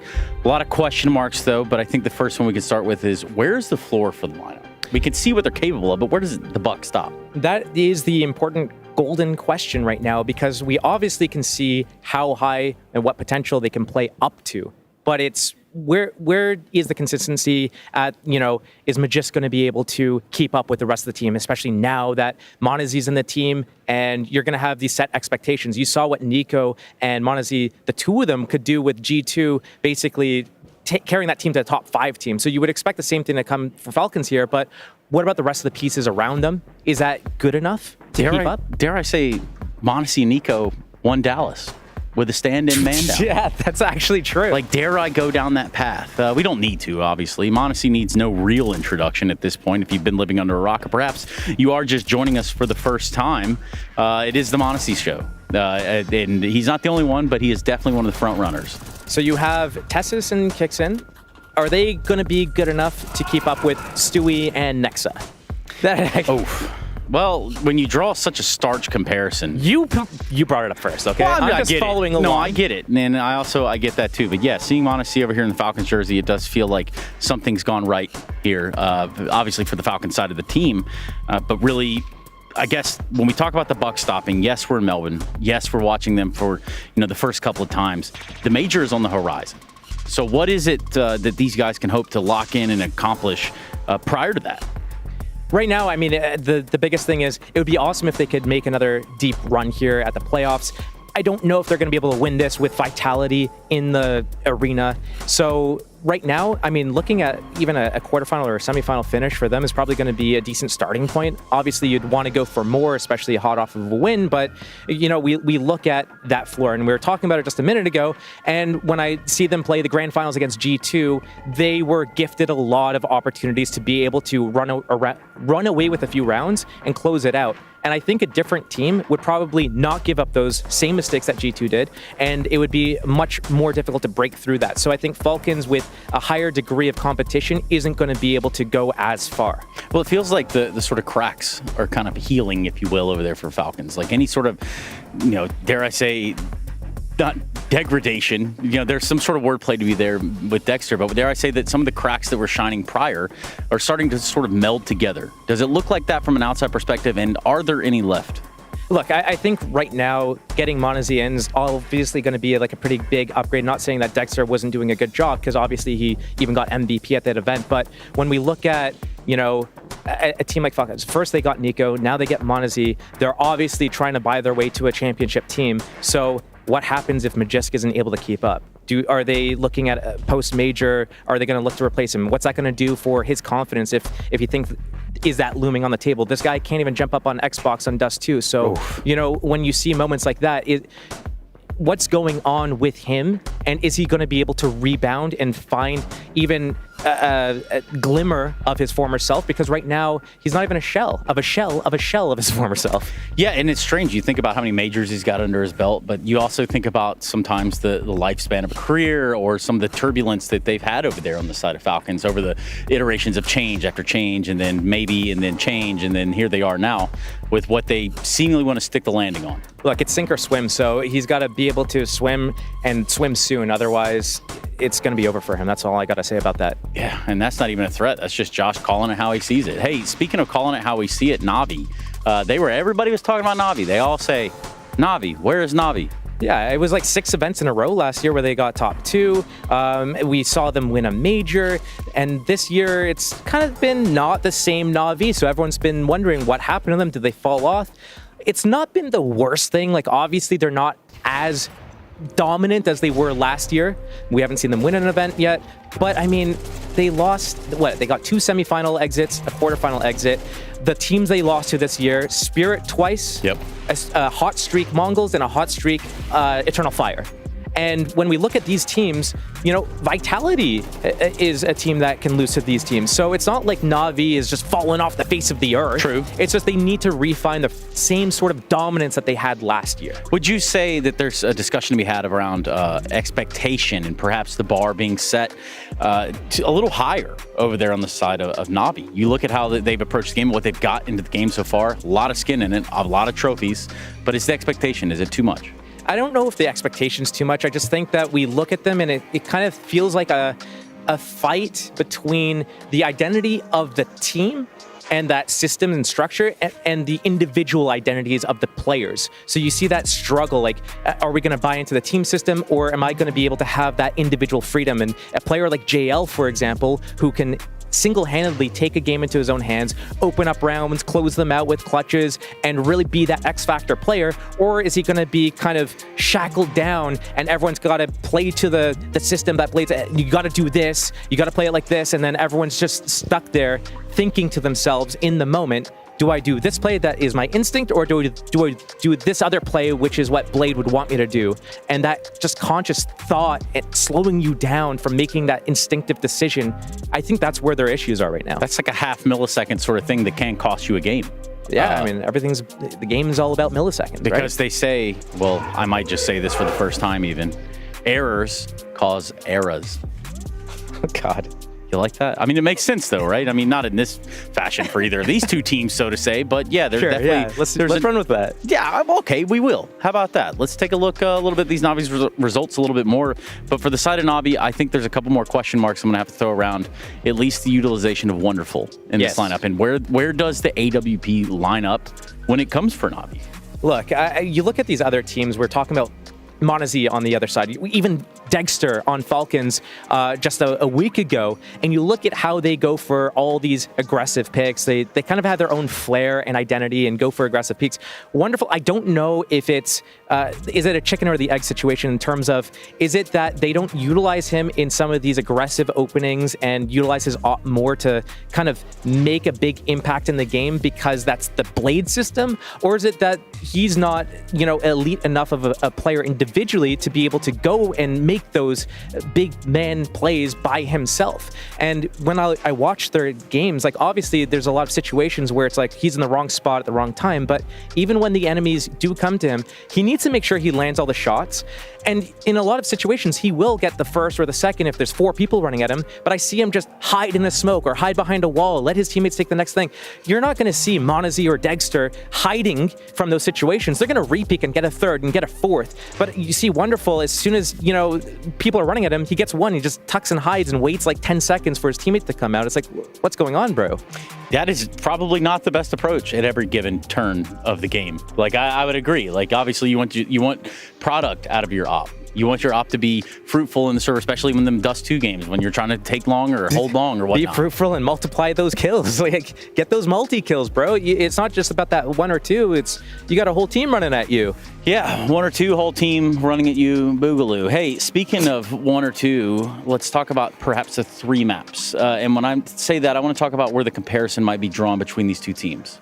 I mean, I think you see their permabans that are going to come out into play here. So it's what's going to go on here. Right now, we're looking at Na'Vi, kind of how they went from being a team that had 4 really strong maps, and where that kind of that win-loss percentage has gone to. Dust 2, it's kind of 62.5% loss rate. Their Ancients fallen off. Their Infernos fallen off. Like, where do they go to if they want to pick? So you're obviously going to see them be really comfortable on Mirage, and I think a lot of teams have stolen what they do on that T side specifically on how to play it, but that doesn't really leave you with a lot of options. You have that permaban coming out, and so where do you go? And especially against a team like Falcons, because I feel like that is going to play into their favor right now. So Na'Vi needs to turn this around.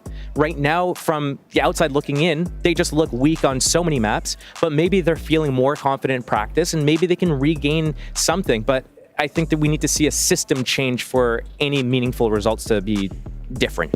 But you got to wonder in terms of a lineup's evolution right there, right? And in terms of just breaking it down to the micro level you're talking about, where it's what do I need to do to excel in this moment to project my team to success versus what is probably what they want me to do, say the coach, et cetera, et cetera. That's a very interesting sort of cataclysm that you've identified there. Well, I could be completely wrong, but I guess we'll see in the server, because anytime they come out and say something publicly, it's like, oh no, everything's good, the vibes are good. But we've heard the clips, and they're not happy that those clips are out there. But it's like, there's arguments. There's the coach and the in-game leader kind of going and having a back and forth. There's the IGL and players in the middle of the round. Please listen to me. What are you doing? So there's something going on where something's not clicking, and I don't know if that's something that's just as simple as in the moment, in the heat of the moment, they're just kind of tempers flaring, or is that something that is a longer term issue which is bubbling to the surface over time? And how are they going to kind of navigate that? Or how are they going to get around it and fix it? Navigate it. That one was... That was a layup. Yeah, it was a layup. It was kind of even an accident at this point. Now, we did look at the map statistics. How about the actual veto itself? Yeah, permaban coming out for Falcons. And actually, we're seeing Nuke going out for the side of Na'Vi, probably thinking that Falcons is pretty strong on that and is going to go for it. And Falcons going for Inferno, which isn't normally one of the picks that they would go for. And when we look at kind of how Na'Vi's been doing on it recently, it's not been great here. And then obviously Na'Vi, we were talking about it, it's the only map that they have a positive win rate on at the moment, so going for that makes sense, and that means that Falcons is going to know exactly what's up. But I think it also plays into Falcons a little bit in the sense that they're bringing in a new opera, and it's probably one of the easier maps in the pool, that and Dust 2, to be able to slot in a new player, and set plays are going to be really simple for these two maps specifically. Dude, it's not simple. It's Na'Vi. He hasn't played it. It's not Falcons. It's not simple. Yeah, it is actually the Falcons. It is actually Na'Vi. And it is actually a game that qualifies one of these teams off into the playoffs. Now, Josh, in the hot seat, who wins the series overall? Right now, looking at the maps, I'm probably thinking Falcons, but it's going to be like a 2-1, I would say. I think we're going to see some glimpses of Na'Vi. I'd love to see them win it and go against Vitality earlier in the groups, but I still think Falcons is running on just a high right now. They're primed, you might say. They are. Yeah, well, thank you very much, Josh. We're going to jump right into this one. Falcons versus Na'Vi, winner to the playoffs here in Melbourne. That's right, playoffs on the line. Guaranteed spot in it for the winner of this, and it's Falcons versus Na'Vi. This was a Falcons that have made the mammoth roster move of having Monacy now slip into the ranks. They showed up on day one and they handled business cleanly. For Na'Vi, it was a bit more of a struggle in their matchup versus MIBR. That one went the distance, ended pretty close as well. They have a point to prove. They want to try and get in to those playoffs, be in front of the crowd, get some more arena time for a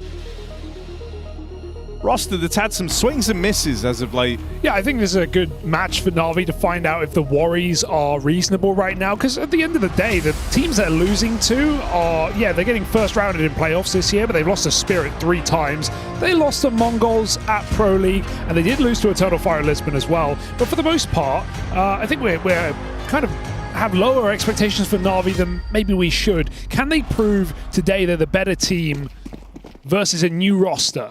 Even though there's a lot of firepower, Na'Vi are going to have those protocols. Na'Vi are going to have things in place. And when you hit a long BO3 with all 3 maps with some overtimes in there as well, we often say experience reigns true. So it's individuals for Falcons, it's team for Na'Vi, and they're going to clash head-to-head in this best of 3 for glory for playoffs. This is an interesting look in the pistol, right? Seeing Nico and Kixan getting aggressive over towards B is no strange sight if you've watched the Falcons game on Inferno. It's the presence of that little guy tucked in the corner over there, Moneshi, waiting with the dual Berettas in a bit of a bait and switch here in at top banana. But surely Na'Vi don't just walk around this corner willy-nilly with no grenades. Surely they have a plan here. They're waiting for Nico to force that kill. Goes for a jiggle. They're closer. Nico's ready. Awareness. Hits his shot. Backs up. JL does finish that kill. And here's Monacy at the corner. He's got to do it all. They see those Julies. They pull back. Don't want anything to do with this. Still, all the grenades available for Na'Vi. I just started running away, so did Tessez, but they both recommitted here. Na'Vi still going into a double setup. Ema's backstab will get stopped by that Moto Smoke. Oh no! Na'Vi shut down in the pistol. Repelled from that B play by the presence of Monacy and those dual Berettas. Ema had all that space. You thought he was about to get the kill to send them in, but that Moto Smoke denied him vision. I don't think like you can look at it like, oh, the Motor Smoke was a mistake for Na'Vi, because I think the play is he just walks through the smoke, right? He walks through smoke, no one looks there, they're both holding short, he probably gets 2 kills. But because he sees a player, of course he takes the shot, he just doesn't get the insta-kill, and then the smoke ruins his round. If anything, if he was a second later and never saw that player, I think he wins it. Both backs were turned, but he took the shot and he missed. Oh, otherwise, I think that was really reserved for Na'Vi in a good way. They didn't overplay it. They didn't run into the Julies. It's a shame Ema can't hit the back of the head.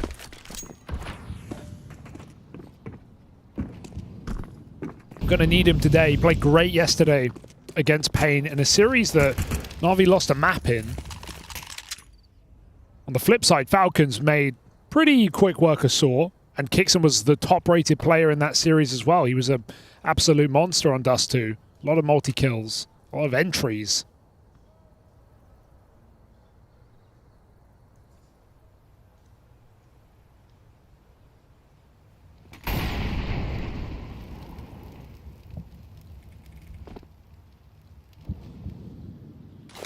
RV letting the util dry up here for the Falcons before they commit to a move. And it is out middle, the Deagles look. Box jumping corners.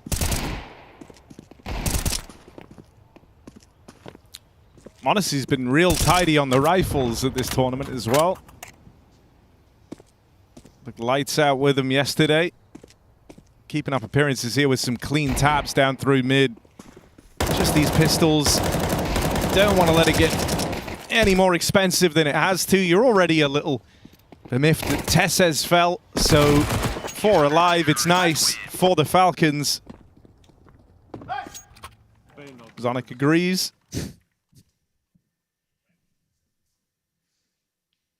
I like it. He has his staple kind of statements. Nice. Nice, cool. Good call. Nice, that cool, one will yeah. come out a lot. It kind of sounds like Let's Go, which is another one of his. I like You might blur them together sometimes, but I'll let you know.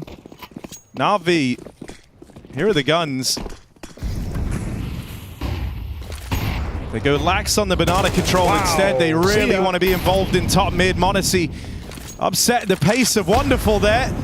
Good timing on the nade pull, but you need the follow through out of Magisk. One won't cut it, as now Tessez, lone defender, trying to buy time. How many more can Tessez find? Fresh mag put in the MP9. Tessez, one-man army, still offering up resistance. Won't stop, don't stop. Oh. Tessez does all he can and then some, and now it's just Alexi. Right in the face, that stick is ballsy, but the double nade lands right on top. Alexi lucky to be living, 4 health, barely living. How does he pick a position to win this round? They should surely get the trade. Nico and Kixon waiting for the smokes to expire. Gives Alexi time advantage, but that kick cuts it down. Can they find the clean kill? Nico pre-fires this corner angle. Alexi gets back on it. They climb up and over. That's the kick. Can he drop it out of position? Kixon coming in, gets the spot, running out of time, but still enough to win the round here for Team Falcons. That was sick for Tessez, no denying that. Getting 3 kills with the MP9, locked in alone on that A site, is the only reason Falcons win it.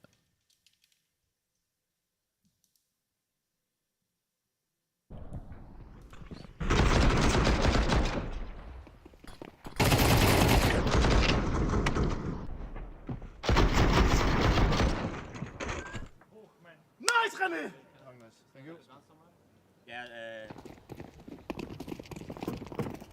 You don't hear him say nice René every day.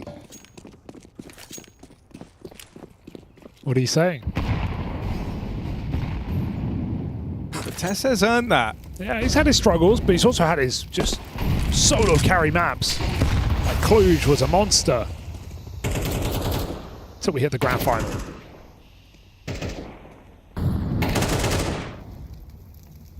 Tess has no doubt had some great games in the Falcons jersey.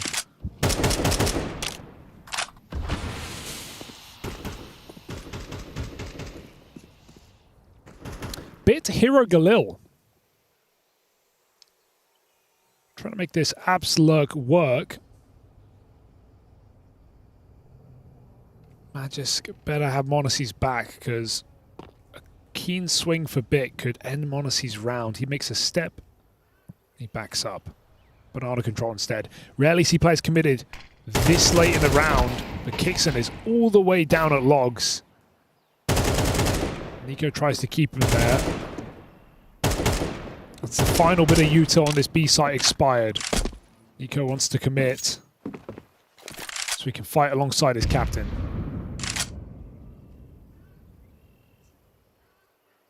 Oh. It's a little awkward, but still Kixan good to deliver. Wanted to get a bit more out of that. Nico going back in to lend a helping hand. Has opened up a route into this B site now.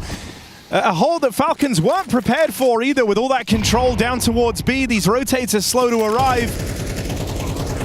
Na'Vi get themselves a bomb plant. Gun retrieved for Ema, a resmoke available as well, just to waste even more time in this retake. This is a powerful position for Na'Vi, not a round that Falcons want to give over. This was pistols and a hero gun, and that hero gun's barely at a part to play. Ema adds one more to the Na'Vi tally. Magisk dead. It's all eyes on Monacy. 1v2 goes looking. And now they know that Bit was back in the spawn. He's committing to this. He's staying on it. Bit swings wide. Monacy will find him. This is a nail biter of a defuse. Monacy with just enough time to make that happen. Clutch found. Ilya the Kid in the server. 4-0 for Falcons. And that round is saved. No way he wins that. Milliseconds the difference. Monacy gets off that bomb. One step made by Bit, and that's enough to just spray him on the swing. That's what he's here for. That's what he does. And he makes it look easy every step of the way. I like the spacing for Na'Vi on that banana take, though. It let them trade out Kixon really easily. Going 2 for 2 on a setup like that for Falcons is really not good. I gave Na'Vi the way in, but Monacy gave Falcons the way out. 4-0 still. And Na'Vi get on their timeouts early.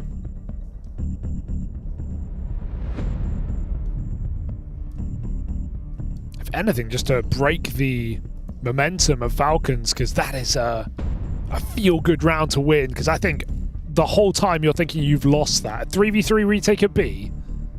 That 1v2 for Modesty. There's no way you think he's going to win that round. Yet he does. All power here for Wonderful. Modesty will meet him.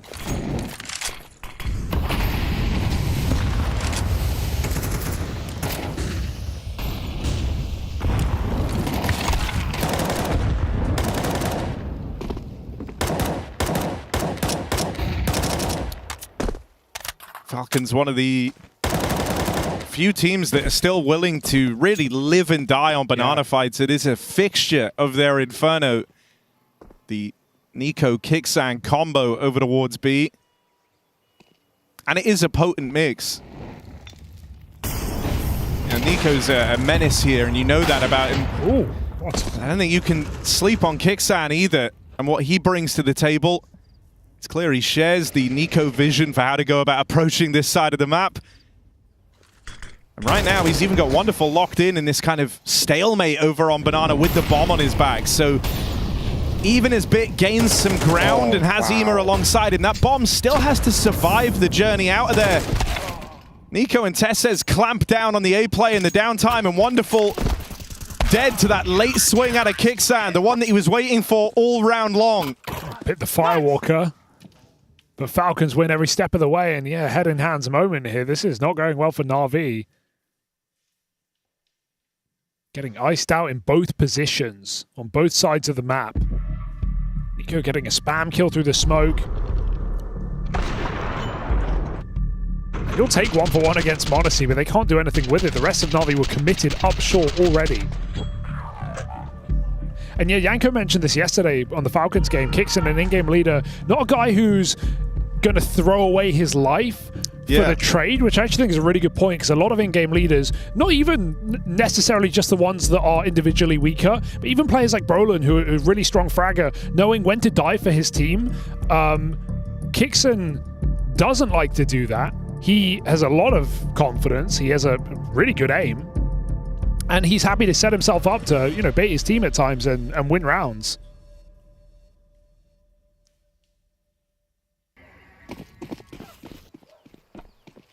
Just got faith in his ability. And when you're playing a site with Nico as well, two very aggressive players, already seeing that pose a bit of a problem to Na'Vi, who can't get this. They haven't had a chance to be executed in this game, right? And not getting up car for free. This is a round they're really fighting for it, but so is Nico. Unrelenting with a double. He's sitting in the Molotov. Doesn't even mind. Down to 1 health. Nico gets both kills. And that's Na'Vi putting a lot of pressure in that position. It would have been so easy for Nico to just back up, go to the bomb site. But an oppressive hold has ended Na'Vi's round before it began. He even edges forward and gets that smoke. It was an interesting detail. Alexi was looking for the exact same piece of util, but couldn't quite find it. Having an extra smoke now just lets you waste even more time over here towards B. You've got that as kind of the ultimate fail-safe, right? You know that as Na'Vi are posturing, if they are going to end on this B side of the map, you can really take the wind out of their sails. Now, Bit does still have this nade, but it just gets lobbed out now to clear the sandbag. So there's no world to blow this open for Na'Vi. They're left as the Oh! Dunked on! Alexi with the lineup! Smoke that! Nico just died to a smoke, and that could cost them everything here! They're in the site, they've got full control. Might have to be another Monacy retake. Not every day you see that util find a kill. Na'Vi have been given an opportunity. They have to seize it.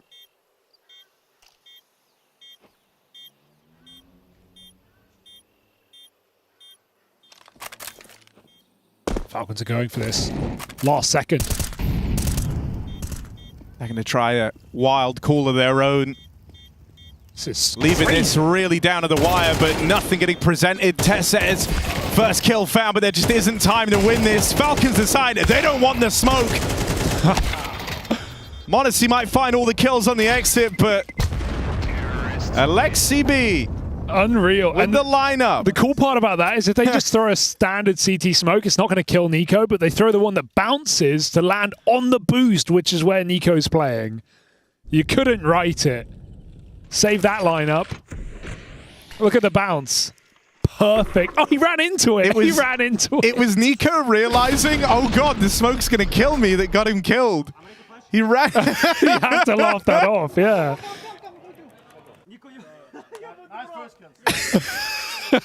That's like the most feel-good round loss you've ever had. Yeah, if he didn't move, I think he would be fine. Oh, that's good. Bring in that G2 content game to Falcons.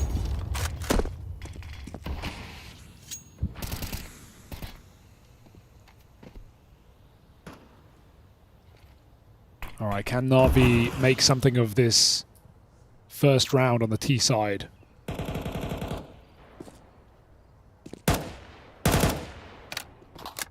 Because even they don't get out pretty, right? They lost every player in pursuit of that round. They're buying Galils on 4.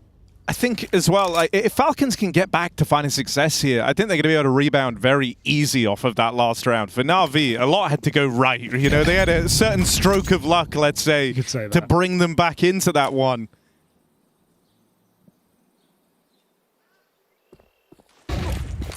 Okay, I like this. Quick. Contact, yeah. Util getting lobbed out on the fly. They hope that that element of surprise can bring them in, but Nico looking to send them packing. He'll have his revenge. No nades will find him here. Nico locking down this B side of the map, puts a stop to Na'Vi's offensive. Spam's even close. Has support as well, right? Tesses was here from the start of the round as a third player over towards B. He's now tucked himself in, stealing himself away. Nico has missed the timing on these spots, but it's something he should be aware of here. Still caught off guard. Tesses now has to win this, and he will manage it cleanly. 2 quick kills from Tesses, concealed at the back of the site. Puts Falcons back in a winning position. Yeah, dude. And that's actually a nice pop for Na'Vi because Falcons get no warning, right? But they pre-rotate B. They were ready for the potential. Na'Vi don't want to execute and go for a slow entry. They just storm in with a flash before the smoke has even bloomed. And Nico just does everything right. Multi-kill, backside. And buys time for Tessis to get stuck in. This has got to be a frustrating game for Na'Vi right now because it feels like individuals are just in great form for Falcons, running on vibes. Oh, nearly awkward for Tesses. He recommits to that fight. Will get picked up, but they know about JL over on long. That's open season for Monacy Zorb. Here we go. Up close, the pistols, putting the pressure on. Monacy pulls one of his own. Magisk also down in the pistol. Falcons, say what you will, they're making it a fair fight at least. And there's the nade to seal the deal. A little bit funky. 3 for Magisk in the pit. I mean, just like... I just love the way he sounds, man. I like... Magis does bring a very good vibe to this team. That's something that I think, you know, you got to give some credit to him for. You'll always hear him trying to either calm down the guys or pump them up. Make a joke. I mean, and like, he's rarely having a good game alongside it as well, it feels like, right? Like, some of the best Magis kind of pick-me-up lines I've heard is when he's sitting bottom of the board. Just the fact that Modis is like jumping up there as well, like going for quick scopes. Falcons feel pretty invincible, I think, at the moment.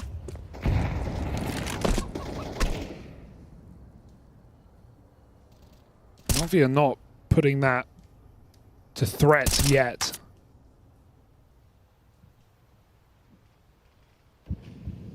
I mean, I think, you know, this is why the trophy lift for Falcons right before Monacy joined, I think actually came at like a perfect time, right? I think for everyone else in this team, they kind of desperately needed it. I feel like Nico was going to be happy regardless, but I think even operating in that version of Falcons and going on a turnaround, a disastrous tournament start, probably did wonders for his confidence, because for the first time in a long time, you were looking at Nico to be like the real standout, the real star.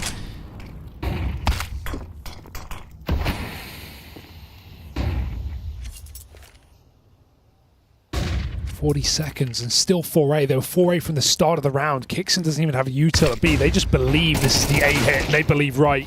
IEM gets a crucial entry, stuck in the open. Nico needs to hold this down. Monacy's missed his shot. Nico's still standing at long, but Monacy's doing nothing here. 2 missed AWP shots. Nico and Magist trying to stop this split, but it's only Nico, and he might have to give it up. Na'Vi breaking on short. A couple of missed AWP shots goes a long way.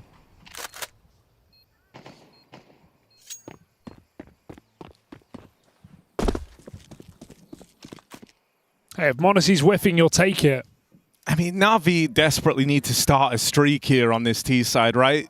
Thus far, this has been a rough go at it on the T half. The one round they had up until this point came from a bit of serendipity and luck going the way of Na'Vi. And they've been in a few other good positions. Most notably, the Monacy 1v2 springs to mind. Nice, let's go. Blade knows that. That's where, you know, now you have to start leaving your mark on this T half, because you are running out of time in this first half of play, and you can't get by with one and dones anymore. This is where you have to convert this into a bit of a swing of momentum. Especially considering that it was Na'Vi to pick T side, right? But they wanted a lot more from this half. Still a chance for it, but now or never. Inferno definitely leaning T-sided at the moment. Falcons banana control is putting that to question. And they start 3B this time as well. Monacy again coming in with the AWP to support.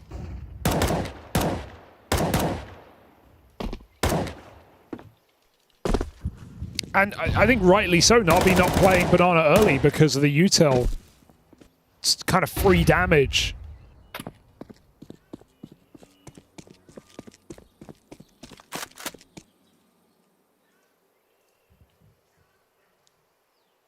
They rotate 2 out, go back to this quad A, and Na'Vi need to retake banana before they do anything. Grenade is a big problem for Monacy. Down half health. He's still got a block. He's still not calling for rotate. So Na'Vi have got what they want. Options open up, and they have to make a good read here, because they're not going to get a single kill before the commitment. This is going to be a 5-on-4 or a 5-on-1. Pick your poison.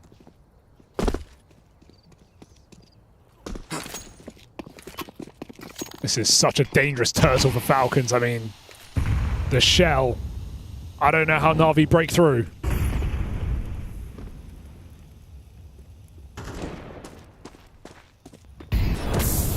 They're sticking to their guns as they hear all this util as well. Now they know that it is this A play. JL gonna get melted. Magisk falling down in the pit, but it's Nico. He's the guy that's supposed to win this round for the Falcons, the fourth player. They have no idea that he's here, but an important clear out of a 1 HP IEM. Monacy arrives now. I mean, he's already picked up a 1v2 for Falcons, but that nade's pretty huge. If he nades sight, IEM should be dead. But right now he wants the element of surprise. Oh, and slow on the AWP. And not looking like this one should come through for Monacy. Doesn't know the presence of this second player actually in the site with IEM. IEM's dead to bomb, so he may as well just gun out and run for it.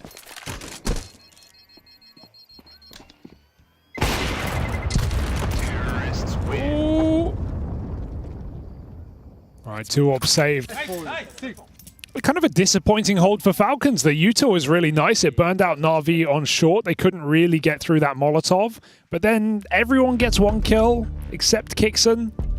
And it's just a really heads-up check for IEM, because Alexi wasn't considering Nico backside. Nico held the shot for as long as he could, but he got hard cleared. Without that clear, it's going to go very wrong. Just not really sure how Falcons... No one got a couple of kills. Didn't feel like Na'Vi hit any crazy flashbangs either. But they've grabbed themselves an opportunity to get this 5-round T side. That's enough. Just Monacy's AWP in this eco round.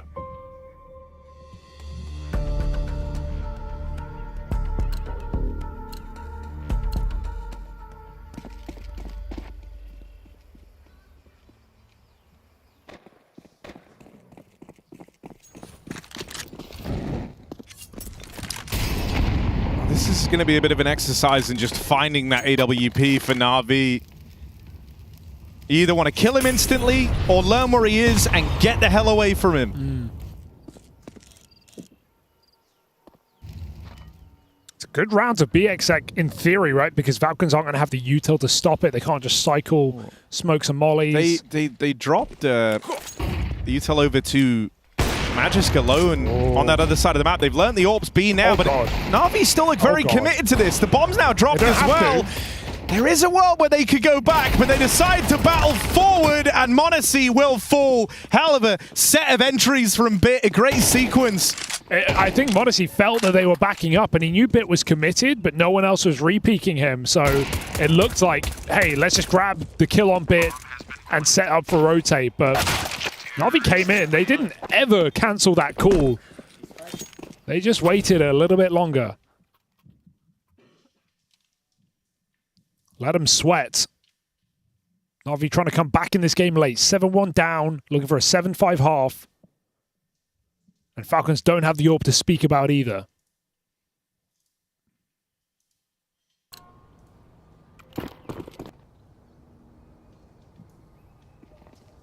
This is exactly what Na'Vi wanted though, right? We were saying they had to start a streak when they finally broke through. There is still hope in this game yet for Na'Vi to hold on to. Look like Falcons are going to swallow them up whole now. Even this 8-4, you know, you give yourself a bit of breathing room in that second half at least. Wow, Kixan. I mean, this is Kixan and Nico all over. This is how they love to go about Banana. They were active for that first fight. Now they take space away, but Alexi has opened up that back door. A chance for an A play now. Bit just runs down Magisk in the pit. He's been having a bit of an awkward go at it in this A site. m0NESY found as well, pincered between long, short, and the apartments.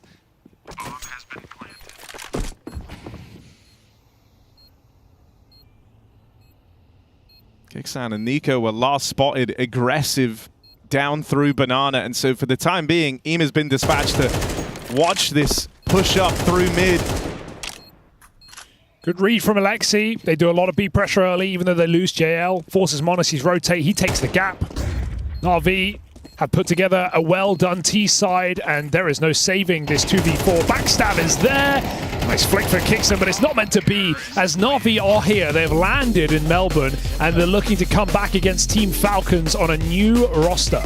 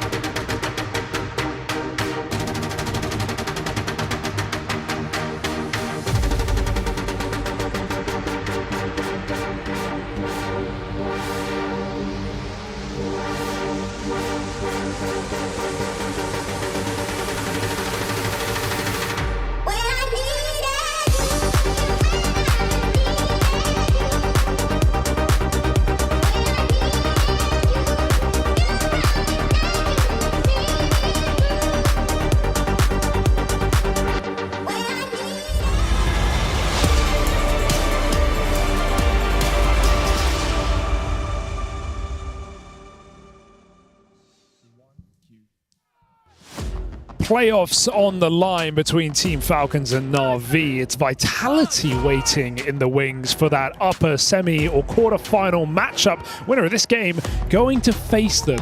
Not an easy nor fun match, but one that will have to happen if you really want to lay a legacy in Melbourne. Falcons start strong, and then Na'Vi wake up. Yeah, that 4-round streak at the end, can't overstate enough. It's huge for Na'Vi to give them a fighting chance here on Inferno. The map picker Falcons. Now they move over onto this CT half. They open things up with a quad A lean, leaving just one man in that B site. It's JL. JL 3 and 11, but he was the T guy up banana. It's interesting though, he has no util, so I'm assuming he's just playing that like pixel angle looking for one kill. No, he's actually just taking the old-fashioned coffins fight right over the top. Perfect. Gonna look for one drop back, I guess, if they come B, but Falcons aren't looking interested in this side of the map. Kixan and Magis lobbing in a fake here. Yeah. 2 sets of util in, but the bomb waiting in the apartments. Oh, now that triggers the rotate. Na'Vi have fallen for this. Hook, line, and sinker playing right into the hands of the Falcons. Wonderful, picked up. And JL, that lone defender over at B, now the last man standing. And if you're JL, you feel so responsible because you say, the double smoking. You're probably panicking a bit on the comms. Hey, it looks like a B.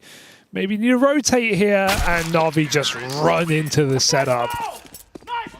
That is the exact reaction that Falcons wanted. If Na'Vi safe rotate, Falcons don't win the round that cleanly. Could not be better. 3 kills for Nico. Silver platter. Baller's got a butler. And Na'Vi are forcing.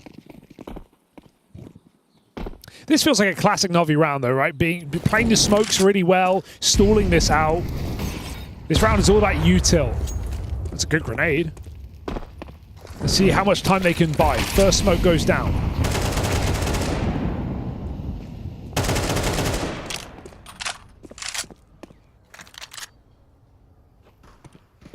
Oh, God. Apps pop. Wonderful might be in a good position, but flashes leave him blind. Bit alone, doing everything he can. Ball tumbles away. Bit continues to hold on. Dude. Topping the charts right now for Na'Vi. The one guy who is hitting his stride, it's Bit. 3 kills on that 5-7. The rest of the gang now have to finish what Bit started. Monacy shut down. And they've got Bit to thank for that. Na'Vi. What a crazy sequence. That 3rd kill, that's a space taker who, if Bit dies there, his first double doesn't matter. They have the site, they have a motor smoke down, but it's the 3rd kill that lets his team flood in. And a whiff for Nico is consequential. This flick. Oh! First bullet headshot. Frustrating round to lose, and that is Na'Vi doing it with a force buy, flipping this game on its head. No longer smooth sailing for the Falcons.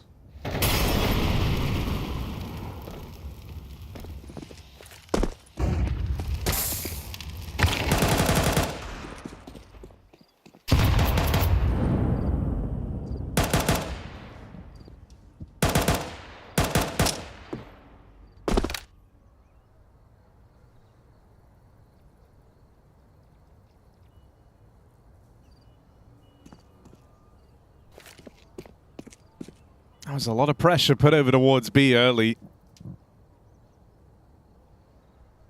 And Falcons did get the reaction they wanted. Na'Vi falling back, passive over towards B. And now this is 2 passive holds on either side of the map for this Na'Vi CT side. So a test of their crossfires here. Ooh. Tess says with the opener, wonderful, and Bit now have to try and combine to keep this one clean. Bit from the pit lays down the covering fire and buys time for his teammates to move in. Just Magisk, and he does not know where to look. Bit is in great form. What is this, the last map of a major final? What's Bit doing? Yeah, another multi-kill round from him, another big 3K. Bit soaring to top of the server. And super important kills because Falcons throw, like you said, the B util, but then they also throw a long take util, and that keeps 2 players from Na'Vi on long side stuck behind Moto Smoke. Bit has to kill every single one of them here. He's the solo A player. Does his job. Back-to-back triple kills for Bit.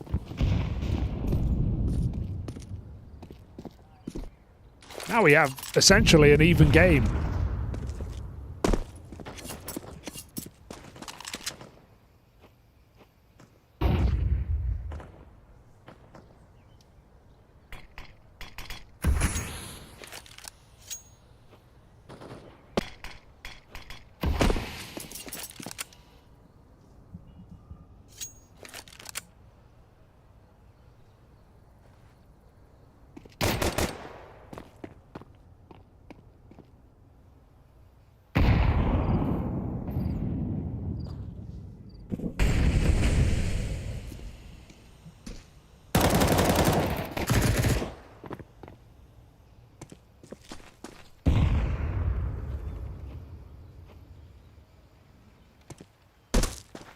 I mean, if Bit can keep this up, he could make Na'Vi a cool 2.5 mil.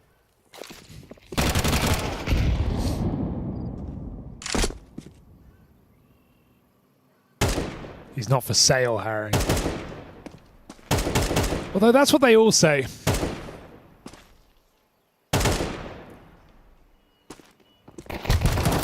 Blank check might change your mind.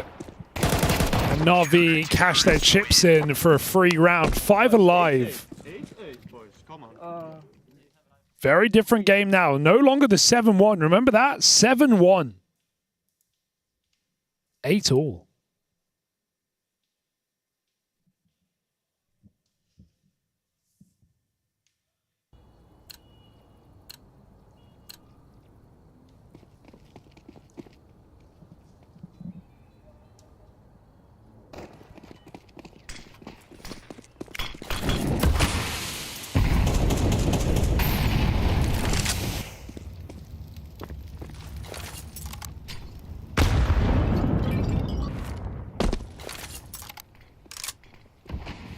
Caught shuffling the util around. This is going to throw the timing off massively for Na'Vi.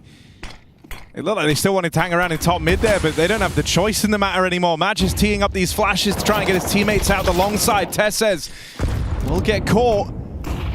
They need to deal with this site player, and they will overrun Wonderful.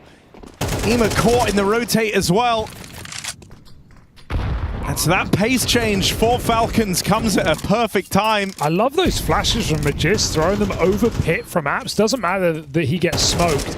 And there's essentially nothing you can do about it if you're Na'Vi, because they just hear 4 players running up long. They have to look that way. Pit player, side player, doesn't matter, you're blind. Go home.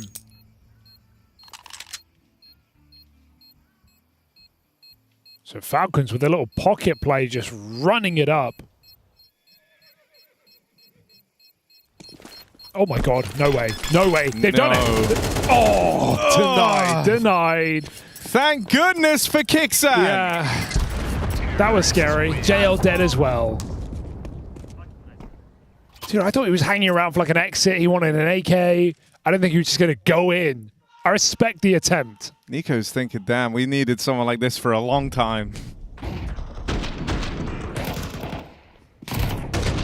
Not afraid to go back and check the bomb. Make sure those defuses don't come through.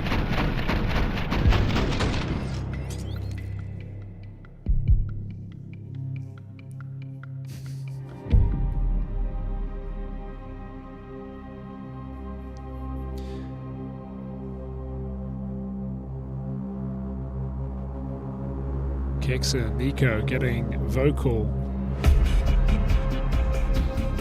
I like the Falcons are still keen to run those kind of rounds, right? Where they just molly top mid, they run up ult, they smoke it, they go through there and smoke, boom. They're 4 guys long.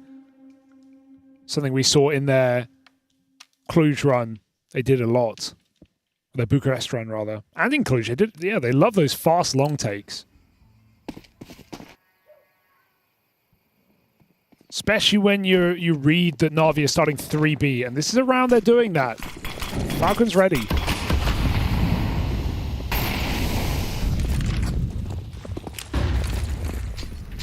Talked about it already, but JL's been having a real rough time here.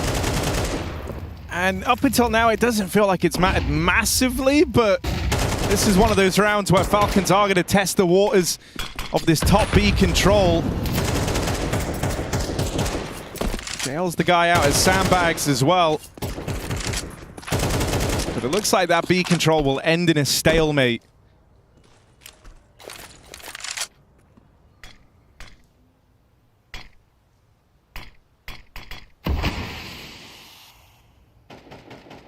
Na'Vi are actually playing for top mid, and so if this is just a bit of posturing,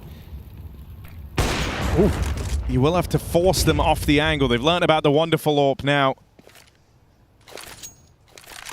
So you see that Nico and Kicksan are starting to walk back over towards this B side. That bomb's still waiting in the apartments. This is looking like a bit of a repeat of the pistol round here from the Falcons.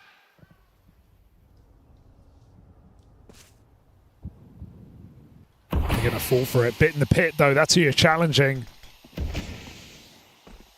And as this happens, Wonderful moves in on A as well. The fake is coming in. Kixon's full selling it. He's in the bomb site. 20 seconds. Really late. Bit checks it. Now they know it's all a ruse. It's all a rumble. Wonderful's in the site. And Falcons aren't getting away with this again. Perfect flash. And Modesty just swung. Bit. The time to kill is ridiculous. And Nico just trying to save. Oh, looked for the AWP, but it's a really nice recovery for Na'Vi, who don't make the same mistake twice. You got to give them that.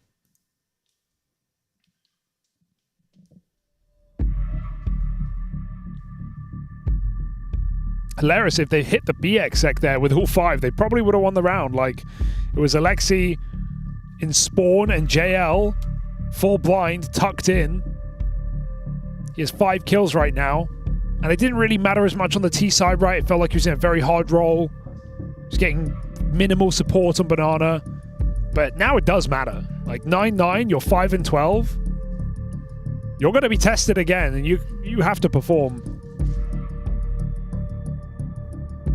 It's been a pretty A-centric T side for Falcons. Think that's going to end. I agree with you, right? It feels like JL's 5 kills should matter way more, and that Falcons should be trying to bully him a little bit more in this game. I think they're going to start. Bit shut them down multiple times in pit.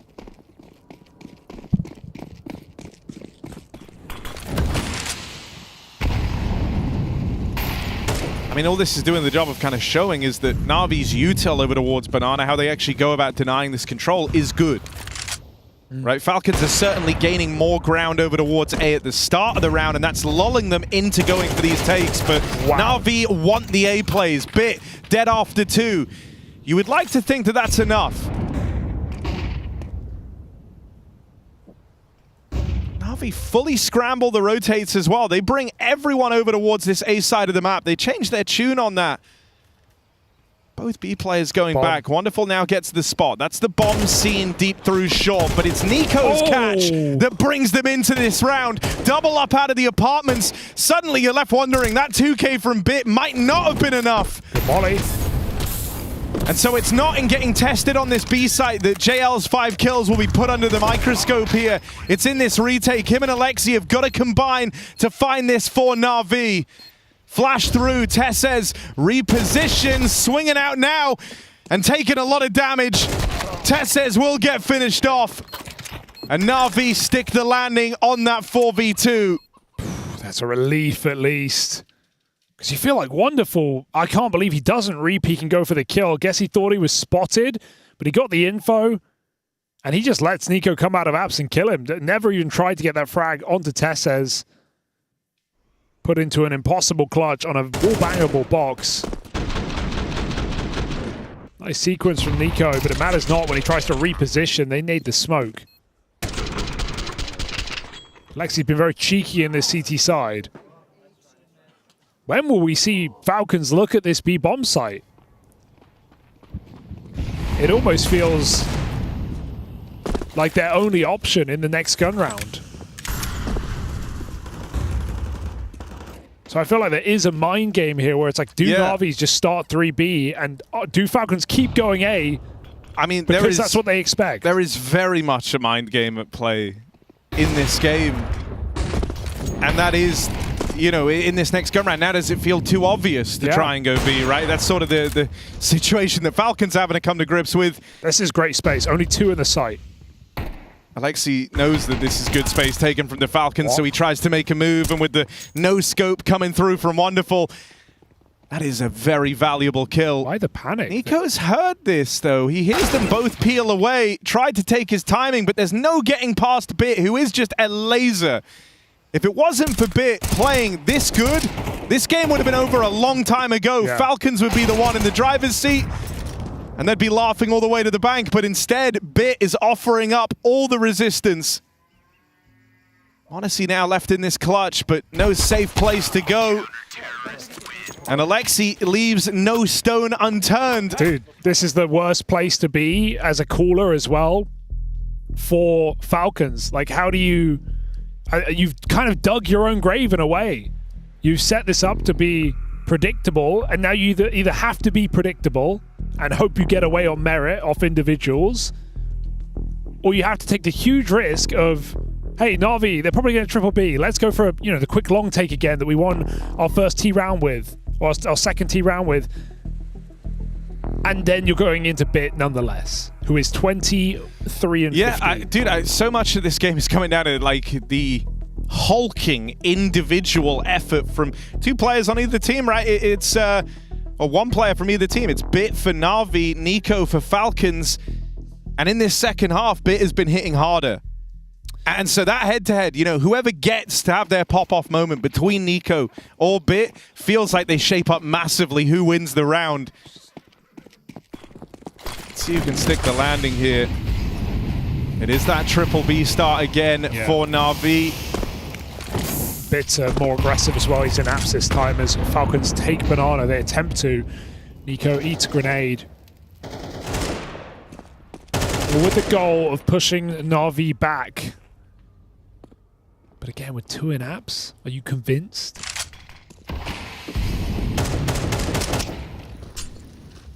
High risk position. This is a very JL. risky position for JL. Hoping the element of surprise is enough to carry him through for these kills, but if it isn't, he will be that first domino to fall. Just plays on the timing while the smoke's up, making sure that no one pushes through. Oh, this is all. And now they give up banana. You can see way more. For Falcons, this is the best banana control you've had at this point in the round, and so I feel like this has to be the B play. Tesses and Madge is both just posturing over towards A. Tessa's flung out a little bit further afield. Madge should be the one going back to get that bomb. Contact? Nico walking in. Smoke hits him. Alexi hears that. And so Nico draws back. That might change the mind of Falcons. Being re-smoked at 30 seconds, they have to go back. They're not going to check this. Oh, disastrous. Ema holds the shot. This is it. This is all for Na'Vi. They're going for the BXEC. 2 CTs in position. Perfect Molotov for Alexi. The util has been excellent. And JL's teeing up a flash to try and shut this down. Second flash out from the spawn. It's Ema just peppering them through. Bomb caught out in no man's land. And JL next to no impact in the game so far, but he gets it now. And it's that 3K that brings them on a map point. Sure, even he doesn't know what he just did, how he just got 3. They lined up, and a game that was going so well for Falcons just feels empty by the time it ends.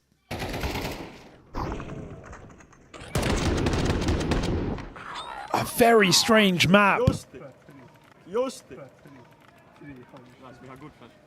And one where Na'Vi have absolutely earned this. If they can close it now without a blemish on this CT side. JL even finds an opening kill, entering double digits. Nico just going to try brute force right now, but the block comes in. Let's get the spam kill off. 2 more CTs here. Knowing Ema's here is a warning for Falcons to stop. but there's nowhere to go. And but you've back paid into the belly of the beast. You've paid a very heavy price to confirm what you were maybe already suspecting here, right? That it was that triple B start. And now the only space they have is over towards this B site. You don't really have any option here but to follow through with a B play. JL is low. No Nico in the picture either, so it's down to the rest of them. And in rounds like this, really, you'd love to say you want m0NESY to find his impact. Hasn't had a kill in a long time. JL picks one off through the smoke. It's Magisk and it's Tessez. Left to try and keep Falcons on Inferno for one round longer. This was a game they were 7-1 up. They were storming the board in that first half. But as the game has raged on, a more terrifying figure emerges. Bit with a phenomenal map, keeping Na'Vi afloat and alive long enough for the rest of the roster to wake up. Na'Vi lock in Falcons map pick of Inferno.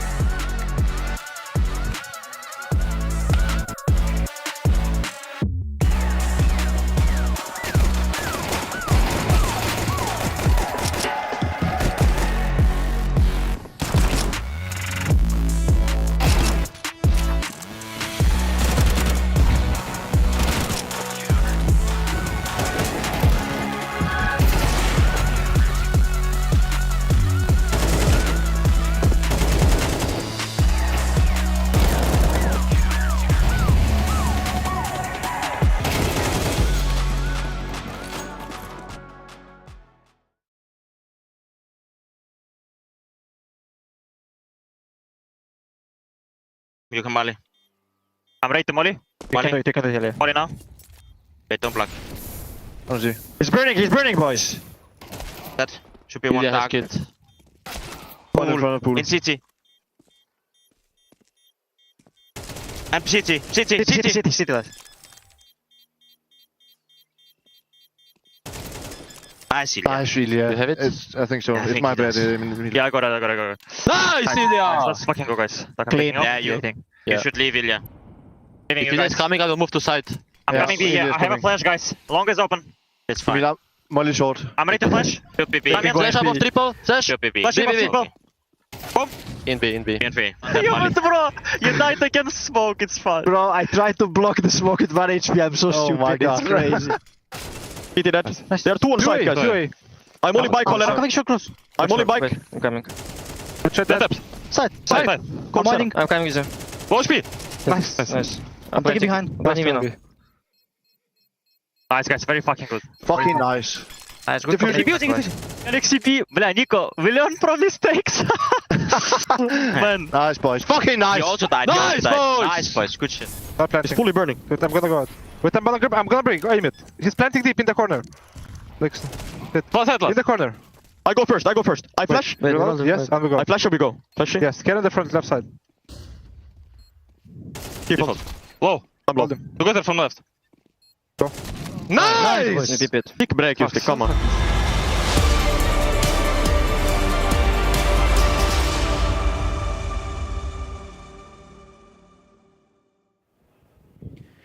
Oh, wow. You just joined in. You thought, you know what? Yeah, maybe the Falcons, I'm really buying into the program. Well, y'all were sleeping on Na'Vi, and I think that goes without saying. Yeah, the first half looked pretty good. You thought the Falcons were in the driving seat. But no, that dog ain't going to hunt, is it, Josh?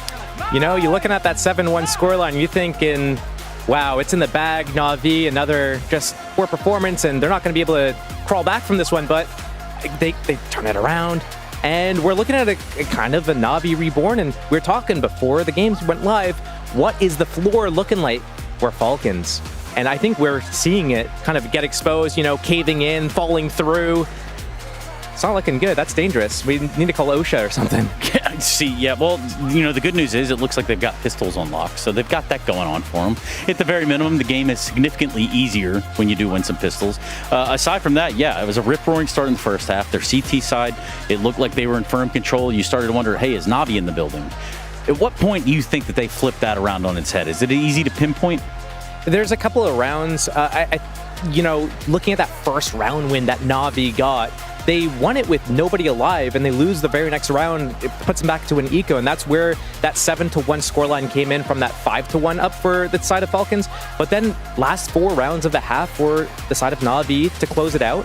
They lose pistol, but then they win that force buy in that second half. And I think that is where I would pinpoint it. Round 14 of the game is kind of where I'd say this is where Na'Vi really made it work and just kept closing out all the rounds. It's looking like Falcons was doing a good job at the start of the rounds, opening it up, getting into those winning situations, 5-on-3s, 5-on-4s.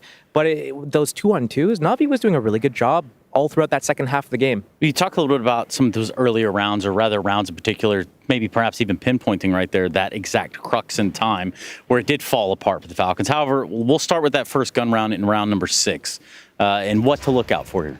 Yeah, I mean, we're looking at Nico. They're winning 5-0. He's disrespecting right now this banana take from the side of Na'Vi, stands in fire, gets 2, eventually retreats with his life. 5-on-3, 5-0. They're loving life. They're thinking everything's great. But then what happens here on the entry is Nico actually dies to a smoke, landing on his face, and you know, the round kind of slips away. This was a 3-on-5 that Na'Vi basically win with an entry from a smoke grenade. And then that's their first round on the board. And then, you know, a couple more rounds go the side of Falcons before Na'Vi finally are like, wait.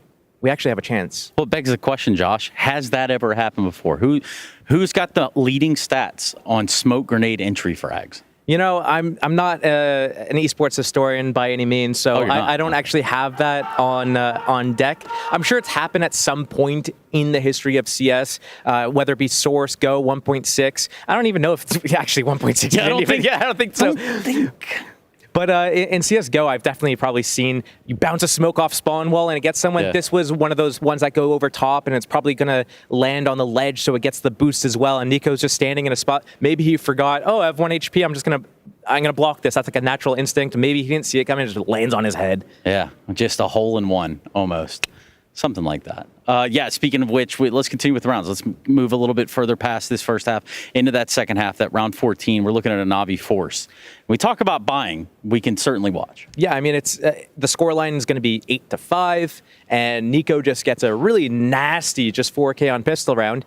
And so it just goes into basically, okay, what's going to happen? CT side, you're on a force buy on round 2. You have those MP9s and everything. You're just hoping that the T's slip up, walk right into your crosshairs, walk into your crossfire, your stack, and that's pretty much what happened. So Na'Vi being able to pick that up, and then you're always just thinking, okay, CS, it's MR12 now, and what do we do? Do we force buy and let them have it, more rounds, or do we eco and let them have more rounds? So that's basically the trap that Falcons fell into, and Na'Vi was able to start cleaning up rounds, and then suddenly they flip the score on its head, and you're like, wait, you blink and you miss it. Really How is Na'Vi in the head in the lead? Yeah. Yeah, that round 14 that we were just discussing. Yeah. Probably better to watch. I mean, I love the way that you so eloquently describe what's going on here. Yeah. So do it again. Well, here you go. Minute 20 left in the round. There's a Halls pop. You got 5.7s here. You got MP9s here. And it's just the 5.7s and MP9s come out on top with, against the MAC-10s. You have the supporting roles, Nico and Monazi, the, 2 best players on the team. You'd probably argue they have the rifles. They're in the back lines, but they're unable to clean it up in a 2 versus 2 at the end there. And I speak of 2v2s. I think there were probably 3 or 4 moments like that where we see Na'Vi coming out on top in those types of situations. And that's one of the things that Falcons need to clean up at the moment. Yeah, well, for the Falcons, they do get an opportunity to clean themselves up, which is what takes us into the second map of the series, Mirage. Picking your brain here just a little bit, do we get a somewhat strong start perhaps, and then a swift response from the side of Na'Vi? Well, that's the interesting question, because Falcons probably knows that Na'Vi was going to pick Mirage, but Falcons picked Inferno thinking that Na'Vi was showing weakness, and you would think Falcons would probably, maybe they were going to go for a map like Nuke, but it was banned out, so they don't get that. What do you go to? And they chose Inferno, which Na'Vi's been struggling on. Thought that they could catch them with their pants down, but actually, now you just got hit back in the face. Like, what? You're stunned. So Mirage, Na'Vi, the way they turn that around, the fact that it's their best map at the moment, I'm thinking Na'Vi might actually run away with this. And I just wanted to correct you. I'm stunna, not stunned. I love when I get the reaction. nerd. Yeah, I do very much see that Na'Vi look like they are in the driver's seat right now. Looks like that little switch was hit.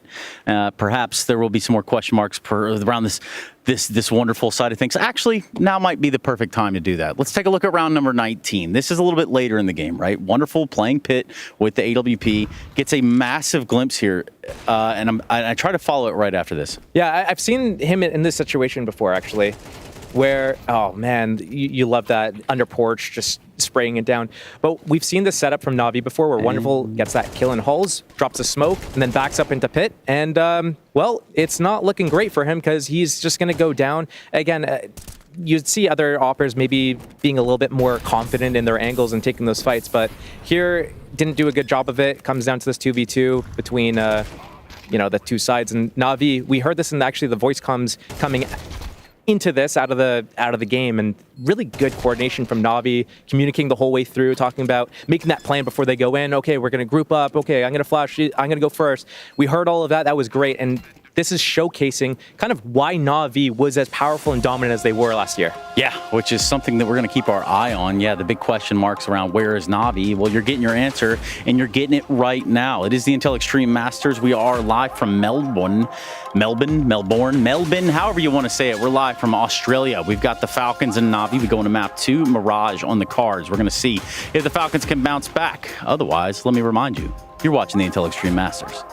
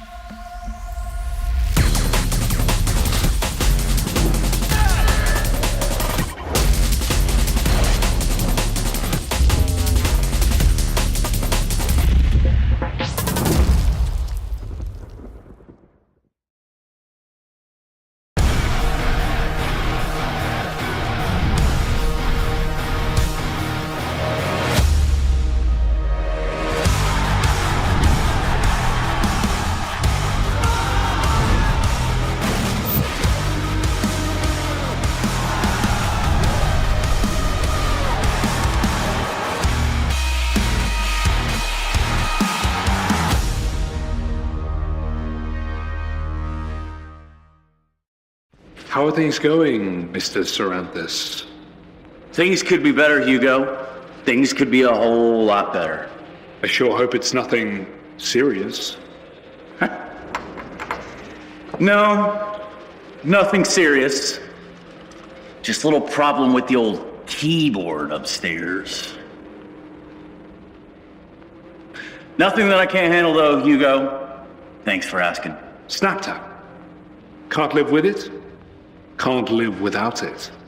Words of wisdom, Hugo. Words of wisdom.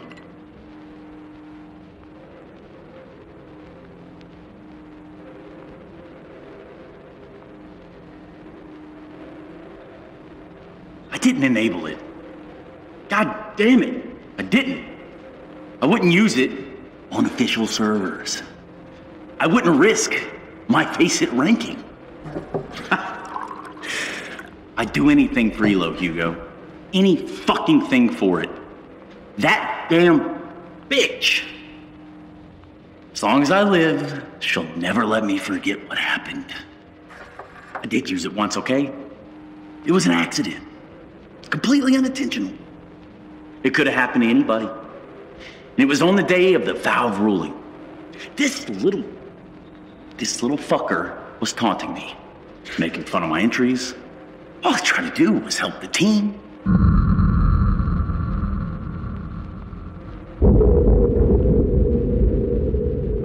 A momentary loss of muscular coordination.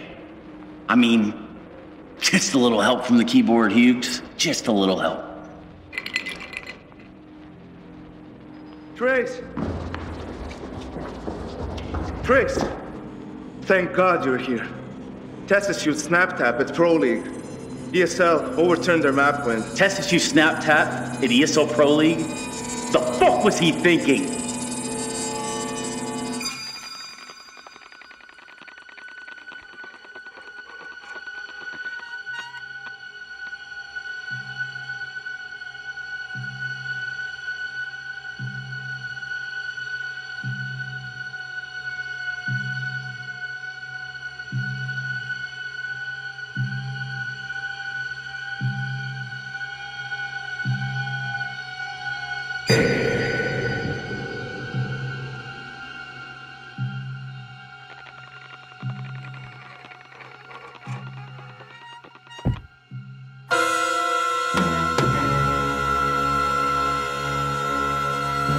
play with us, dear. Come play with us. Forever. And ever. And ever. And ever.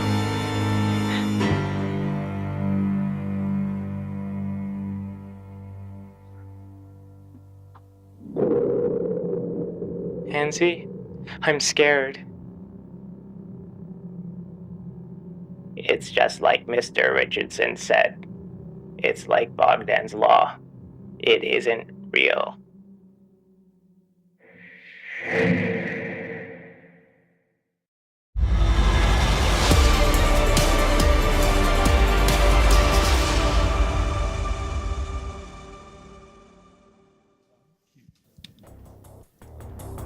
This series continues to heat up with playoffs on the line here, and Na'Vi a map up. Inferno, the pick of Falcons in their back pocket. Well, now we head to a bit of a Na'Vi stomping ground. Mirage, their pick in this series. Is this Na'Vi looking to sprint across the finish line and guarantee themselves a playoff spot right now? Yeah, it was very easy to be against Na'Vi, to be doubting them in that game, but they have absolutely pulled it back and solidified themselves as clear favorites for this matchup now. It's the map that they dominated on at their peak with this roster, and even now find solid wins on it. So Na'Vi coming in with all the confidence of that first map comeback, and Alexi shoots Tessis for his teammate's head. That's a great shot from Modesty mid-air, but Ima blasts his face off up close. Kixon in the B-bomb site, jumping up and over, finds the bomb. It's loose now. It's a recovery mission, and there's no recovery in this round. Bomb dropped, players on the short side. Ima's trying to make it happen. With low health, he finds a third headshot, and suddenly, script flip back. Turn a new page, it's Magisk in the clutch. I know where he is now as well. Bomb retrieved.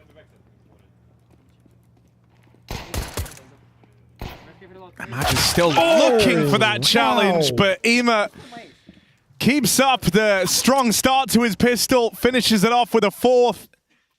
Both Ima and JL were like single-digit kills till the final 2 rounds of the previous map, well, right? Like neither of them playing well. This is very reassuring because, you know, it's no secret that Inferno got picked up for Na'Vi in huge part because of Bit's individual effort, right? He had multiple 3Ks over towards that A site. He bailed them out to open up the second half and deny the conversions. See ya. And so you want a bit of a supporting cast now to step up around him. If Ima can join the ranks, and it doesn't have to be a bit one-man army, that gets way more comfortable for Na'Vi. They lose him early on in this round. Another kill comes forth from the Monacy scout as Na'Vi will go pressuring into the spawn. They don't like what they see. Another back from Magisk. And spawn control denied. Instead, they go looking for Tesses. It's a lot of damage done to him back in the connector. And they chase that kill down and give themselves a little bit of breathing room here. A far better position now to look back and fight the spawn. It's just Monacy. Both these players tagged up, so that scout is going to hit like an AWP, but round's too far gone, and Wonderful will stop him in his tracks. Felt like Na'Vi almost threw that away with the spawn control. I don't know if Alexi realized he had the bomb. He's jumping up deep spawn with a MAC-10 with the bomb on his back, and luckily someone bails him out with that deep smoke. Actually, it might have been his, but whew. Nice pullback for Na'Vi. And they use Falcon's own CT smoke against them to chase down that con player. Very fluid rounds for Na'Vi so far in that 2v1 on B and right there in the 3-on-3.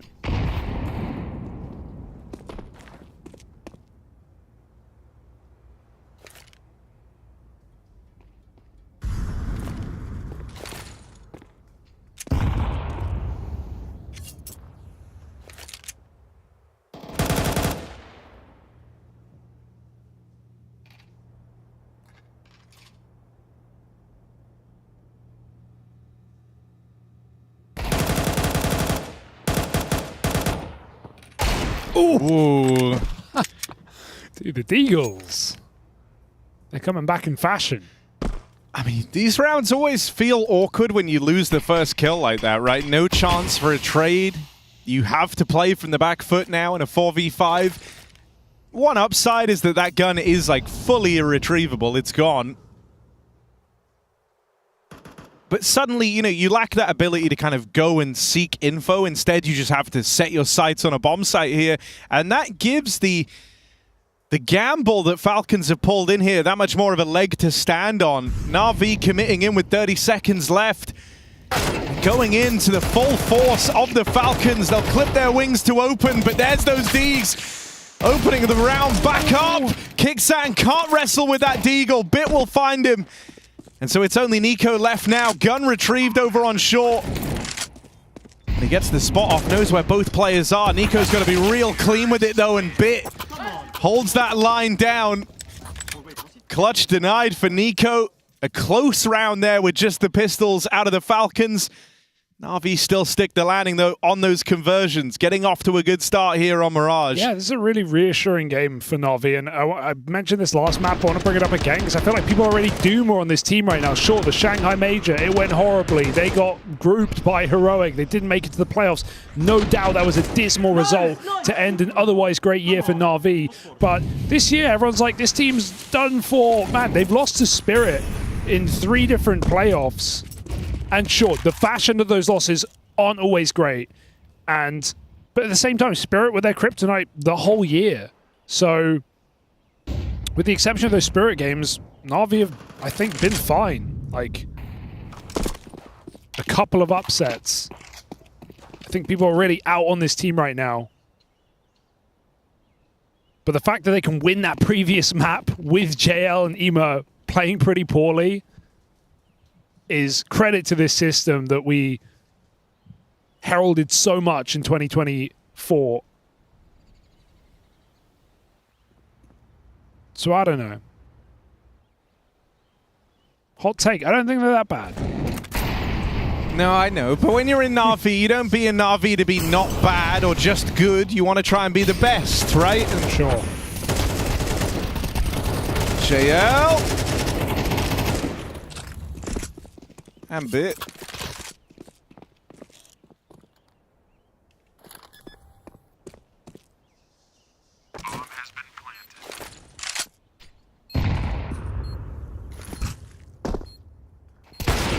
Oh, that's awkward. Not an awkward. That's really awkward. Wonderful now is to clutch up. Kicksan's delivered a double from nowhere. Falcons could get on the board right now. This was meant to be a done deal for Na'Vi. And Kicksan makes them walk it back. That is a ludicrous round to have picked up. I take it all back. Not really. Oh, that's awkward as well for Wonderful. He gets trapped on that Rop's position and he can't leave in the clutch. So he has to force the swing, and Tessa's played it really well, walking close to the bench. Very awkward miss for Bit that has huge ramifications. Oh, Tessa's didn't even know he was CT. Okay. A slap on the wrist from Blade in this tack timeout from Na'Vi, but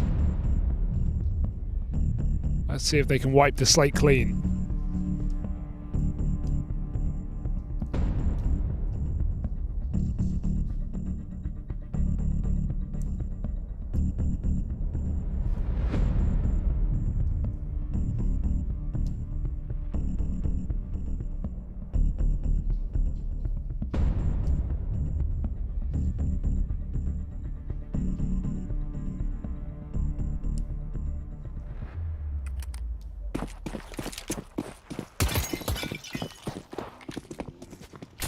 I mean, that last round's going to feel like a kick in the teeth for Na'Vi.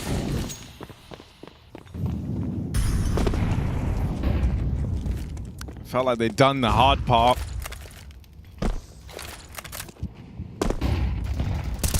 Fell apart on the closer, and what they're trying to do now is just avoid this having, you know, turn into any sort of groundswell for Falcons. You want to keep them on the back foot as much as you can here.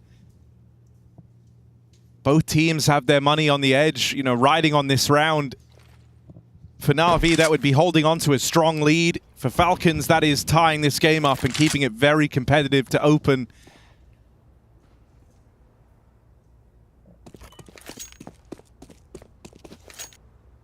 It's an Na'Vi head into this round far slower. Waiting to see if Falcons make a play early, knowing that there's still going to be limitations on this round. What with that last one coming down to a 1v1?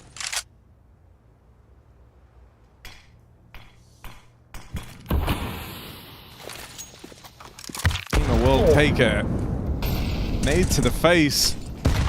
Double nades at that. They are really hurting Ema as he tries to lurk out through lower. But still waiting back over here towards Palace. Could get the drop on Monacy, but that was your best chance to find him. Now that AWP is going to be ready. Posted from the spawn. It's the lurk from Ema that lends a real helping hand here, getting out through the jungle and opening up this path for them to cross on in. Sure, that works. Monacy bailing? Are they like already leaving? He pulled back from spawn. He never even tried to play this round. I'm very surprised to see him do so. He knew he had a kill in Palace available, a player that was going to swing, and he never tried to take it.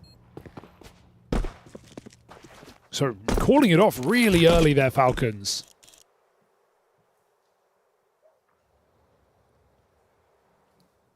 I think, you know, from positioning, I can see why. It's like a really rough round to try and break back into with no jungle, no, you know, kind of CT if Monacy had hung around, but even then, scary. At the same time, I think those are the rounds that Monacy wins you out of nowhere, right? Like that's what he's there for. But, you know, I don't imagine his confidence is sky high either, though, right? No, like, he had struggled. A couple of pretty rough misses on Inferno. Which is weird. He started with the rifle. He got a lot of, you know, ego kills early. He got the anti-ecos, won the pistol, and then, yeah, AWP out, a lot of whiffs. Just ran out of money.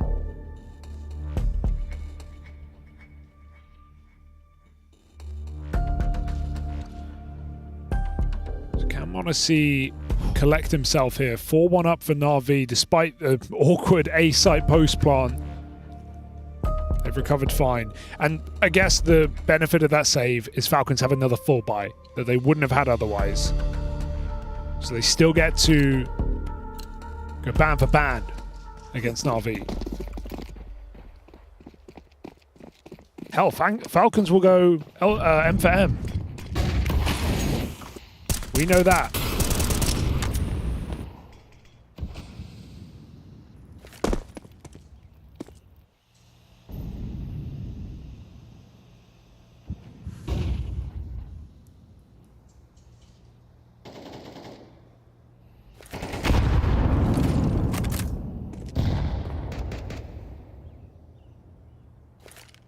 On the back of that timeout, Falcons have changed a little their approach to mid. They were a bit more active there with the double swing out through con and window.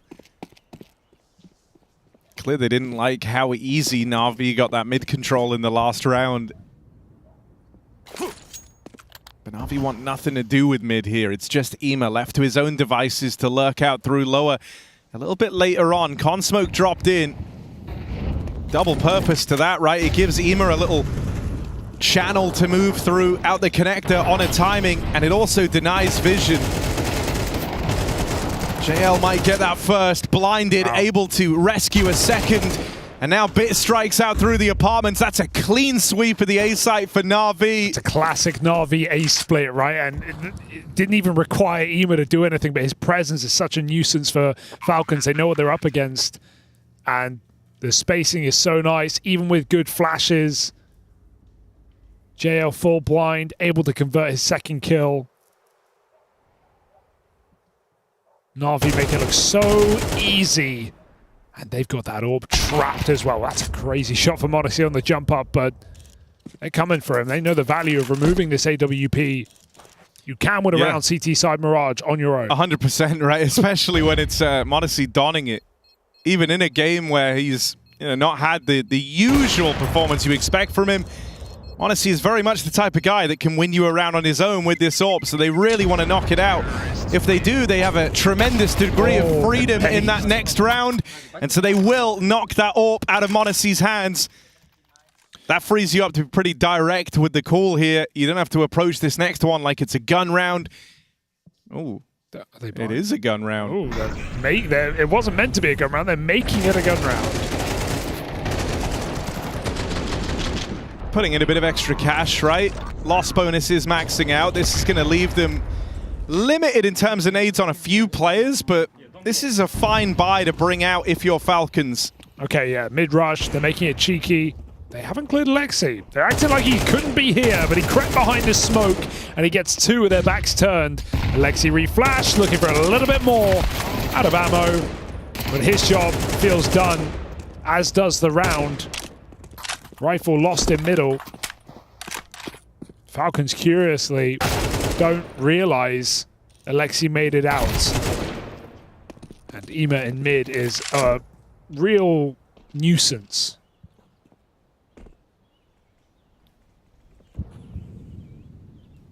So Na'Vi 6-1. Clinical T-side.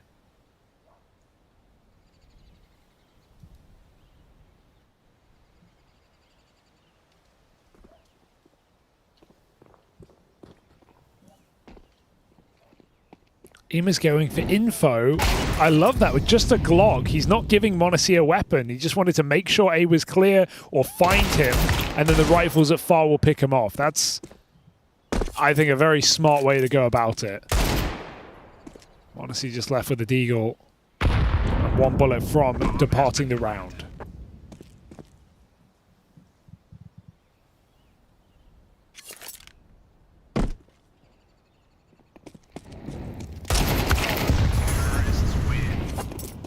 Love that from Na'Vi. And Alexi's right. That was only a half. Got the big guns out, got m0NESY's AWP. I just want to see him get involved now, right? Like, be at the forefront. Screw it, you may die, you may 4v5 your team, but they're struggling enough holding these sites on these undersplits. So, let's get m0NESY involved. Yeah, it's felt very passive, hasn't it? And that's not really what you attribute to this m0NESY or been a bit of the women mercy of Na'Vi and their util. Nico. Because he's not been playing first, he's rarely got to play into any of these rounds, right? The last three of them have just been m0NESY trying to stay alive in saves. Let's have a look. Nico was talking a lot. m0NESY was nodding, looking at him. So maybe there's a play being set up here. m0NESY solo A supporting mid with flashes. And Nico going for the boost up ladder. So a bit of mid control here for the Falcons being attempted. And Na'Vi just go back to their standard default. Taking mid with 4. 2 under, 2 top.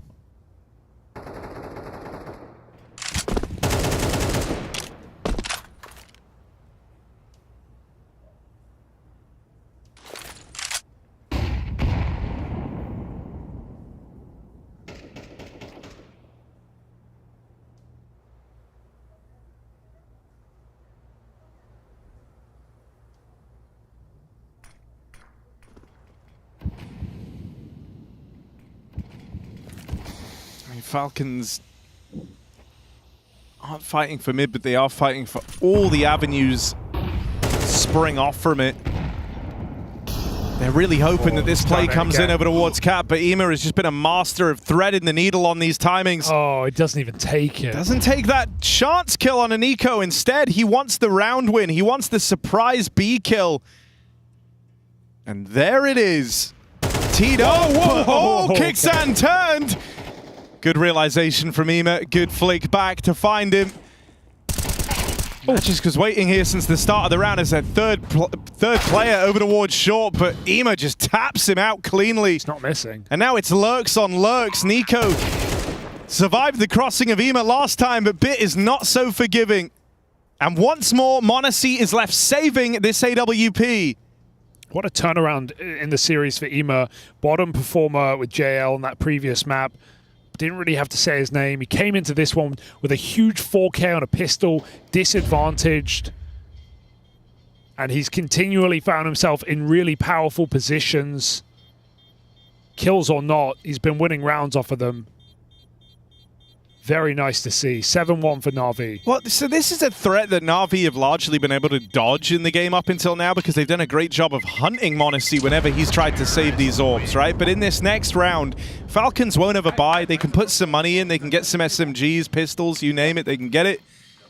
But they want to keep enough cash to have a full buy in the next. With m0NESY holding on to that AWP, this kind of puts him in a position now where he has to make a play. It's been decided for him. Don't know why kicks and turn. But Spidey senses. Oh, that was a kill. Yeah, we saw Magic's POV. Finally, I think we're going to have m0NESY like have to be involved early. Yeah, he's right? been, and the money has decided the outcome of this. I think they've also requested him to be playing CT.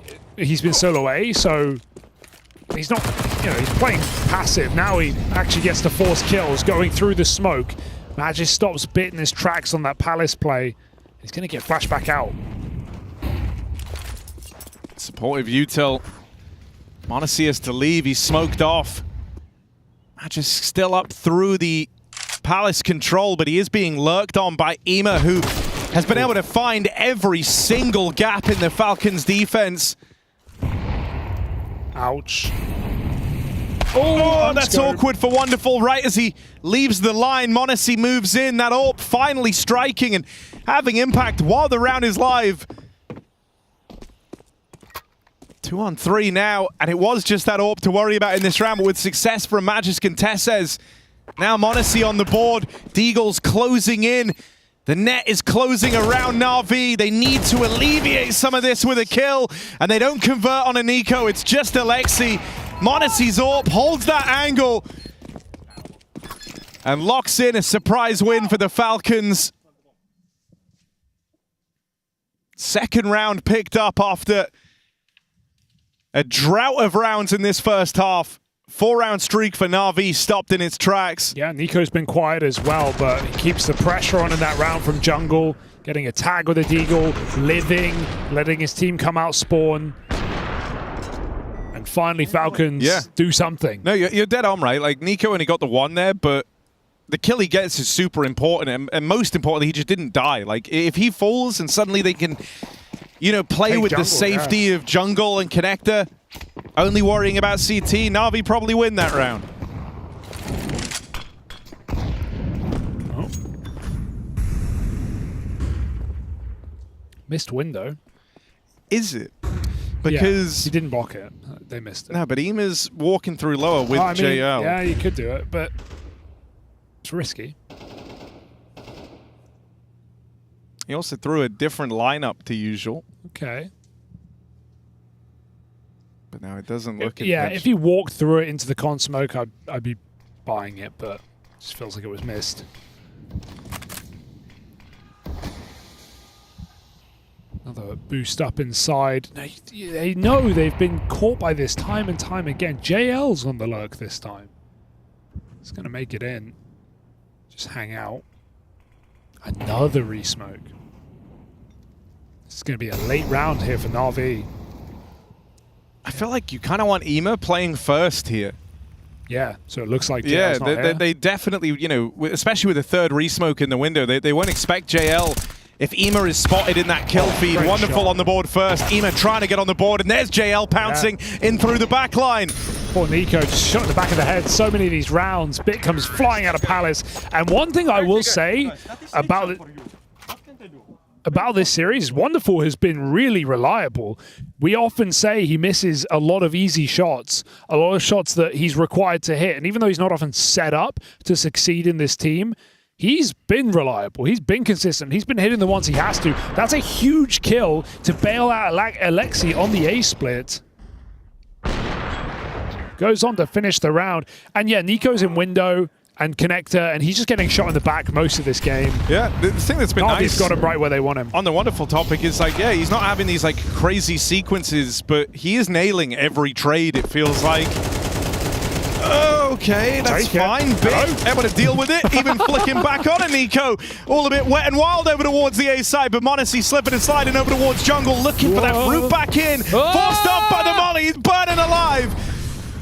Too hot to handle for m0NESY. Scolding. And okay, last time Na'Vi were in this position, they kind of threw away the 3v2, right? And that was what gave Falcons that first round on the board. This time, they are far safer with it. There's no crazy outlandish angle being held by Bit on an AWP. They tuck in, they play around this bomb.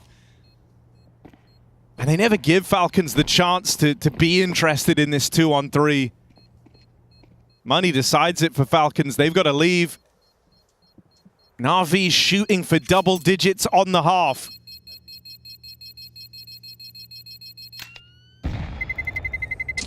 Terrorists win.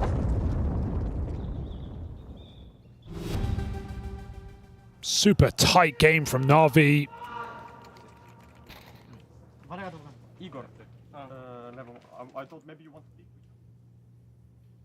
Maybe a setup here for the sniper in the final round of this T side.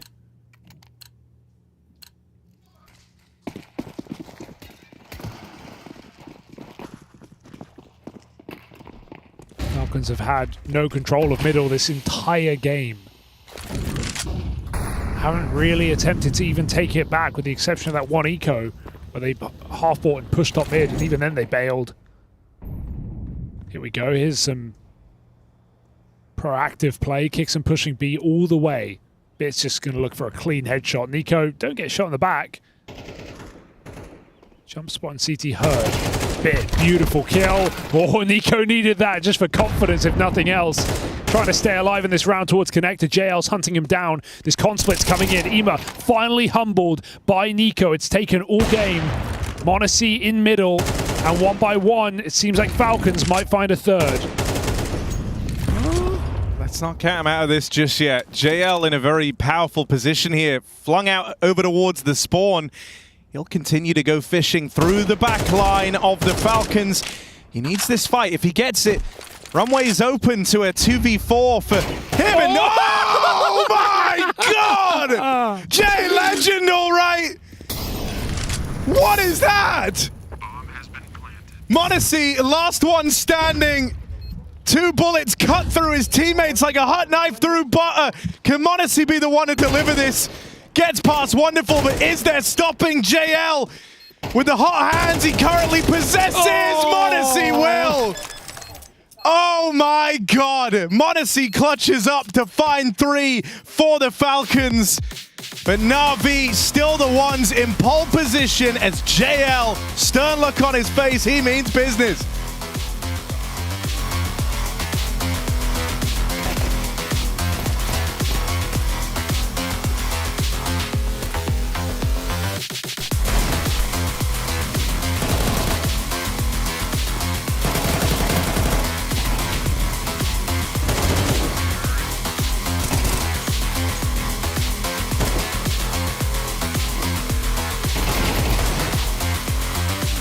Terrorists win.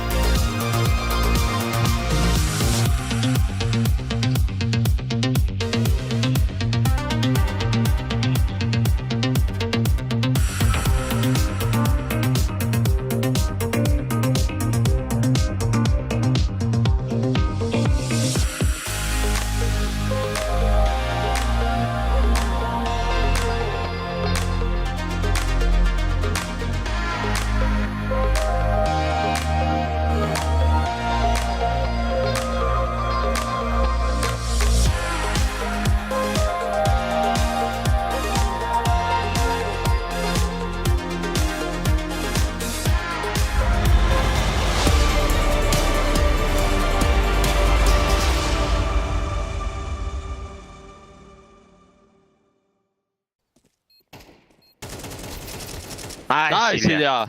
Let's go, boys. Come on, we can fucking come back still. Falcons believing in the comeback. Hope will die last after all, but they're going to have to put down a red-hot Na'Vi to avoid them going 2-0 and into the playoffs. This could give us a Na'Vi Vitality semi-final matchup. We're only a few rounds from that fact. Unbelievable round out of JL at the end, but it is m0NESY finally getting activated to win out a round for the Falcons. They needed that one. m0NESY finishing off that first half top of the board for all the Falcons shows why, you know, his kind of absence early in the game felt so notable. Fast play out in towards the A site for the Falcons. Na'Vi teed up to play retake here. They're gonna have to lend a lot of time to JL on this flank. Yeah, like too much time for the fact they don't have a kit. It's full spawn setup. Lexi with the flashes. Falcons with the flashes as well. Out they go, and in come Na'Vi with some kills. Last bullet had to hit. m0NESY recovers after a bit of a twirl. Here's the flank. Got to go right in right now and get these kills. JL climbing up, still gets a headshot. They win it! They win it like that! What? How did they win that? How did they win that? Where did this come from? They got it. He had a diabolical map one. He looked like a shell of himself. It was that 3K he had in the last round. 3K in the last round where like it wasn't even JL kind of stumbled into a great round on that final round of Inferno. But here on Mirage, this is the JL you came to see. He got headshot and he still just lands that immediate kill. Bruh. 14 and 9. It's JL time. Na'Vi just trying to walk this one over. And Falcons don't force after a bomb plant and pistol. Sign of the times.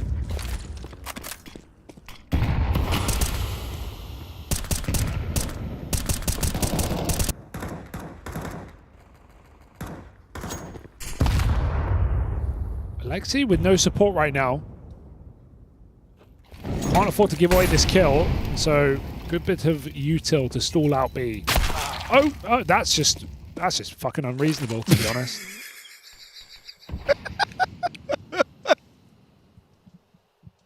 Like, GG.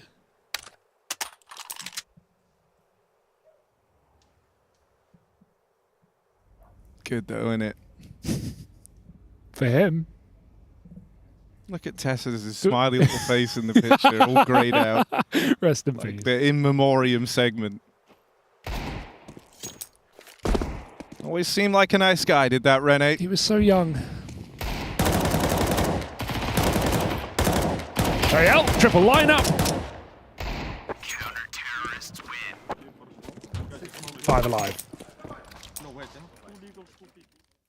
2 Eagles, 2.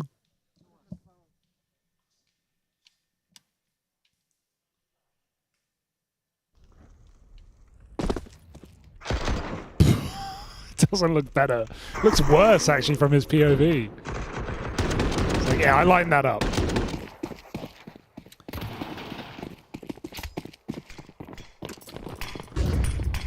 Okay, your one chance, Falcons. Or it's Na'Vi to the playoffs. On the upside, after the BS jump shot, like, it actually can't get any worse. So, hey. There's always that. Let's see what Falcons can do.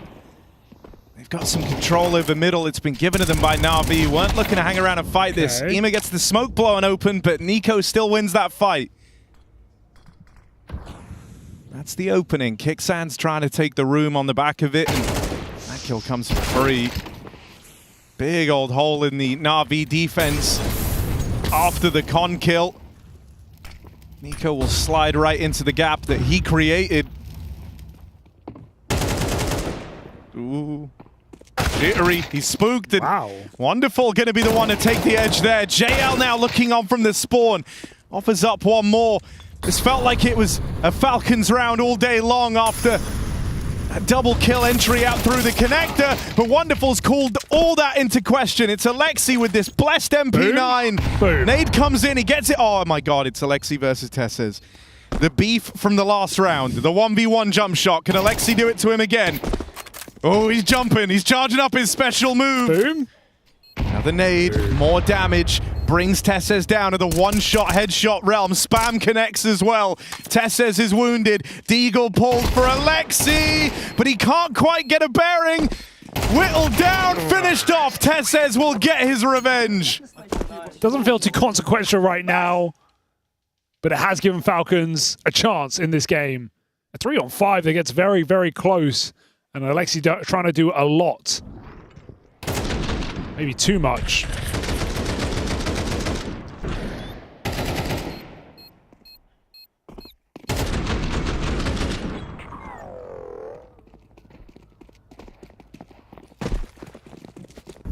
Wonderful orb.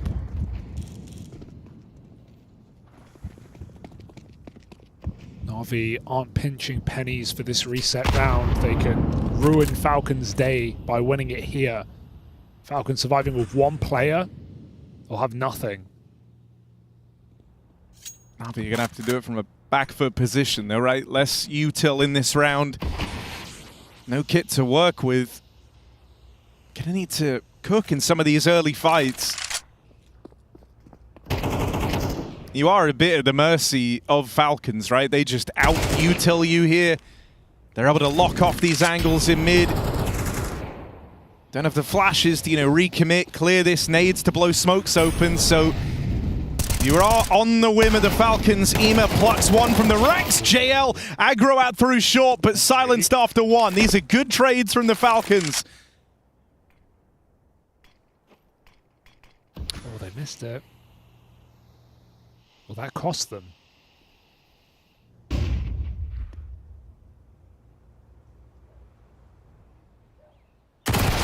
Oh, good shot for Tesses. He really had to hit that. The bomb was coming in late, low, and middle. Magisk out of Palace. Really should be a save here for Wonderful. Falcons just trying to survive in this series. Find their way to 5, and they do it with 3 up. Makes all the difference at this point.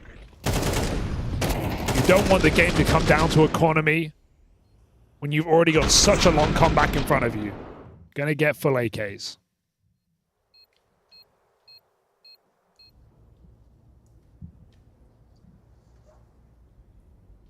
And of course, we'll need to see Nico try and reset, because that first half, it was just all shots in the back. It was all these lurk timings. Ema getting up corner through window behind him. Palace player. It's not every day you see Nico getting out-positioned and out-maneuver as he has done in this game. Na'Vi have certainly done a very, very good job of making his life miserable. But yeah, I think you're dead on. You want to see a Nico recovery. Even thinking back to that last map on Inferno, right? The best times that Falcons were having was when Nico was playing really, really well. And as the game went on and he found less and less impact, you really felt that. So yeah, he will be a requirement. I think it's great right now that m0NESY's trying to keep the game afloat. Tesses in the last 2 rounds has had some nice impact as well, winning the 1v1 over Alexi. Getting a key kill to open up that last one. But to think that you could launch a comeback like this without Nico feels like wishful thinking for the Falcons. Let's see if he can get switched back online. They are going into this stack. Oh, JL clean with it. Don't know how he does that. Yeah, save the orb.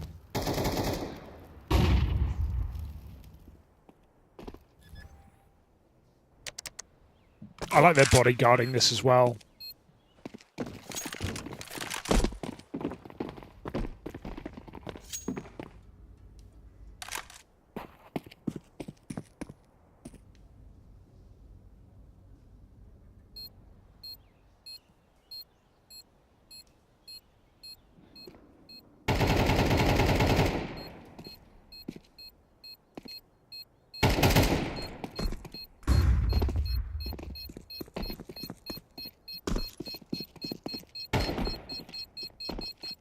Since getting jump shot, Tess has had every kill he's wanted. True. Kill around. Oh, play with attack. Just trying to get ahead of it because it's not at worry point yet for Na'Vi, but we all know these games can close up really, really quickly. And Falcons playing like they have nothing to lose, being this down in the game. And you know, it's like comebacks feel so lethal in this, not even just because the MR12 situation, but the economy just closes in so fast around the CTs, and for T's, it feels so easy to keep growing it, right? Like once you have them in this sort of position where every round they're losing leads to an eco in the next, you know, you have a way to pad your money. Meanwhile, the buys still feel very, very limited for Na'Vi. That restricts the playbook. That restricts some of the moves you can do, and then the game closes up, and suddenly, you know, even winning that one round to get up onto 12 doesn't break your opponent's money. Falcons are still very much in the fight. So yeah, I think it's good Blade trying to get ahead of this comeback. Impart some words of wisdom here on a strong buy for Na'Vi. Only one kit on the round, it's on Alexi, so you will be keeping your eye on number 3 over towards this B site. Bomb left back in spawn, so something a little bit slower here from the Falcons.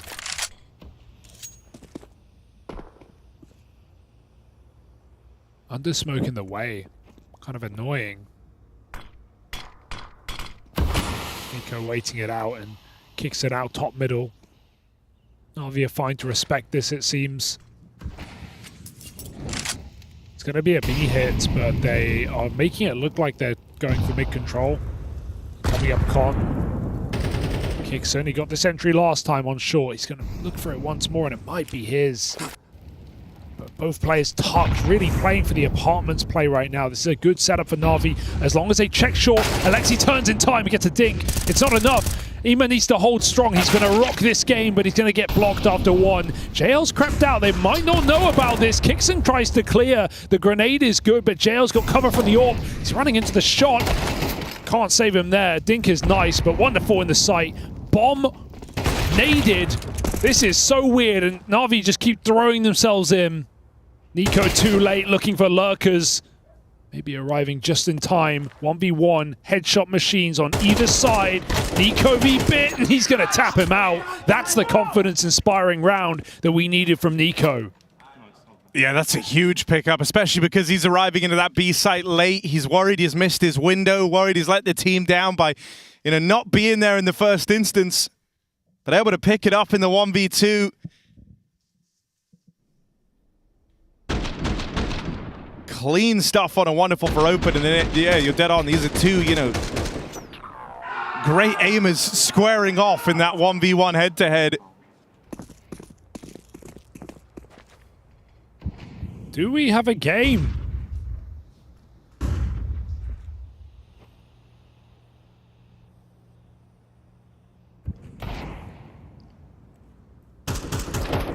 Another one of these slow mid creeps from the Falcons. Try and chase this while he's got wonderful boxed in. He does well to convert on that kill after it gets a bit muddy.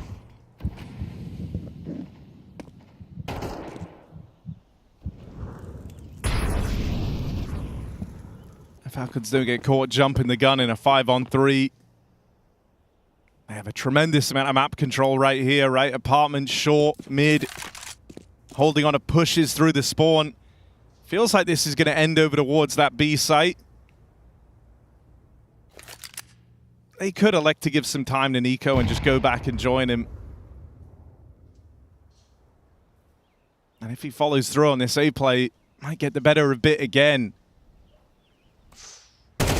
There you go, bit of a taste of their own medicine. Nico spent that entire first half getting shot in the back of the head like that. Oof, that's not good. But the cover is there. Simple round for Falcons, and 11-3 to 11-8. Na'Vi back on a full buy.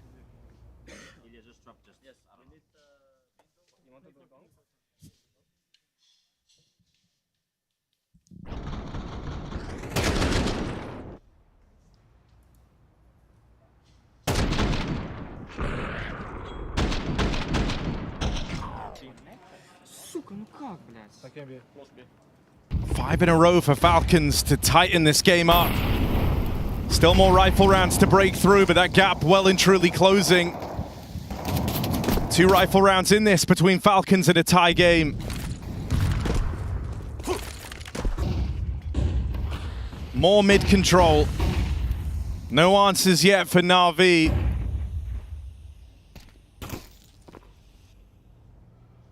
This time Nico makes it up into the window.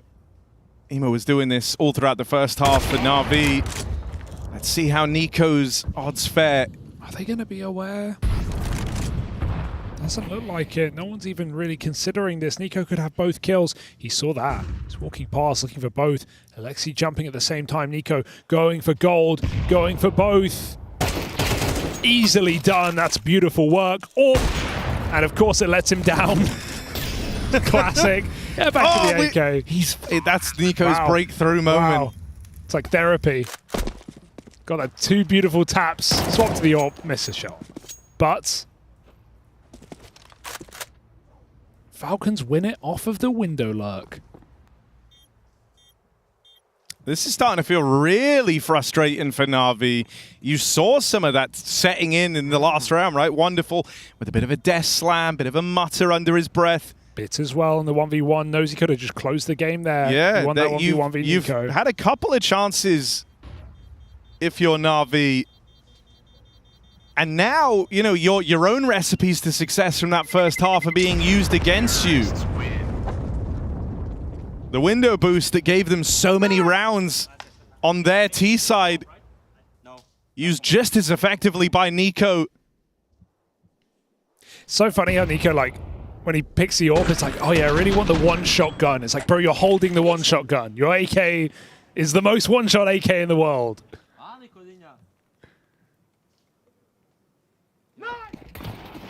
Here we go, 2-round split. No AWP. Oh, Monacy opening up. Now we're reaching breaking point for Na'Vi. A 4v5 and there's nothing they can do about it. Feels like a game that could end in 24 rounds. Or maybe have the cooling for more.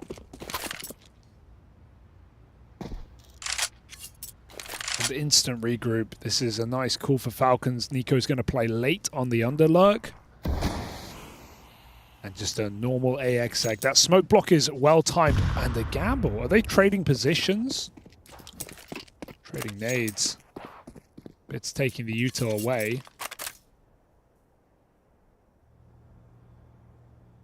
Reclearing the lurker, but Nico is super late on this round because of the ramp smoke. He's not opted to go early.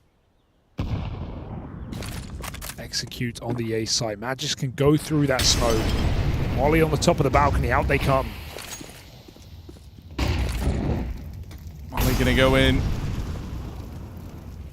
But Alexi played over the top of the Palace Molly, so he gets out with 1 for free. Still, time was limited on Alexi.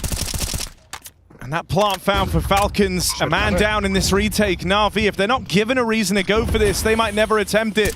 Bit goes fishing, looks for that first kill. It's JL to reclaim it. 2 kills from him out towards the spawn. Na'Vi, this is the best position they've been in yet. The best spot they've been in a long time. And Monacy looking to take it all away. Default in the 1v1. But Monacy puts on a clinic. You finally get that big Monacy round and it keeps this comeback alive for the Falcons. Oh, that's devastating. He could have just gotten on it. He could have just gone straight to the site. At least tap it to force Monacy into an uncomfortable position, but JL was feeling it, and Monacy 1 step further. 4 kills on the AWP. Found that opening onto Ima. He shuts down the round. And JL got to be kicking himself. He liked his odds on the headshot angle. Can barely blame him, but Monacy with probably his best round of the series and at the most important time, shutting down that retake for Na'Vi. A retake that felt like it was a throw round for Falcons, right? Those 2 CT players looking nowhere.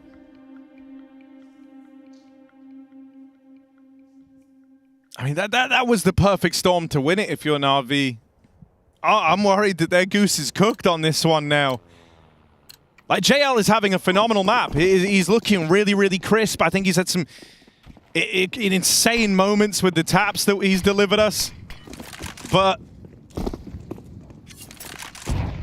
in a critical clutch moment in rounds where he's so often been left out of the action and had to save or been put in these unwinnable positions, he finally got to have his impact and was on a roll to pick up the win for Na'Vi right there. It's just crazy because you know it hurts Na'Vi because we've seen them now lose 3 really awkward clutches and they all look tilted. They all look pissed off. It's head in hands. Like, that gets to you. Falcons, meanwhile, they're winning these moments. They're celebrating. They're full of momentum, full of hype. This is 11-3. So Na'Vi doubting right now. These rounds can get sticky. JL's Deagle at bench, Alexi's MP9. The final block on this B site. When they stop Falcons, it doesn't look like it. They're going. Dead on. These can be deceptively hard to put away, though. Your opponent playing far looser, like they have nothing to lose.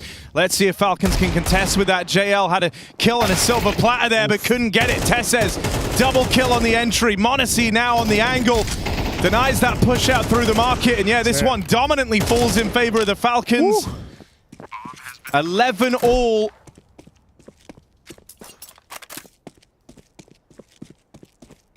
And that's after a 9-3 first half. That's after Na'Vi win the pistol, stick the landing in that second round. 11-3 was the score, and now we're all tied up. Very impressive resilience for Falcons. Plenty of reasons to stop believing. Plenty of chances for Na'Vi to close this one out. A silent Nico. A pretty irrelevant Monacy on the CT side. Oh, and they find the exit. That's such a huge kill as well. It's not going to stop a fall buy, of course, but just having that little bit extra. So there's no question about your investment in the final round of regulation. Na'Vi have to buy now. They have to do it, or Falcons' 11-3 comeback is all but complete. Yeah, it might not be the final round, but this is the round that means everything to Na'Vi. This is their last buy.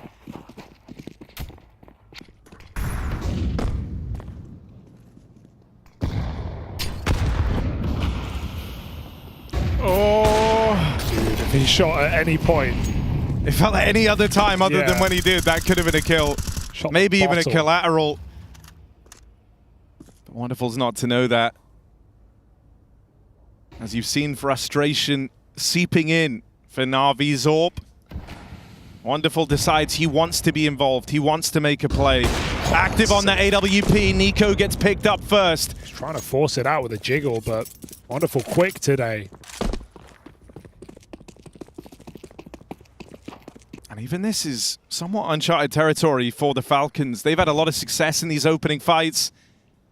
They've often been playing from the front in these rounds. Even when they don't get the opener, they'll have hot trades. This time it is an untraded 4v5, and so they move into a set call. Kicksan brings everyone back over towards A. It's a really nice position for Bit. Wonderful started this with the opener, but now Monacy is about to face him head-on from ramp. If Wonderful hits this, the round is teed up for Na'Vi, but the flash gets him off the line. Now Monacy owns this angle. Bit is that next point of contact. Tucked in over towards Sandwich. He'll get overran. Monacy delivers. Ema dead. Falcons break through. JL, he had his moment. He had his chance last time from this exact position. Can he provide anything to Na'Vi here? Flash leaves him blind. JL. This has got to be his moment, because if not, it's over for Na'Vi. They're broken this next round. The comeback would be complete for the Falcons. Alexi 1v2 knows about this player trapped under the palace. Just has Tessez, the man that he jumping one shot earlier on a beat, but he can't get past him. Revenge is sweet for Tessez. Rene with another clutch over Alexi. And Falcons onto map point. Unbelievable game for Falcons. The fact that they're still here, they're winning these difficult rounds, they're closing clutches, 4v5 off the mid kill, they execute in, and they still close it out. It's a real shame Bit couldn't find his kill in the sandwich. The timing on his peak really off. Unlucky. But this comeback's been all skill for Falcons. And Na'Vi sinking into their seats after every missed opportunity. It didn't feel like it mattered at 11-3. Well, now they're compounding. And this is the buy to stop overtime, to start overtime, to stop this map from ending. Dust 2 is the finale. That was the Falcons' go-to. That was their home map. It's one that Na'Vi have struggled on as of late. This was meant to be a swift and easy series straight into the playoffs.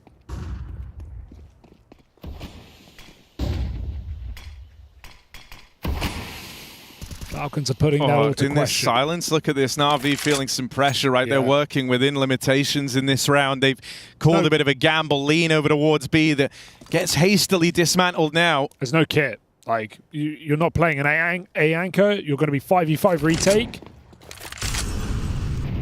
I don't know how Na'Vi win this.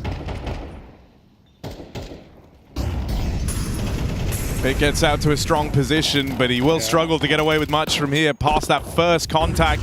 Flash comes out. It's got to be a seamless couple of kills here from Bit, but it's just the one. Magisk and m0NESY offer up those trades, and it is the trade work from Falcons that has set them apart here. m0NESY looking to close, 25 kills deep. A comeback that felt impossible. 11-3 down, but they stick the landing. Falcons had no business winning that. They take 10 rounds straight on their way to a comeback. This series rages on. Falcons still in with a shot of the playoffs.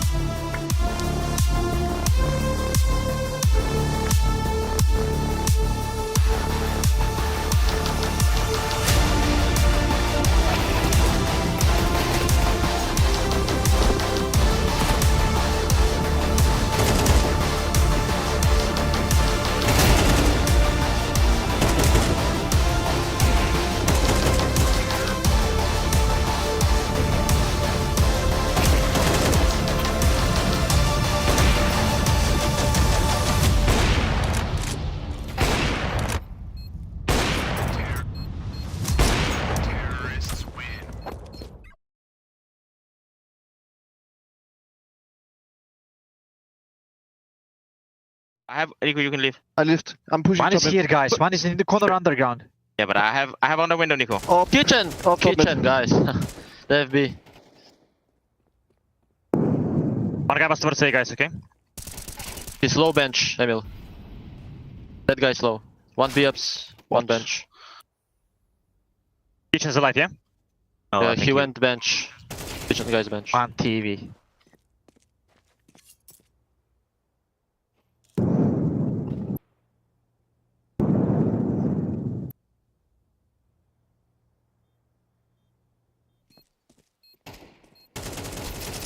Nice, yeah. Let's go, boys. Come on, we can fucking come back still. Let's do something together nonetheless. Maybe we can get a lucky bomb plant. Oh yeah, well, okay. Here, yeah? Yeah, that's the deal. I will take it. I hope. I have it. The smoke B-ups. Let's not go to the mark then, maybe. Take it up.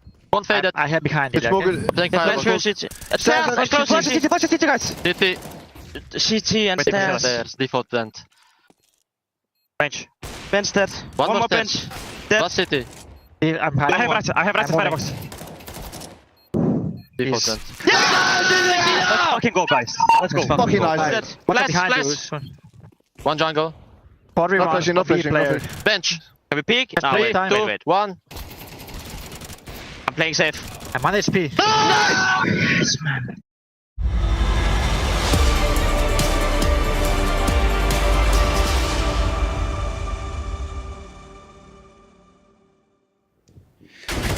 The Intel Extreme Masters in Melbourne 2025 is delivering time after time. That's right, because these rounds, well, they're not just finding themselves. It's the Falcons amassing a comeback here to be discussed, talked about, and probably even examined at some points. I've got Josh Nissan with me.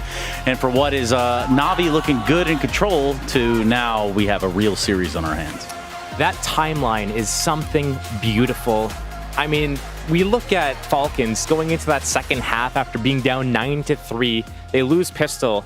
They choose to save. They give Na'Vi the 11th round, and then it's just round after round after round. Falcons. I think there were 6 clutches involved in that comeback. Overall, I know that there were at least 6 clutches, 1vx's, and it's just absurd because that first game, we were talking about how Na'Vi were winning out those 2v2 situations, closing out all those rounds, and you have to think to some of these crucial moments like, oh my God, JL, he comes down into those one taps in that round, and then he whiffs a spray. And then I think it started kind of bearing down on him because you saw that clutch that Nico and Monazi had on their T side, 2v3, where JL could have just gone to default, started the defuse, Monazi's ramp, what is he going to do? Peaks, dies. And it's just clutch after clutch after clutch for Falcons. That timeline is nice. Yeah, it almost kind of looks in a lot of ways like, yes, Monazi did perform. Like, obviously that. Oh, yeah, he dragged them across the finish line. Like, he obviously performed. There were flashes of brilliance in there, but you do love seeing it on both sides. Normally we talk about one taps. Well, I guess we're going to have to crown that now for JL, right? We can probably even look at some of these rounds in particular, not rounds per se, but a highlight package, if you will, of what we got going on. There was a lot of moments in there that really stick out in terms of precision, right place, right times, timings that Emma's getting away towards the kitchen, getting away with murder, if you will. Through the murder hole? Through the murder hole. Yeah, slip in the net. We saw a lot of one taps going on. We saw JL getting some really nasty shots there. I think Nico also, he had a powerful 1 versus 2 there from short on B, where that last kill just tapping away over that bench long range. A lot of these moments were happening throughout the game. But I mean, we also talked about kind of like the wonderful op, and we contrast it with someone like Monazi.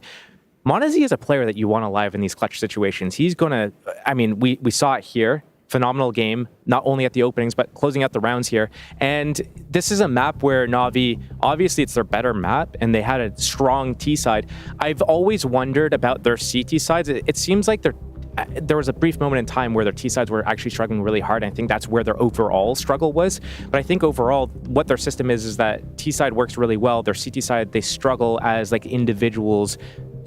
The way that they play is you kind of have everyone playing for info, and then people will come over and help. And I think when you're not hitting your shots and you're not getting that help in time, everything seems to just fall apart for them. And that's on Lucko. Is it real Unlucko? Well, real Unlucko. Obviously, you think about winning both pistols in a game, and then it kind of goes sideways for you. And maybe even in some parts, you could look at this moment in particular. You think about what Alexi's doing here versus Tessa's. I do wonder exactly what his idea there was. It was a 1 versus 2 for him. He gets the first kill on Monazi with a nade, and then he spots Tessus multiple times. Loads of time to reload the M4 and just play it out. I think he must have thought he did enough damage with the spam of the nade that he could just get one deagle body shot off to do it, but really felt rushed and uncharacteristic, just giving that away. And constantly we're just seeing, I mean, I'm sure we're going to see more. This is the short B round that Nico I was talking about. This is 1 versus 2. He takes that first guy out, waits there patiently for another 5 to 10 seconds, and then gets that tap out. And it's just all throughout the game, just really beautiful shots from pretty much everyone on the server, not going to lie. But it was that second half, that string of rounds, that was pure magic. Speaking of magic, or Magis, really, yes. Rather, we kind of spoke of his name before this matchup started. What are we thinking now in terms of where he's landing on the page today? It's tough because, I mean, overall, Falcons had a really rough first half, but I do remember one of the rounds that Falcons were able to pick up was off the back of, I believe they won this round, where Magis just rushed Palace with an MP9 and took someone down, and then I think Nico had some deagle kills on that round. I think when you look at just stats alone, it might be hard to just paint the picture of what exactly happened. Obviously, Monazi pulled more than just his weight. He probably pulled the weight of like 3 players on the team. But when you are only winning 3 rounds and a half, you have to look at, okay, even if someone is like 4 and 12 at the end of the half. If from those 4 kills, you single-handedly won one of those 3 rounds you got, you kind of have to just ignore just the overall stats and just be like, okay, well, that round kept them in the game long enough for monazi to do the rest of the work. Yeah, and the stats, they don't normally lie. They might be a little deceiving from time to time, right? There might be some real stat stacking going on, I guess you could throw out there.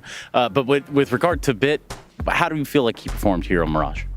I mean, not the greatest. We've seen worse. So we're seeing right now, 11-5 on the T side, and the overall T side was pretty easy for the entire team. But going 3-8 on that CT side, we look at the flip side of things. We've seen like Tessis 3-10, for example, and Nico like 5-11 going into their CT side. So I think both teams really struggling on their CT sides bit, especially for the side of Na'Vi, and that gave a lot of openings for Na'Vi to be able to just get into the rounds in the first place. Falcons to get into the round in the first place. And then to proverbially open the door and then slam it shut again on the other side. On their fingers, basically. Yeah, they will have that opportunity to do that. But before they do that, we need to tell you a little bit about our 1xBet clutch of the day. Thus far, it does come from our previous map here, and it's going to be Young Monesi. Now, this happens over in the Inferno B site, and that's because it doesn't get much closer than this at the very end of a round. Like, this is truly where he sticks to defuse at that very last second. Yeah, this is really one of those down-to-the-wire moments. Just that peak, that timing from Bit was actually really good. He counted in his head, okay, I need a swing. This is like the absolute last movement I can do it before monazi could potentially defuse that. But then what happens is monazi gets off, gets that kill, and gets back on so quickly that I don't even think he could have spared a couple more milliseconds. Yeah, speaking of milliseconds, we are coming down to a few of those here, but I think turning our attention away from what Mirage was, what Inferno was, now to what you could consider a best of 1, Dust 2. We settled the score here. Now, I don't know about you, but I'm looking at a Monesi & Co. that might be a little harder to stop going forward. They're looking really hot right now, and this is one of, I guess, the maps that Falcons has liked to go for. They picked it yesterday, I believe, in their series, so right now, Falcons is probably feeling really good. Monazi's hot at the moment, and that's the person you want. A map like Dust 2, the Opera being hot is going to be really important for you. But Na'Vi, I've seen them on this map. This is one of their staples, so it's going to be interesting. I think we might go the distance again. So what you're saying and what you're actually guaranteeing here is not a landslide, no pun intended, not a one-way traffic sort of situation. We're going to get the full extent of the game. The only reason why we wouldn't, I believe, is because Na'Vi is probably in their own heads about how they lost and let that slip. Well, we'll find out. Perhaps they can answer that question. Mr. Nissan, thank you so very much. Yes, we will cut to a quick commercial break so we come back and settle the score on Dust 2. Falcons v Na'Vi, spot in the playoffs on the other side of this break. We'll be right back. Don't go anywhere.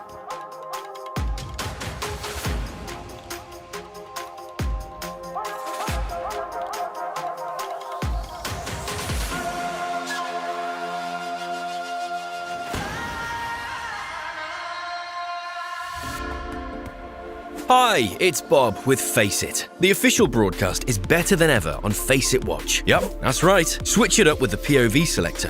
4 angles, your choice. From the main broadcast to your favourite player's view. And it's available on the Face It app and Chromecast. But wait, there's more. Keep watching, keep winning. That's how we roll. Watch IEM Melbourne while having the chance to get skins and Face It points. Look at this beauty. Change the channel and control how you watch.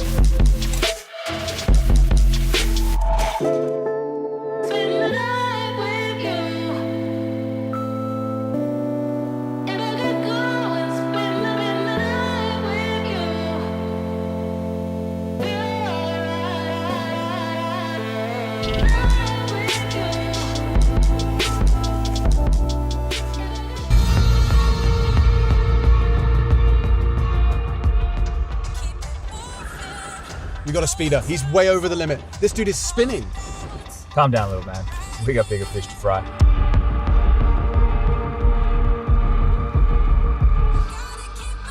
What, we're just gonna let him go?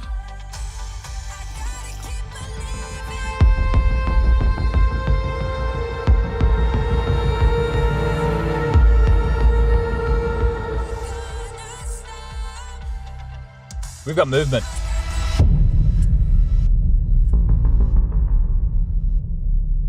You are late. Sorry, I had to get away from the team during prac. You've got the stuff, right? Might have a few snap taps if you're interested.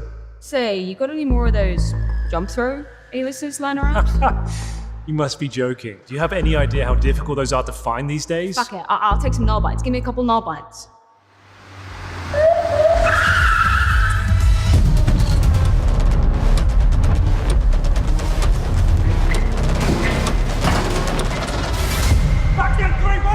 Get down on the ground! Sir, get on the ground now! I will not ask you again! Sir, just get on the ground, sir. Sir, please, just get on the ground.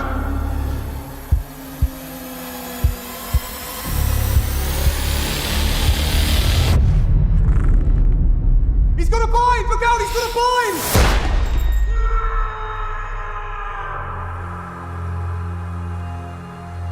Why didn't he get on the ground?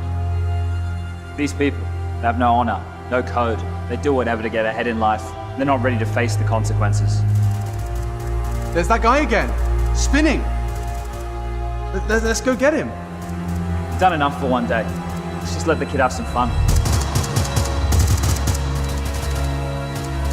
Officer down, I repeat, officer down.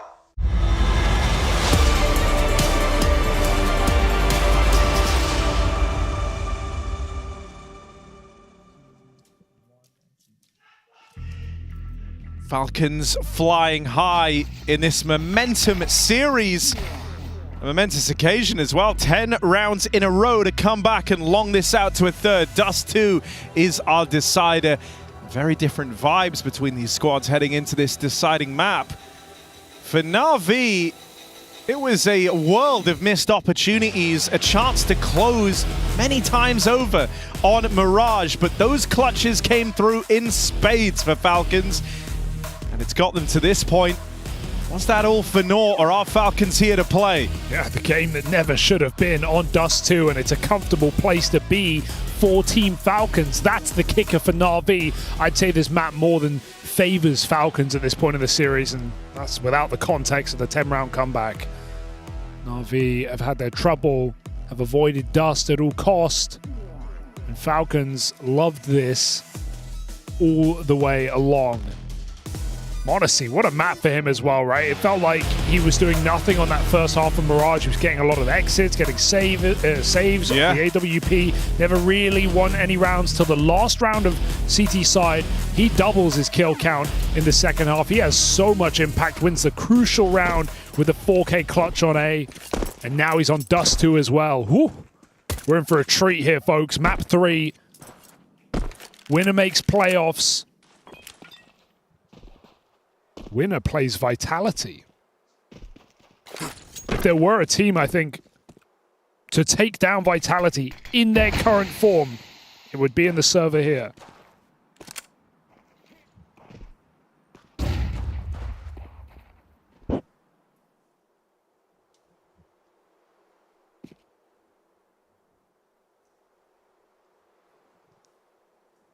Complexity on in the server here, Hugo. Here we nice are. Try. Nico in a good position. We'll have support as well from Monacy, and he's going to have his work cut out for him, but I feel like these are good angles for Nico. This is all a bit of a ruse anyway. Na'Vi actually intend to break away from short and get out middle. In doing so, they'll play into the hands of Kicksan and Magis. Kicksan's clean with it. Oh, and there's Magis throwing his hat in the ring. Yeah, sure. Makes it look easy. That was a nice mid to be for Na'Vi. They had good positions. The bait worked well. Kixon hits a couple of bangers. You know that Magisk as well when he hits the ground running. Oh, true. Gets a couple of early kills. He likes, Bombs some ecos. The second shot as well, peeking in. Yeah. Nice, boys.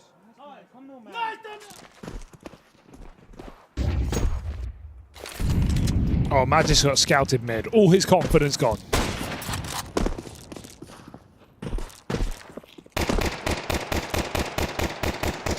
Please get out of the way with the Glock. I'm trying to scout. True, though. And fair. Yeah. Getting blocked.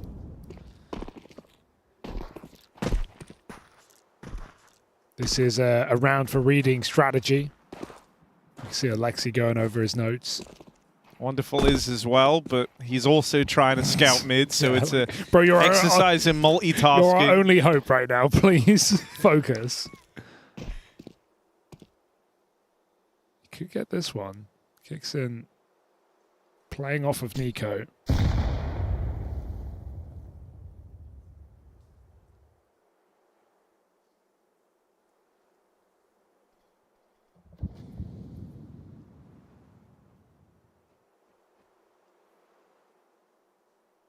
I mean, this is a lot of room to have given up. Oh, wait, Nico. You sly guy. 5 short. Go. Go, Nico. Deploy. And there he is, farming on that backstab. Clean, well handled. Nice stuff for the Falcons. 2-0. Na'Vi going to come through with the bye now.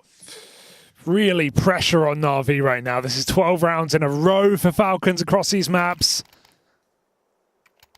It's got to feel like a bit of a mammoth task to win this series now for Na'Vi. Very cold.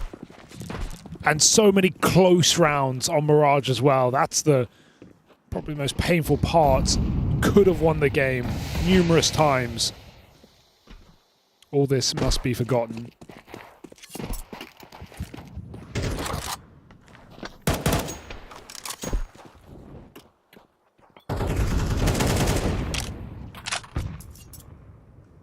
Very late long.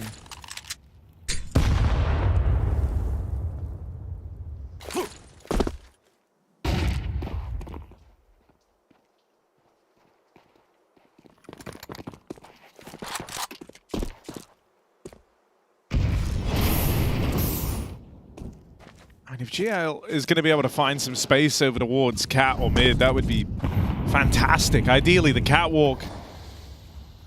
But that is where Falcons are going to look to head. Now the long's been taken. Still, they're caught in an awkward period of transition here. Haven't quite made it across the short yet. JL waits and collects his kills on players in middle. Modesty should already be thinking about saving this M4. Great cover for Wonderful. We didn't see it, but while a player was on ramp, he got the headshot on the default player, saving Bit's life.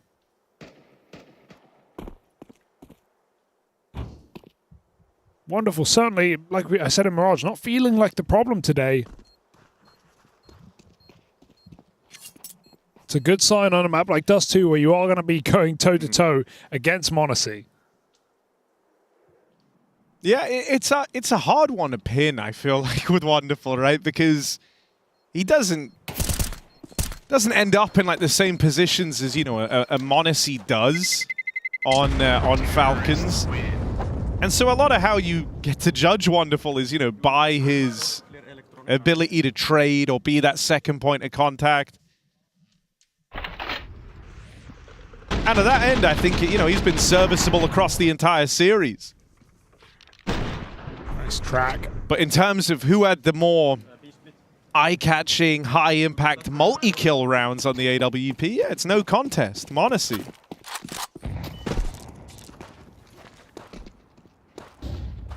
Scout the AWP now.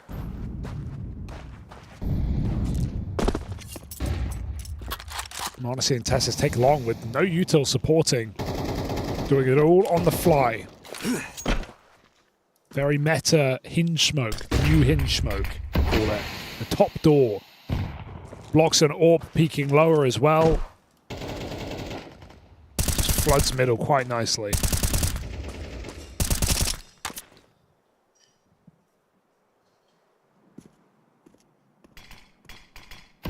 Falcons playing 3B from the start and still spamming smokes to not let Na'Vi think they're there. And this is a round where Na'Vi are looking to go for a B split. So this setup might just be perfect. Nico hiding at car. Could be very bad news for Na'Vi. As Ema sells his fake, Honestly keeps them blocked. And that will send Na'Vi into this death trap. The fact that Kicksan's been down a cool, a read like this and play a gamble over towards B so early in this game is mad. They're not ready for Nico. Got to get out cleanly with that one. Fresh M4 picked up. Nico still going, not stopping, not slowing down. Third gun, third weapon switch, and even more. Nico with all 5. That's a Nico play right there. Gun game. Oh, that's a thing of beauty. It's an arms race. Nico right to the top. Every single weapon and every bullet destined for Na'Vi. What a beautiful bait and switch.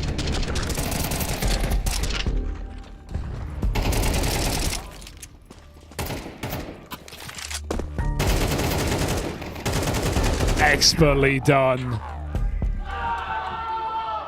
And wow, that is the facial expression. Alexi B, mouth agape. He cannot believe what he just witnessed, what's just been done to him so early in Dust 2. This is after a soul-sucking second map for Na'Vi. Not in a good and way. now, it's not just the fact that Nico aces them like that, in that sort of fashion. It's the fact he's even there in the first place. Read.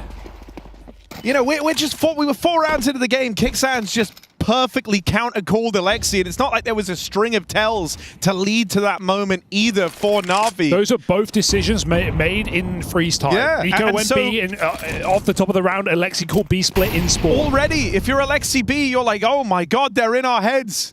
They know before we know what we're doing. Literally. That's what we like to see from Nico.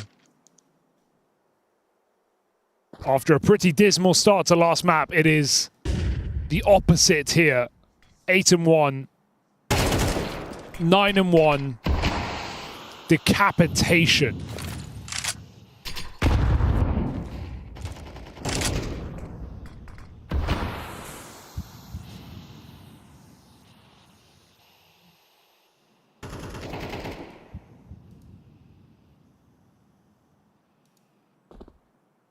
Na'Vi stalled out by the util.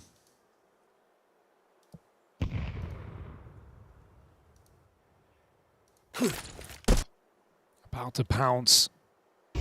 Magisk up close. It's a good off angle. Still needs to be clinical. There's the first. Magisk swings out. Good trade for JL. Nico goes through the smoke. He didn't need to. Kicksan had it on lock. Gonna swing with the HE, and the flashbang caught in the open is bit. And bit by bit, Na'Vi drip dry in this round. 1v3 for JL. And Monacy won't let it begin.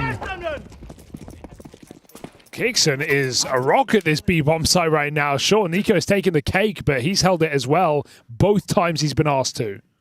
Didn't even notice it in the moment. Nico didn't even have armor in that ace. Really? Yeah. He didn't buy it? No. Did he forget to buy it? Or what? Yeah.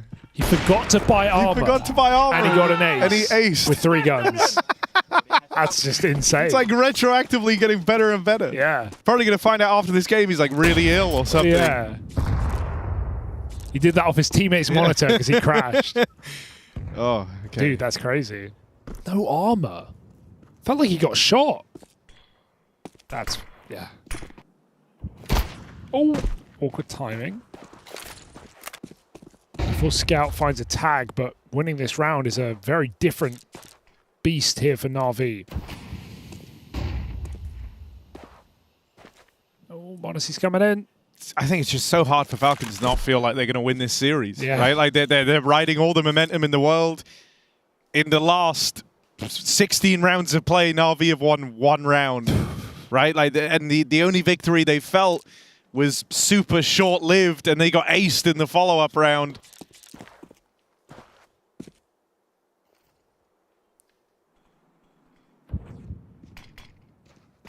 Here's the cross. With Tessa's low, there is a world for it to get weird. Especially because he is like very much on his own here. There's something that like resembles support from Cat, but there's not really support from Cat. Tess says, thanks to this smoke, we'll stay alive. Na'Vi get farmed, 5 alive round for the Falcons.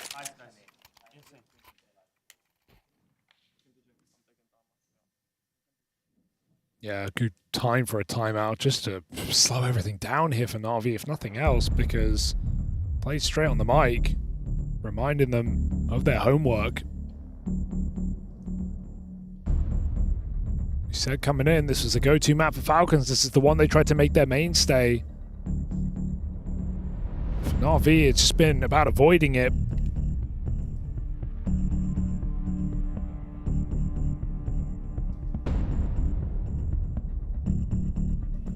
Right now, staring them in the face.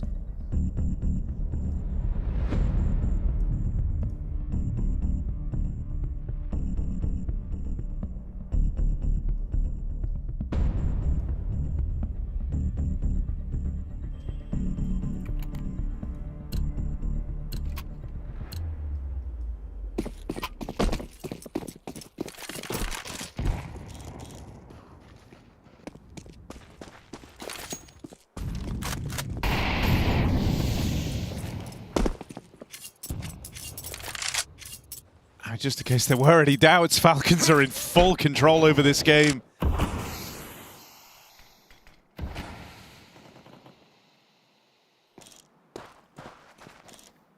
I'll be very cautious off the rip here with the return to rifles. Walk it out through mid. But Falcons have felt fine giving away this space. Oftentimes they've had solutions. Monacy looking to be the solution to this catwalk problem right now. Forced back by the Util, and now they do pick up the pace. This is a bit of a switch up, but Monacy's quick with it. Util primed. He's trying to give himself a fighting chance here. One man's closed the distance. Alexi is in the sight. Monacy might have to hit a flick if he wants to stay alive. Plant now found. Monacy knows a player is there. Flick back to Ime. He's aware about Alexi. Monacy doesn't miss a beat. Doesn't give them time to catch their breath. Never get comfortable. And the score just continues to swell out of control for the Falcons. Just the definition of give an inch, take a mile, right? The whole time locking that player in the cubby. The second you get a glimmer of a peek, Monacy hits it. You have no time to react. He gets one shot in the round.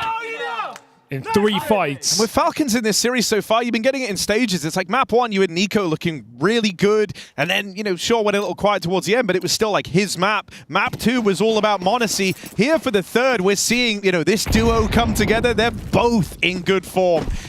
Nico top in the charts, Monacy in there right behind him, also 7-0 on the AWP.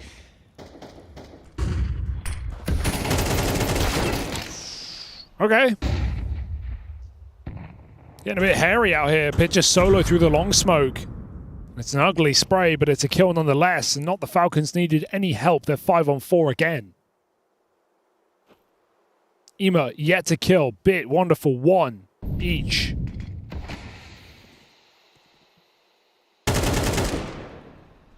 Not a hope in sight for Na'Vi. I mean, if losing the... If kind of choking that 11-3 was what incapacitated Na'Vi, the sequences you've had from Monacy and Nico to open up Dust 2, that's what's, you know, snuck in and suffocated them in the night just to really make sure they're done. This is Na'Vi feeling like a shell of themselves right as Falcons are peaking. Tessa takes the AWP on low health. Hey, he closed last map with it. Hits his tag. Just going to play retake here. Gotta watch his timing. m0NESY over at long. Oh, dear. Bested by Alexi. Gap starting to close on. Tess says he's getting pincered. They're in the site. They're out the long doors. Goes back, goes looking for Alexi. Leaves it to chance, and well, that will come up short. Speaking of coming up short, Falcons are here. Wonderful, full blind. Knocked off the perch. JL falls as well. Alexi is to finish what he started. 2 kills deep already. Now you need a 1v2 from the captain of Na'Vi. It's a crazy reroute. This reroute is mad. All the way around in a spawn. Alexi's been allowed to reposition. There's so little time left. They're going quietly here, but Alexi... they've got it. Golden opportunity for him still. Nico got that kill so quickly. This is close. It's down to the wire, but it's still a Falcons round. Dude, what? I can't believe they reroute and they walk there. Alexi thinks he's already won the round. He checks sight. He's like, they're not up. Okay, I guess I'll just go save my gun. Boom. Killed through the smoke in CT. And the shifting, the walking there actually helps. I think if they run the whole way, he probably doesn't swing them. But he doesn't know they're there. He thinks it's over. That's unreal. Hey, they do it together and they do it decisively. As soon as a molly comes down, they back out. But that's just... you'll never see a round like that.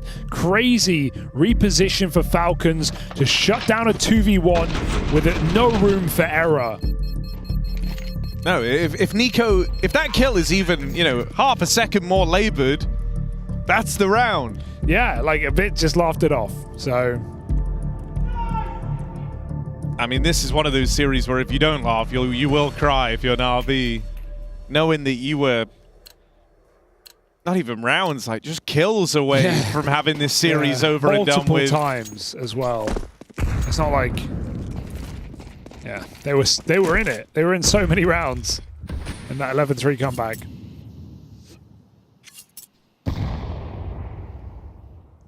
Is there any hope? Fast B smokes. Oh, that's awkward timing on the napalm for Magisk. Still gets back in time. Needs to have a Magisk moment. It worked. Oh, a lot of bullets for him at least, and there's the support from his team. And get him. What he does have is faith in his teammates right now. Alexi does what he can again, but Alexi can't be the one-man army for Na'Vi, not when he's up against the full force of the Falcons. And they pack-rolling Na'Vi right now. And what happened as well, they missed the window smoke. So, and what happens? m0NESY comes through window and gets 2 kills with the AWP. Like, little details. Sure, they're throwing difficult lineups, running lineups from spawn, but look at m0NESY's POV here. The smoke is behind him, out of the map. Just gets 2 kills, supports Magisk easily. Yeah, this one's cooked, folks. And you know, when we're cutting back to Na'Vi and you're seeing them all sit there, red in the face, head in their hands. All game. I think as far as they're concerned, they have lost this series. You know, and it's rough to see, but it feels like they've shut down. What a capitulation. Because we saw all those rounds in the previous map where every time one player lost a clutch, they looked that way, right? Their head and hands, looking upset, looking emo. And the thing that really stood out lost to a clutch. me from the comms of Mirage was that Falcons were talking about a comeback, like when they won their second round. 9-3, they won the That was when last Magic round. said it, but like even before that, when Nico got the second round for them, he was also saying like, guys, 2-3 rounds, we come back. The difference is so stark between these squads in that regard. Na'Vi looks so out of this game. Shocking. m0NESY and Nico, both 11-1. Yeah, that's fair. 22-2 between the dynamic duo of Falcons. All right. Here's him coming. Good pace on this at least, right? They get past Kicksan. He wasn't ready for that. No. Did he jump over? JL, I think, jumped over him. I don't know what happened to Mitch. Unk don't got it. And so now, 3v4. Shooting ghosts. I mean, play. You might not win it, but let's see what Falcons can do. Nico and m0NESY are still alive, bro. Yeah, you're believing you're going to win this. Go on. And Na'Vi are simultaneously believing they might lose this. Good molly. Desperate for anything on this T side, but that molly is going to force a reaction out of Alexi, is going to bring him into the crosshair of Nico. Now they've got util to kickstart this. A lot of time ticked off the bomb already, but you've seen that Falcons feel fine playing at the extremities. Down to this, and Ema finally arrives. 2 key kills to find something for Na'Vi on this T side. His first 2 kills of the whole game, and they do shut down a last-second retake for Falcons, so hey, Na'Vi will take it. We've seen a 9-3 comeback. We can absolutely see an 8-4, but Na'Vi have got to believe in it. Nice double for Ema to close. That was getting a little bit hairy. They had time if they got that kill. Alexi trying to inspire something here in this game.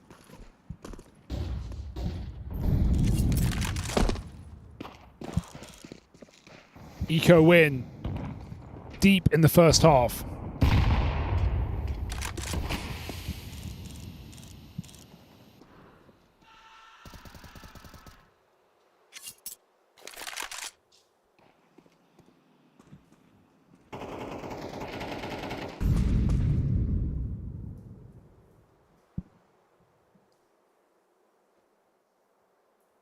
I think that's felt so weird for Na'Vi is they're getting all this control over Cap, but they've struggled to convert this to round wins.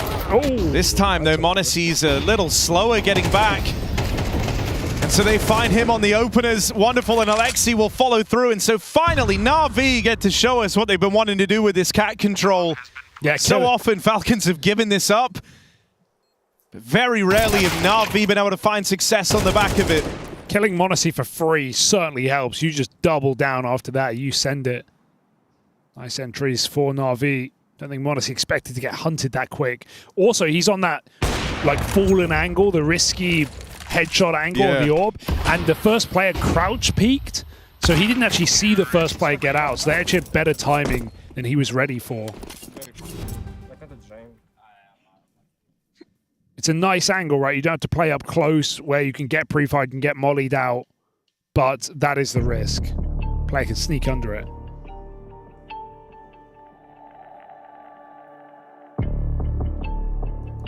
Falcons timeout.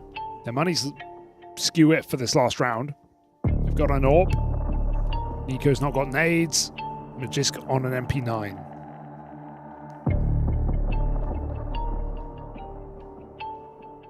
So make use of it. Try and keep this one as one-sided as you can. I mean, Alexi deserves credit for his individual efforts here. On this T side thus far, he's been the only guy really accomplishing anything for Na'Vi. Even there, getting that opener onto Monacy, chasing him down, taking it one step further with the kill on Long as well. You want Alexi, you're happy he's doing this, but this has to just be, a bandage fix for now.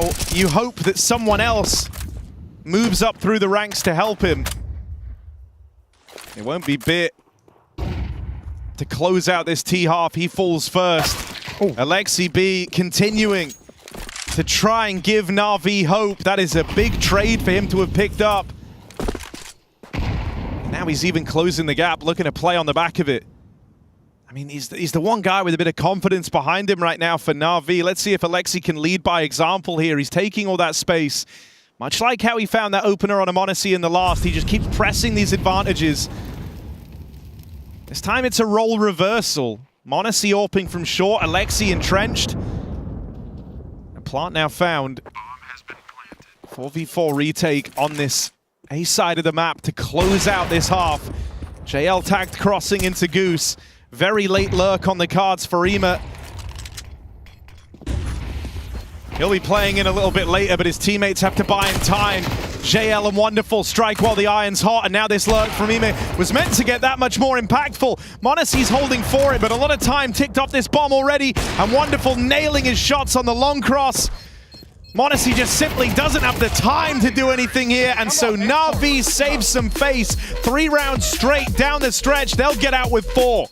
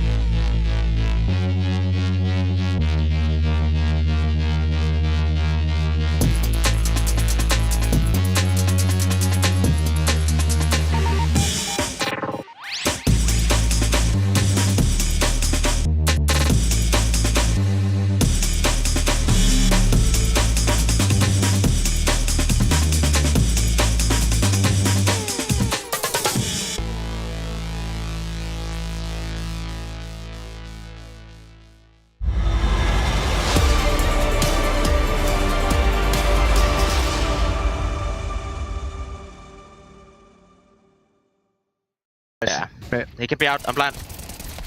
Two door. Out. Out. Tunnel. More tunnels. Out. I didn't clear mid. Tunnel's dead. One mid. Window. Tunnel. Last. Nice, Nico! You don't need Kevlar then! I missed you, bratan! I fucking believed in you without Kevlar! That's just one of the wild moments this series has provided. The best one, sure, Nico's ace took all the attention on this third and final map of Dust 2, but slowly but surely, a cool breeze from the north has rolled in. Alexi B doing all he can to keep Na'Vi afloat, and he has. 3 rounds consecutively found for Na'Vi, save a lot of face and give them some breathing room here in this second half. Na'Vi have got Alexi to thank for this game still being winnable, but it's going to come down to the rest of the gang now in this second half. You need an activation. Wonderful. Opens on the dualies. Alexi and him both fall in tandem. Falcons trying to brute force their way through this stack. And they will get that bomb across. Bit still fighting, but out on an island. And a 3v2 now dawns on the A side of the map. m0NESY faking the plant, hoping this draws a reaction out from Na'Vi. There is a kill available right now on JL. IEM with a big pickup. Low on health, one shot from death. JL finds one more. 1v1 for this pistol round. If Na'Vi can pick this up, this could be their second win, but it relies on IEM hitting an instantaneous headshot. He can't long this fight out at 5 HP. And the reposition from Tesses is perfect. IEM climbing up, moving in. Tesses should be able to piece this one together, and there's that one bullet needed to knock IEM out of the clutch. Really well played from Tesses there, clearing positions, putting it together. But m0NESY, the triple entry man, is unrivaled. How does he get away with it? And with that pistol round locked in, that's now put Falcons on a fast track to success here. They'll be locking in double digits before the rifles come out for Na'Vi. And a CT comeback of this proportions is hard. It puts so much weight on that first rifle round for Na'Vi. Yeah, I've seen this one before, but this isn't big you're up against, JL.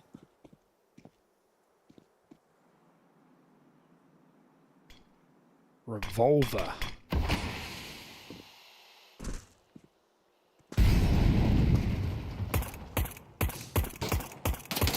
Gonna shoot a gap so you can see something. Oh, wonderful. Here's the jump. JL. Oh, that was close. He hit the tag. I believed for a moment. Out lower. Careful. It's pistols only. They're prodding. They're poking. And they're still not winning. Falcons able to get that bomb up on the A site.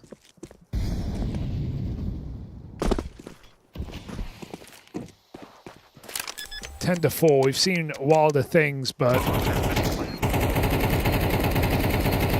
really nothing points at this one. Stars silent here for Na'Vi.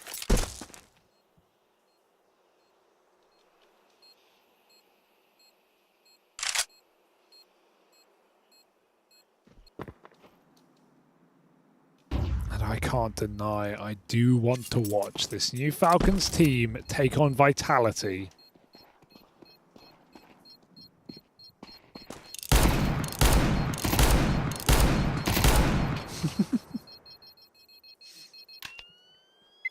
It works. It's my headshot player. Draw.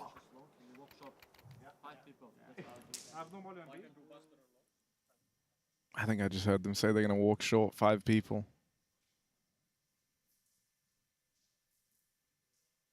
Keep it basic. First gun round, that's nice. Get control, pop A. Wonderful on the AWP. Where's he going? Go for the mid pick. He's going to miss it.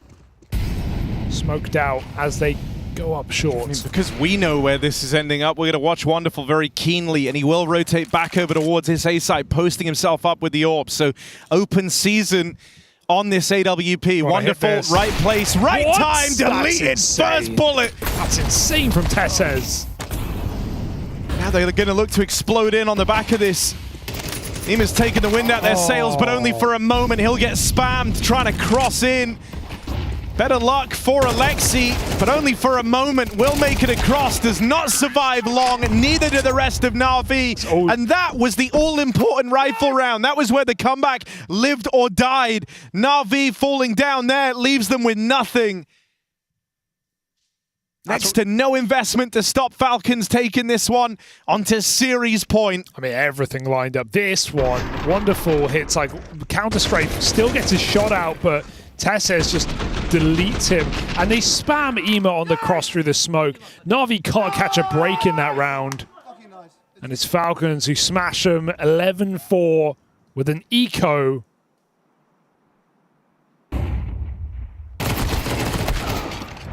Ema made it top mid. But straight to the grave here for Na'Vi.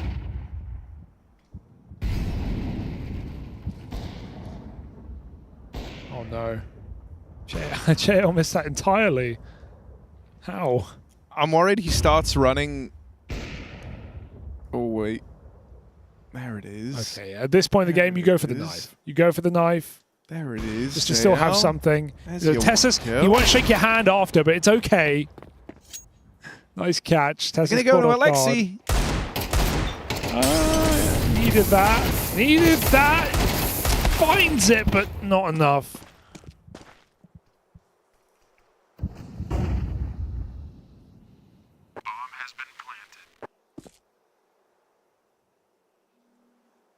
And this is just a wash. 12-4 Falcons playing an incredible 90 minutes of Counter-Strike.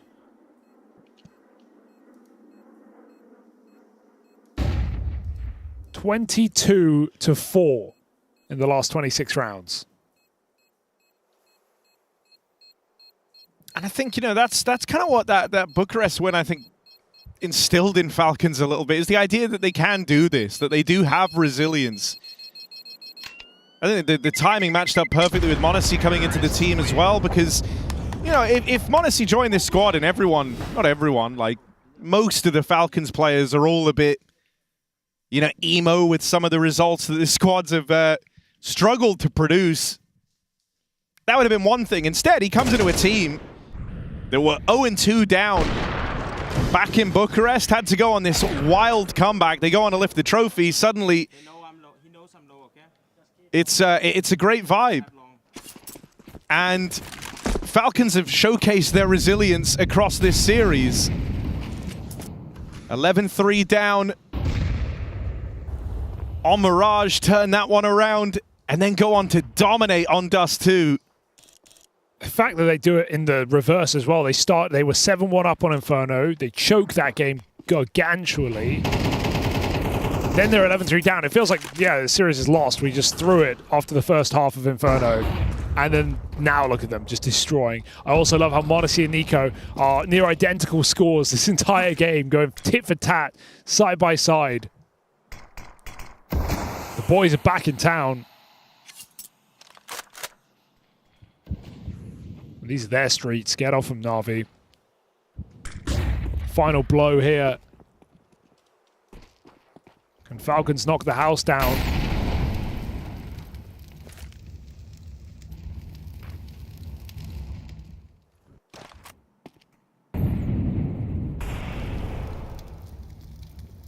Just ready to pop. Good block for Na'Vi, but the smoke's a bit weird. They can maybe get a kill over it. Ultimately, it's not going to stop Falcons regardless. That block does not stop you. That's an invitation to go. Oh. Ema deleted, and it all starts to come unraveled now. No hope for Na'Vi, surely. Alexi doing what he can. That's been this story on Dust 2 all game long. But Alexi's efforts haven't been enough. Dead now as Nico finds it. m0NESY up there as well, and it is that duo. That GG twosome linking back up in the Falcons squad. You had Monacy with a lights-out second map. The reason the comeback existed, Nico started the day strong, but they both end in fantastic form. And this is how it does look when that duo is delivering. They demolish Na'Vi on Dust 2. It is not even close. You can hate watch all you want. At the end of the day, it's hard not to love this duo of Monacy and Nico. They are unbelievable, playing out of their mind in this final map, and the resilience to come back in the previous is outstanding. Falcons are into the playoffs here in Melbourne, and they have a point to prove. They have the best team in the world waiting around the corner for a Wednesday matchup to try and take down Vitality. Nothing's impossible. No, I think, as far as assessing the kind of Falcons lineup now, this is a perfect game, a perfect spirit level to judge it against, right? Vitality, very proven. You know what to expect. They are the top dogs. They're up against this new look Falcons with wind in their sails, and now a hell of a series put forth over Na'Vi. That is a game that will be sure to entertain, and that one decides whether you go to semis or quarterfinals. But for Falcons, playoffs at least are secured. Yeah, reassuring if nothing less. And for Na'Vi, lots of questions. Great start to the series, a comeback of their own on Inferno, but we need to see what this team are going to do in the lower bracket if they can run through FlyQuest. It is a good day to be a Falcons fan, and, of course, we're joined by some more Falcons. They're flying pretty high right now. That has to feel pretty good. Ilya, we also have Zonik here to my left, Josh over here to my right.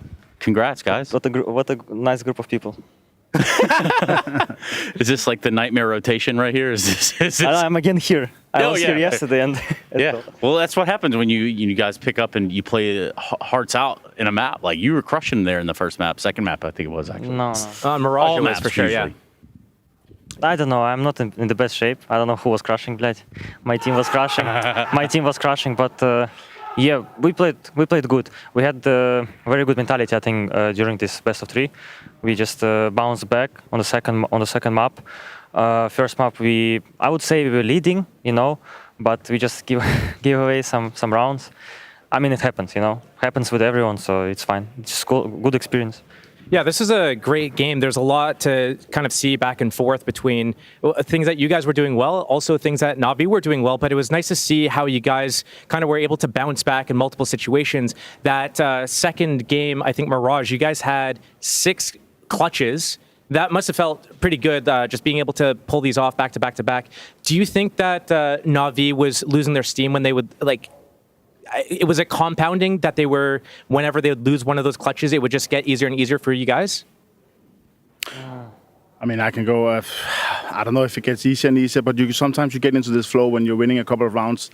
I think it's when we went into second half on Mirage, I could see that, the guys were a little bit, but it's this, it's MR12, you get one round at a time, and Na'Vi or other teams, including ourselves, you kind of go from being overconfident to straight into maybe a little bit jiggle or, the jitters, sorry, and I think we just got into the flow where, they start maybe doubting, should they fight mid, should they focus on the sides, and yeah, I also have to give credit to the team. We started playing really well on that T side Mirage, and also Kixon did some really good reads. Yes, yeah, Kixon was very good, calling very good this best of 3. I mean, we were losing 9-3 in Mar 12. You win 1 pistol round, 194s after. If they force, you win again. First by round you win, you're almost leading as well already. You know what I mean? It's Mar 12 CS2. Welcome. Well, I was going to ask about that because you guys were down 9-3, you lose pistol, it's 10-3, and now with the bomb planted, you have that decision. Do we force buy and use those Galils, or do we do a save and then give them 11-3? And that's what you guys chose to do. Was it nerve-wracking for you guys, and whose ultimate decision was it to kind of say, save, we go next round?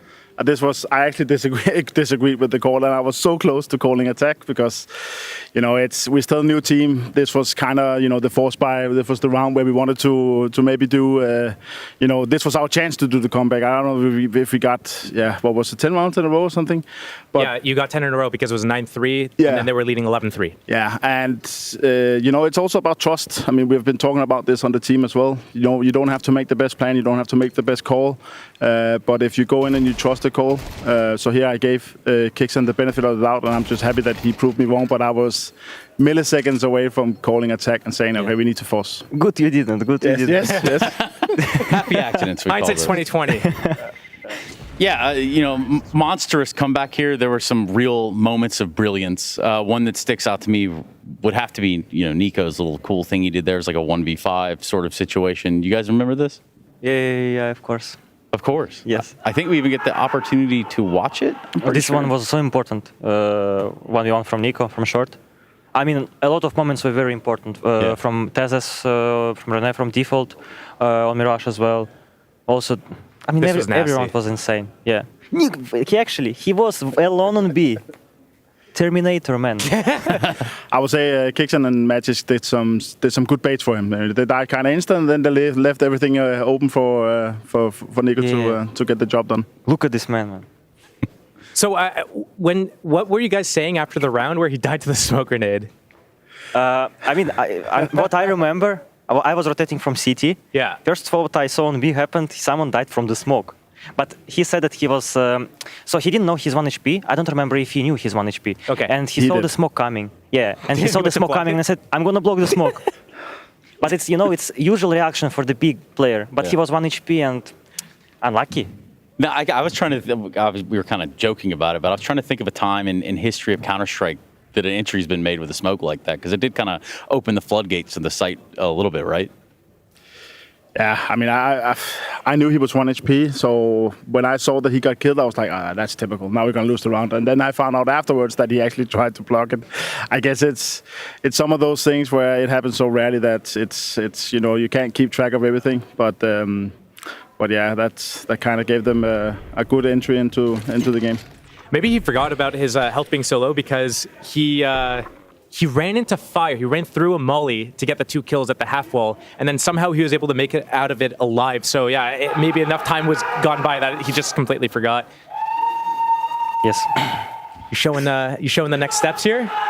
Well, I was thinking about it. I really wanted to pick Monacy's brain about joining the team prior, and then talking with Nico. That was like a big thing that we were going to bring up, I thought. Yeah. We could talk about your last team G2. About what, sorry? Okay.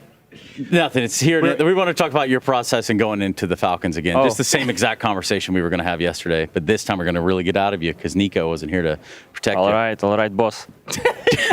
Just kidding. Yeah, you've got Vitality in front of you. Tell me about that one, Zonic. Tell me about a red-hot Vitality.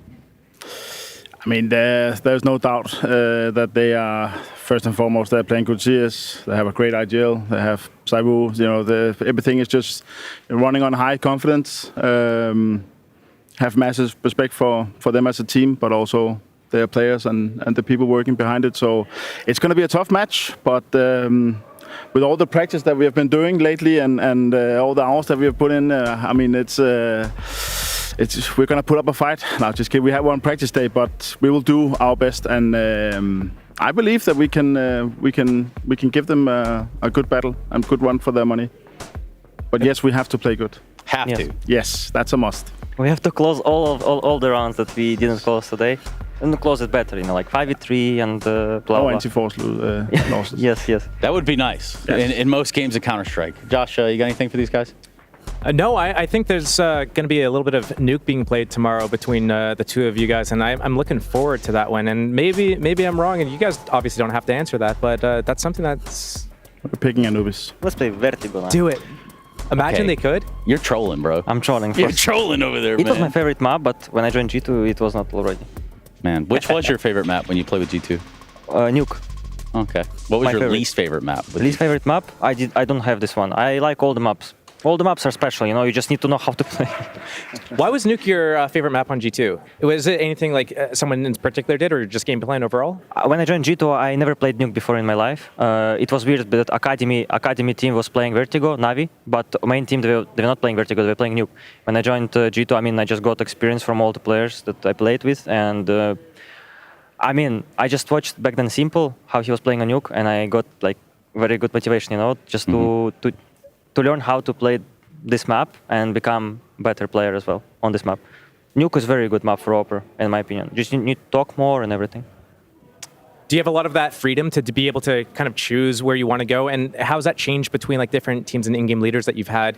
about your individual autonomy of, I start here, I don't care what you call Nuke. everything. On Nuke specifically, yeah. I mean, on T side, I mean, let's say CT side, yeah. side, I yeah. played with Nico, and we were trying just to balance up because Nico was calling on CT. And we just try to always like balance everything up, what we want to do, you know. Let's say, for example, I want to do some peak, then we have to make sure that everyone is adapting towards it, you know.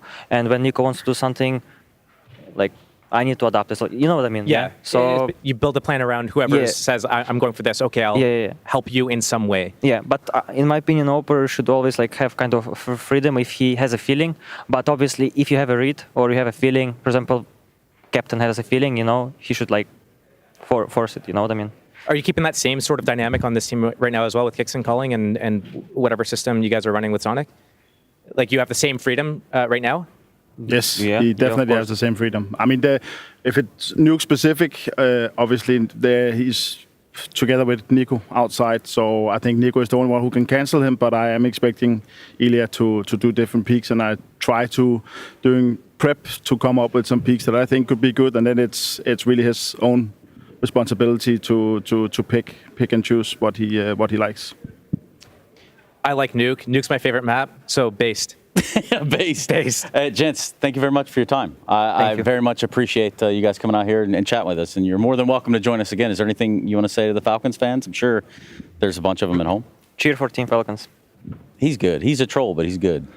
I'm not trolling. Who is trolling? Man, sometimes we'll be up here and I swear, like, you'll cut a smile and I'll see you smile and be like, damn, I can't. I'm trying not to smile too. The questions I'm asking. No, I get it. I love it for you. I'm sorry, boss. No, you're good, man. You're the boss. Sorry. Yeah, no, I just want to thanks for all the support that we are getting. I think it's last year was not nice to be a Falcons fans, and they deserve some good cheers on TV, and happy they can get that. Yeah, well, they definitely got that this afternoon. Thank you very much, gentlemen. Thank you. Yep. That for the side of Falcons, the journey will continue, but of course in the playoffs. That's because that's where they find themselves in Melbourne. Thank you very much, gentlemen. Jokesters, we'll call them, in like a good way, an endearing way, Josh. You know, it's good to have that sort of vibe and be free-spirited in that sort of way because it keeps things light. Into the game, out of the game, and at the end of the day, it's just a game. Well, it's somewhat of a game. It's also pretty much our lives. Let's look a little bit at the results of today. We did just get an elimination mid-interview, so we can kind of top that up as well. It'd be MIVR defeating Saw, eliminating them from the tournament. That was over on the B stream. But yeah, we just wrapped up Falcons Navi, a little Vitality Liquid there before. So a lot of 2-0s up to this last game of the day, and then, well, I guess it could have been a 2-0 if you just kind of nulled that last map out. Yeah, it's quite interesting because Falcons had a pretty good lead in that first map of the series, and it could have been a 2-0, but then taking it the distance. I looked at that Mao's Gamer Legion as well. I think Gamer Legion was up 12-10 on map 2 as well, but then ended up losing it in OT. Same thing happened with FaZe versus the Mongols, going all the way into an OT, but then FaZe just wasn't able to close it out there either, and I think they got swept in overtime. So those games could have gone the distance, but unfortunate for FaZe and Gamer Legion, they'll have to battle it out tomorrow. Yeah, they certainly will. More names. There was obviously one of the first victims here in Melbourne, Payne. You know, we said goodbye to them earlier today. For 3D Max and Big, though, there was a little spice around. There was a little bit of yelling back and forth. We heard it. I didn't see any of the moments because we were busy at the other games. Fair. But we definitely heard some moments, some back and forth, some shouting, some... well, I don't know if I could make out any particular words in general, just the loudness of everything. The decibel meter was high. Oh, it was definitely cruising. Yeah. Sky high. Hey, you know what would be cooler than watching this with us? Watching it with your friends on Face It Watch? Yo, he's good. You've taken the words almost right out of my mouth. Yeah. Faceit.com/watch. That's right. They've got a lot of stuff going on in there. And they have that POV selector, which I think is pretty sick. Josh, you've used it before, right? I've used it before, yeah. I think you can definitely just, depending on what you're looking at, you can get it on that Nico POV, that Monazi POV, maybe both at the same time with the main broadcast, all at the same time. Yeah. Wow. You could watch it all at the same time. And you can continue to do that tomorrow. That's right. We have a full day of Counter-Strike again ahead of us tomorrow as we do look to conclude this group stage, this first echelon of play before we move into those playoffs. Some of these teams qualifying today will have that opportunity to secure a better seed than playoffs, right, Josh? Yep, getting into the quarterfinals, into the semifinals so that they get to skip that first day in the arena, get that top 4 berth right away. It's always nice to have that little bit of cushion and luxury and, you know, a little bit more confidence as well. Yeah, a little bit more confidence never hurt anyone. Actually, that might be questionable right there in its basis. Well, confidence didn't kill the cat. It was curiosity. Yeah, well, in this notion, I'm pretty sure we're not going to find out this evening. Thank you very much, Josh. And to all of you that have been watching at home, this is the Intel Extreme Masters in Melbourne 2025. We are itching closer to the playoffs this weekend. So guess what? If you're not here, you ain't living. Well, or you're just not here. And that's unfortunate for you. So either way, good night.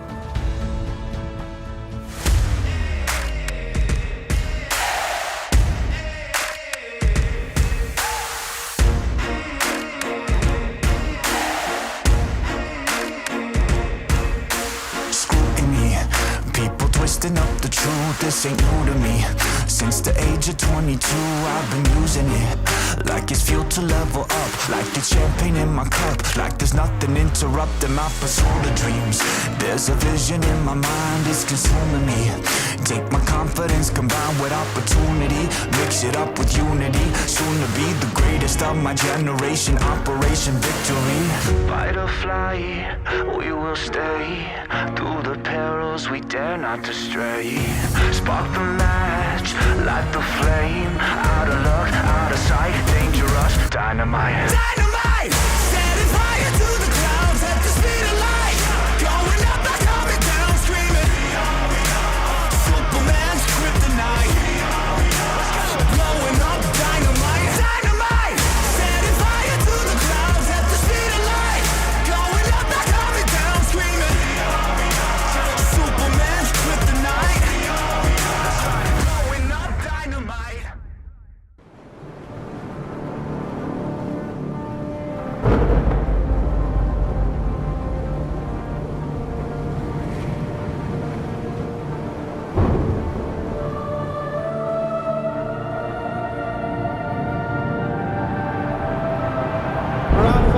Really making history. Absolutely phenomenal. And Ace is the champion of the Intel Extreme Masters World Finals. Storm's still not quite done. MC is going to take this fight, though. 3 seconds left. Last 2 rounds of matches got us started well for ESC. And this is a massive move for Zez, but he's not content with just a Nexus kill. He wants to win. And it's all done. And Strollin's winning. Unbelievable Rogue with a 4-0 victory over Classic.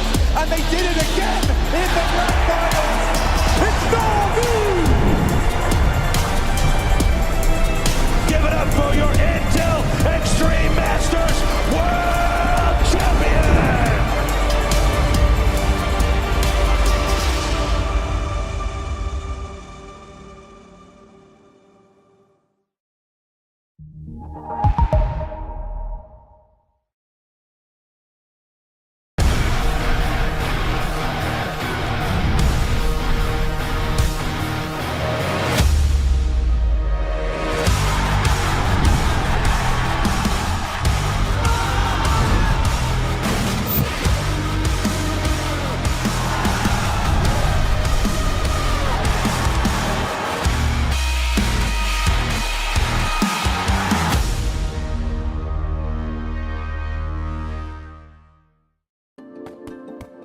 Hi, it's Bob with Face It. The official broadcast is better than ever on Face It Watch. Yep, that's right. Switch it up with the POV selector.